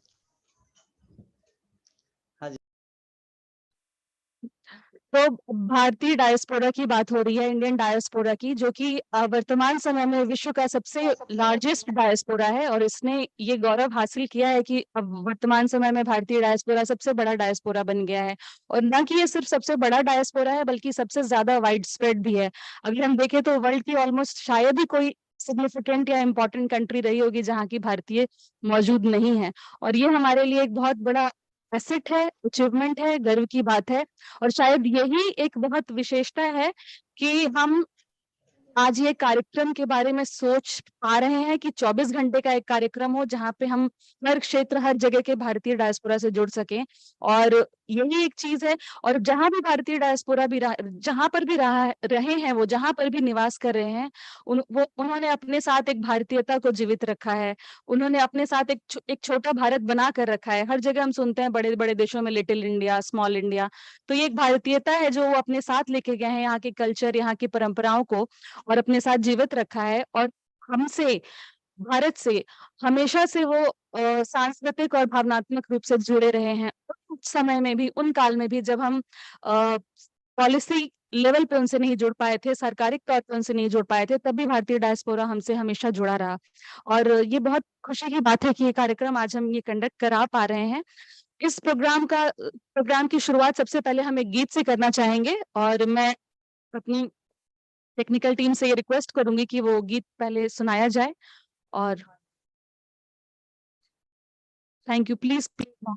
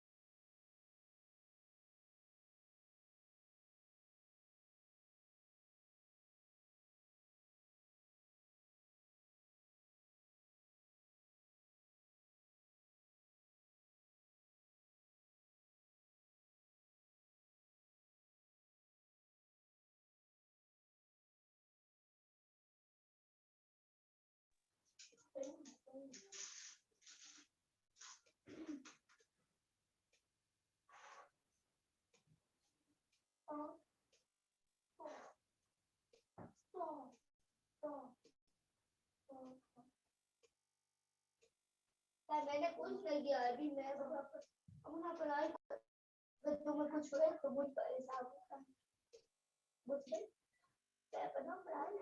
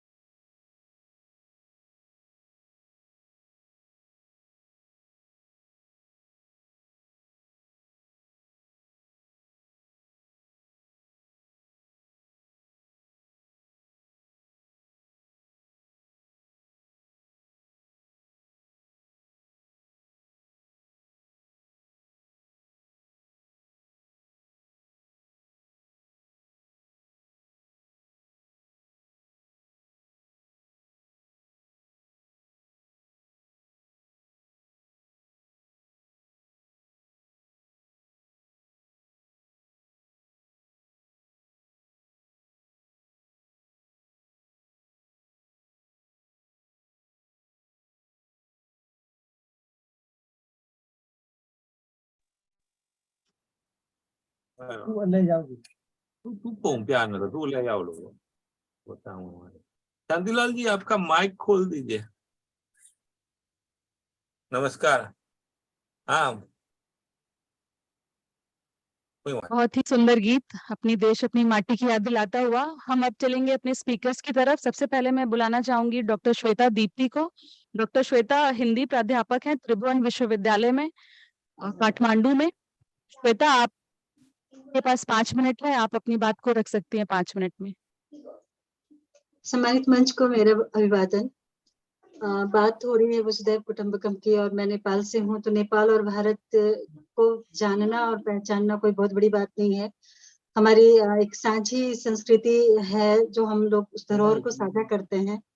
और एक जो हमारी ये वसुधैव कुटुंबकम की जो धारणा है कि पूरा विश्व हमारा परिवार है, तो उस परिवार के तहत मैं ये कहूँ कि नेपाल और भारत एक ही परिवार के सदस्य हैं, तो ये भी कोई गलत नहीं होगा।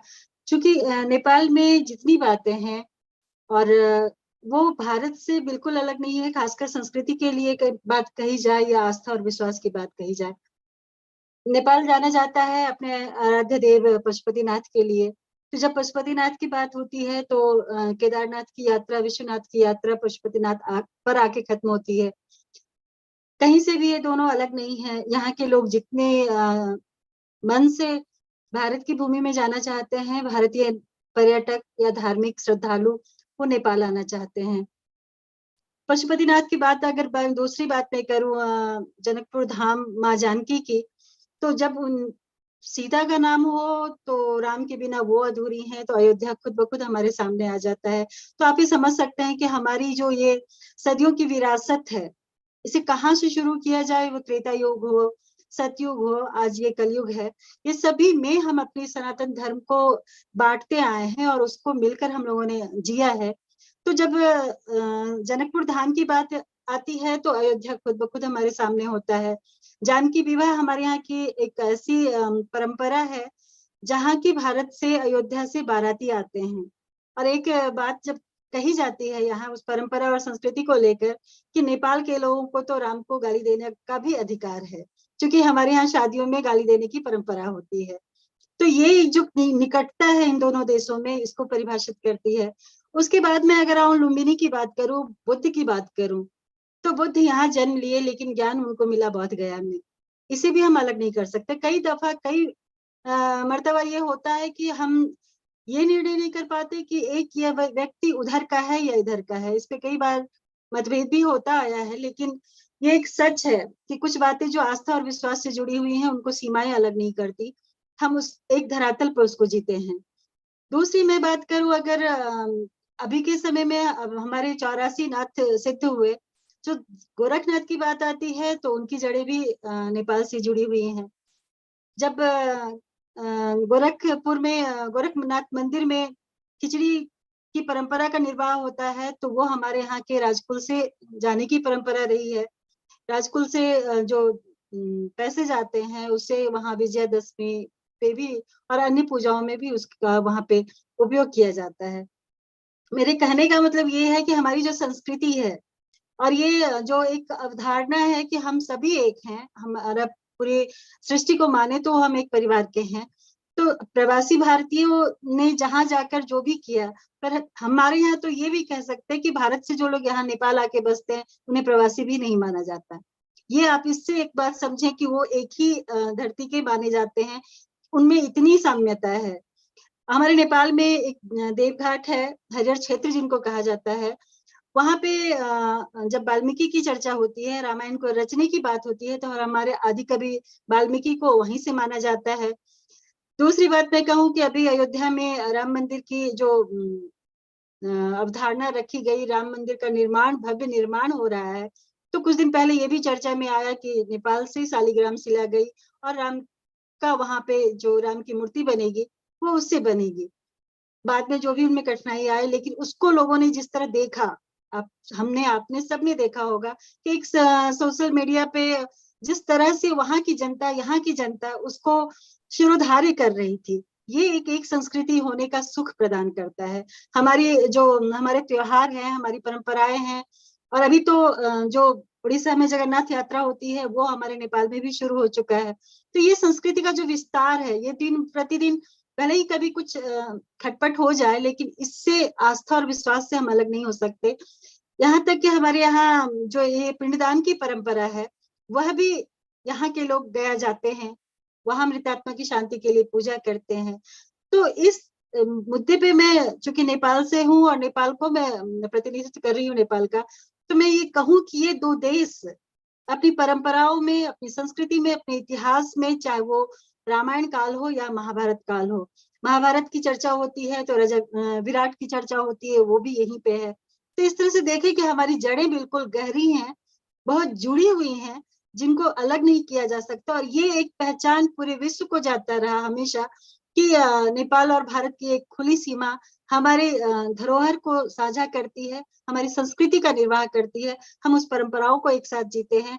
बहुत हद तक मैं ये कहूँ कि जो हमारे उत्तर प्रदेश और बिहार का एक माना हुआ पर्व है छठ, जो आज नेपाल में भी बड़े धूमधाम से मनाया जाता है। कल तक ये तराई में था, लेकिन अभी पहाड़ी क्षेत्रों में भी इसका विस्तार हो रहा है। तो एक वैश्विक परिदृश्य में मैं ये मानूं कि हमारी संस्कृति का जो विस्तार है, सनातन धर्म की जो अवधारणा है, उसे हम दोनों देश मिलके जीते हैं। और यह एक विश्व में संदेश भी देता है कि जो सही होता है उसका विस्तार होता है। और विश्व के परिदृश्य में आज जिस तरह सनातन धर्म की व्याख्या की जा रही है, वो भी हमें सुख देता है। मैं आप लोगों ने मुझे समय दिया इसके लिए, और मैं देख रही हूँ कि 1.5-2 घंटे हम लोग पीछे चल रहे हैं।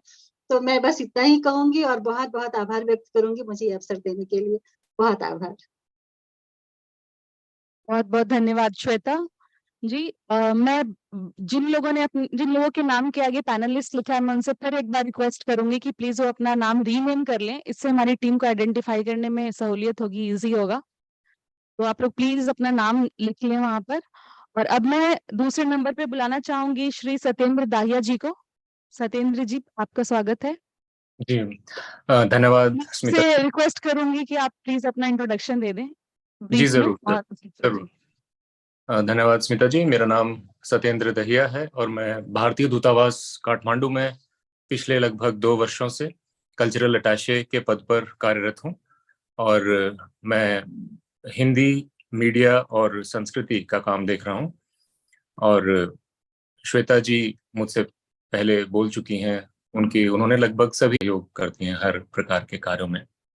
मैं सांस्कृतिक और धार्मिक महत्व के बारे में श्वेता जी बोल चुकी हैं, तो उस पर मैं विस्तार से नहीं जाऊंगा, लेकिन इतना तय है कि नेपाल और भारत के आम लोगों को जो चीज सबसे ज्यादा जोड़ती है, जिसे हम पीपल टू पीपल कनेक्ट कहते हैं, वो है हमारी अटूट धार्मिक आस्था और हमारी सदियों पुरानी सांस्कृतिक विरासत। और इसी चीज को आगे बढ़ाने के लिए हम लोग प्रयासरत रहते हैं। और मुझे लगता है कि तमाम डिप्लोमेटिक रिलेशंस अपने तरह से, अपने तरीके से काम करते हैं, अपनी प्रक्रियाओं के तहत काम करते हैं, लेकिन जो चीज जो हमेशा किसी भी विवाद से दूर रहती है और जो हमेशा लोगों के दिलों को छूती है, वो होता है साहित्य, संस्कृति, भाषा। और इसी आधार पर, चूंकि दोनों देशों की इतनी पुरानी समानताएं हैं, हमारी इतनी जड़ें हमारी इतनी गहरी जुड़ी हुई हैं एक दूसरे के साथ, ओपन बॉर्डर्स हैं, आना जाना लोगों का उसमें कोई दिक्कत नहीं होती है। तो इसी तरीके से अनेक ऐसे लोग हैं भारत के जो लगभग 15 से 20 साल पहले भारत से नेपाल आए। नेपाल के लगभग सभी स्थानों पर हैं, लेकिन बड़ी संख्या में काठमांडू में रहते हैं। उनमें हमारे राजस्थान के मारवाड़ी समुदाय के हमारे बहुत सारे भाई काठमांडू में रहते हैं, जो अपने व्यावसायिक कुशलता के लिए जाने जाते हैं। और पिछले 20 साल से वो सब लोग उन्होंने अपना यहाँ पे बहुत ही अच्छा बिजनेस यहाँ पे शुरू किया हुआ है और नेपाल सरकार की अर्थव्यवस्था में उसको मजबूती देने में अपना बहुत ही महत्वपूर्ण योगदान दे रहे हैं।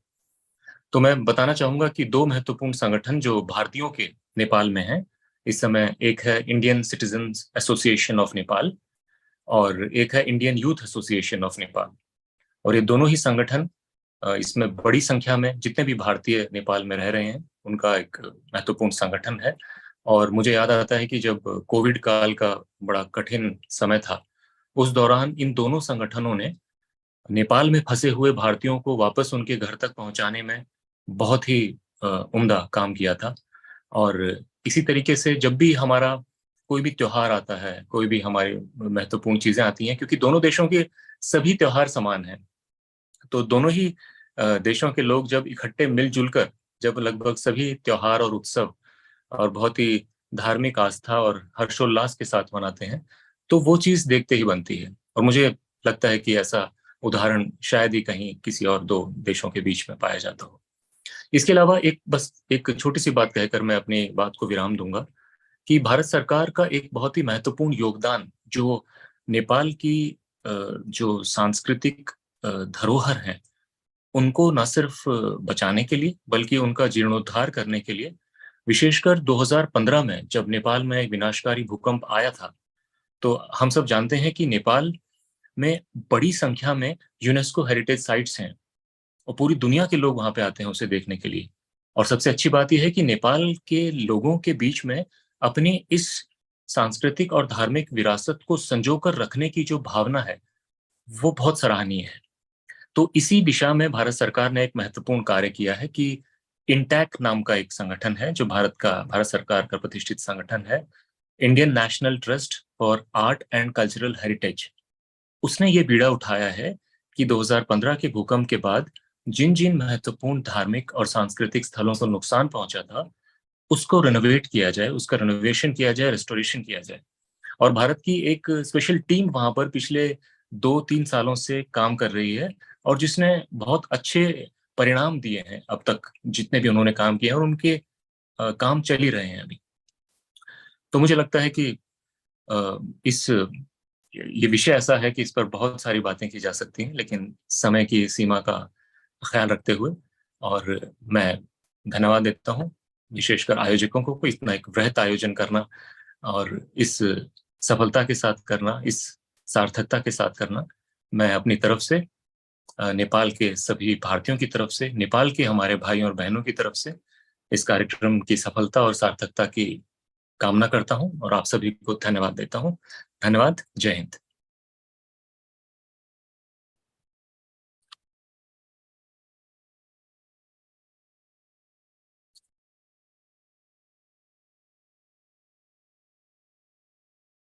मैं अंतर्राष्ट्रीय सहयोग परिषद के फॉरेन अफेयर्स कमेटी की। सर आपके पास 4 मिनट्स है अपनी बात रखने के लिए। Thank you sir. जी धन्यवाद। मेरा नाम मार्कंडे राय है। मैं अभी कोलंबस ओहायो यूएसए से बोल रहा हूं। मैं सबसे पहले वसुधैव कुटुंबकम पर ये अखंड पाठ रखने के लिए अंतर्राष्ट्रीय परिषद को साधुवाद देता हूं और इस प्रयास की भूरी भूरी सराहना करता हूं।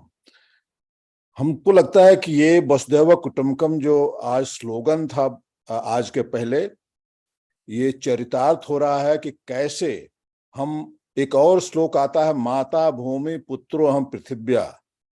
भारत जो G20 का प्रतिनिधित्व कर रहा है और उसमें C20 में वसुधैव कुटुंबकम का जो नारा दिया गया है, one earth one family one future, की पृथ्वी एक है, माता हमारी भूमि हमारी माता है और हम उसके सबके पुत्र संतान हैं। इसका शायद नेपाल ही और एशिया में नहीं बल्कि विश्व में ये चर्चा का विषय हो गया है। आज इसको हम कैसे कार्यान्वित करें, इस अखंड पाठ के बाद उस पर सोचना है कि एक्शन क्या हो, कैसे पूरे विश्व को एक परिवार बना सकता है। क्योंकि कहा गया कि उदार चरिता नाम तो वसुधैव कुटुंबकम, लोगों को उदार चरित कैसे बनाया जाए। इसी के संदर्भ में हमने अप्रैल में एक वसुधैव कुटुंबकम vision for advancing human consciousness and peace, लोगों के कॉन्शियसनेस को कैसे बढ़ाया जाए, इस पर मैं 2-3 साल से चर्चा कर रहा हूँ। श्री रविशंकर से भी मेरी चर्चा हुई थी और हमने इंटरनेशनल कॉन्फ्रेंस दिल्ली में ही मेरिडियन में 11, 12, 13 अप्रैल को कराया और मैं उस कॉन्फ्रेंस को एक आंदोलन के रूप में लिया। वसुधैव कुटुंबकम को एक मूवमेंट बनाना है, एक आंदोलन बनाना है कि विश्व में। अभी मैं फ्रेडरिक्सबर्ग में था और वहां पर जब गया तो सीधे मैं एक योगा के क्लास में गया मैं देखा कि लोग योगा कर रहे हैं, मुझे बड़ा गर्वान्वित हुआ कि वो महिला जो करा रही थी वो भारत से प्रशिक्षित थी और गुरु को याद कर रही थी भारत के। तो हम उसी तरह से मंगोलिया 1 महीना पहले थे, मंगोलिया में भी मैंने देखा कि भारत की भूरी भूरी प्रशंसा हो रही है कि भारत कैसे विश्व एक परिवार को कर रहा है। भारत में जब हम एक सपना देखते हैं, अगर भारत वो सपना पूरे विश्व में अगर फैलाता है तो वो सपना वास्तविकता में बदल जाएगा। आज विश्व को स्पिरिचुअल क्राइसिस से गुजरते हुए देख करके लगता है कि हम लोगों को स्पिरिचुअलिटी की तरफ ध्यान देना होगा। स्पिरिचुअलिटी में हम कहते हैं गिव लव एंड सर्विस, देना सीखें, प्यार करना सीखें और सेवा करना सीखें। मैं इसी संदर्भ में अभी वाशिंगटन डीसी से लौटा हूं और वहां पर मैंने देखा कि ग्लोबल पीस फाउंडेशन और सेवा इंटरनेशनल, मैं धन्यवाद दूंगा श्याम परांडे जी का कि सेवा इंटरनेशनल जो प्रेम कुमार जी जो काम कर रहे हैं इस देश में भारतीय मूल के लोगों के साथ, भारतीय संस्कृति को बढ़ाना, भारतीय परंपराओं को सबसे अवगत कराना, योगा को बढ़ाना, शिक्षा के क्षेत्र में बढ़ाना, नशा मुक्ति कराना। तो हमको लगता है कि ऐसे कार्यक्रम पूरे विश्व में करना है। जैसे कि भारत का एक यूनिक कल्चर है, हम जब पूरे विश्व को एक परिवार मानते हैं तो वैसे में हमको लगता है कि इंडिया का जो पुराना इतिहास है कि India is cradle of humanity and human race, उसको हम लोग पूरे मानव समाज को आगे बढ़ाना है और पूरा बचाना है। ग्रेट सिविलाइजेशन का मतलब ये होता है कि अपनी अच्छाइयों से और लोगों को भी अभिभूत करना। इसके लिए हमको लगता है कि कुछ लेक्चर कार्यक्रम करने चाहिए पूरे विश्व में और रिसर्च और एक्शन प्लान बनाना चाहिए। हम लोगों ने जो कॉन्फ्रेंस कराया अप्रैल में, उससे दिल्ली डिक्लेरेशन एक्शन प्लान आया। उस एक्शन प्लान में अंतर्राष्ट्रीय परिषद सहयोगी था और उस सहयोग को हम लोग पूरे एशिया पैसिफिक से लेकर के पूरे विश्व में कैसे फैला सकते हैं कि हम लोग कह सकें कि हम लोग एक हैं, मानवता एक ट्राइब है। और जो कहते हैं कि एकः सद्विप्रा बहुधा वदन्ति, God is one, we are one family of God. जो कि गुरु नानक ने भी कहा कि एक नूर ते सब जग बढ़िया, मैंने एक ही ज्योति है और आप दीपो भव की बात जो बुद्धा ने कहा, हम लोग खुद तो प्रकाशित हों भारत में, लेकिन साथ साथ पूरे विश्व को प्रकाशित कर सकें, ऐसा मेरा सुझाव है।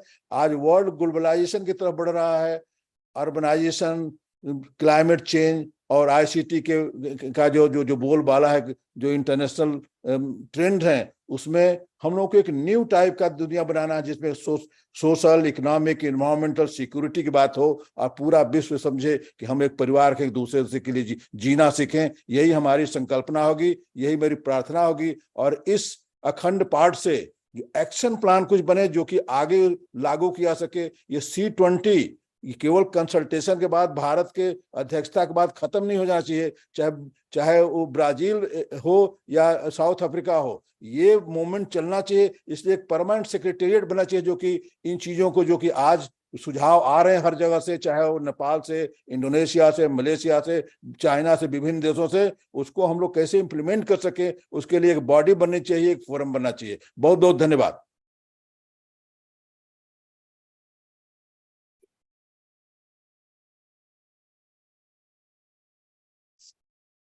श्री दीपक अधिकारी जी, आपका स्वागत है।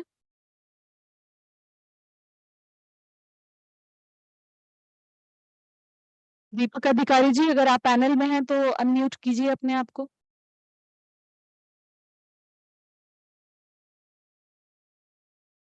शायद दीपक जी नहीं है, पैनल में नहीं जुड़ पाए हैं। तो नेक्स्ट मैं बुलाना चाहूंगी मिस चंदा चौधरी जी को, क्योंकि काफी सारे नाम अभी भी एज अ पैनलिस्ट दिखा रहे हैं, तो हमें आइडेंटिफाई करने में बहुत मुश्किल हो रही है कि कौन प्रेजेंट है पैनल में और कौन नहीं है। चंदा जी, आप हैं क्या पैनल में? हम आगे बढ़ते हुए अपने नेक्स्ट स्पीकर को बुलाएंगे जो कि रोमानिया से हैं, डॉक्टर अलेक्जेंड्रू जैम्फिर। मैं आशा करती हूँ कि ये सही नाम मैंने लिया है। मिस्टर डॉक्टर अलेक्जेंड्रू, आपका स्वागत है। You are welcome. Hello everybody. I hope you can hear me. I am Alexandru Zamfir. I am originally from Romania. I am an assistant at the University of Bucharest, where I teach Romani language. First of all, I am very grateful for your invitation, and I thank you so much for the invitation. In this context, I will tell a few things about the Roma community, especially in Romania, but also worldwide. So now it's a fact that the Roma community comes from India, and now this is an indisputable fact, mainly to the scientific proof that we have from the few centuries ago. And here the linguistic aspect play a determinant role. And as I heard, even though I don't understand Hindi entirely, but I understood some words, because Roma language relates very much with Hindi and with Sanskrit, because Roma language it has both regarding the lexic, but mostly the structure is very similar to the languages in India. So linguistics play an essential role in proving that Roma people comes from India. And also some declarations were very important for us, for the Roma community.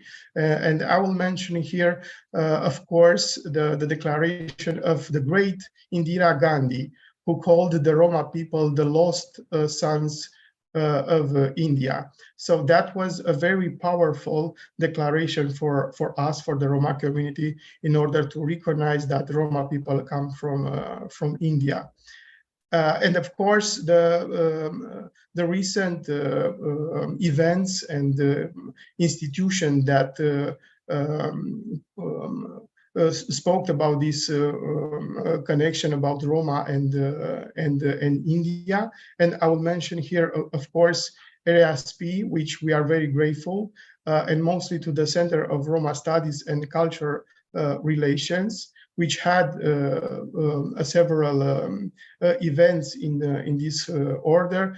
For example, that great conference in 2018, in which I also took part, which commemorate 1 millennium since Roma people left India.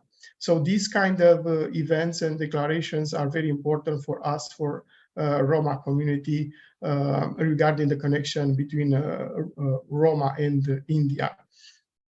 And I think this must be done also further in the future, because there is a need for this connection, or may I say it, reconnection of Roma with India. And I mean this both scientifically, regarding the research of Romani studies, for instance, the linguistic, the culture, the history. But I think it's also important, very important, also personally, to connect or to reconnect with India, even for a spiritual point of view, especially based on several common values that we have. Roma community and India, the people from India. And I speak to the Roma from around the world, not only from Roma, from Romania. And it was not easy always, because I will mention very shortly some short facts from the history from the Roma from Romania, for instance. And in Romania, for instance, Roma people unfortunately were slaves for more than 500 years. So it was not easy to develop from the ethnical and individual point of view. After that, I will mention also the Holocaust, in which also, unfortunately, Roma people were involved and many suffering were there. And again, they didn't have the chance to develop. So it was not easy always. But now, in the last decades, we can see that the Roma population is developing. And there are many successes that Roma community has, and also we can see a series of affirmative measures that several governments took for Roma people, and the Romanian government also have these several positive measures for Roma people. For instance, in education, because I also work as an educational expert in a foundation in Romania, and here we have some positive aspects. For example, now we can learn Romanes, the Romani language, in school and at the university, and it's a very important thing for us to learn and to speak our mother language in school, in institution, and in different places. In the end, I will add just this. So in this context of the world is one family, I think the Roma people fits very well. And also I will refer to a quote for this event. So India's diaspora acts as a cultural ambassadors, spreading Indian culture and ethos worldwide. So I think that Roma people did this after we left India, and we spread worldwide, because Roma people are everywhere, from Europe to America, Canada, and all over the world. So I think by leaving India 1,000 years ago, we spread these values, and I hope that this connection between Roma people and India will grow more and more. Thank you again for the invitation. I'm very grateful, and thank you again.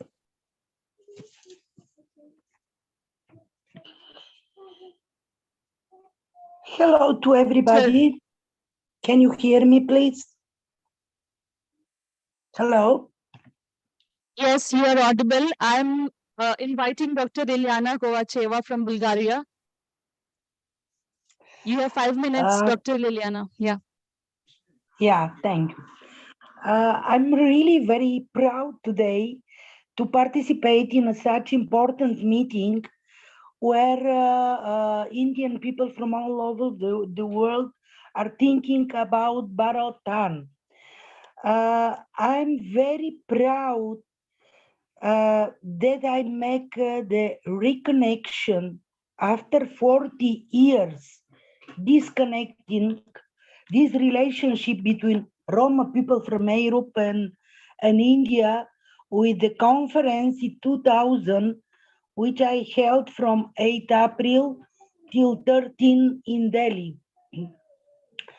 The previous speakers, he mentioned it about some moments of important about this diaspora, Roma and Indians, but I could say additionally that long time the science was keeping silent according to the origin of Roma people.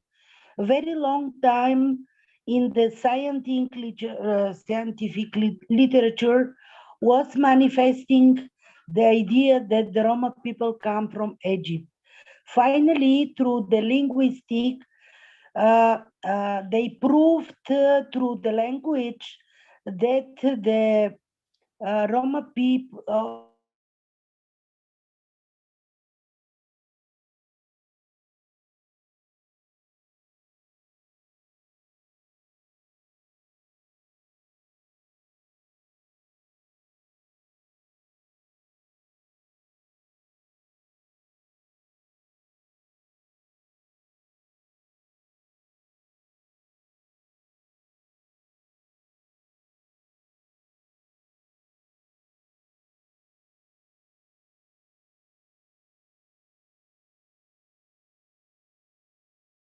Dr. Liliana, we will continue forward, and let's see. Now I would like to invite Mr. Umesh Mishra, who is a spiritual and social worker. Mr. Umesh Mishra, if you are there in the panel, please unmute yourself.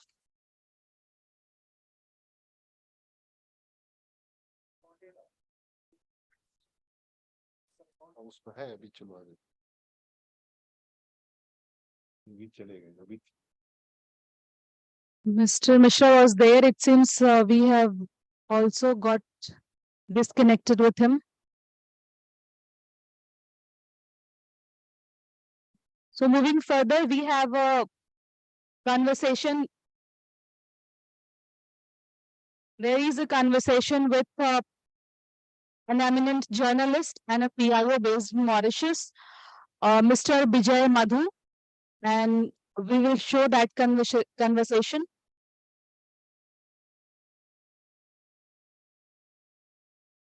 Play कीजिएगा please.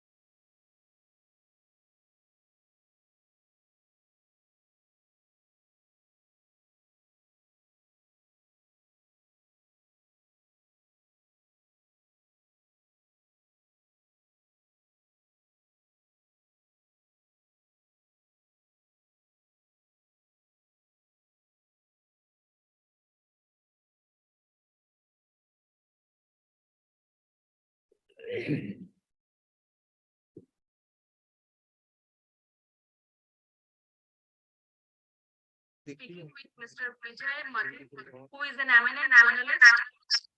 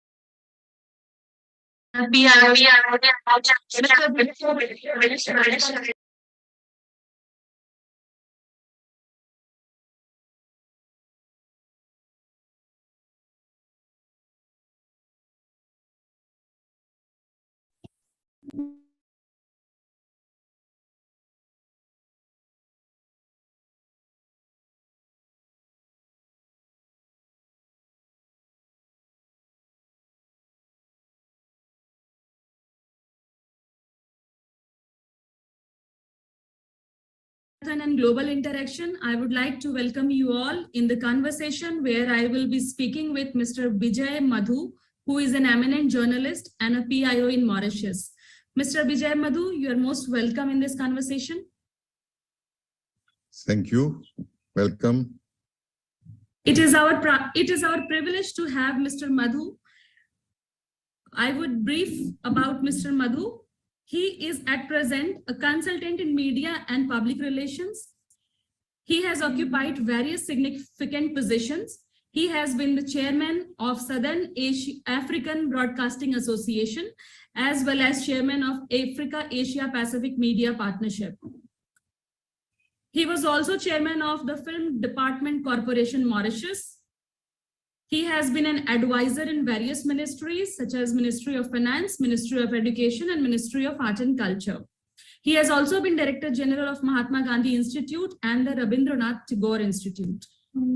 He is an active member of GOPIO, that is Global Research, Global Organization of People of Indian Origin. So, Mr. Madhu, we are glad to have you, and we will start our conversation.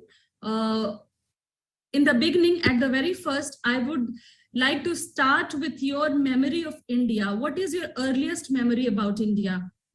And also, I would like to know that which generation did you belong? I belong to the fourth generation.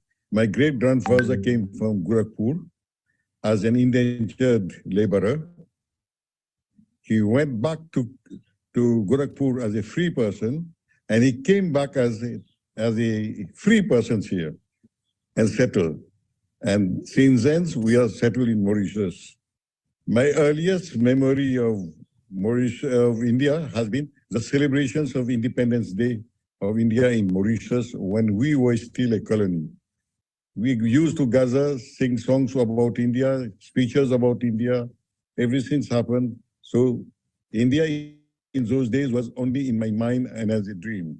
Besides, of course, there was Hindi films which we used to watch, and religious ceremonies. People, scholars from India used to come and preach in Mauritius. So these were the early times when I remember India. Also, we always considered the Himalayas and the Ganges as our sacred places. All the temples, all the Tirthyatras were also our sacred places. So India remained as a sacred motherland for us. So this was what was the images of my earlier days in India. Glad to hear that, sir. If we see around, many things have changed from the past. Diaspora today have created a different notion of idea of India. The notion might not be the same as it used to be earlier when their grandparents migrated and in the past. So how do you see, what is your notion of idea of India? What is your notion of India? Definitely. Today? Definitely, there has been tremendous transformation in India and in the minds of the people in the diaspora. In earlier days, we were not very proud of calling ourselves Indians. But today, I think that everyone in the whole world, we are very proud of the achievements of India, of the achievements of Indians in all fields, whether it is in IT, whether it is in business, whether it is in art and culture, any name the area.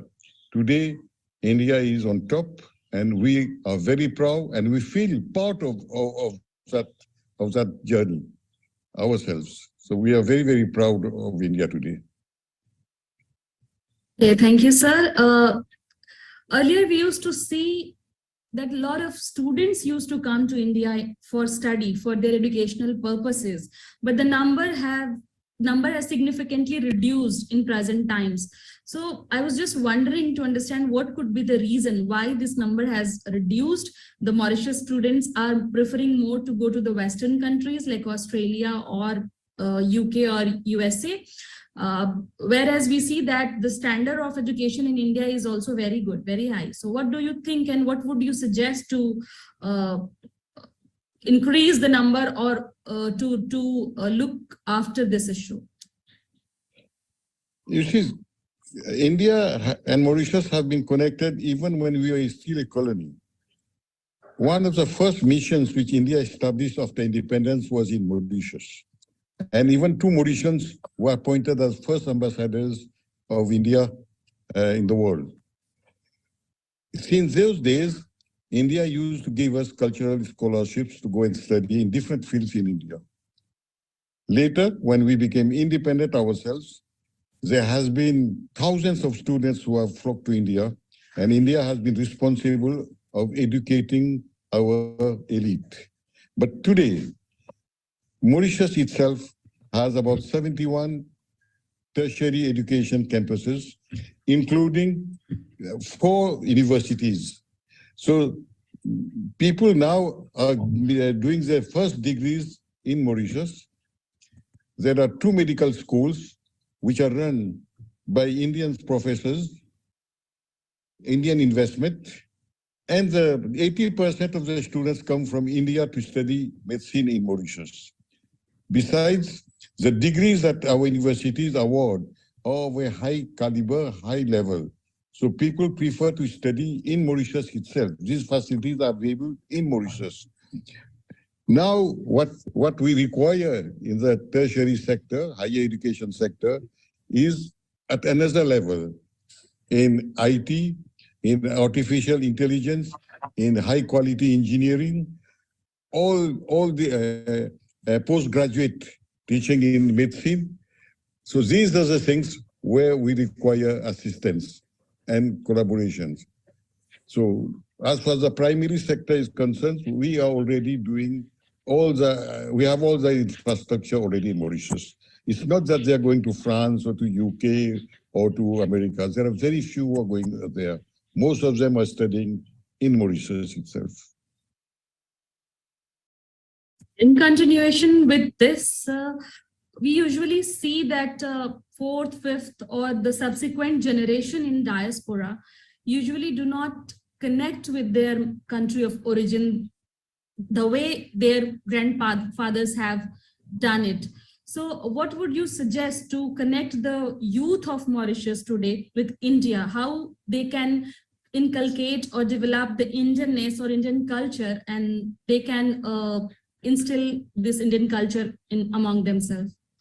They can feel more with India, they can connect with India. Our forefathers have done an excellent job. They have preserved our languages, our cultures, our religions in a dramatic way as far as Mauritius is concerned. And I think this applies to the diaspora itself. But things have changed. Things have evolved. Today we have IT, we have digital India, digital world, and today's youth are connected at another level. But still, as far as Mauritius is concerned, we have preserved all the traditions, we celebrate all the religions, we celebrate all the festivals of India, which are in different parts, because people in Mauritius came from different states of India. For example, Hindi-speaking belt, South India from Tamil Nadu and Andhra Pradesh, now Telangana, from Mumbai, and some from Rajasthan also. So all these people are there, and they have preserved the original linkages. And they celebrate the festivals which are celebrated in those areas here on a national level. There are public holidays declared for that. Besides, government also give a subsidy to all these people to promote their language, their culture, and their traditions in Mauritius.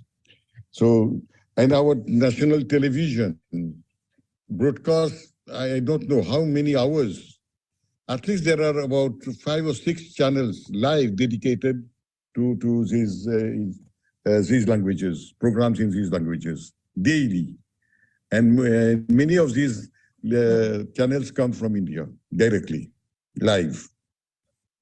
So the people of today's generation, besides they travel today, travel has become very easy. They go and they visit and they see.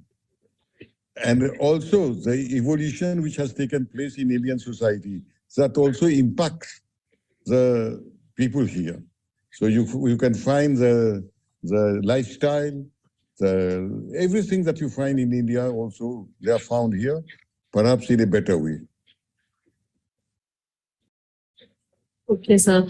So, given your expertise in media, I mean, you have been in a pioneering position in media in Mauritius. So, how do you see that this new media played a transformative role in the life of diasporic population in Mauritius? How this new media have contributed in transforming the life of diasporic population in Mauritius? You see, India has always believed in Vasudeva Kutumbakam. India has always believed that there's one planet and we have one destiny. But that starts from the Indian diaspora. We always say, you start working from where you stand. So we, from the Indian diaspora and India, we must start from where we are first. The media has brought us together, will bring us together. And we must evolve towards creating one society, one Indian society. And in this way, the media will be a very, very great help in absorbing the Indian diaspora of the world. This year itself, I was in Indore when Prime Minister Modi addressed us at the Pravasi Bharatiya Divas, and he said that India is going to provide workforce to the whole world. India is already the pharmacy of the world, but India is going to provide the workforce to the whole world, from a laborer to the highest manager.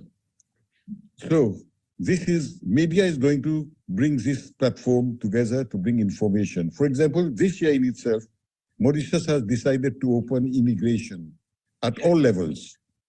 We need at least at all levels, from a laborer, from a driver to a manager, at all levels, we can get immigrants again, a second phase of immigrants, totally open. Of course, you have to go through the procedures, but it's open and welcome. So I believe that sooner than later, the diaspora and India will be connected fully and integrated fully at all levels. And in this way, the media is going to play a very, very important role. Do you believe that this social media or the population who are exerting the emotion of nationalism, which is beyond boundary, that is transnationalism, or who are in a way contributing, do you believe this social media group is a cohesive group, or it is really creating in the formation of digital diaspora? You see, there are two sides of the coin. I can't assess it fully myself because it's evolving in such a fast manner that it's difficult to gauge the impact of social media. Social media may be doing very good work, but at the same time, creating fake news, fake ideas. So this has to be regulated. And I don't know how this can be regulated.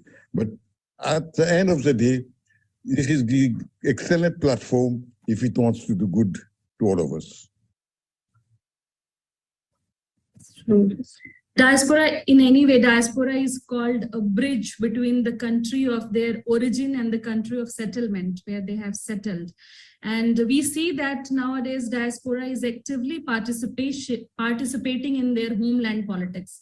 What is the political process or politics is happening at their homeland, they are very active. They are taking keen interest, they are funding, they are concerned about the outcomes. So how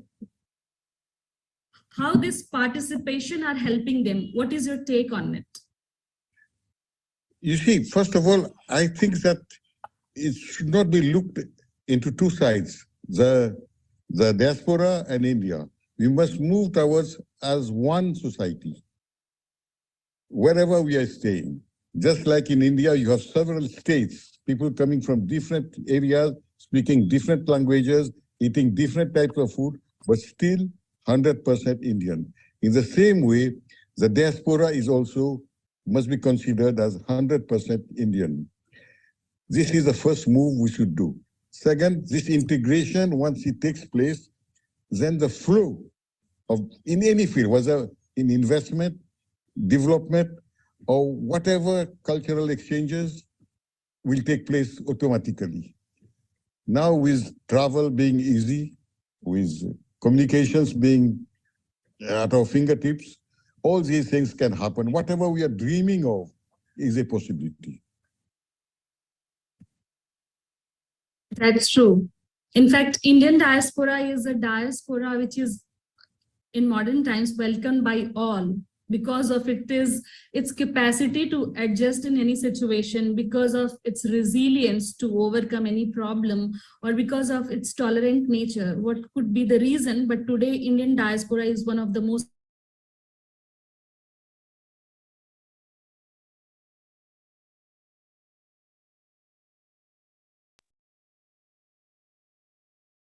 some of the challenges that Indian diaspora is actually facing today.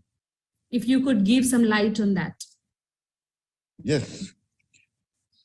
Indian diaspora in most of the countries are in a minority. But they behave well, they are very well integrated, but very often their success is not accepted, not digested. This is a problem which the Indian diaspora has to face. But we have been very peace-loving country. We invest in education. We invest in the development of the countries where we have settled all around. And we have seen it that our contribution has been much higher, much bigger than the populations, that the percentage of the populations that we are in, whether it is in the USA, whether it is in the UK, in France, or Mauritius, or in Africa. Everywhere where we have settled, we have contributed in all fields: education, health, development, everywhere. But the challenges are that we must get accepted in those countries. Slowly it is happening. This is happening because India is rising. The more India rises, the more respect we will command. This is my opinion.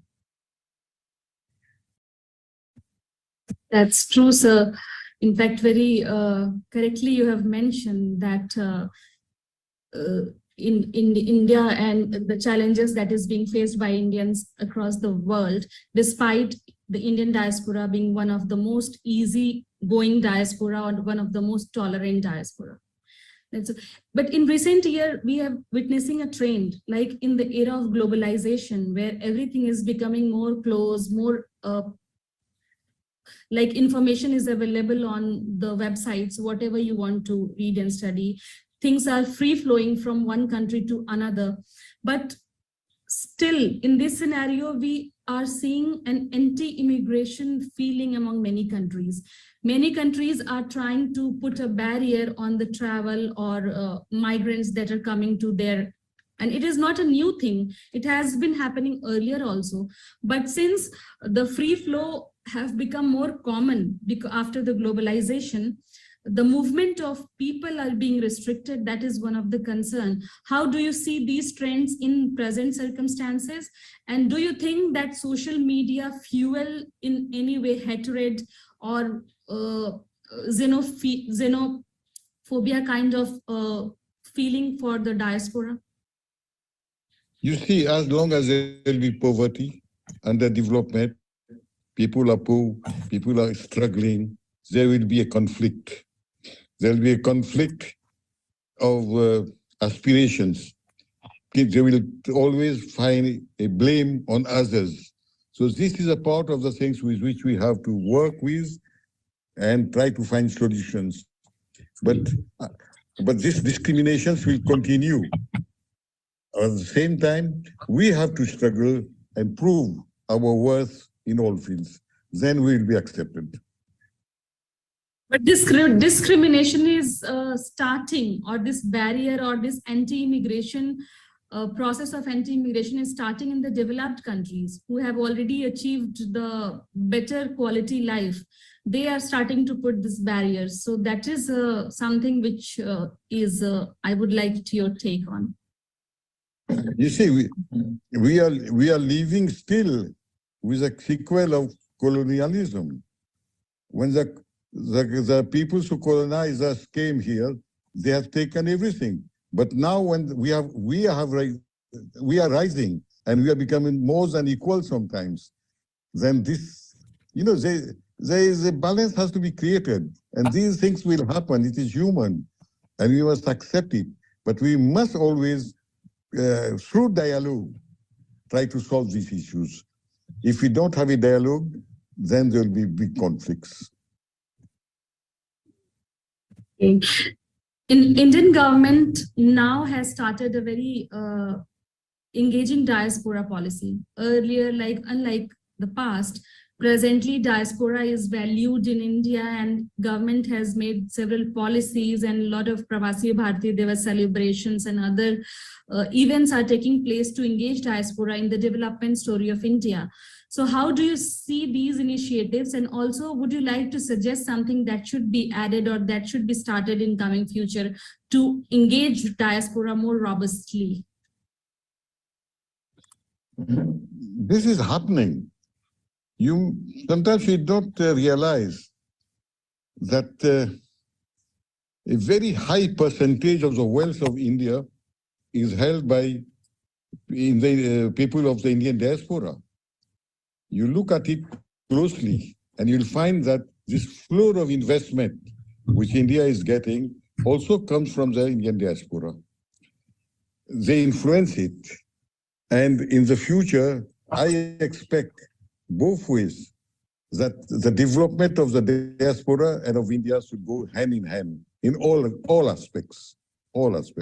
And people, governments, people, and particularly the policymakers of India has to work towards this goal. Yours is a story of struggle to success. Yours is a story that you struggled and you have created a suitable, better life for yourself in Mauritius. So how do you see future from now, from here? How do you see the future? I am a born optimist. I have seen changes in the world in a very positive manner. The lifespan of people have increased from, let us say, the 30s to today, beyond 70s, 80s. I am myself nearly 80 now. So I see things in a very positive manner. And I think that life will become better and better and better in the future. Thank you so much, sir. Thank you for being with us, and thank you for sharing your experiences and the perception that you have on various issues. I'm sure that viewers and me, myself, and the viewers must have in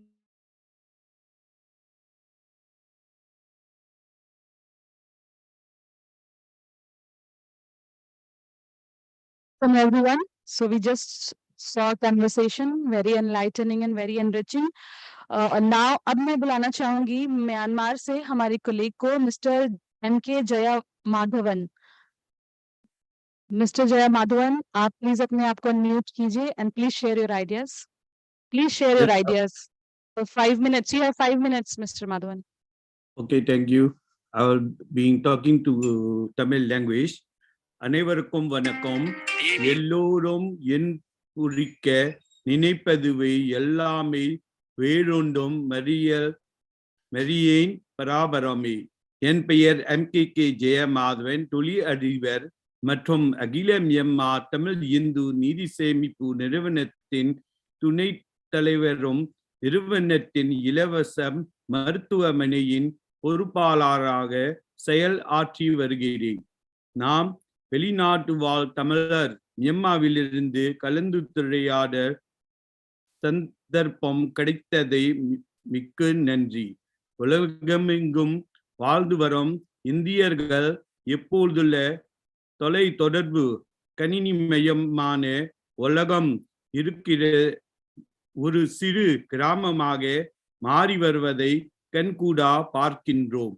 பாரதத்தின் பிரதமர் மோடிஜியின் வெளியுறவுத்துறை கொள்கையின்படி வாசுதேவா குடும்பகம் என்ற நோக்கோடு செயல்பட்டு வருவது நமக்கு கண்கூடாக தெரிகின்றது. இதையே நாம் தமிழ் சங்ககால காப்பியங்களில் சுமார் 3000 ஆண்டுகளுக்கு முன்பே யாதும் ஊரே யாவரும் கேளீர் என்று கணியன் பூங்கொன்னனாரின் வாக்கு. இதை பிரதமர் மோடி அவர்கள் அமெரிக்கா பயணத்தின் போது பறைசாற்றி கூறியுள்ளார். வாசுதேவா குடும்பம், ஒரே பூமி, ஒரே குடும்பம், ஒரே எதிர்காலம் என்ற அதன் முக்கிய கருப்பொருளை முன்னிலைப்படுத்த G20 இந்தியாவின் தலைமைத்துவம் ஒரு வரலாறு வாய்ப்பா இருக்கும். இந்த தலைப்பு ஏதோ கற்பனையாகவும் அல்லது அதிகப்படியான கற்பனவாத கருத்தாகவோ தோன்றலாம். ஆனால் உண்மையில் இதுவே வேத போதனைகளின் முன்மாதிரி. அதனால்தான் சமஸ்கிருதத்தில் உலகம் ஒரே குடும்பம் பழமொழி வாசுதேவ குடும்பகம், மகிழ்ச்சி, அமைதி, பாதுகாப்பு, உணவு மற்றும் தங்குமிடம் போன்ற வளங்கள் மற்றும் நம்பிக்கையான எதிர்காலம் போன்ற ஒரே விஷயங்களை அடைய உழைக்கும் மக்கள் முழு உலகம் நிறைந்திருப்பதை நிச்சயமாக நாம் காணலாம். நமது வேறுபாடுகளுக்கு பதிலாக நமது ஒற்றுமைகளில் கவனம் செலுத்தினால் அது எவ்வளவு எளிதாக இருக்கும். அதனுடன் ஒவ்வொருவரும் தங்களுக்கு தேவையானதை பெற உதவுவதில் உலகளாவிய உதவிக்கு வழிவகுக்கும். அதனுடன் ஒவ்வொருவரும் தங்களுக்கு தேவையானதை பெற உதவுவதில் உலகளாவிய உதவிக்கு வழிவகுக்கும். தேவையான ஒத்துழைப்பை கண்டுபிடிப்பது எவ்வளவு எளிதாக இருக்கும். நாம் தமிழர்களின் பண்பாடானது பிறப்போக்கும் எல்லா உயிர்க்கும் சிறப்போவா செய்தொழில் பெருமை வேற்றுமையான் என்ற திருவள்ளுவர் கூறியுள்ளார். எவ்வளவு வேற்றுமைகள் இருந்தாலும் வாசுதேவா குடும்பகம் என்ற உணர்வோடு வாழ வேண்டும் என்பது அறமாகும். செப்டம்பர் 2023 G20 உச்சி மாநாட்டின் ஒரே பூமி ஒரே குடும்பம் ஒரே எதிர்காலம் என்ற கற்பொருள் உலகளாவிய சவால்களை எதிர்கொள்ளும் நாம் கூட்டம் பொறுப்பை ஒரு சக்திய வாய்ந்த நினைவுடலாக செயல்படுகிறது. எங்கள் முயற்சிகளை முன்னிட்டு என்பதன் மூலம் ஒரே பூமி மிகவும் நியாயமான மற்றும் நம்பிக்கை வாய்ப்புகளை நிறைந்த எதிர்காலத்துக்காக நாம் பாடுபடுவோம். நன்றி, வணக்கம். Thank you. Thank you, Mr. Jaya Madhavan. Now I would like to request Mr. Narendra Shah from Myanmar to unmute yourself and please share your ideas. Mr. Narendra Shah, are you there in the panel? Yeah, ma'am. He's there, but he has already given the speech. Actually, he has already shared all the. So you want to share something? It's already shared. Okay. Thank you. Thank you. Thank you so much.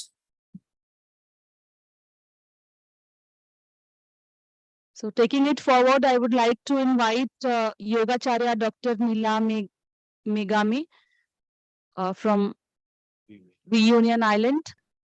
Sir, are you there? If you're there, please unmute yourself and share your ideas. Yes, I am here. I'm great pleasure that I'm meeting all. And I'm interested to participate such as a program. It is very interesting for me where I'm living in Reunion Island. I hope so. Everybody, they are understanding my voice, please. Are you hearing me, please? Yes, sir, you are audible. Thank Please you. continue. Thank you very much. Thank you very much. I'm living in Reunion Island and the Indian Ocean, islands of Indian Ocean, quite nearer to the Mauritius Island. I hope so. Everybody, they knows these types of the islands which is existing since long time. And I'm going to participate as if Vasudeva Kudumbam. I'm reciting in Tamil. I'm great pleasure that I'm participating such as the program, which is very interesting for me because that the philosophy of this Ore Bhumi, Ore Kudumbam, and only there is a future for everyone, Ore Edirgalam, that is very, very important to the globe there. In the Ulagam, நாம் இருப்பது யாவரும் அறிந்ததே. அது எப்போது தோன்றியது என்பது பிறந்து இருந்து இறந்த ஒவ்வொரு ஜீவராசிகளுக்கும் தெரியும். அது உண்மை.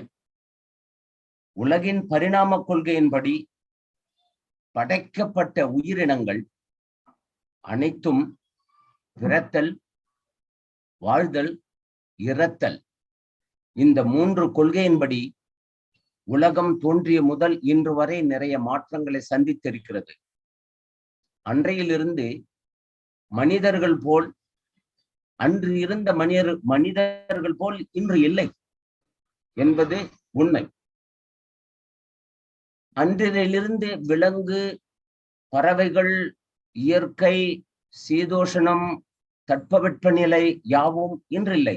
எல்லாம் மாற்றம். Everything is being change. அழியும் அடிக்கடி நம்மை நாமே கேட்டுக்கொள்ள வேண்டிய கேள்வி, இந்த உலகம் எனக்கு என்ன செய்தது என்பதுதான். Everybody, they are asking themselves that the world, what has given to me, what I have to do, and this is the question for everybody. This is what I am just mentioning. இந்த உலகம் எனக்கு என்ன செய்தது என்ற பேச்சுதான். நம்முடன் இருக்கும் இயற்கையில் எந்தவித மாற்றமும் இல்லை. வளர்ச்சியில், இருக்கையில் மாற்றம், ஆனால் தோற்றத்தில் இருந்த எந்த விதமான மாற்றமும் இல்லை. அவர்தம் இனத்திலும் யாதொரு மாற்றமும் இல்லை. நம்மில் சமுதாய மாற்றம், நாகரிக மாற்றம், அறிவு மாற்றம், இன்னும் என்னவெல்லாம் மாற்றங்கள் இன்றளவு மாறிக்கொண்டேதான் இருக்கிறது. உயிரினங்கள் வசிப்பதோ ஒரே பூமி. இந்த பூமியில் ஒரே குடும்பமாக வாழ்வது மனித இனம். உள்ளுவதெல்லாம் உயர்வுள்ளல் என்பது போல் என்ற கூற்றின்படி சமுதாயத்தில் எவ்வளவோ மாற்றங்கள் இருந்த போதிலும் குறுகிய இந்த எழிலான வாழ்க்கையை உலகெங்கிலும் வாழும் மக்கள் ஒருவருக்கொருவர் புரிந்து கொள்ள வேண்டும். மனிதாபிமானத்தை எண்ணத்தில் கொண்டு உள்ளத்தால் உறவு கொண்டு நாம் ஒவ்வொருவரும் அவரவர் எதிர்காலத்தை சிறந்த முறையில் நிறுவ முன்வர வேண்டும். அதுவே எதிர்காலத்தின் முக்கியத்துவம். அதுவே நம் ஒவ்வொருவரின் எதிர்காலத்தின் உறவுகோல். அதுவே நம்மின் திறவுகோல். இந்த உறவானது உலகெங்கிலும் வாழும் மனித நேயத்தின் உறவென்று திறன்கோள். அதுவே உலகின் ஒவ்வொரு மூலைகளிலும் வாழும் நம்மின் மனிதாத்துவத்தின், அதுவே மனித நேயத்தின் எதிர்காலம் என்பதை குறிப்பிட்டுக் கொள்கின்றேன். இந்த எதிர்காலத்தை தொடர்ந்து வாழ நினைக்கும் இளைஞர்கள் முதலில் இந்த எதிர்காலத்தை தொடர்ந்து வாழ நினைக்கும் இளைஞர்கள் முதலில் இந்த 3 ஸ்லோகத்தை, ஒரே பூமி, ஒரே குடும்பம், ஒரே எதிர்காலத்தை உள்ளடக்கி முன்னேற வழிவகுத்து கொள்ள வேண்டும் என்பது இளைஞர்களின் இன்றைய அவசியமாக உள்ளது. ஏனென்றால் நாம் வயது முதிர்ந்து விட்டோம். இந்த உலகம் எதிர்காலத்தில் வரக்கூடிய இளைஞர்களின் கையில் வரப்போகின்றது. அதை ஒவ்வொரு இளைஞனும் தெரிந்து கொள்ள வேண்டும் என்பது என் நிலையான கருத்து. நிலையில் நிற்கும் பூமி, இந்த நிலையில் நிற்கும் பூமி, நிலைக்கு நிலை மாறி அமையும் குடும்பம். இந்த நிலையில் நிற்கின்ற பூமி, நிலைக்கு நிலை மாறி அமையும் குடும்பம் உறவுகளை உறுதிப்படுத்துகிறது.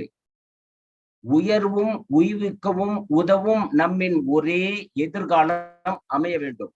இம்மூன்று தான் உலகை ஒன்றுபடுத்தி உறுதியளிக்கும் நம்மின் எதிர்காலம் என்று.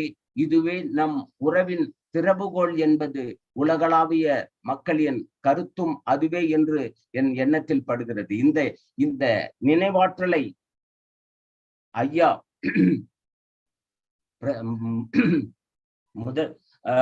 PM, Premier Ministre, qui a installé ce programme pour réunir tout le monde, pour consoler, solidaire, ensemble, pour être one family, one globe, and one relation in between every human being. That is the right way of living in between everybody. This is my idea. Thank you very much. If there is any question, creating with me, then I will be grateful to explain to the people. I am living in Réunion Island, teaching the Yogasana, and also I am looking after the temple. I constructed one temple to promote our Indian culture over there. Thank you very much giving me a chance to talk with you, please.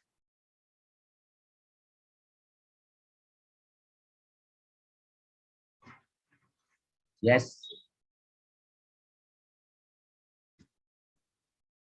Hello, I'm here. Madam, sir.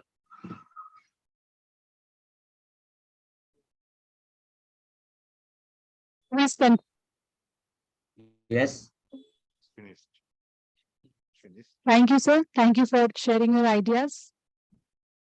Please. Now, yes. If Sir. there is any question creating to me, I will be happy. Even English, French, or Tamil, I will be happy to reply to them. If it is French, I am grateful. If it is English, I am grateful. If it is Tamil, it's grateful that I can reply their question, please, madam. Sir, if you will have any questions, I will come back to you at the end of the session, because other panelists are also waiting to share their ideas. So maybe we will wait for a while. And now I would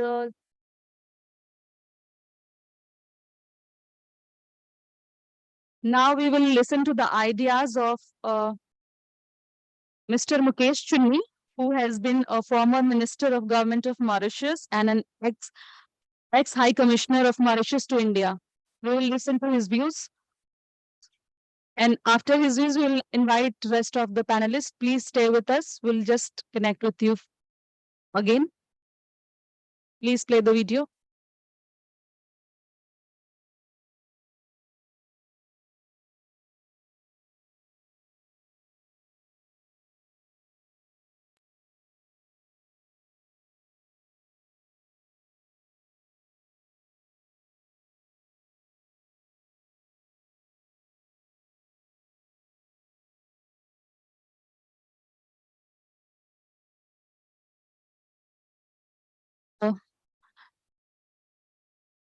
We are still trying to open the video. Meanwhile, I would like to call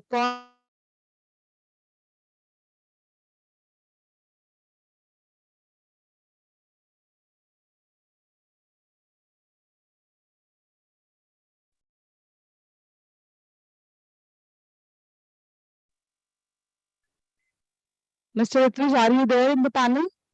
Yes, I'm here on the street. I would like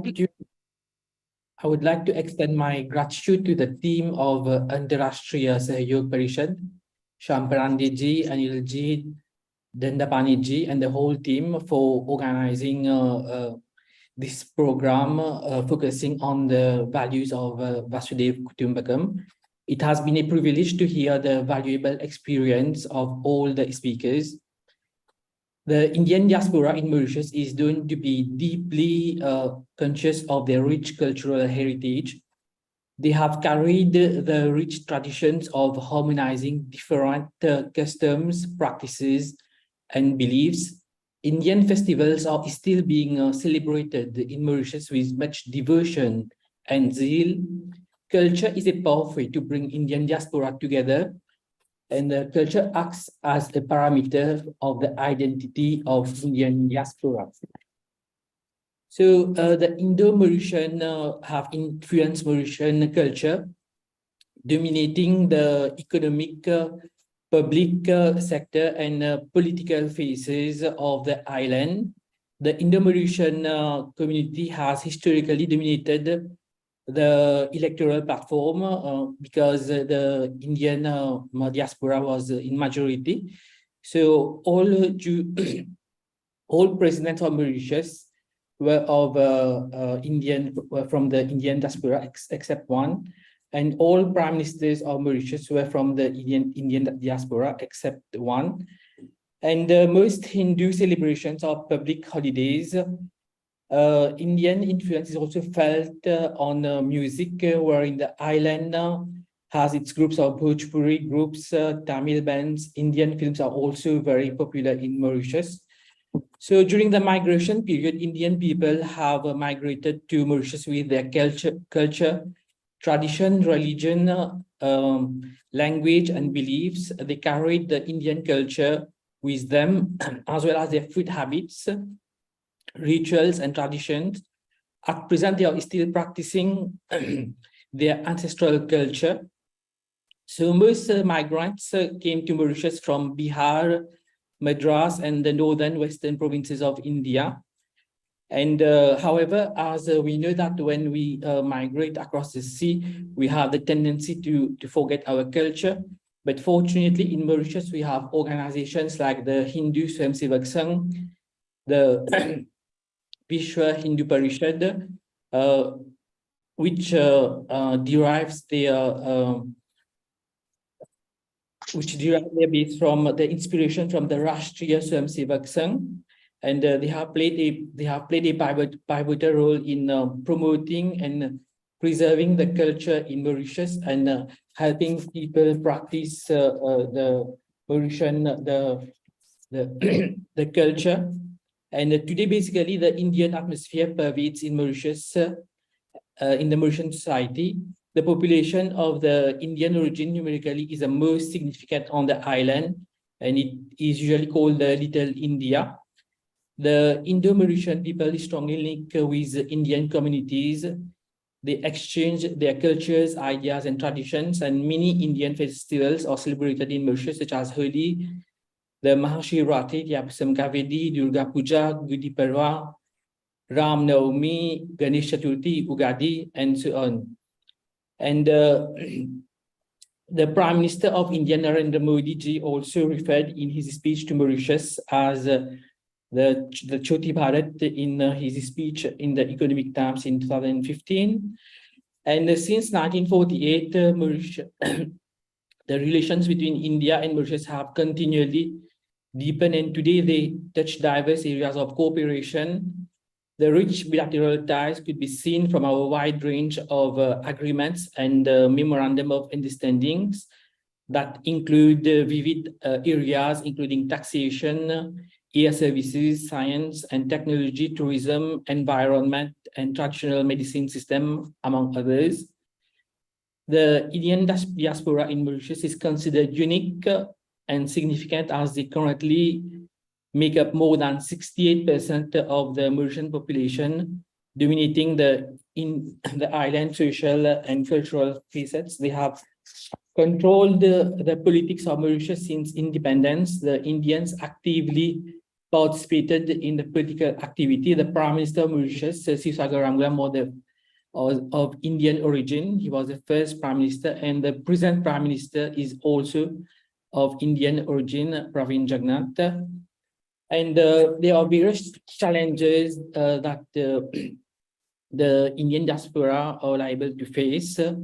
So the World Hindu Foundation is also playing a pivotal role at the global level. The World Hindu Congress will be held in Bangkok this year and will address 7 crucial thematic conferences on economy, education, media, political, women, youth, and cultural organization. The World Hindu Congress will definitely help to consolidate the ties among the global Indian diaspora. As a 1.2 billion strong community, we ought to have a significant voice in global affairs and for establishing a fair and equitable society. And as a civilization of the Indian diaspora, we have always aspired for a dharmic world which is prosperous, just, and peaceful. Thank you for your attention. Jai Hind, Vande Mataram, Vasudev Kutumbakam.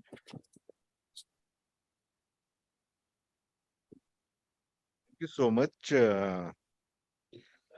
Dr. Ritich.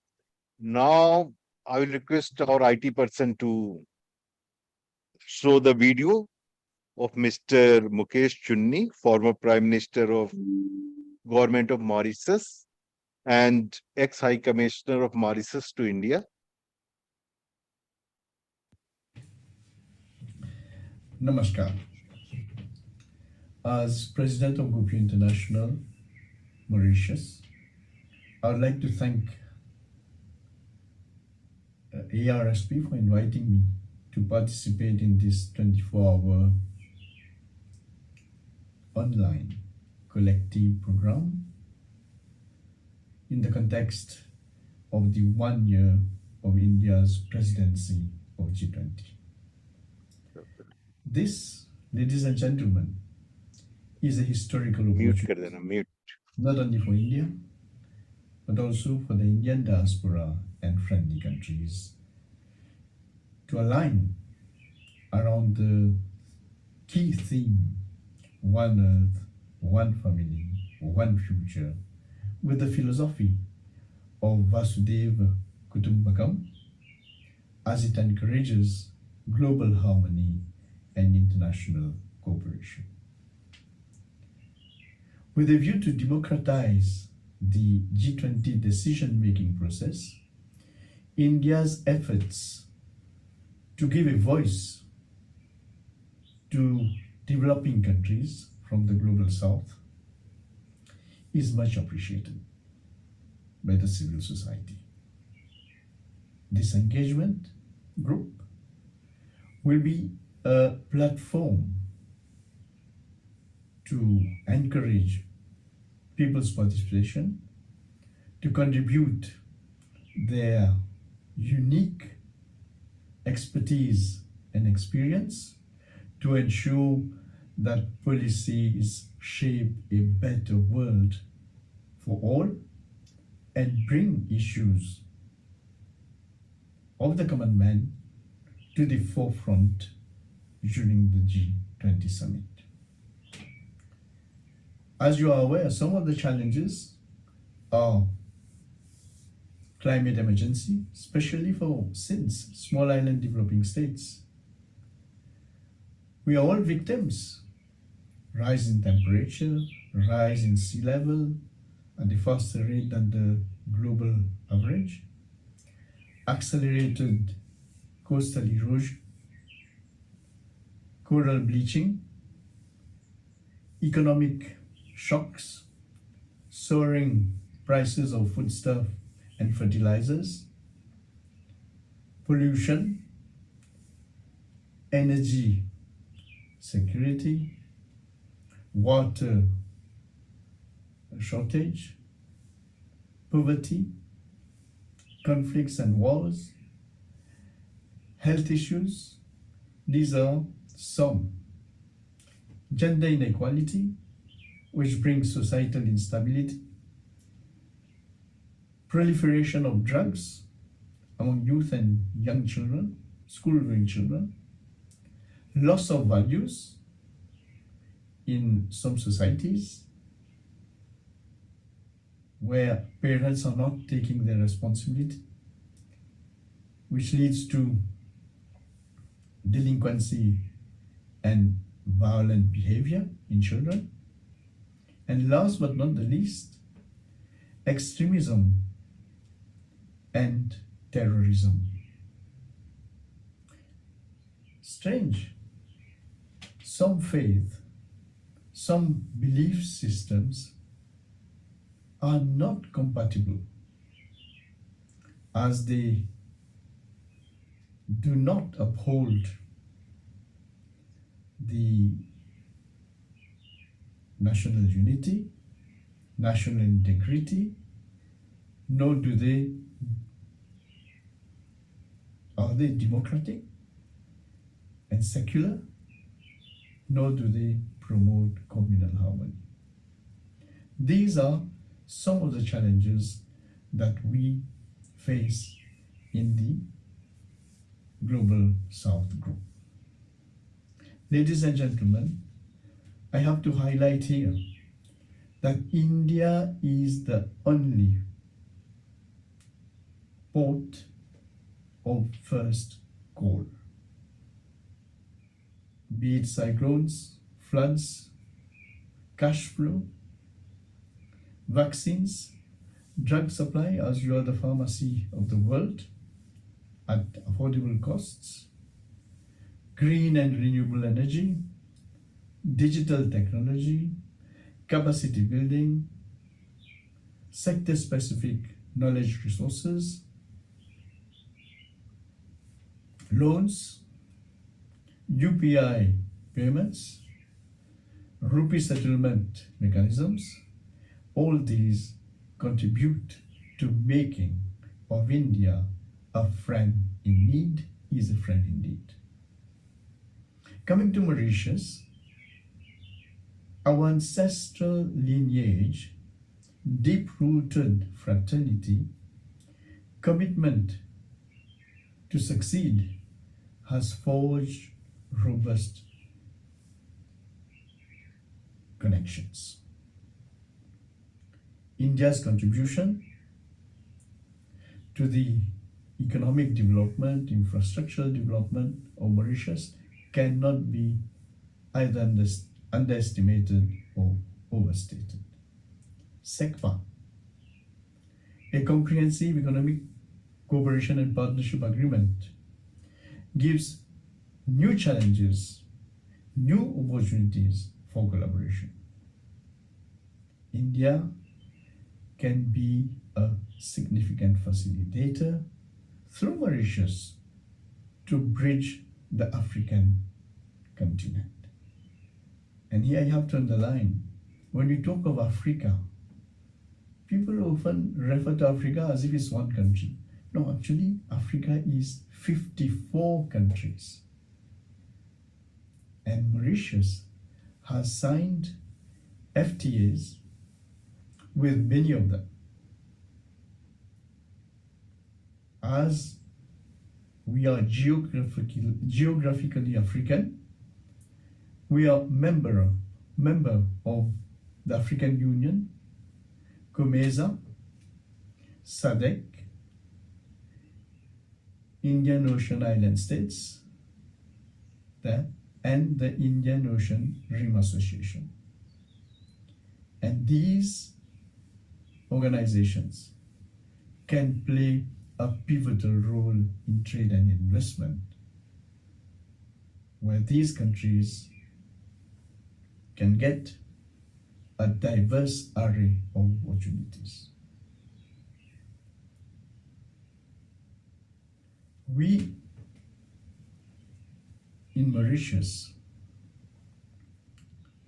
as members of the vast Indian diaspora, and me as president of the Gopia International, would like to put on record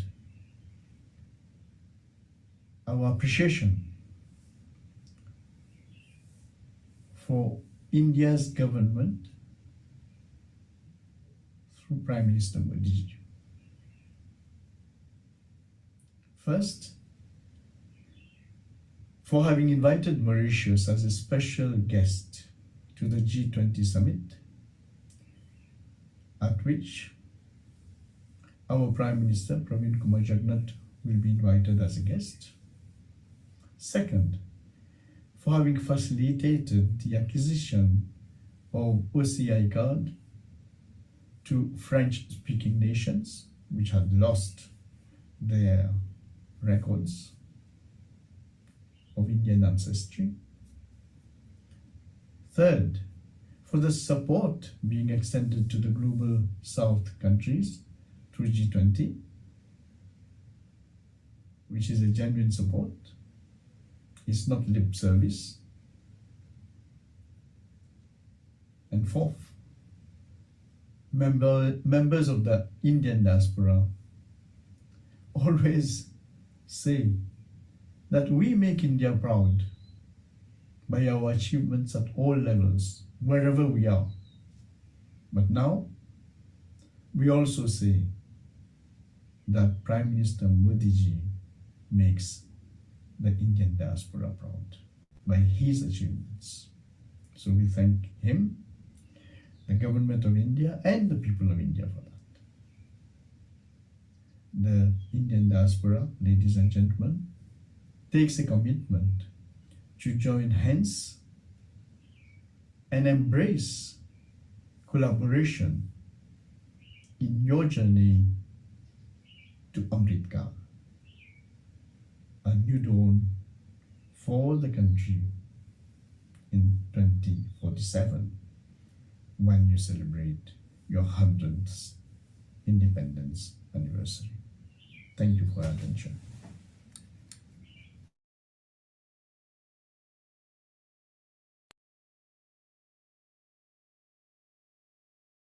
welcome back. इस programme को आगे बढ़ाते हुए मैं श्री शिव प्रसाद Muscat से उनको बुलाना चाहूंगी। मिस्टर शिव प्रसाद जी, अगर आप पैनल में हैं तो प्लीज अनम्यूट हो जाइए और अपने विचार को रखिए जी।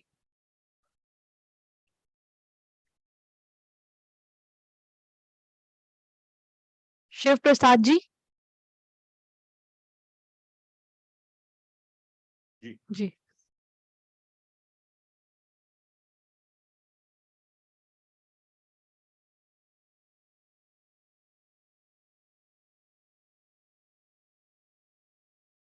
Mister Shiv Prasad ji from Muscat, अगर आप हैं वहां पैनल में तो आप प्लीज अपने आप को अनम्यूट कीजिए। शायद वो अभी हमसे डिस्कनेक्ट हो गए हैं, हम उनको जुड़ने पर आमंत्रित करेंगे। मैं बुलाना चाहूंगी श्री सतीश कुमार जी को from South Africa. Shri Satish Kumar ji South Africa से प्लीज अनम्यूट कीजिए और अपने विचार शेयर कीजिए।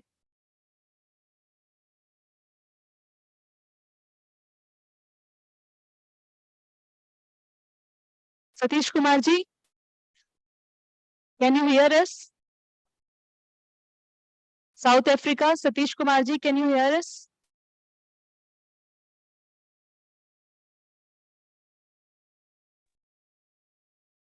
Okay. Good evening, ma'am. Sorry, I was on mute because of some technical glitch. I was not able to unmute. Now I could do. Can I come on if I'm allowed to do so? Yes, please introduce yourself and please share your ideas. Thank you. Okay.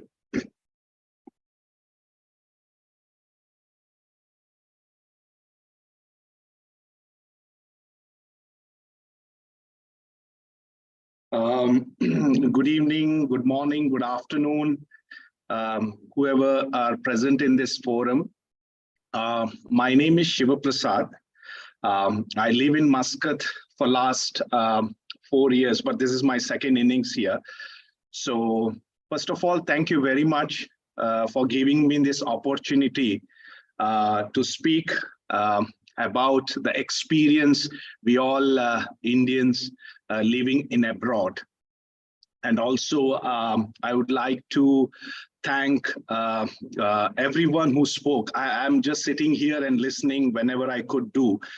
So I would like to take this opportunity and I would like to speak in my mother tongue, that is Kannada, and I will share my experience. I think I'm the first one to speak in Kannada.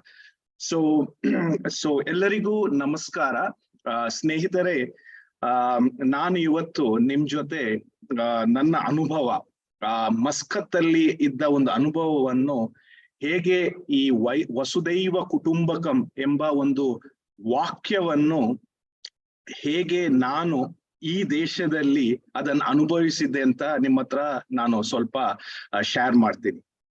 So ವಸುದೈವ ಕುಟುಂಬಕಂ, ನಾನು Muscat ಅಲ್ಲಿ ಬಂದದ್ದು first ಬಂದದ್ದು 2009 2009. So as I entered this country in 2010 ಏನಾಯ್ತಂದ್ರೆ ಈ ಕಂಟ್ರಿಯಲ್ಲಿ there was a kind of a protest, there was an unrest in this country, Oman. So ಅಲ್ಲಿ ನನಗೆ ಬಂದಷ್ಟು ಒಂದೇ ವರ್ಷದಲ್ಲಿ ಈ ದೇಶದಲ್ಲಿ ಒಂಥರ unrest, people were protesting. And ನೀವು ನೋಡಿದ್ರೆ Oman or Middle East or Singapore, 60% of the Indians are worker class, ಕಾರ್ಮಿಕರು. ನಮ್ಮ ಇಂಡಿಯನ್ಸ್ ಆರ್ ಬೇಸಿಕಲಿ ಕಾರ್ಮಿಕರು. ನಾನು ಇಲ್ಲಿ ಬಂದಾಗ ನನ್ಗೊಂದು ಭಯ, ನಾವಿಲ್ಲಿ ಬಂದ್ವಿ, ಅನ್ರೆಸ್ಟ್ ಸ್ಟಾರ್ಟ್ ಆಯ್ತು, ಇನ್ನೇನ್ ಮಾಡೋದು, ಹೀಗೆ ನಾವು ಡಿಸ್ಕಸ್ ಮಾಡ್ತಾ ಇದ್ದೀವಿ. ಸೊ ಏನಾಗುತ್ತೆ ಅಂತ ಹೇಳಿದ್ರೆ, ನಾವ್ ಹಿಂಗೆ ಡಿಸ್ಕಸ್ ಮಾಡ್ಬೇಕಾದ್ರೆ ನಮ್ಮ ಕಂಪನಿಯಲ್ಲಿ, Muscat company, I use to work, I am working for an MNC. So ಈ ಕಂಪನಿಯಲ್ಲಿ ಒಬ್ಬ Omani, the man who was my colleague, he comes to me, ಬಂದು ನನ್ನ ಹತ್ರ ಹೇಳ್ತಾರೆ, ಶಿವ, ನಿಂಗ್ ಗೊತ್ತಾ ಈ ಇಂಡಿಯನ್ಸ್ ನಮ್ ದೇಶಕ್ಕೆ ಏನ್ ಮಾಡಿದಾರಂತ? This is a very proud moment, friends. It's a very proud moment. Today I'm not talking about Indians who are CEOs. I'm not talking about Indians who are athletes who made us proud. I'm talking about the basic Indians who are workers. Okay. I'm very proud. I'm an engineer, but I'm going to share this. Please, Gamana Kodi, please pay your attention, guys. Please pay your attention. So, that Omani comes to me and say that, Indians sir. I don't know, but please explain me. In 2007, please Google this. In 2007, Omanige ಒಂದು cyclone hit ಆಗುತ್ತೆ ಗೂನು ಅಂತ. Please Google it. So at that time, ಈ ಗೂನು ಬಂದಾಗ ಈ Oman ಅಲ್ಲಿ flood ಬರುತ್ತೆ, ನೆರೆ ಬರುತ್ತೆ. Every infrastructure gets damaged in this country. Electricity ಹೋಗುತ್ತೆ, roads ಅಲ್ಲಿ flood ಬರುತ್ತೆ, everything. But at that time, believe me, at that time, the Indians who are the working class, they worked 24/7 and they try to bring back the country into action. Snehitare, ladies and gentlemen, this is what we hear from the Omanis here. See, this is inclusiveness. When I say Vasudhaiva Kutumbakam, idra artha, ಈ ಒಂದು ಶೀರ್ಷಿಕೆಯ ಅರ್ಥ ಅಂತ ಹೇಳಿದ್ರೆ inclusiveness. ಅಂದ್ರೆ ನಮ್ಮ ಭಾರತೀಯರ ಧರ್ಮ, ಈಗ ಭಾರತೀಯರು ಜನ್ಮಭೂಮಿ ಬಿಟ್ಟು ಕರ್ಮಭೂಮಿಗೆ ಬರ್ತಾರೆ, ಕರೆಕ್ಟ್? ಕರ್ಮಭೂಮಿಗೆ ಬಂದಾಗ ನಾವು ಆ ಒಂದು ನಮ್ಮ ಧರ್ಮ ಅಂದ್ರೆ ಸ್ನೇಹಿತರೆ, it's not about religion, it's about the moral duties. So today, when I heard this way back in 2010, that Indian people work day in, day out to bring back this country into action, that is what is inclusiveness. So, Snehitare, I want to tell you this with lot of responsibility. Now, when we started this program, there was one Swamiji who came and told this, that Indians are highly educated, Indians are businessmen, but Indians also less in criminal activities. Even in Oman, even in today, the previous His Majesty Sultan Qaboos had great respect for Indians. Ivattina kuda. So why I'm saying all these things is, wherever you go, ಎಲ್ಲಿ ಬೇಕಾದ್ರೆ ನಾವಿರ್ತೀವಿ, ನಮ್ಮ ಧರ್ಮ, what is dharma is our moral duties. That makes us inclusive with the social fabric of this country. Okay, so I am very blessed to be born in India, and when we learn all this from our parents, ninna dharma nin elli hodrunwe, you have to do your duties.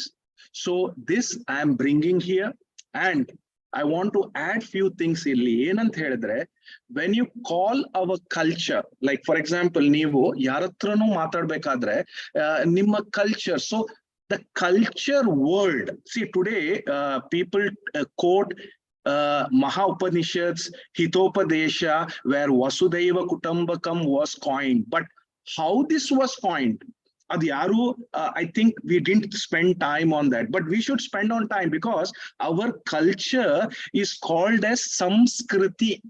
Okay, Samskriti ant helidre samyak kriti, andre the samyak, iga naven helide Sangeeta, Sanskrit, Samskriti means the word is split into two. It comes from a root word called samyak.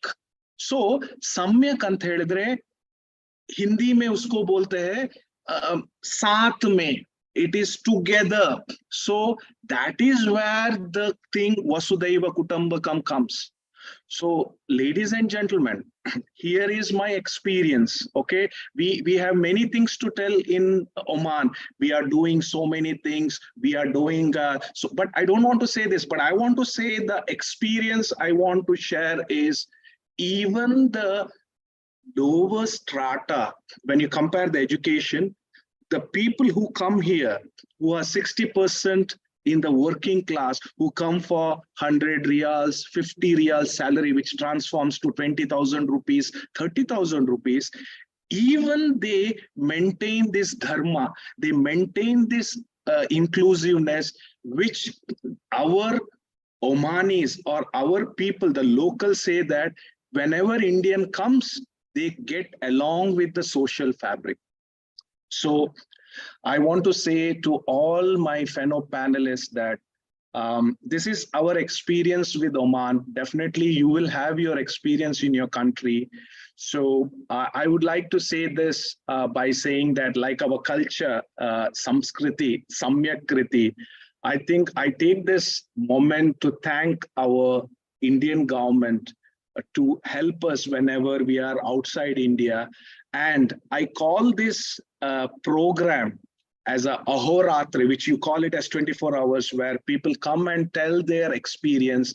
So I took this opportunity to tell the experience of me about my fellow Indians, though they come with a very difficulty, but still they live up to Vasudhaiva Kutumbakam.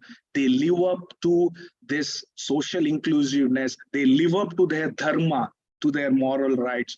So thank you very much. So this is my experience, sir. So thank you very much for giving me this opportunity. I'll be very grateful for this. Thank you very much. Thank you, Shiv Prasad ji from South Africa, Muscat. It's from Muscat, yeah, Muscat. And next speaker is from South Africa, Mr. Satish Kumar. Are you here? Yes, ji, I'm here. Yeah. Please join. Dhanyavad. In 1 or 2 lines. Shri Shamji Parande, other officials of the Antarashtriya Sahayog Parishad and other co-host organizations, embodiments of divinity. Saprem Namaste from a cold and rainy Cape Town. I'm happy to have the opportunity to share some thoughts with you today at this global conclave, a conclave that is part of the broader G20 summit being hosted by Bharat. Let me firstly take the opportunity to congratulate the ARSP, which together with various other co-host organizations are rendering creditable and yeoman service to our communities across various sectors around the globe. Today, I fondly remember my first parichay, my first introduction to the ASRP at a private meeting with the late Shri Baleshwarji Agrawal way back in 1992 in Durban, South Africa. The torch lit some 31 years ago of connecting people across the globe remains burning bright through initiatives like this even today. Swami Vivekananda himself played an immense role in connecting people globally through messages of our common humanity, inspired by his famous 1893 address at the World Parliament of Religions in Chicago, with his captivating opening lines of Sisters and Brothers of America, as one of the foremost exponents of Vedanta in modern times. Vedanta remains as relevant today as it was in the time of Adi Shankaracharya and earlier, a philosophy emphasizing the oneness of humanity and existence itself along the lines of the very core subject we speak of at this conclave. Seva is indeed Ishwariya Karya, God's work, and this initiative with a cross-section of people from civil society and invited guests is very well received as one more major step in connecting, building, mobilizing, and celebrating the oneness of humanity, echoed thousands of years ago by the Indian Hindu sages, saying and proclaiming Vasudhaiva Kutumbakam, the world is a global village, a global family. Sadly, today, the closest that the West and the modern world has come to understanding the world as a global village is confined only to the internet. It is therefore incumbent on Bharat, India, who has again ascended the world stage as the original Vishwaguru, to guide and steer everyone's attention to the true meaning and understanding of this global village. I'm approaching the subject from a little different angle. Many of the other speakers will, I am sure, dissect and look at various aspects of the theme and broader subject matter. I wish to focus a little more on what each of us can do on a practical level on a daily basis to achieve a true and meaningful experience of a common humanity and global family. Something less esoteric and easily achievable for us. That is the simple use of words, like we are doing today. Words matter. They are extremely powerful. As we have seen throughout history, they can start and end wars. Lives can be lost and saved with the use of words. What matters are the words we use, whether they speak life, are chaste and become a mantra, or spell doom and become a mantra, that which is not a mantra. Indians, Hindus have understood this for yugas and kalpas altogether. That is the interconnectedness of the world in totality and total humanity. Our mantras and subhashitams show this. Sarve bhavantu sukhina, sarve santu niramaya, sarve bhadrani pashyantu ma kaschid dukkhabhag bhave. May all become happy. May none be subject to suffering. May all see auspicious things. Vasudeva kutumbakam vino. Krunvanto vishwamaryam. Let us make the world a noble place. Atmano mokshartam jagat hitayacha. For one own salvation and salvation of the entire world. Even our Shanti part speaks of peace at all three levels. Here in South Africa, at 1.2 million people, or Indians are barely 2% of the total population. Many of us, however, from the Indian diaspora have fought head and shoulders together with our local South Africans in the anti-apartheid movement and continue to work in this field to create a better South Africa and world. We need to build bridges of understanding, mutual trust, and healthy coexistence through our words and actions with people of different races, cultural backgrounds, religions, and persuasions. Without being too idealistic, this may not change the entire world in an instant and undo all the negativity that abounds us, but it can certainly have a positive impact on our immediate environments. Chare veti, chare veti. Let us go on experimenting as we have done and adapted throughout the ages and always remain relevant and fresh. I conclude this brief input in the words of the late former President of India, Shri APJ Abdul Kalam, when he addressed the European Parliament during his tenure as president, when he quoted an Indian poet. He said, "Where there is righteousness in the heart, there will be beauty in the character. When there is beauty in the character, there is harmony in the home. When there is harmony in the home, there is an order in the nation. When there is an order in the nation, there is peace in the world." Jai Hind, Jai Bharat. Dhanyawad. Thank you, Satish Komalji, for wonderful speech. Now I would like to invite Mr. Sri Jaswant Chauhanji. Jaswant Chauhanji is from Kenya. Are you listening, Sri Jaswant Chauhanji? Please unmute yourself.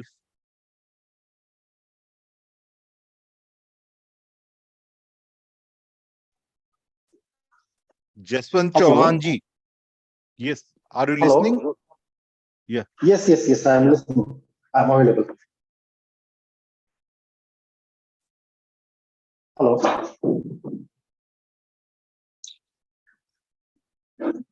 Hello. Yes. You can start now. Yes, sir. Yes. Good evening. Chauhanji, introduce yourself in 2-3 lines. Okay.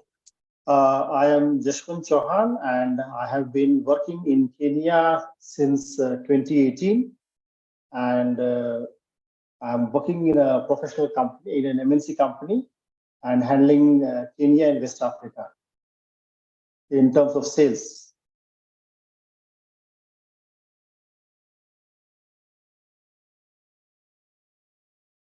Now, Kenya and India, we have been sharing a maritime border since ages, and there are many historical evidences that Kenya and India has trade relations. So if I look into it, that both Kenya is very rich in terms of global natural resources like gold and ivory. So India has been trading since long, and we have a very good relations in terms of.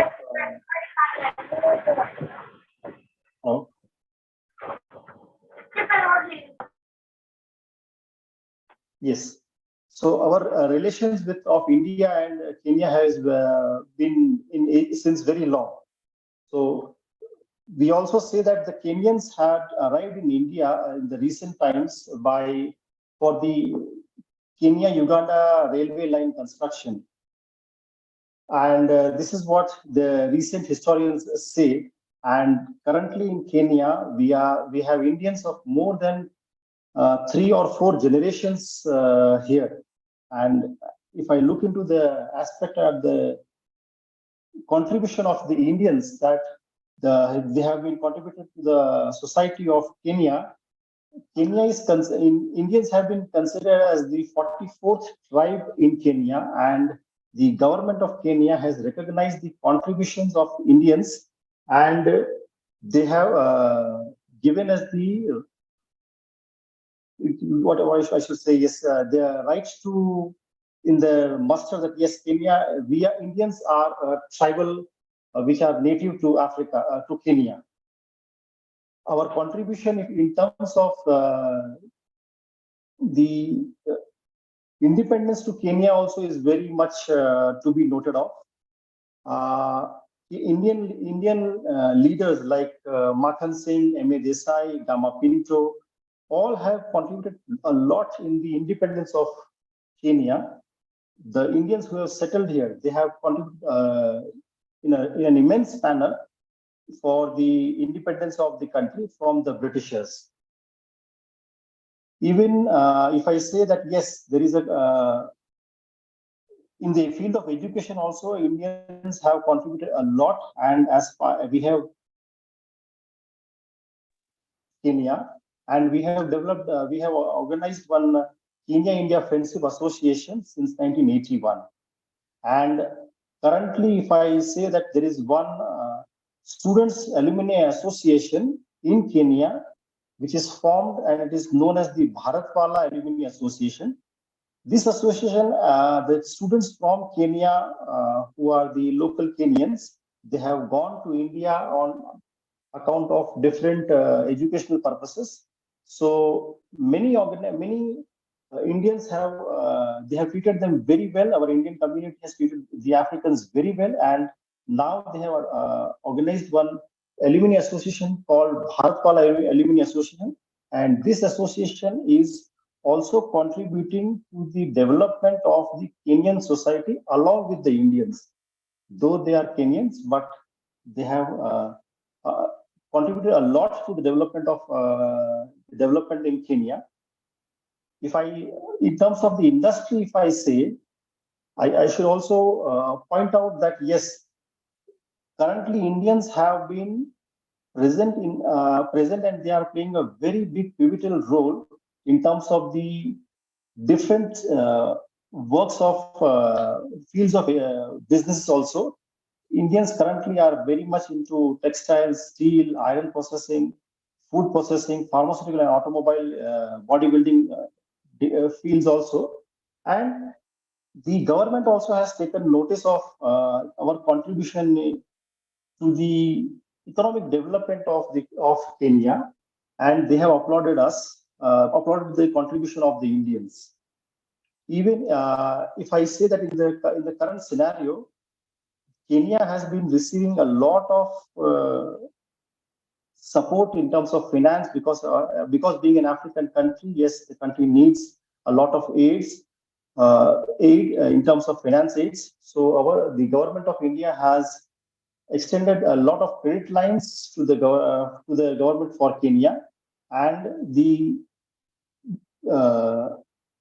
local people, they have established the old and the factories which are now not in working condition. With the help of the government of India, the factory called Rivatex has been upgraded, and now they are manufacturing textiles locally. So since they are manufacturing the textiles locally, the local people are also empowered and local employment is being generated, and the people are really grateful to the people of to the country of India, as well as the people of India who has been very cooperative in terms of imparting this economic aid to the people of Kenya.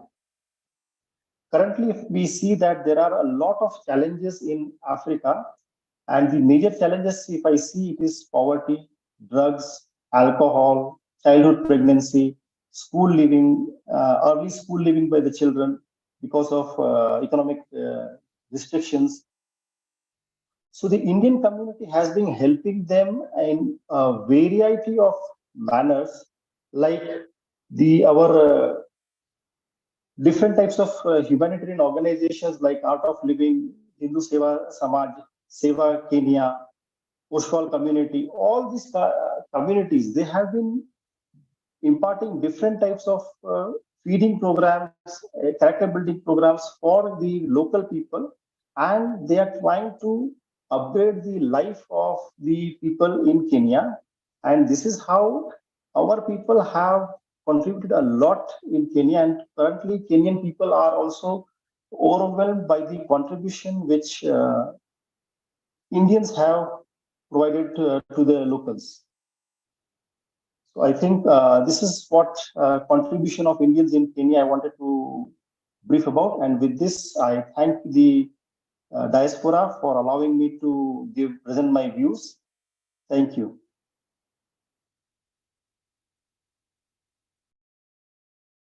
Next, I would like to invite Sri Ansuman Tiwari ji. He is waiting for long time. Are you listening, Sri Ansuman Tiwari ji?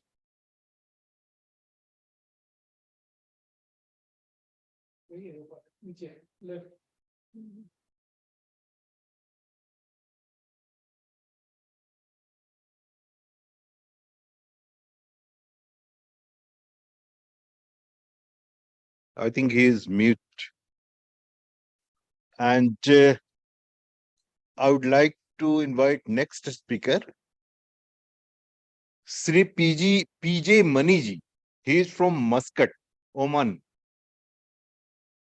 Are you listening, Mani ji?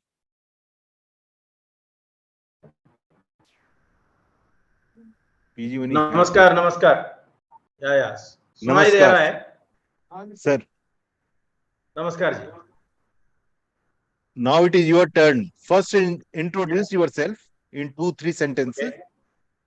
Right. My name is Peri Jagannatha Mani. I am basically from Andhra Pradesh, Vijayawada. I am right now in Muscat, and in Muscat, I am there from 2005 onwards. I am doing business in software solutions, and the diaspora in Oman, it is contributing for the development of this country, Oman, like anything. Actually, the major construction activities here in Oman are being done by the technocrats, engineers, and the labor being supplied by our country, Bharat.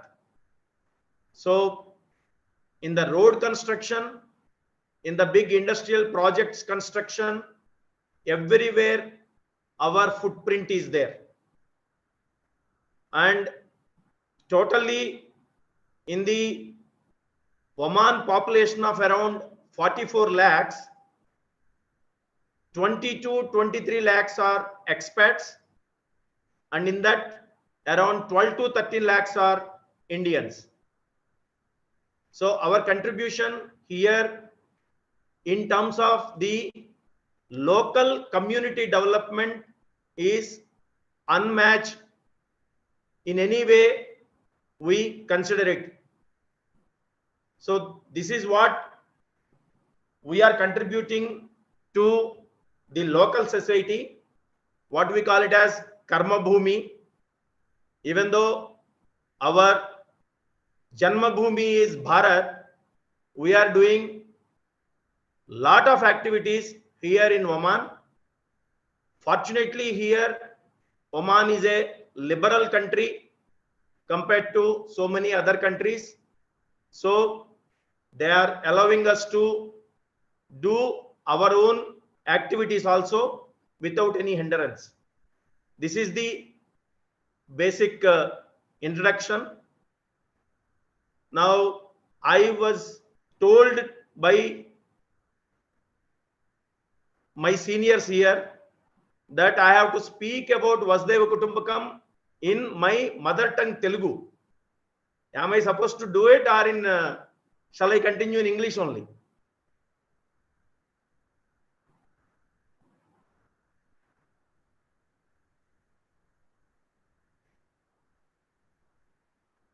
In Telugu. Yeah, speak in Telugu. Okay. Cheppandi. Andarki namaste. వసుధైవ కుటుంబకం మనకందరికీ తెలుసు, ఇది సంస్కృతంలో ఉన్నటువంటి ఒక వాక్యం. వసుధ ఏవ కుటుంబకం.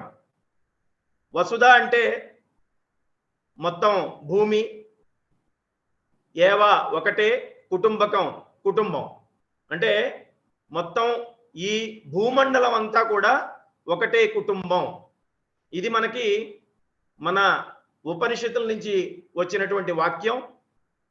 దాన్నే హితోపదేశంలో కూడా మనం చూస్తూ ఉంటాం.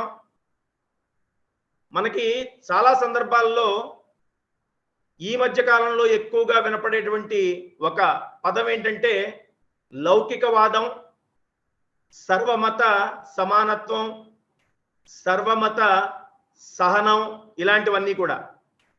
వీటన్నిటికీ కూడా మూలమైనటువంటి వాక్యం ఏదైనా ఉంది భారతీయ సంస్కృతిలోంచి అని అంటే అది వసుధైవ కుటుంబకం. ఎందుకు అనంటే చరిత్రలో మనం కొన్ని ఉదాహరణలని చూసుకునేటట్లయితే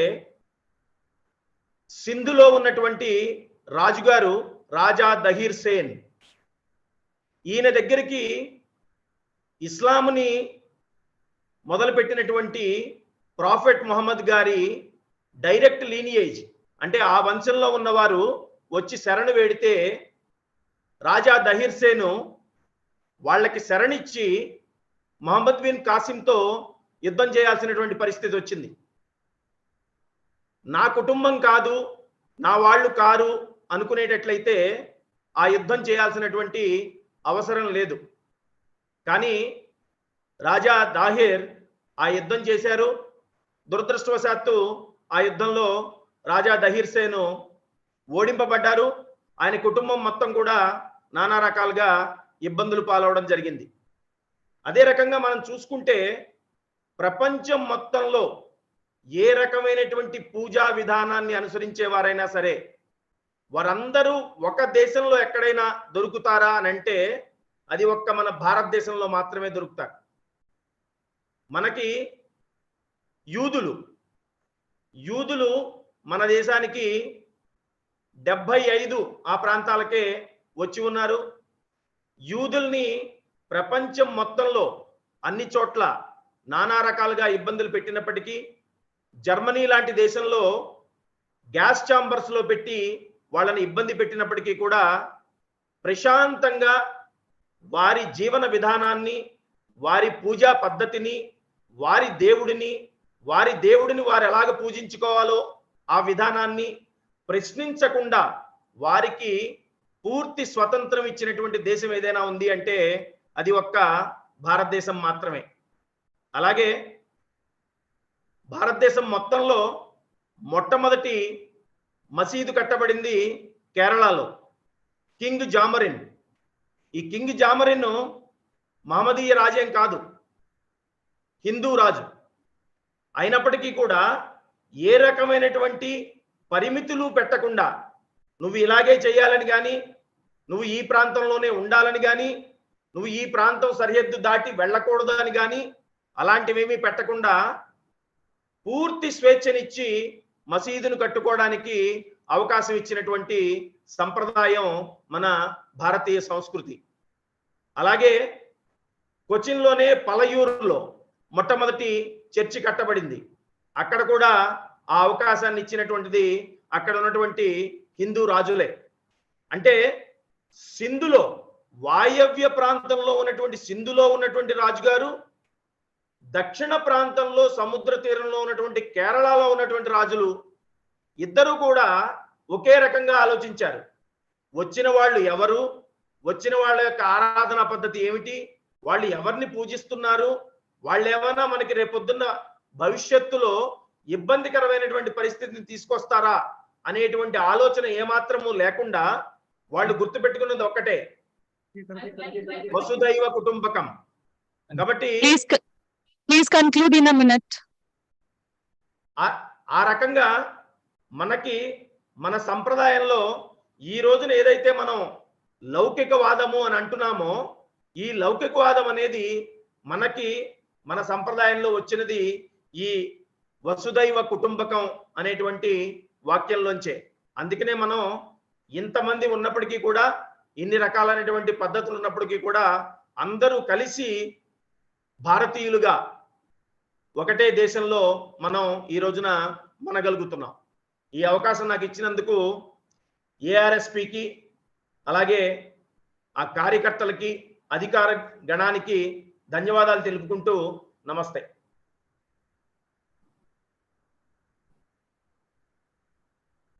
Thank you, sir, for sharing your ideas.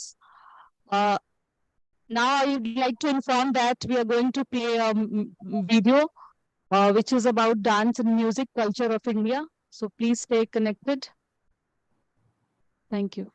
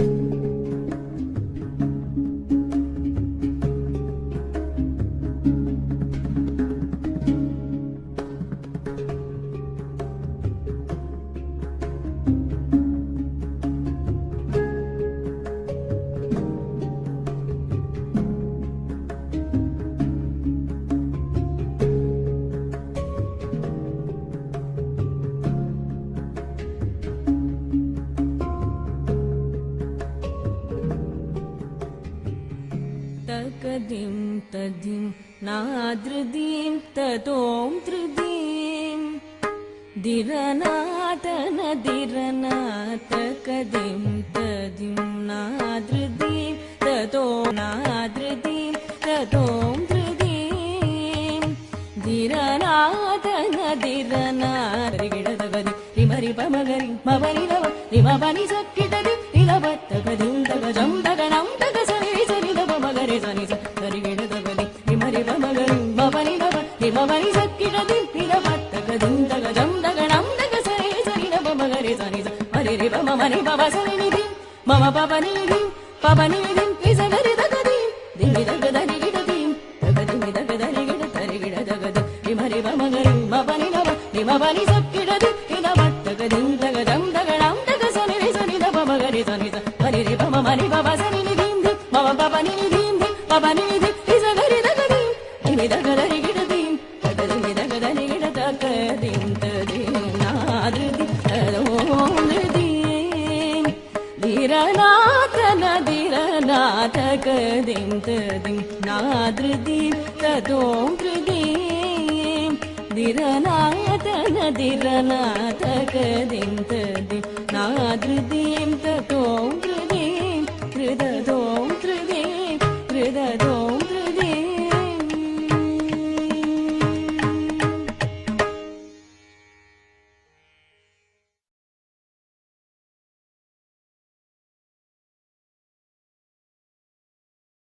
a video showcasing.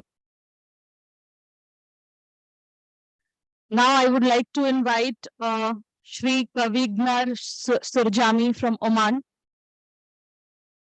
Shri Surjami, please unmute yourself and share your ideas.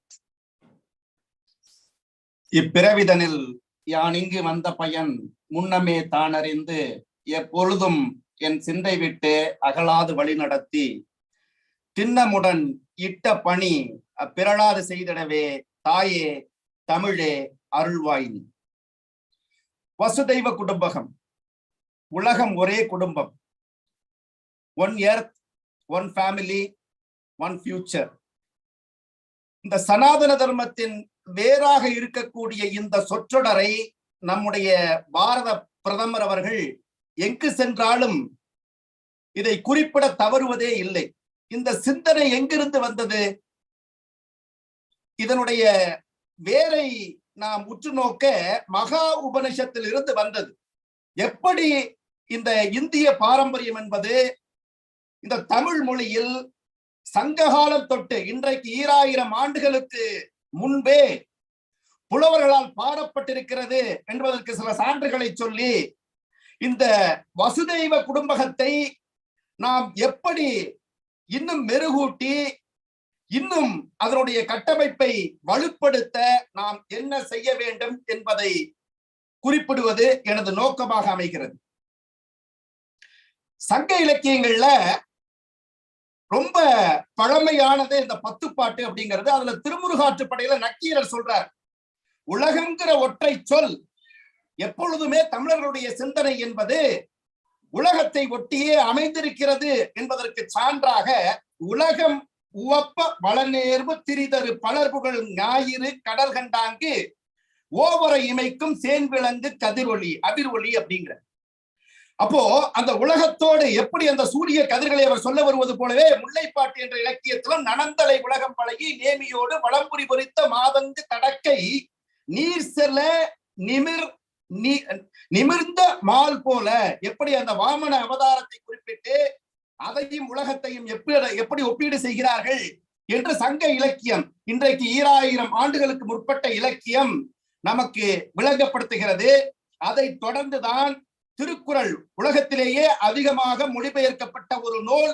அது சொல்கிறது ஆதி பகவன் முதற்றே உலகு. இந்த உலகுக்கு தலைவனாக இருக்கக்கூடியவன் யார் என்பதை சுட்டிக்காட்டுகிறது.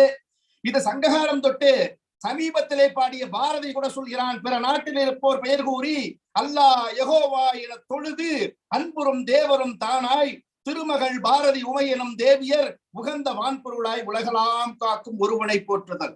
எப்படி இந்த வசுதெய்வ குடும்பகம் என்பது வேரோடு இரத்தத்தோடு குருதியோடு மொழியின்பால் கலந்திருக்கிறது.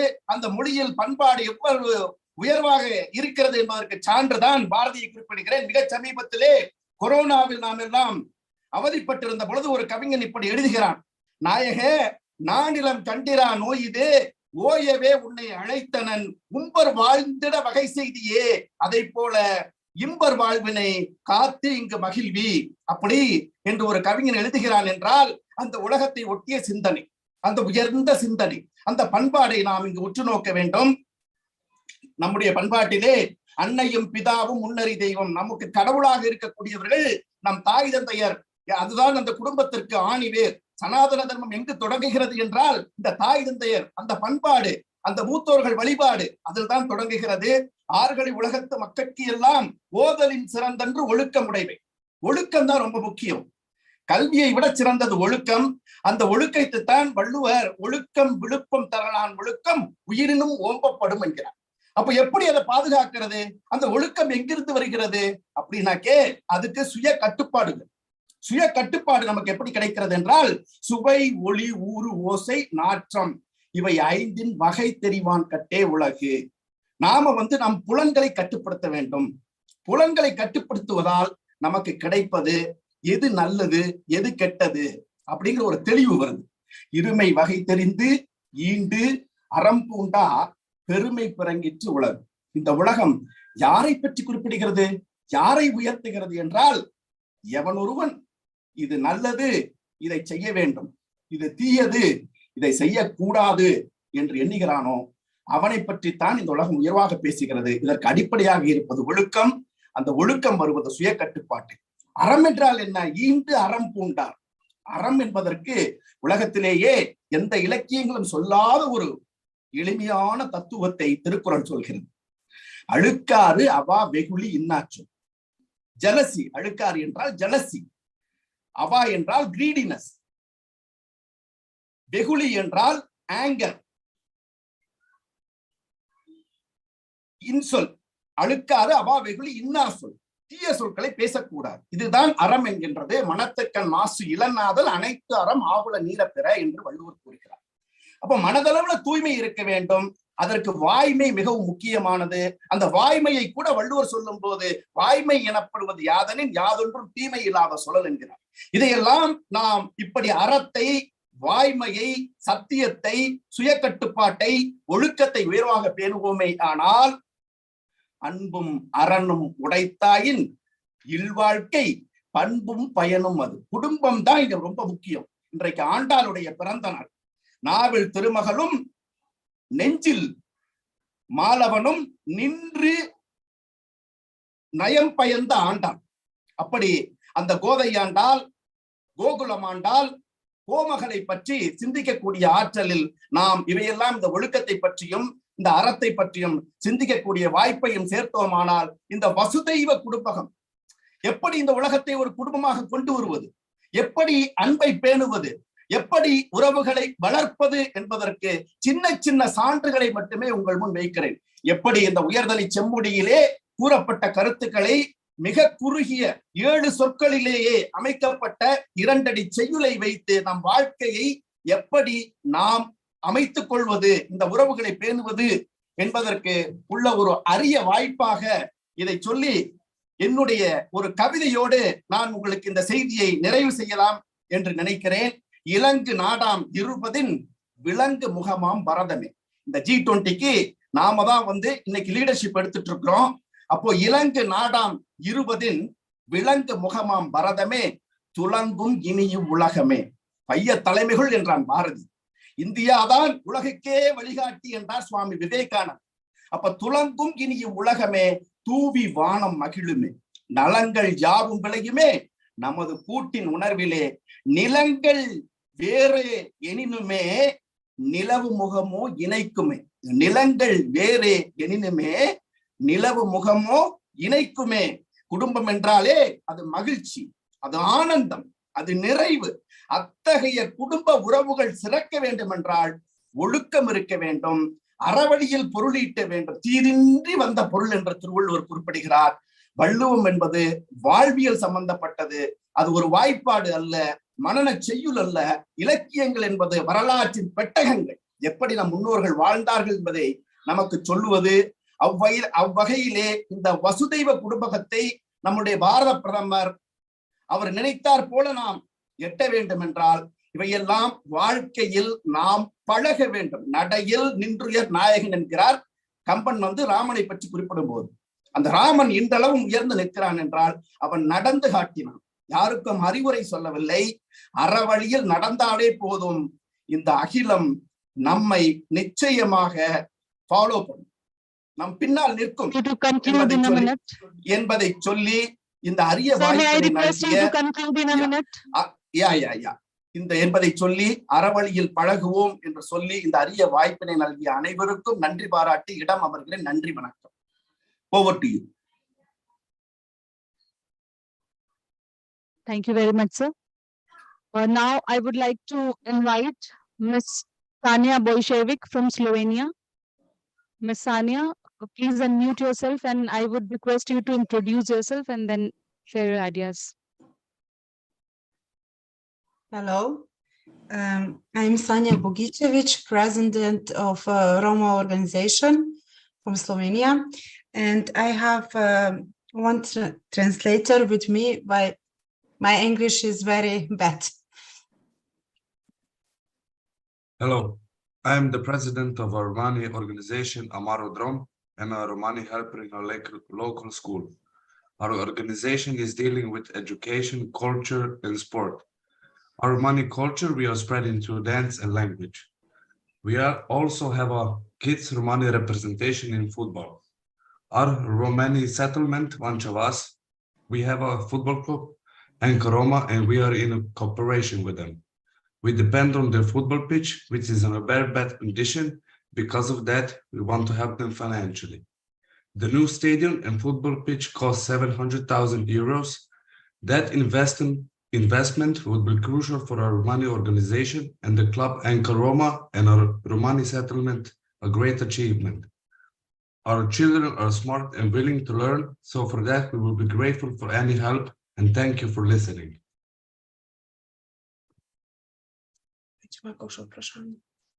I would also like to ask if you have any questions about that.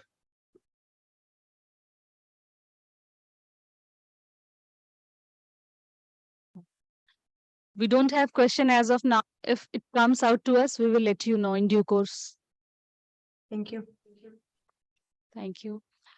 Thank you for sharing your ideas. Now I would like to invite Mr. Karthik Gupta from South Sudan. Mr. Karthik Gupta, please unmute yourself. Namaste everyone. I'm Karthik Satyanarayana Karthik Gupta. I'm doing business in South Sudan. I'm an industrialist producing plastic pipes.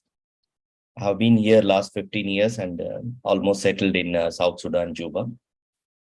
I'm going to give speech in Kannada.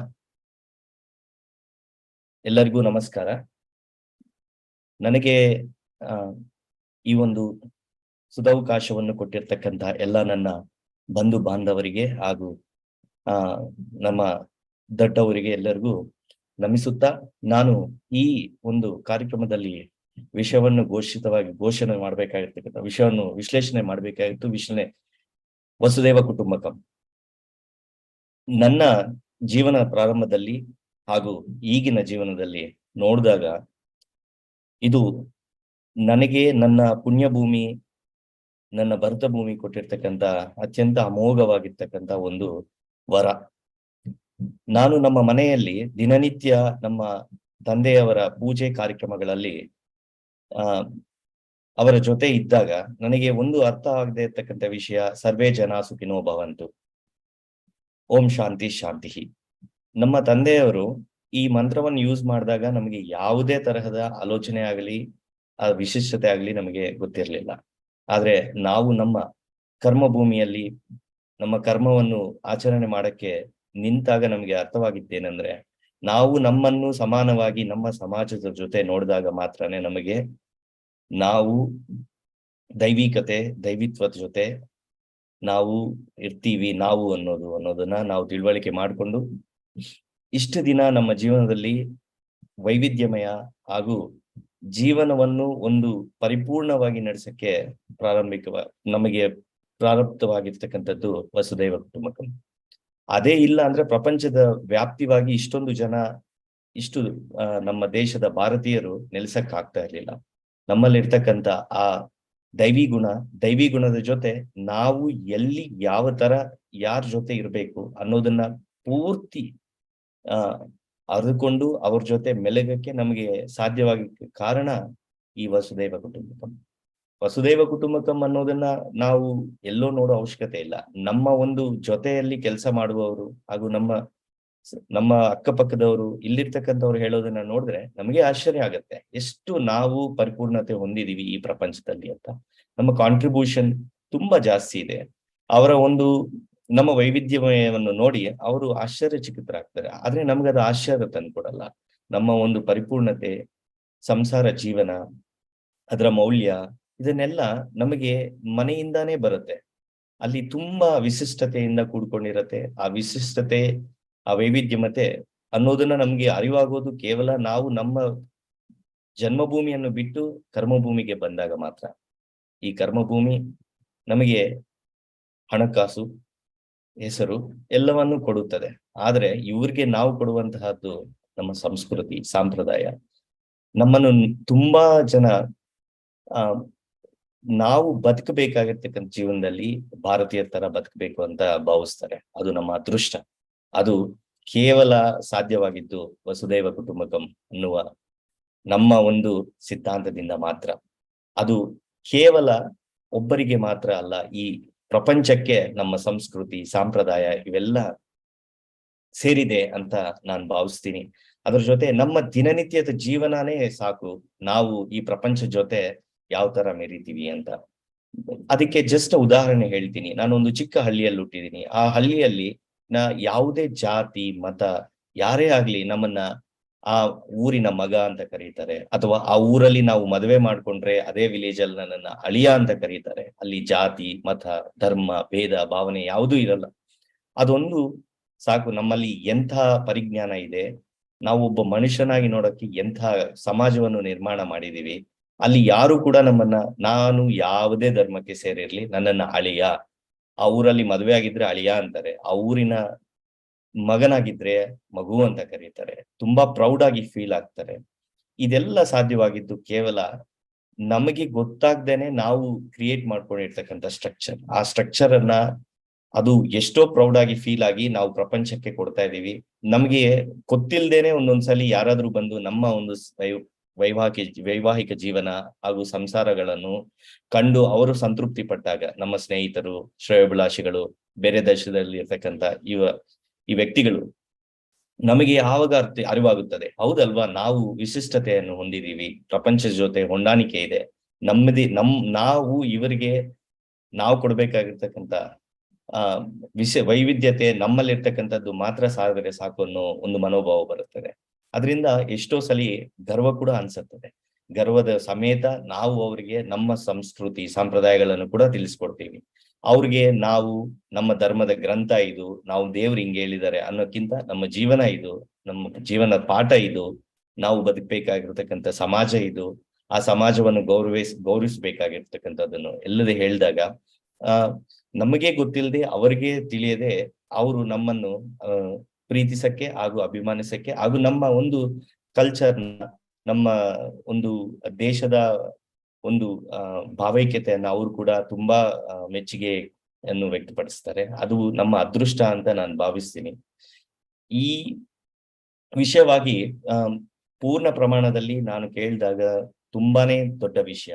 ಈ ವಿಷಯವನ್ನು ನಾವು ಸಂತೃಪ್ತಿಯಿಂದ ಜೀವನ ಪ್ರಮಾಣಗಳನ್ನು ಗಮನಿಸಿ ಆ ಜೀವನ ಪ್ರಮಾಣಗಳನ್ನು ನಾವು ಕೂಡ ದಿನನಿತ್ಯವಾಗಿ ಅದನ್ನು ಪರಿಪಾಲನೆ ಮಾಡಿದರಲ್ಲಿ ನಮ್ಮ ಕರ್ಮಭೂಮಿಯಲ್ಲಿ ನಾವು ಖಂಡಿತ ಅವರಿಗೆ ವಸುದೈವ ಕುಟುಂಬಕಮ್ಮನ್ನು ತೋರಿಸಬಹುದು.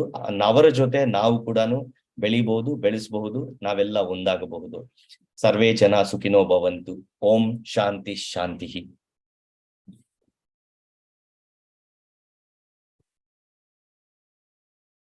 Thank you, sir. Now I would like to invite Mr. Satish Prabhakaran.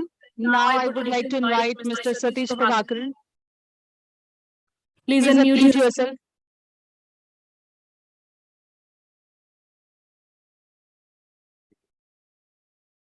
Mr. Satish Prabhakaran, please unmute yourself.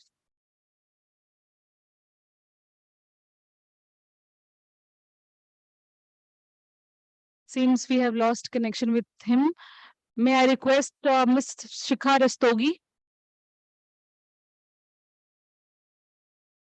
Ms. Shikha Rastogi?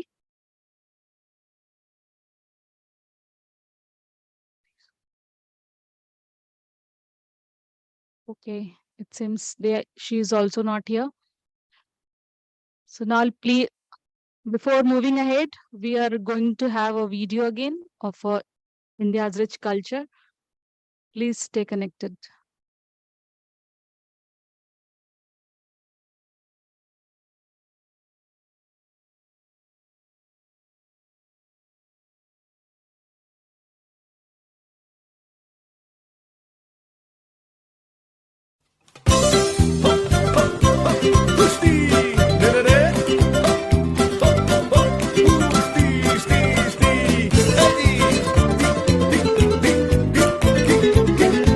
Hey!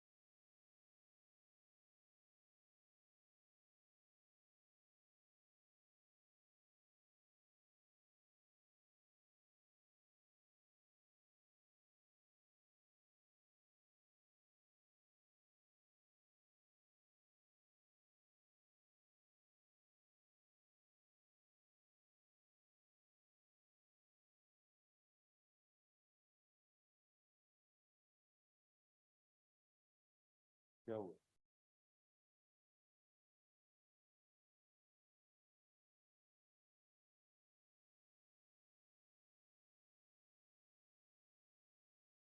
इसको क्लोज करना है। Go to Zoom link, panelist. Panel में जाना है, हाँ। इसके पहले इसके पहले तो है वो। हाँ, वही वाला। ये नहीं।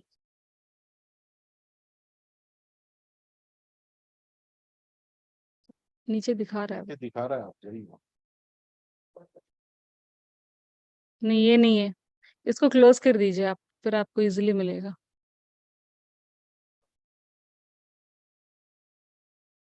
वो जो पैनल थे ना, सारे स्पीकर्स जिसमें थे जूम लिंक में, हाँ, ये सबसे लास्ट में जो अभी दिखाया, लास्ट वाला, हाँ, इसको कीजिए, ठीक। ये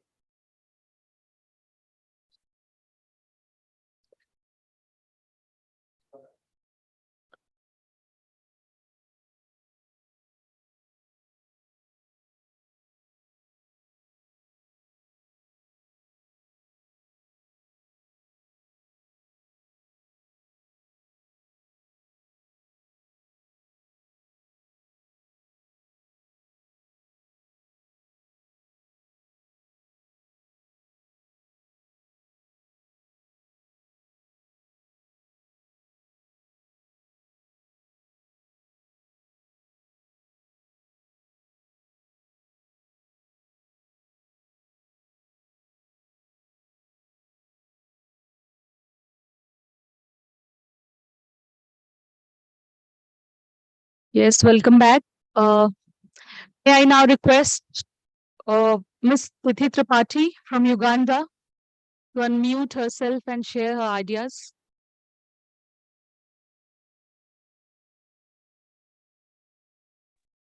Ms. Tithi, please unmute yourself. Yes. Yes, please. Am I audible enough? You are audible. Please introduce yourself and then share your ideas. Okay. Namaste to my lovely global family. I am Tithi Tripathi, a second-year medical student studying at Makerere University, Kampala, Uganda. With my familial roots being from a culturally rich country, India, the concept of Vasudev Kutumbakam was inculcated in my mind at a very young age by my grandparents. Vasudev Kutumbakam, a word that finds mention in the Maha Upanishad, chapter 6, verse 72, is not just restricted to being good to one another, but it refers to a selfless drive for the upliftment of every creature. Gita beautifully explains the characters that can help a human compile with the ideology of Vasudev Kutumbakam. Sarva Bhute Hite Rata and Lok Sanghartha, meaning a person should be ever engaged in the good of all creatures and should carry the march of mankind upwards and forwards, always keeping the bond of humanity in supreme position. The notion of Vasudev Kutumbakam unifies all macro and microorganisms together, like beads in a string. The perfect cohabitation of the flora and fauna is very well witnessed in Uganda, renowned to be called as the Pearl of Africa, a country full of enchanting natural beauty, flourishing wildlife and vegetations, a country with immense scope for development in all sectors, always cordially welcomes students, industrialists, and businessmen from all corners of the world. In Uganda, there are few functional organizations that constantly try to offer help to the regional communities. For example, Seva International Uganda and IVA, or the Indian Women Association, etc., and many other families who try to practice the same at an individual level. Seva International Uganda, a non-profitable community service organization, is currently providing midday meals to 3 primary